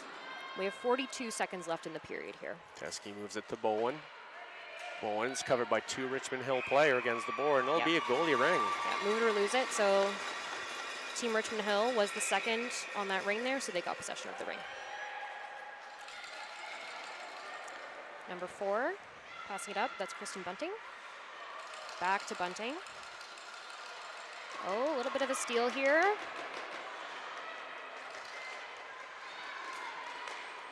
There's a shot by Richmond Hill just wide, and they picked up the rebound. 14 seconds left in that first quarter. Number 88 with the ring, shot save. Big save by Rayanne, picked up by Alexis, and Alexis just say, out of here. And we have a 2-line pass, picked up by Richmond Hill. Last seconds of the period here. And that'll do it for period number 1, our first quarter. Current score, 4-1. Is what we have here. So 4 for Team Alberta, 1 goal for Team Richmond Hill. I'm looking at some of these fun facts for our girls on Richmond Hill. I'm not from Richmond Hill, but I do have deep respect for the Richmond Hill Lightning. And I'm seeing a lot of them here mentioning their Pinecrest Camp Nights. Seems like they did some really great team bonding there in 2024. And almost every girl here is putting on here Pinecrest. So I think, for me at least, I know that team building and those kinds of things are really key to helping a team grow together and being able to support each other on the ice. I think that's a really, really important thing. So great for them to be able to have that opportunity. Absolutely. That is a nice fact there. And you said which camp was it? Pinecrest Camp. Pinecrest Camp. Okay, must be around here, obviously. And it's probably near Toronto area. Yeah. Oh, interesting. Have to write that down and check it out. Look it up. Yeah, absolutely. And we do a lot of fun fact as well here for Team Alberta.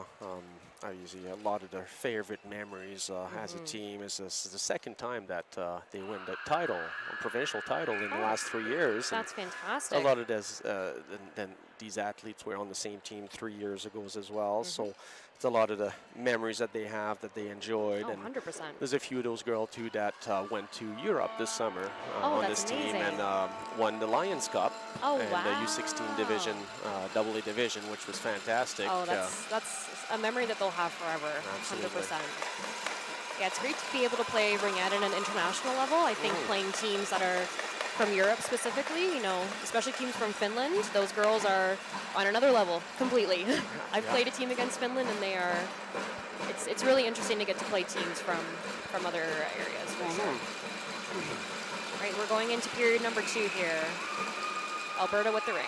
Alexis with it now. She moves it in the zone. Nice pass to Dallas, and Dallas cuts on front with some space. Shot and score. That was a top shelf goal. Gorgeous Again now, goal. feel bad for that goalie. That was a rocket. She's doing a great job there. Her defense are breaking up a little bit, so their triangle is being penetrated a little bit more than they probably would like. But goalie here is doing a fantastic job. A lot of these goals as well have been made when she's either being screened, top shelf, 5-hole, things that are very hard for her to make. So absolutely, she's still doing a fantastic job here. Dallas is her only her third game since coming back from injury. Oh, wow. She was out for just over 3 months. Oh, she's doing great. Absolutely. She was definitely, again now, an integral part of our team that made it so successful. But yeah, losing her for that long was scary. I can imagine. Oh. And we're going to get a Alberta ring here. I'm going to move it or lose it. 17 from Richmond Hill was battling hard there to get the ring, but Alberta had second stick.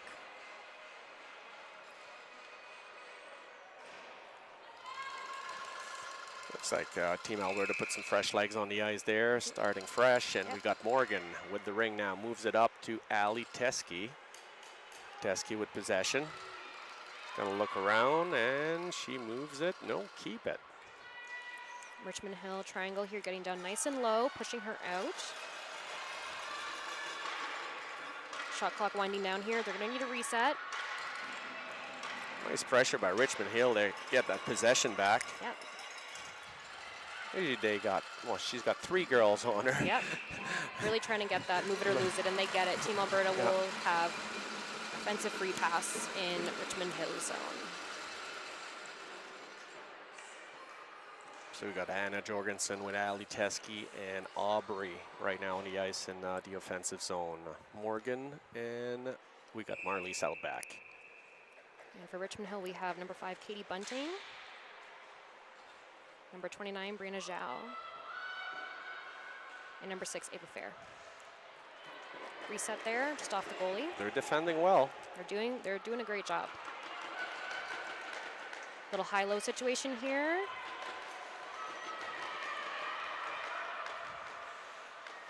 Nice Back move. to number 5, Bunting with the ring.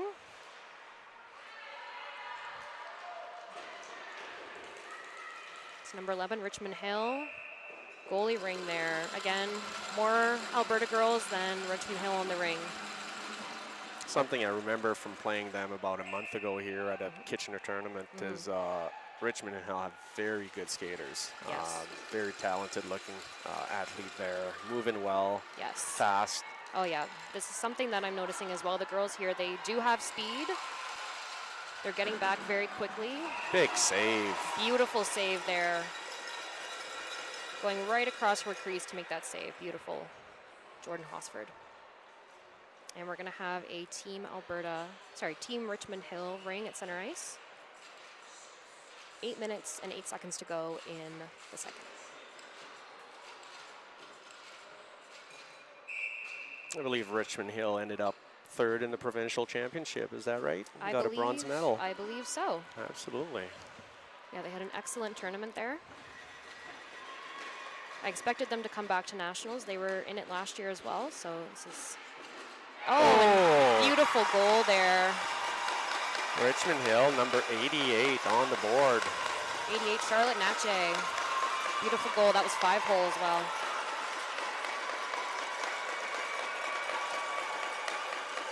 So lots of game left, lots of time. Only down by 3 to make a tie. Oh, yeah, something I found out over the year there with Ringette is swings can happen quite fast, and 3 or 4 goal really isn't nothing. Absolutely. They can do that in a minute and a half. Oh yeah, you'll see a lot of high-scoring games with Ringette. It's you know, you'll get one, another one gets one. That's back and right, forth. back and forth. Yeah. You're hoping anyway. Oh yeah. We got Kinsey in the zone now. Takes the shot, deflected wide. And Chloe takes possession. Richmond Hill setting up their defense here. Nice move across to Dallas, shot wide, and Kinsey picks it up behind the net. Lise Faulkner moving the ring out. Reset there. Number 3 coming out. Danica Swift. To number 4. Kristen Bunting. Number 51, Lise Faulkner. Good move there by Bunting, waiting for the ring to come over the blue line before grabbing it. Passing to number 17, Suki Wu. Ooh, hard shot there by number 2, Lily Whale. And we have a crease violation. It'll be Team Richmond Hill offensive free pass. Yeah, now it's a 5-2 game, 6:49 left in the first half. Lily Whale. Sorry, not Lily Whale. We've got number 17, Suki Wu with the ring here. Passing to Lily Whale. If you just tuned in, just again to recap, Team Alberta wearing the blue jersey and Richmond Hill Lightning wearing the white. Oh, good back pass there. Went off of Bunting's stick. Almost made it in the net, but good save by Team Alberta's goalie. We got Hannah behind the net there. He's going to try to move that ring up. Looking around, gets Aubrey. Aubrey with a nice skate in there, gets it back in the zone, and just deflected wide. It was a good check there by number 17, Suki Wu. Passing up to number 31. Number 17, Suki Wu, in with the ring. Just off the goalie. Number 88, Charlotte Natch. Oh, hits the crossbar. Beautiful. Did that go in? It did. It did Oh indeed. my goodness. It took her a second too. She waited for the referee and she saw the hand and she knew it was in. That's her second goal of the game here. Well, that ring came out so fast, I thought it just hit the crossbar. Oh yeah, that's a very common thing in ringette here. These shots are hard and fast. They will come out of the net very quickly. You have to have eagle eyes as a referee here.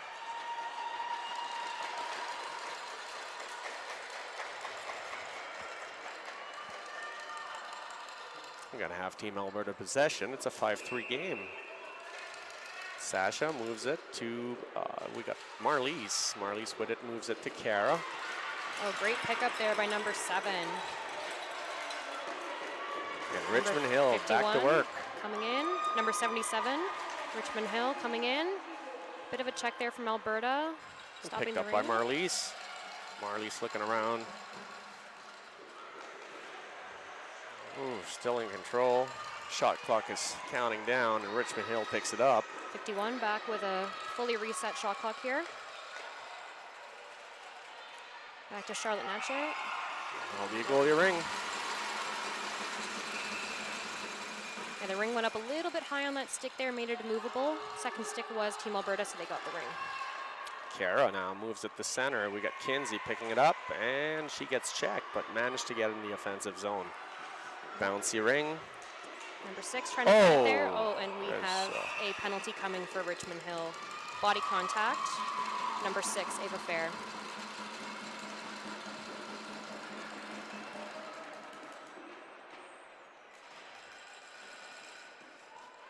Team Alberta with the offensive zone possession here to start that power play. We're going to have Hannah, Bowen, Ali Teske, Alexis, and Morgan out on the ice. And for defense, we have number 10, Caitlin Choi. We have number 5, center, Katie Bunting. And number 29, Brandon Shaw. The ring is moved to Hannah. Hannah takes it behind the net.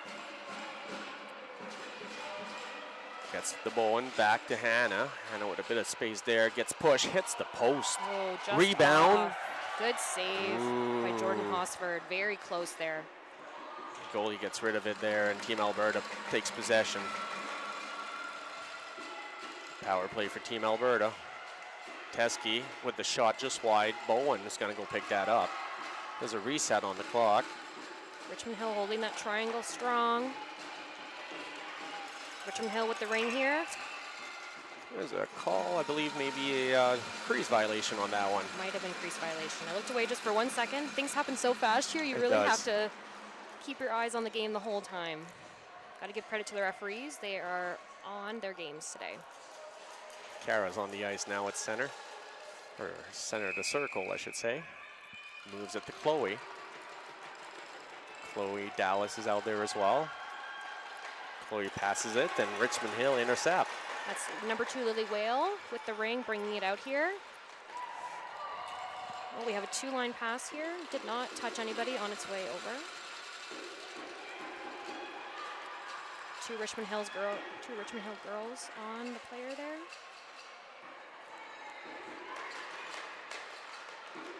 Number 31, Alyssa Cho with the ring here.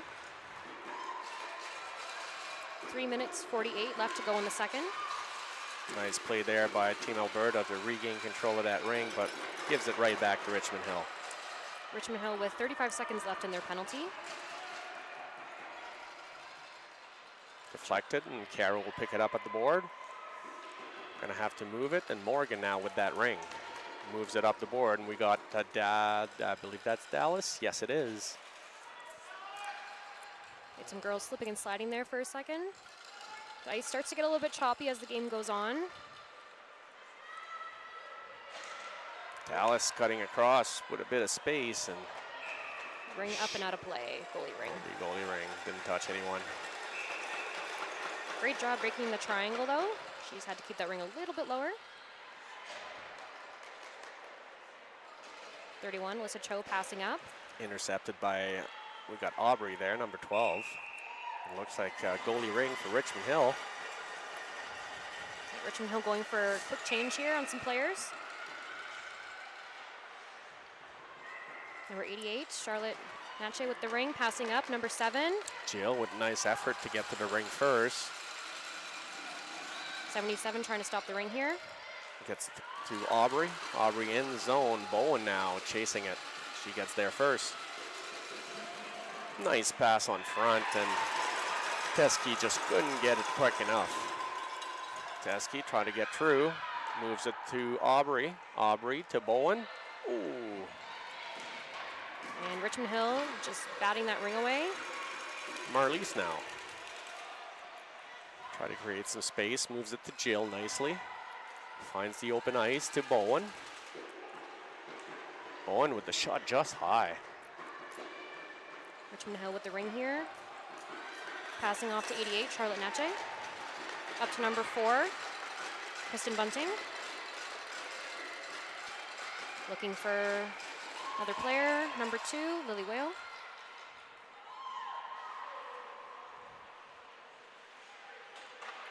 Wu with the ring. Ooh, shot over the net. Hard shot. Shot clock counting down. We need a reset here. Got the reset off the goalie.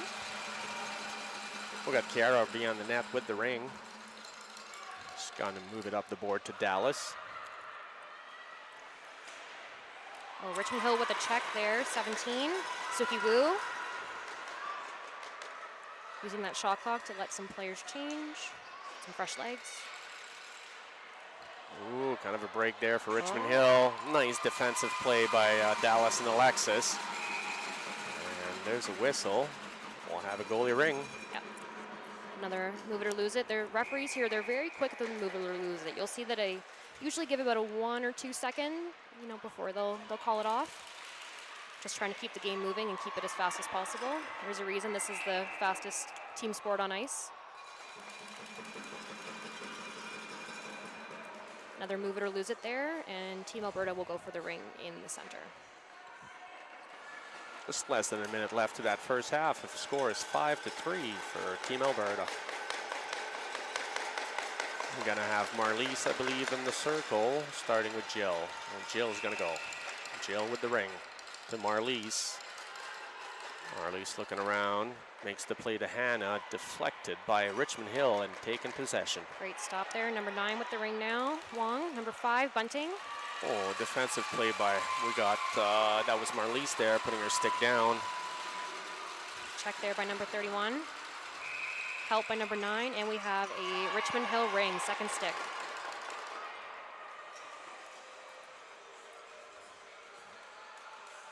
Both teams battling hard here to end out the second period. 36 seconds left.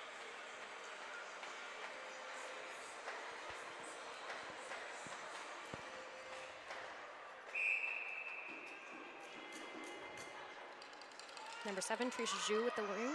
Passing to number 3, Danica Swift. Over to 77, Madeline Avila.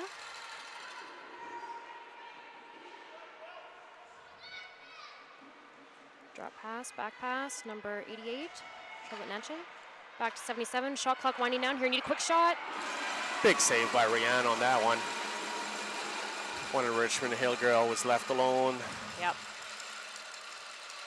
Yeah, it's hard when the clock's winding down here. Do you make a play? Do you let the clock wind down? That's it. Lots of decisions. Great job by both teams here. We are at our halftime. Now, they will not bring the Zambonis out for halftime. They will for the NRL games, but not these ones. I think they should, personally. I think, you know, the ice is going to start to get a little bit choppy for these girls. They are playing hard and fast. I believe at this level, I think they all deserve a clean flood. I agree. Maybe in the future they will, but for these girls here, we will not see Zamboni flood for the half.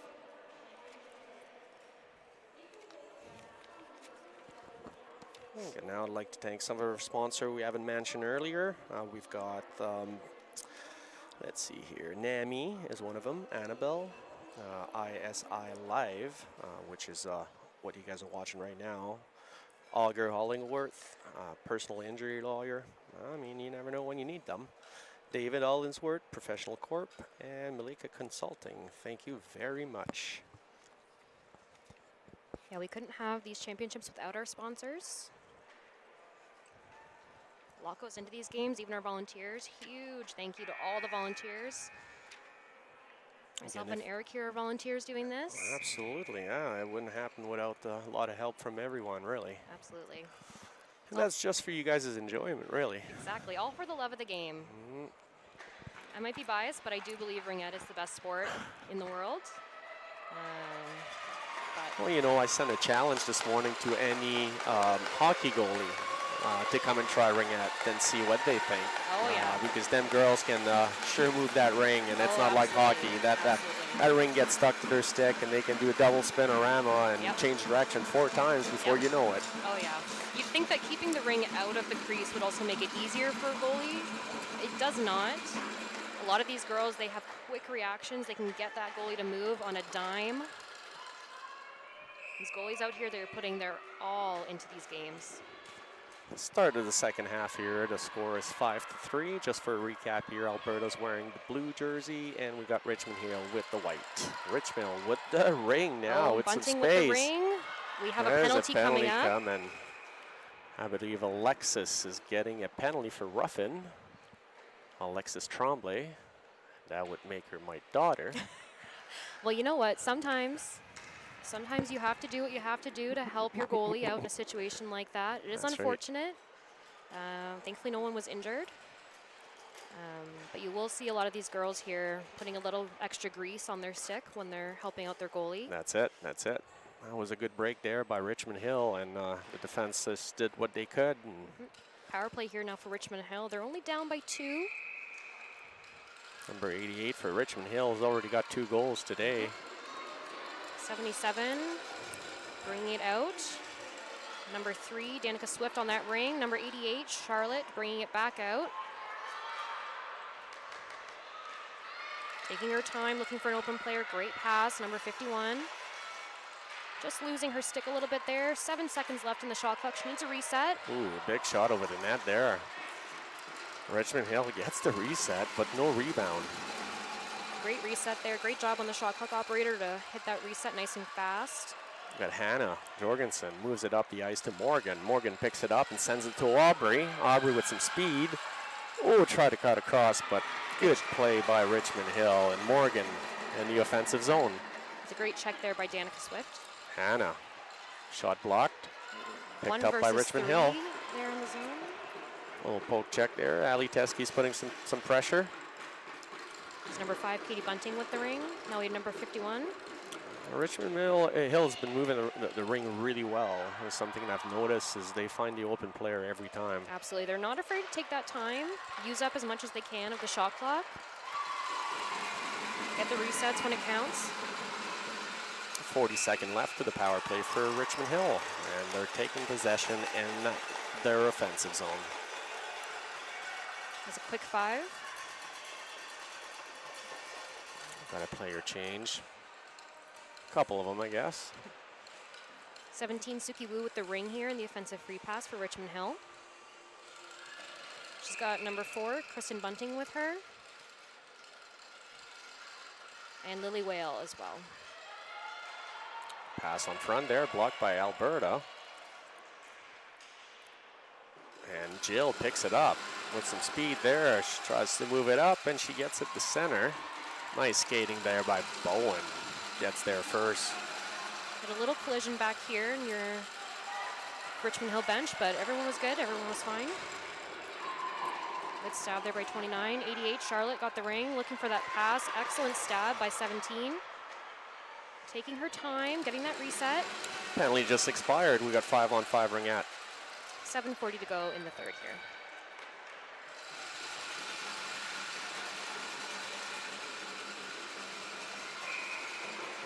That was 77, Madeline Avila with the ring, breaking the triangle, and getting the ring back for Richmond Hill off the goalie save. Richmond Hill girls here, or athletes, sorry, just taking a second to strategize.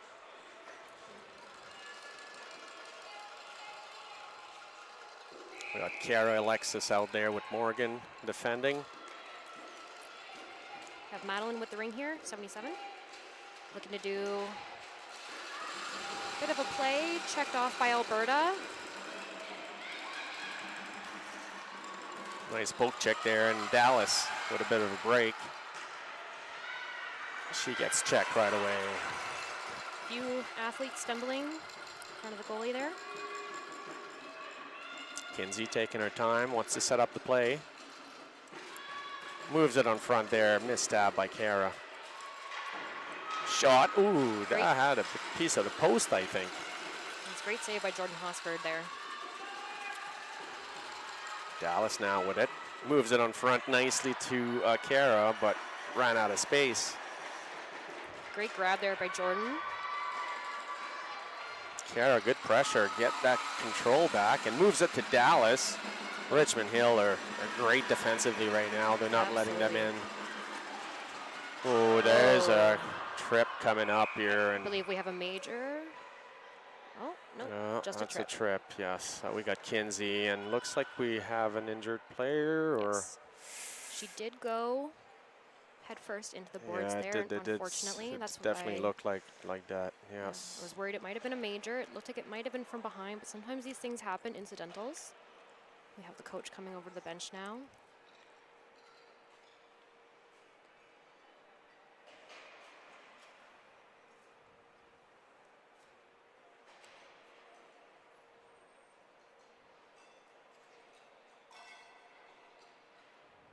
That was a tripping call on Kinsey there. We've got Richmond Hill girl on the ice right now.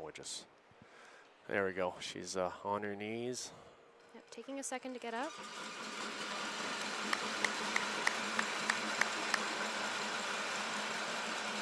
That was number 88, Charlotte. She's been a difference maker this game also. Absolutely, she's got 2 goals here.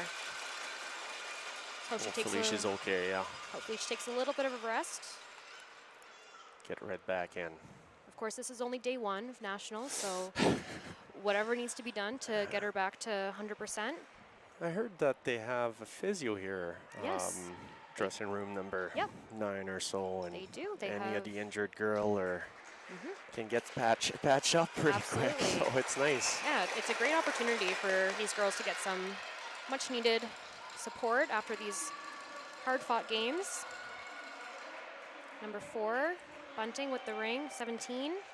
Again, it's a power play for Richmond Hill, a full 2 minutes.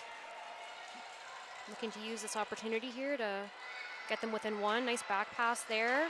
Good pressure by Alberta to get that ring out of there, and now Bowen with some speed gets there, moves it in. Oh, and that'll be both sides on Alberta. Good move there by 29 to force the blue line violation.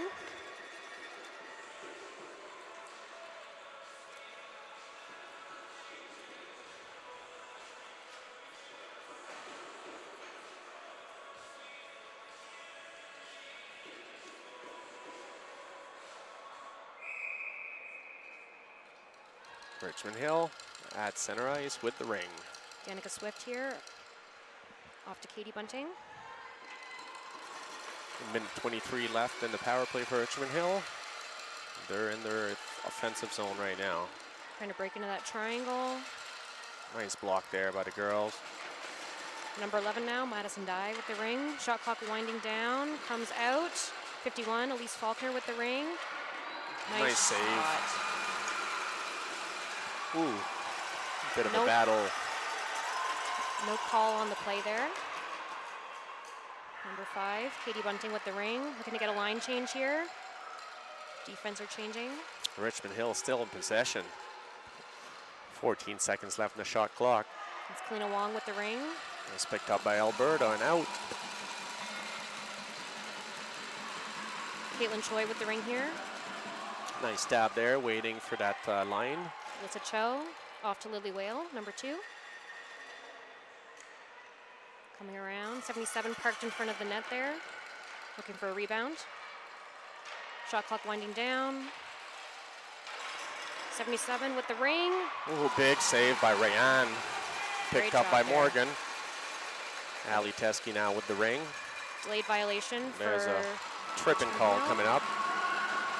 We got Marlies with it now.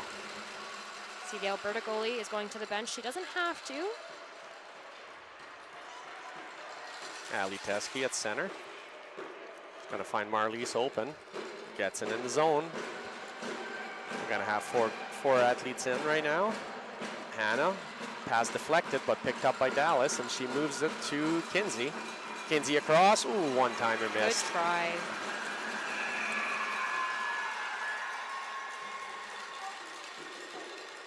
That was the whistle. Looks like Team Alberta is going to be going on their, I believe, first power play of the game. And we have number 7 over here. I believe a tripping penalty for number 7. Teresa Zhu, sorry. Sasha and Alexis are out that back now. Kara is going to be offense, as well as Dallas and Kinsey. So we had a defensive free pass there. Would have been a goalie ring, but when it takes a little bit longer to set up the goalie ring, they just default to defensive free pass. Battle on the board there, nobody but the possession, and Kinsey sweeps it in. Now she got the pass to Dallas. Dallas with some space, gets shot. Great save there by Jordan. Alexis in the zone, and was it 4 in? Believe it might have been 4 in. It might have been 4. I think it was 4 because we're bringing it up to center ice here. Yes. Yeah, when there is a 4-in violation on the offending team or the offensive team, we will bring it up to center.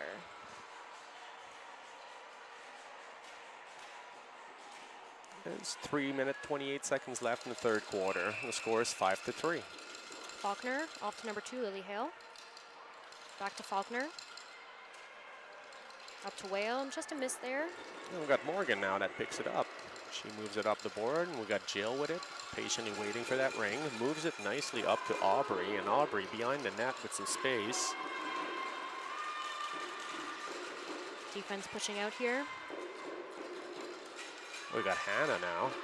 Hannah with a goal today, gets a shot on net for a reset. Great save by Jordan. And there's a battle for the rebound, and looks like Team Alberta is going to get it. They had every girl in the zone there on the player. Bowen, oh, nice little shot. Not a big save. And we had a delayed 4 in there on Richmond Hill. Faulkner just made her way into the zone. So we'll be going to Team Alberta ring with 2:44 left in the third, 48 seconds left on the Richmond Hill penalty. Kinsey Foley with the ring.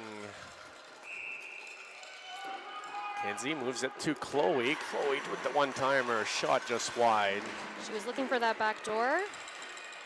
Missed the ring by just a hair. Kinsey fighting for that ring, and there's a battle. It'll be a goalie ring on this one. Again, Richmond Hill was second stick on that. Jordan with the pass up high. Nice pick by number 5 for Richmond Hill, and same for number 7 on the Team Alberta. Sasha there with the big pick. Chloe with that ring now. She's getting covered. Great check by Cho. Actually moved it to Kara. Kara with a bit of space. Takes the shot, blocked on front, and Richmond Hill with the ring now. Oh, looks like we picked it back up, and pressure is on. Bunting just lost her stick there for a quick moment. Goalie ring. 2 minutes left in the third quarter. 6 seconds left to Team Alberta power play. Great Good pass play by Jordan. Took her time. Faked out the other team. Sasha putting some pressure on Richmond. Up to Avila. Moving up to her zone here, and now look like Kara is going to be able to stab it. Moves it up the ice, and ooh, there's a battle at the board again. Got some bodies flying around. A little bit of a retaliatory check there. The line change for Alberta. Richmond Hill in possession. Gets it to center. Oh, with some space. Gets it down low. That was Whale up to Bunting. Bunting with the ring now. Back pass to Whale. Avia in front of the net. Great shot there. Big save by Rianne again. Got some bodies flying around the goalie here. Nice poke check out. It's like we got it in the zone. Alexis with some space there. She tried to cut on front. Ooh, that's... And we have a delayed penalty here as well. I believe on Richmond Hill for body contact. Yes, I believe so. Good effort there by Alexis trying to cut through there, but she got stopped. Richmond Hill is going to get penalized for 2 minutes on that, though. I believe we have number 4, Kristen Bunting, for the penalty here. Again, one of the situations where to get these goals, often you have to break the triangle, and breaking the triangle at this level means getting into some traffic. That's right. Which means there are potentials to get some penalties. Great save there, no goal. It was picked up in the crease. Bowen there with the quick shot, but that won't count. Great call by the referees there. Oh, and there's Charlotte. She's back on the ice. Glad to see her back out there. Great. Oh, and we have Richmond Hill on top of the ring. So it'll be Alberta ring. Another rule that folks will see sometimes, maybe not as often with younger ringette players, but the referees at this age, they will call it more often, is on top of the ring. Anytime a player steps on or is on the ring, immediately is awarded to the other team. We got Sasha from Team Alberta starting with that ring. Moves it to Jill. Jill to Dallas. Dallas in space there. Cuts on front. Moves it to Chloe. Good try for the back door there. Richmond Hill getting back out. 29 seconds left in the period. Chloe gets that ring now, and she's going to move it right back in the zone with some space. Nice block by number 10 for Richmond Hill. Choi bouncing the ring off. Number 7. Oh. Choi with the ring here. Great job keeping the ring on her stick there. Good pressure. Pass off the boards here. We got Kara with Team Alberta moving it back in the zone. And that'll be the third The quarter. third. What an excellent period. Absolutely. I think this one was scoreless.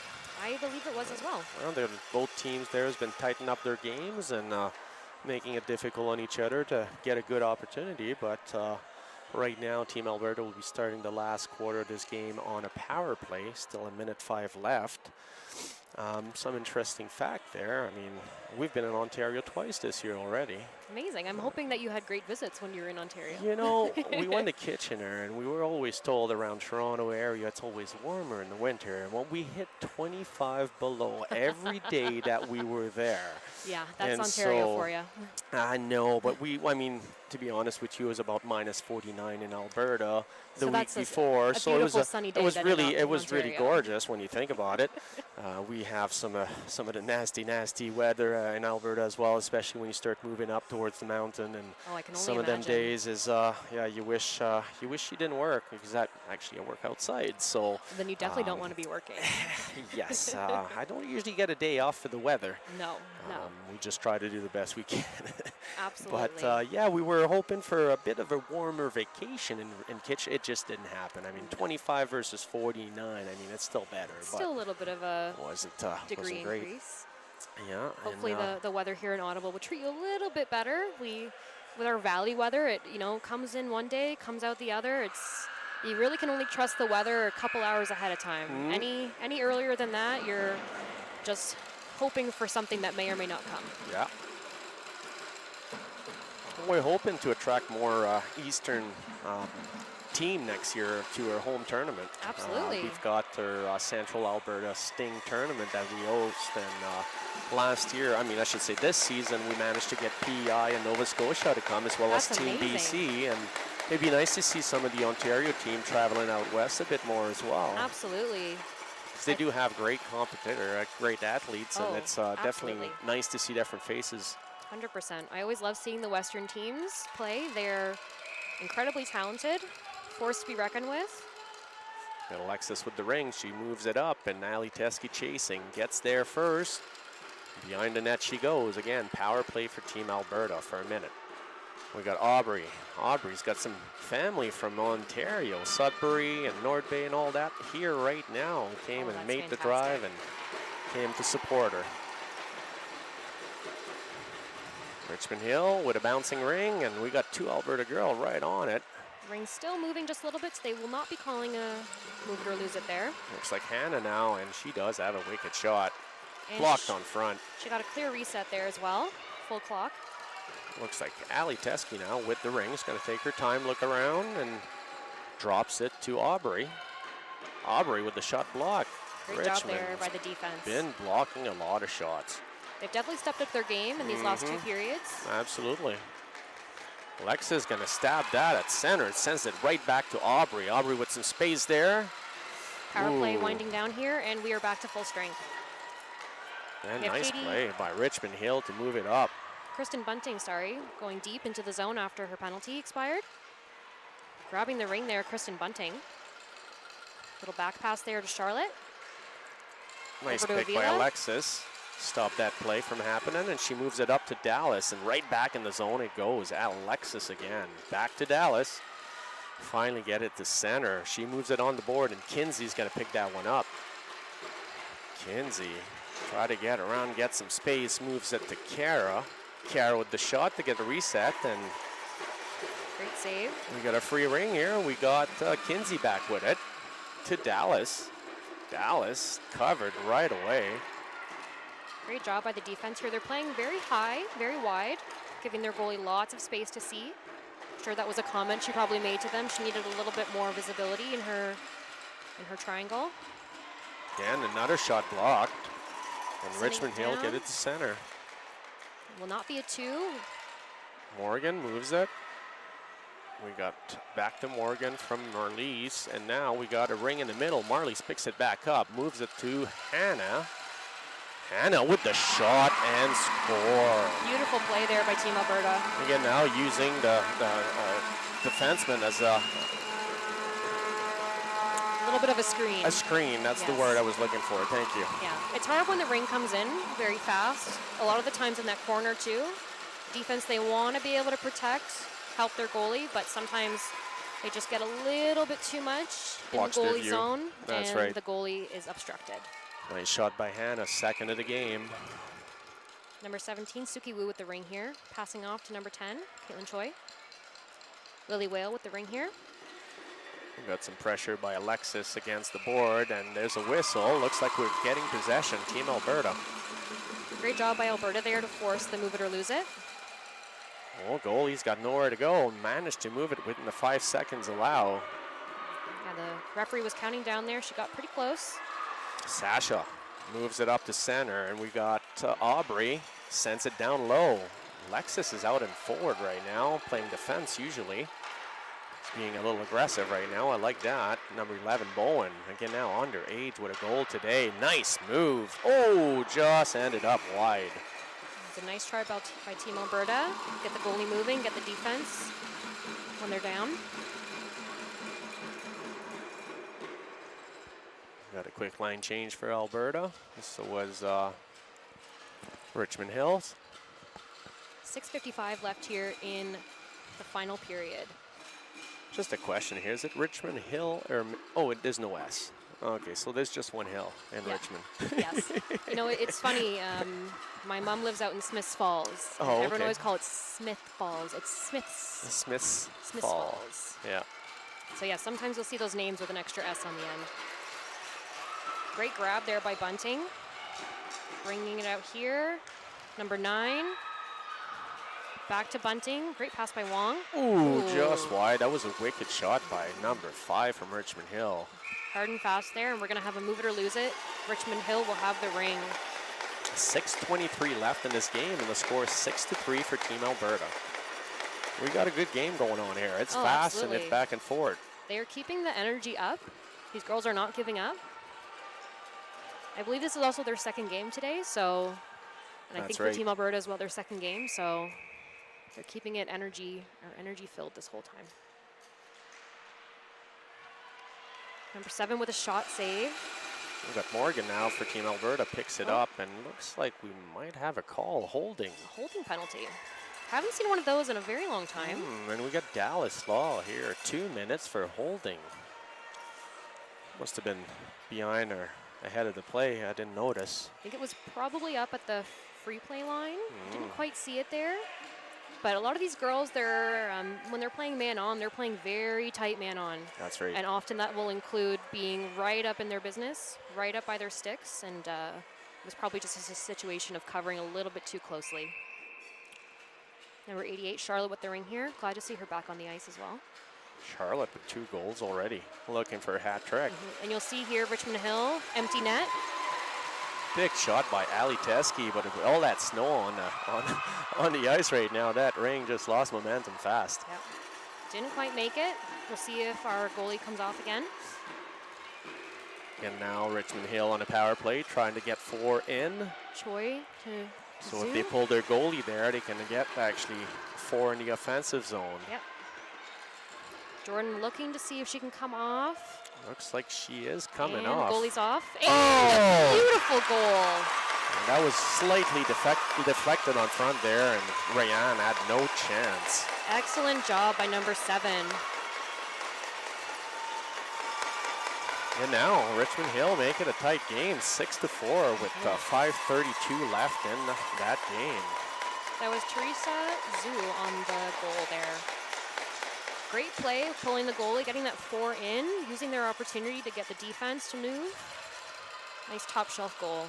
Now we're going to have some fresh legs out for Team Alberta as well as Richmond Hills. Looks like Marlies might be starting with that ring. Not sure yet. They're starting with a special start. And we're just waiting for the clock here to remove the penalty. We are back to full strength. That was a power play goal.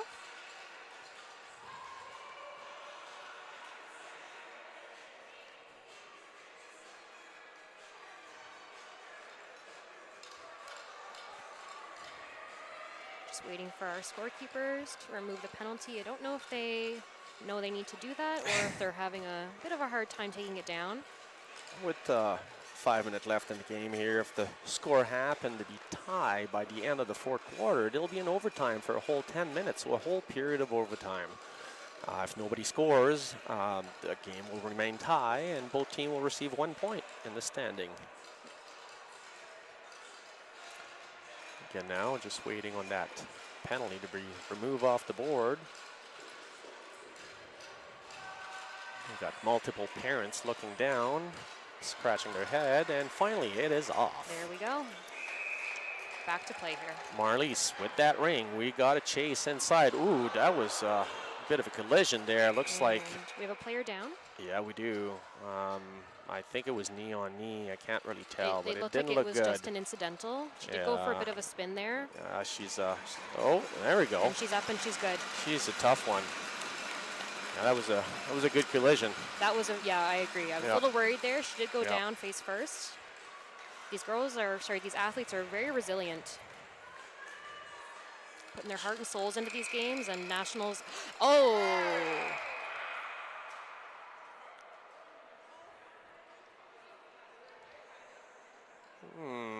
Not exactly sure what's going to happen here, but it looks like, we're getting, Team Alberta's getting a penalty there with 5:22 left in this game. I did see the referee put her hand behind her back. That would be an unsportsmanlike conduct penalty.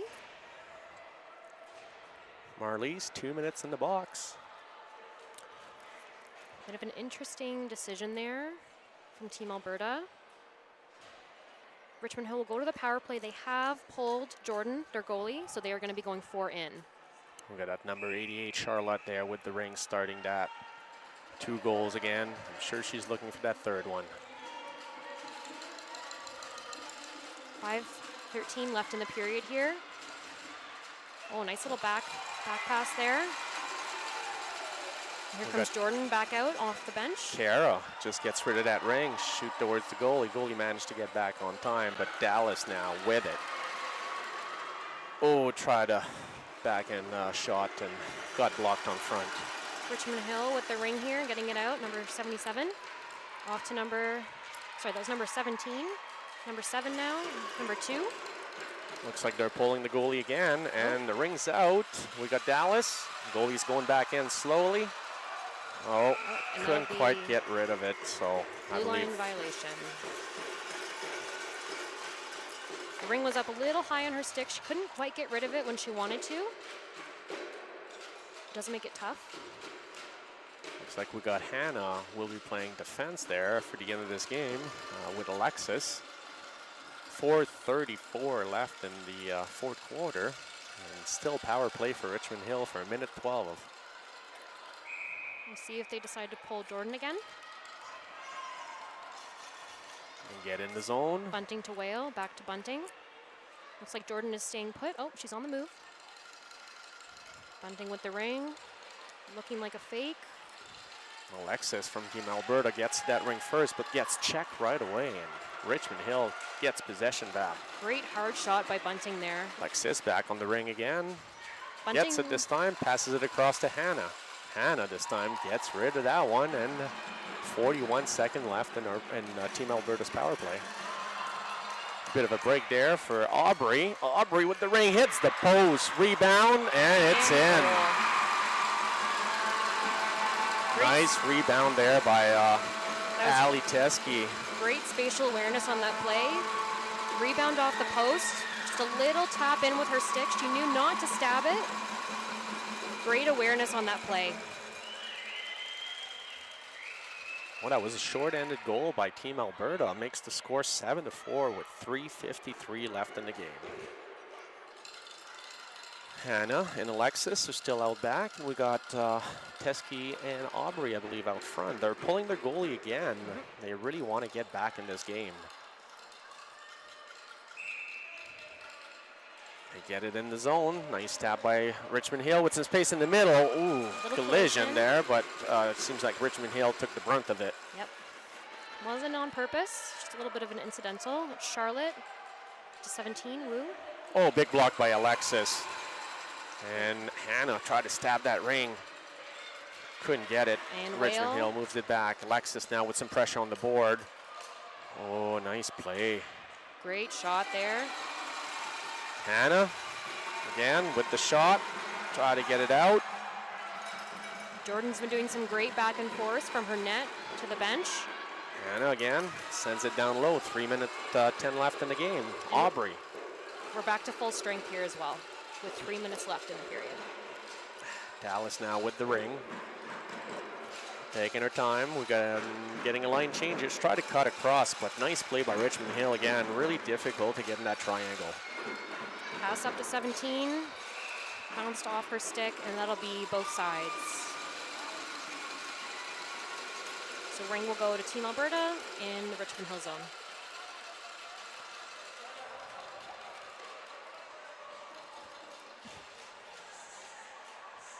Last 2 minutes, 49 seconds left here. Looks like we're going for a timeout. Yeah, it's a good time to thank, obviously, all the coaches that are here traveling with the team. I would say that they're doing this with their heart, and they're all volunteer as well. Absolutely, huge commitment. Absolutely, and they're enjoying it. Trust me, Absolutely. it's a holiday for them as well right now. They would rather do nothing else but be in here. I can only imagine. As a coach myself, I definitely understand that. I only coach U10 at the moment, but I would go halfway across Canada for my girls if I could. Absolutely, that's fantastic. And now, thanks to all the coaches here this weekend, or this whole week, I forget, it's a long one. Oh yeah, we're only here day one. Yeah. We've got a whole week left. Yeah, last year we had nationals over in the east end of Ottawa, this year in the west end. Out near our NHL arena over here. Yeah, well, we went and watched a lacrosse game a couple nights ago, and that was fantastic. It was at the Canadian Tire Center. Yep, we have a fantastic lacrosse team here.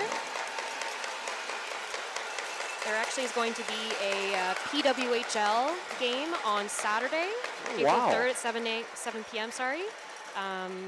Be the Victoire versus Charge. That would be Montreal, Victoire. Yep. Yes. Victoire, Montreal versus Ottawa, and they'll be doing some support for the Canadian Ringette Championships at that game, inviting a lot of ringette teams from Ottawa to that game.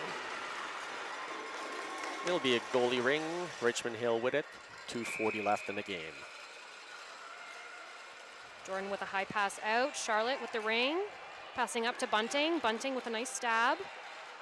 Waiting for her players. Richmond Hill pulling their goalie. Nice play by Morgan to get it out to Dallas. And goalie's just racing back to the net.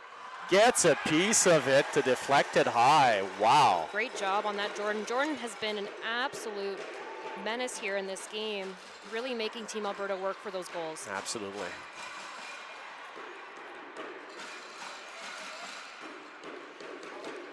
Deep pass in. Team Richmond Hill, number 88. Charlotte with the ring here. And we have Jordan on the bench again, so we're going to go 4 in. 7 seconds left. Charlotte's been such a big impact for her team this today. Absolutely. I was very worried when she got injured earlier. Glad to see that she's made recovery. We got a 2-on-1 here. Bowen. Oh, what a save by number 29. But Bowen takes her own rebound and puts it in. Second goal for Bowen, the underage. She's doing excellent. She stayed with that ring and kept her eye on it and knew what she wanted to do with it. Absolutely. Good ring awareness as well. It's one thing to know where your players are, but being able to anticipate. She saw that rebound coming out. Yes. Able to make that pass back in for the goal. We're up 8-4, Team Alberta, with 1:40 left in the final period here.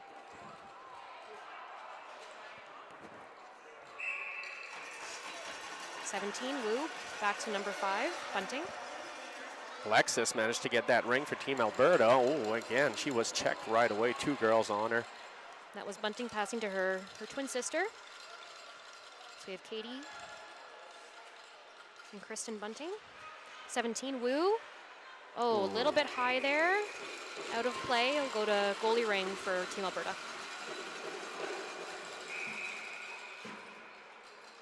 Ryan moves it to Ali Teske. Teske looking around here, gets rid of it and sends it to Jill. Jill with the ring, moves it to center. And we got Alexis with it, gets it down to Bowen. Bowen now in the, maybe in the hat-trick category. She's gonna go maybe get on front. Shot, that was by Kara. Less than a minute here in the final period. Aubrey fighting for it. Swift on the ring there, trying to check. Kara managed to get possession back. There's a reset on the shot clock. 36-second left to the game. 8-4 for Team Alberta. Chloe now. Chloe with the ring. Behind the net. She's going to drop pass it to Dallas. Dallas trying to cut on front. Oh, just made her way behind the net and taking her time, I think. She's looking for somewhere to go, but there we go. She's just doing some magic right now, dancing around all the girls, but Richmond Hill managed to get it off of her. Name of the game here for Team Alberta is possession.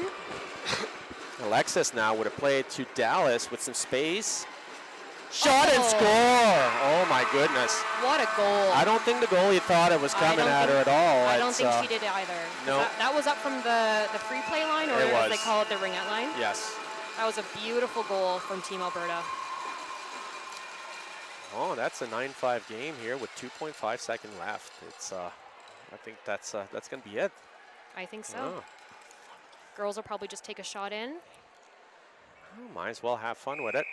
Yep, there we go. There's shot. the shot in. Oh, it made it all the way down. No blocking, but Well, again, that was fantastic to have you with me today. Oh, me as well. That was so much fun. Love seeing these athletes perform at the highest level, you know, here at Nationals, and hopefully we'll see you again this week. Absolutely. So you're doing this the whole week? The whole week. Fantastic. Yep, as much as I can.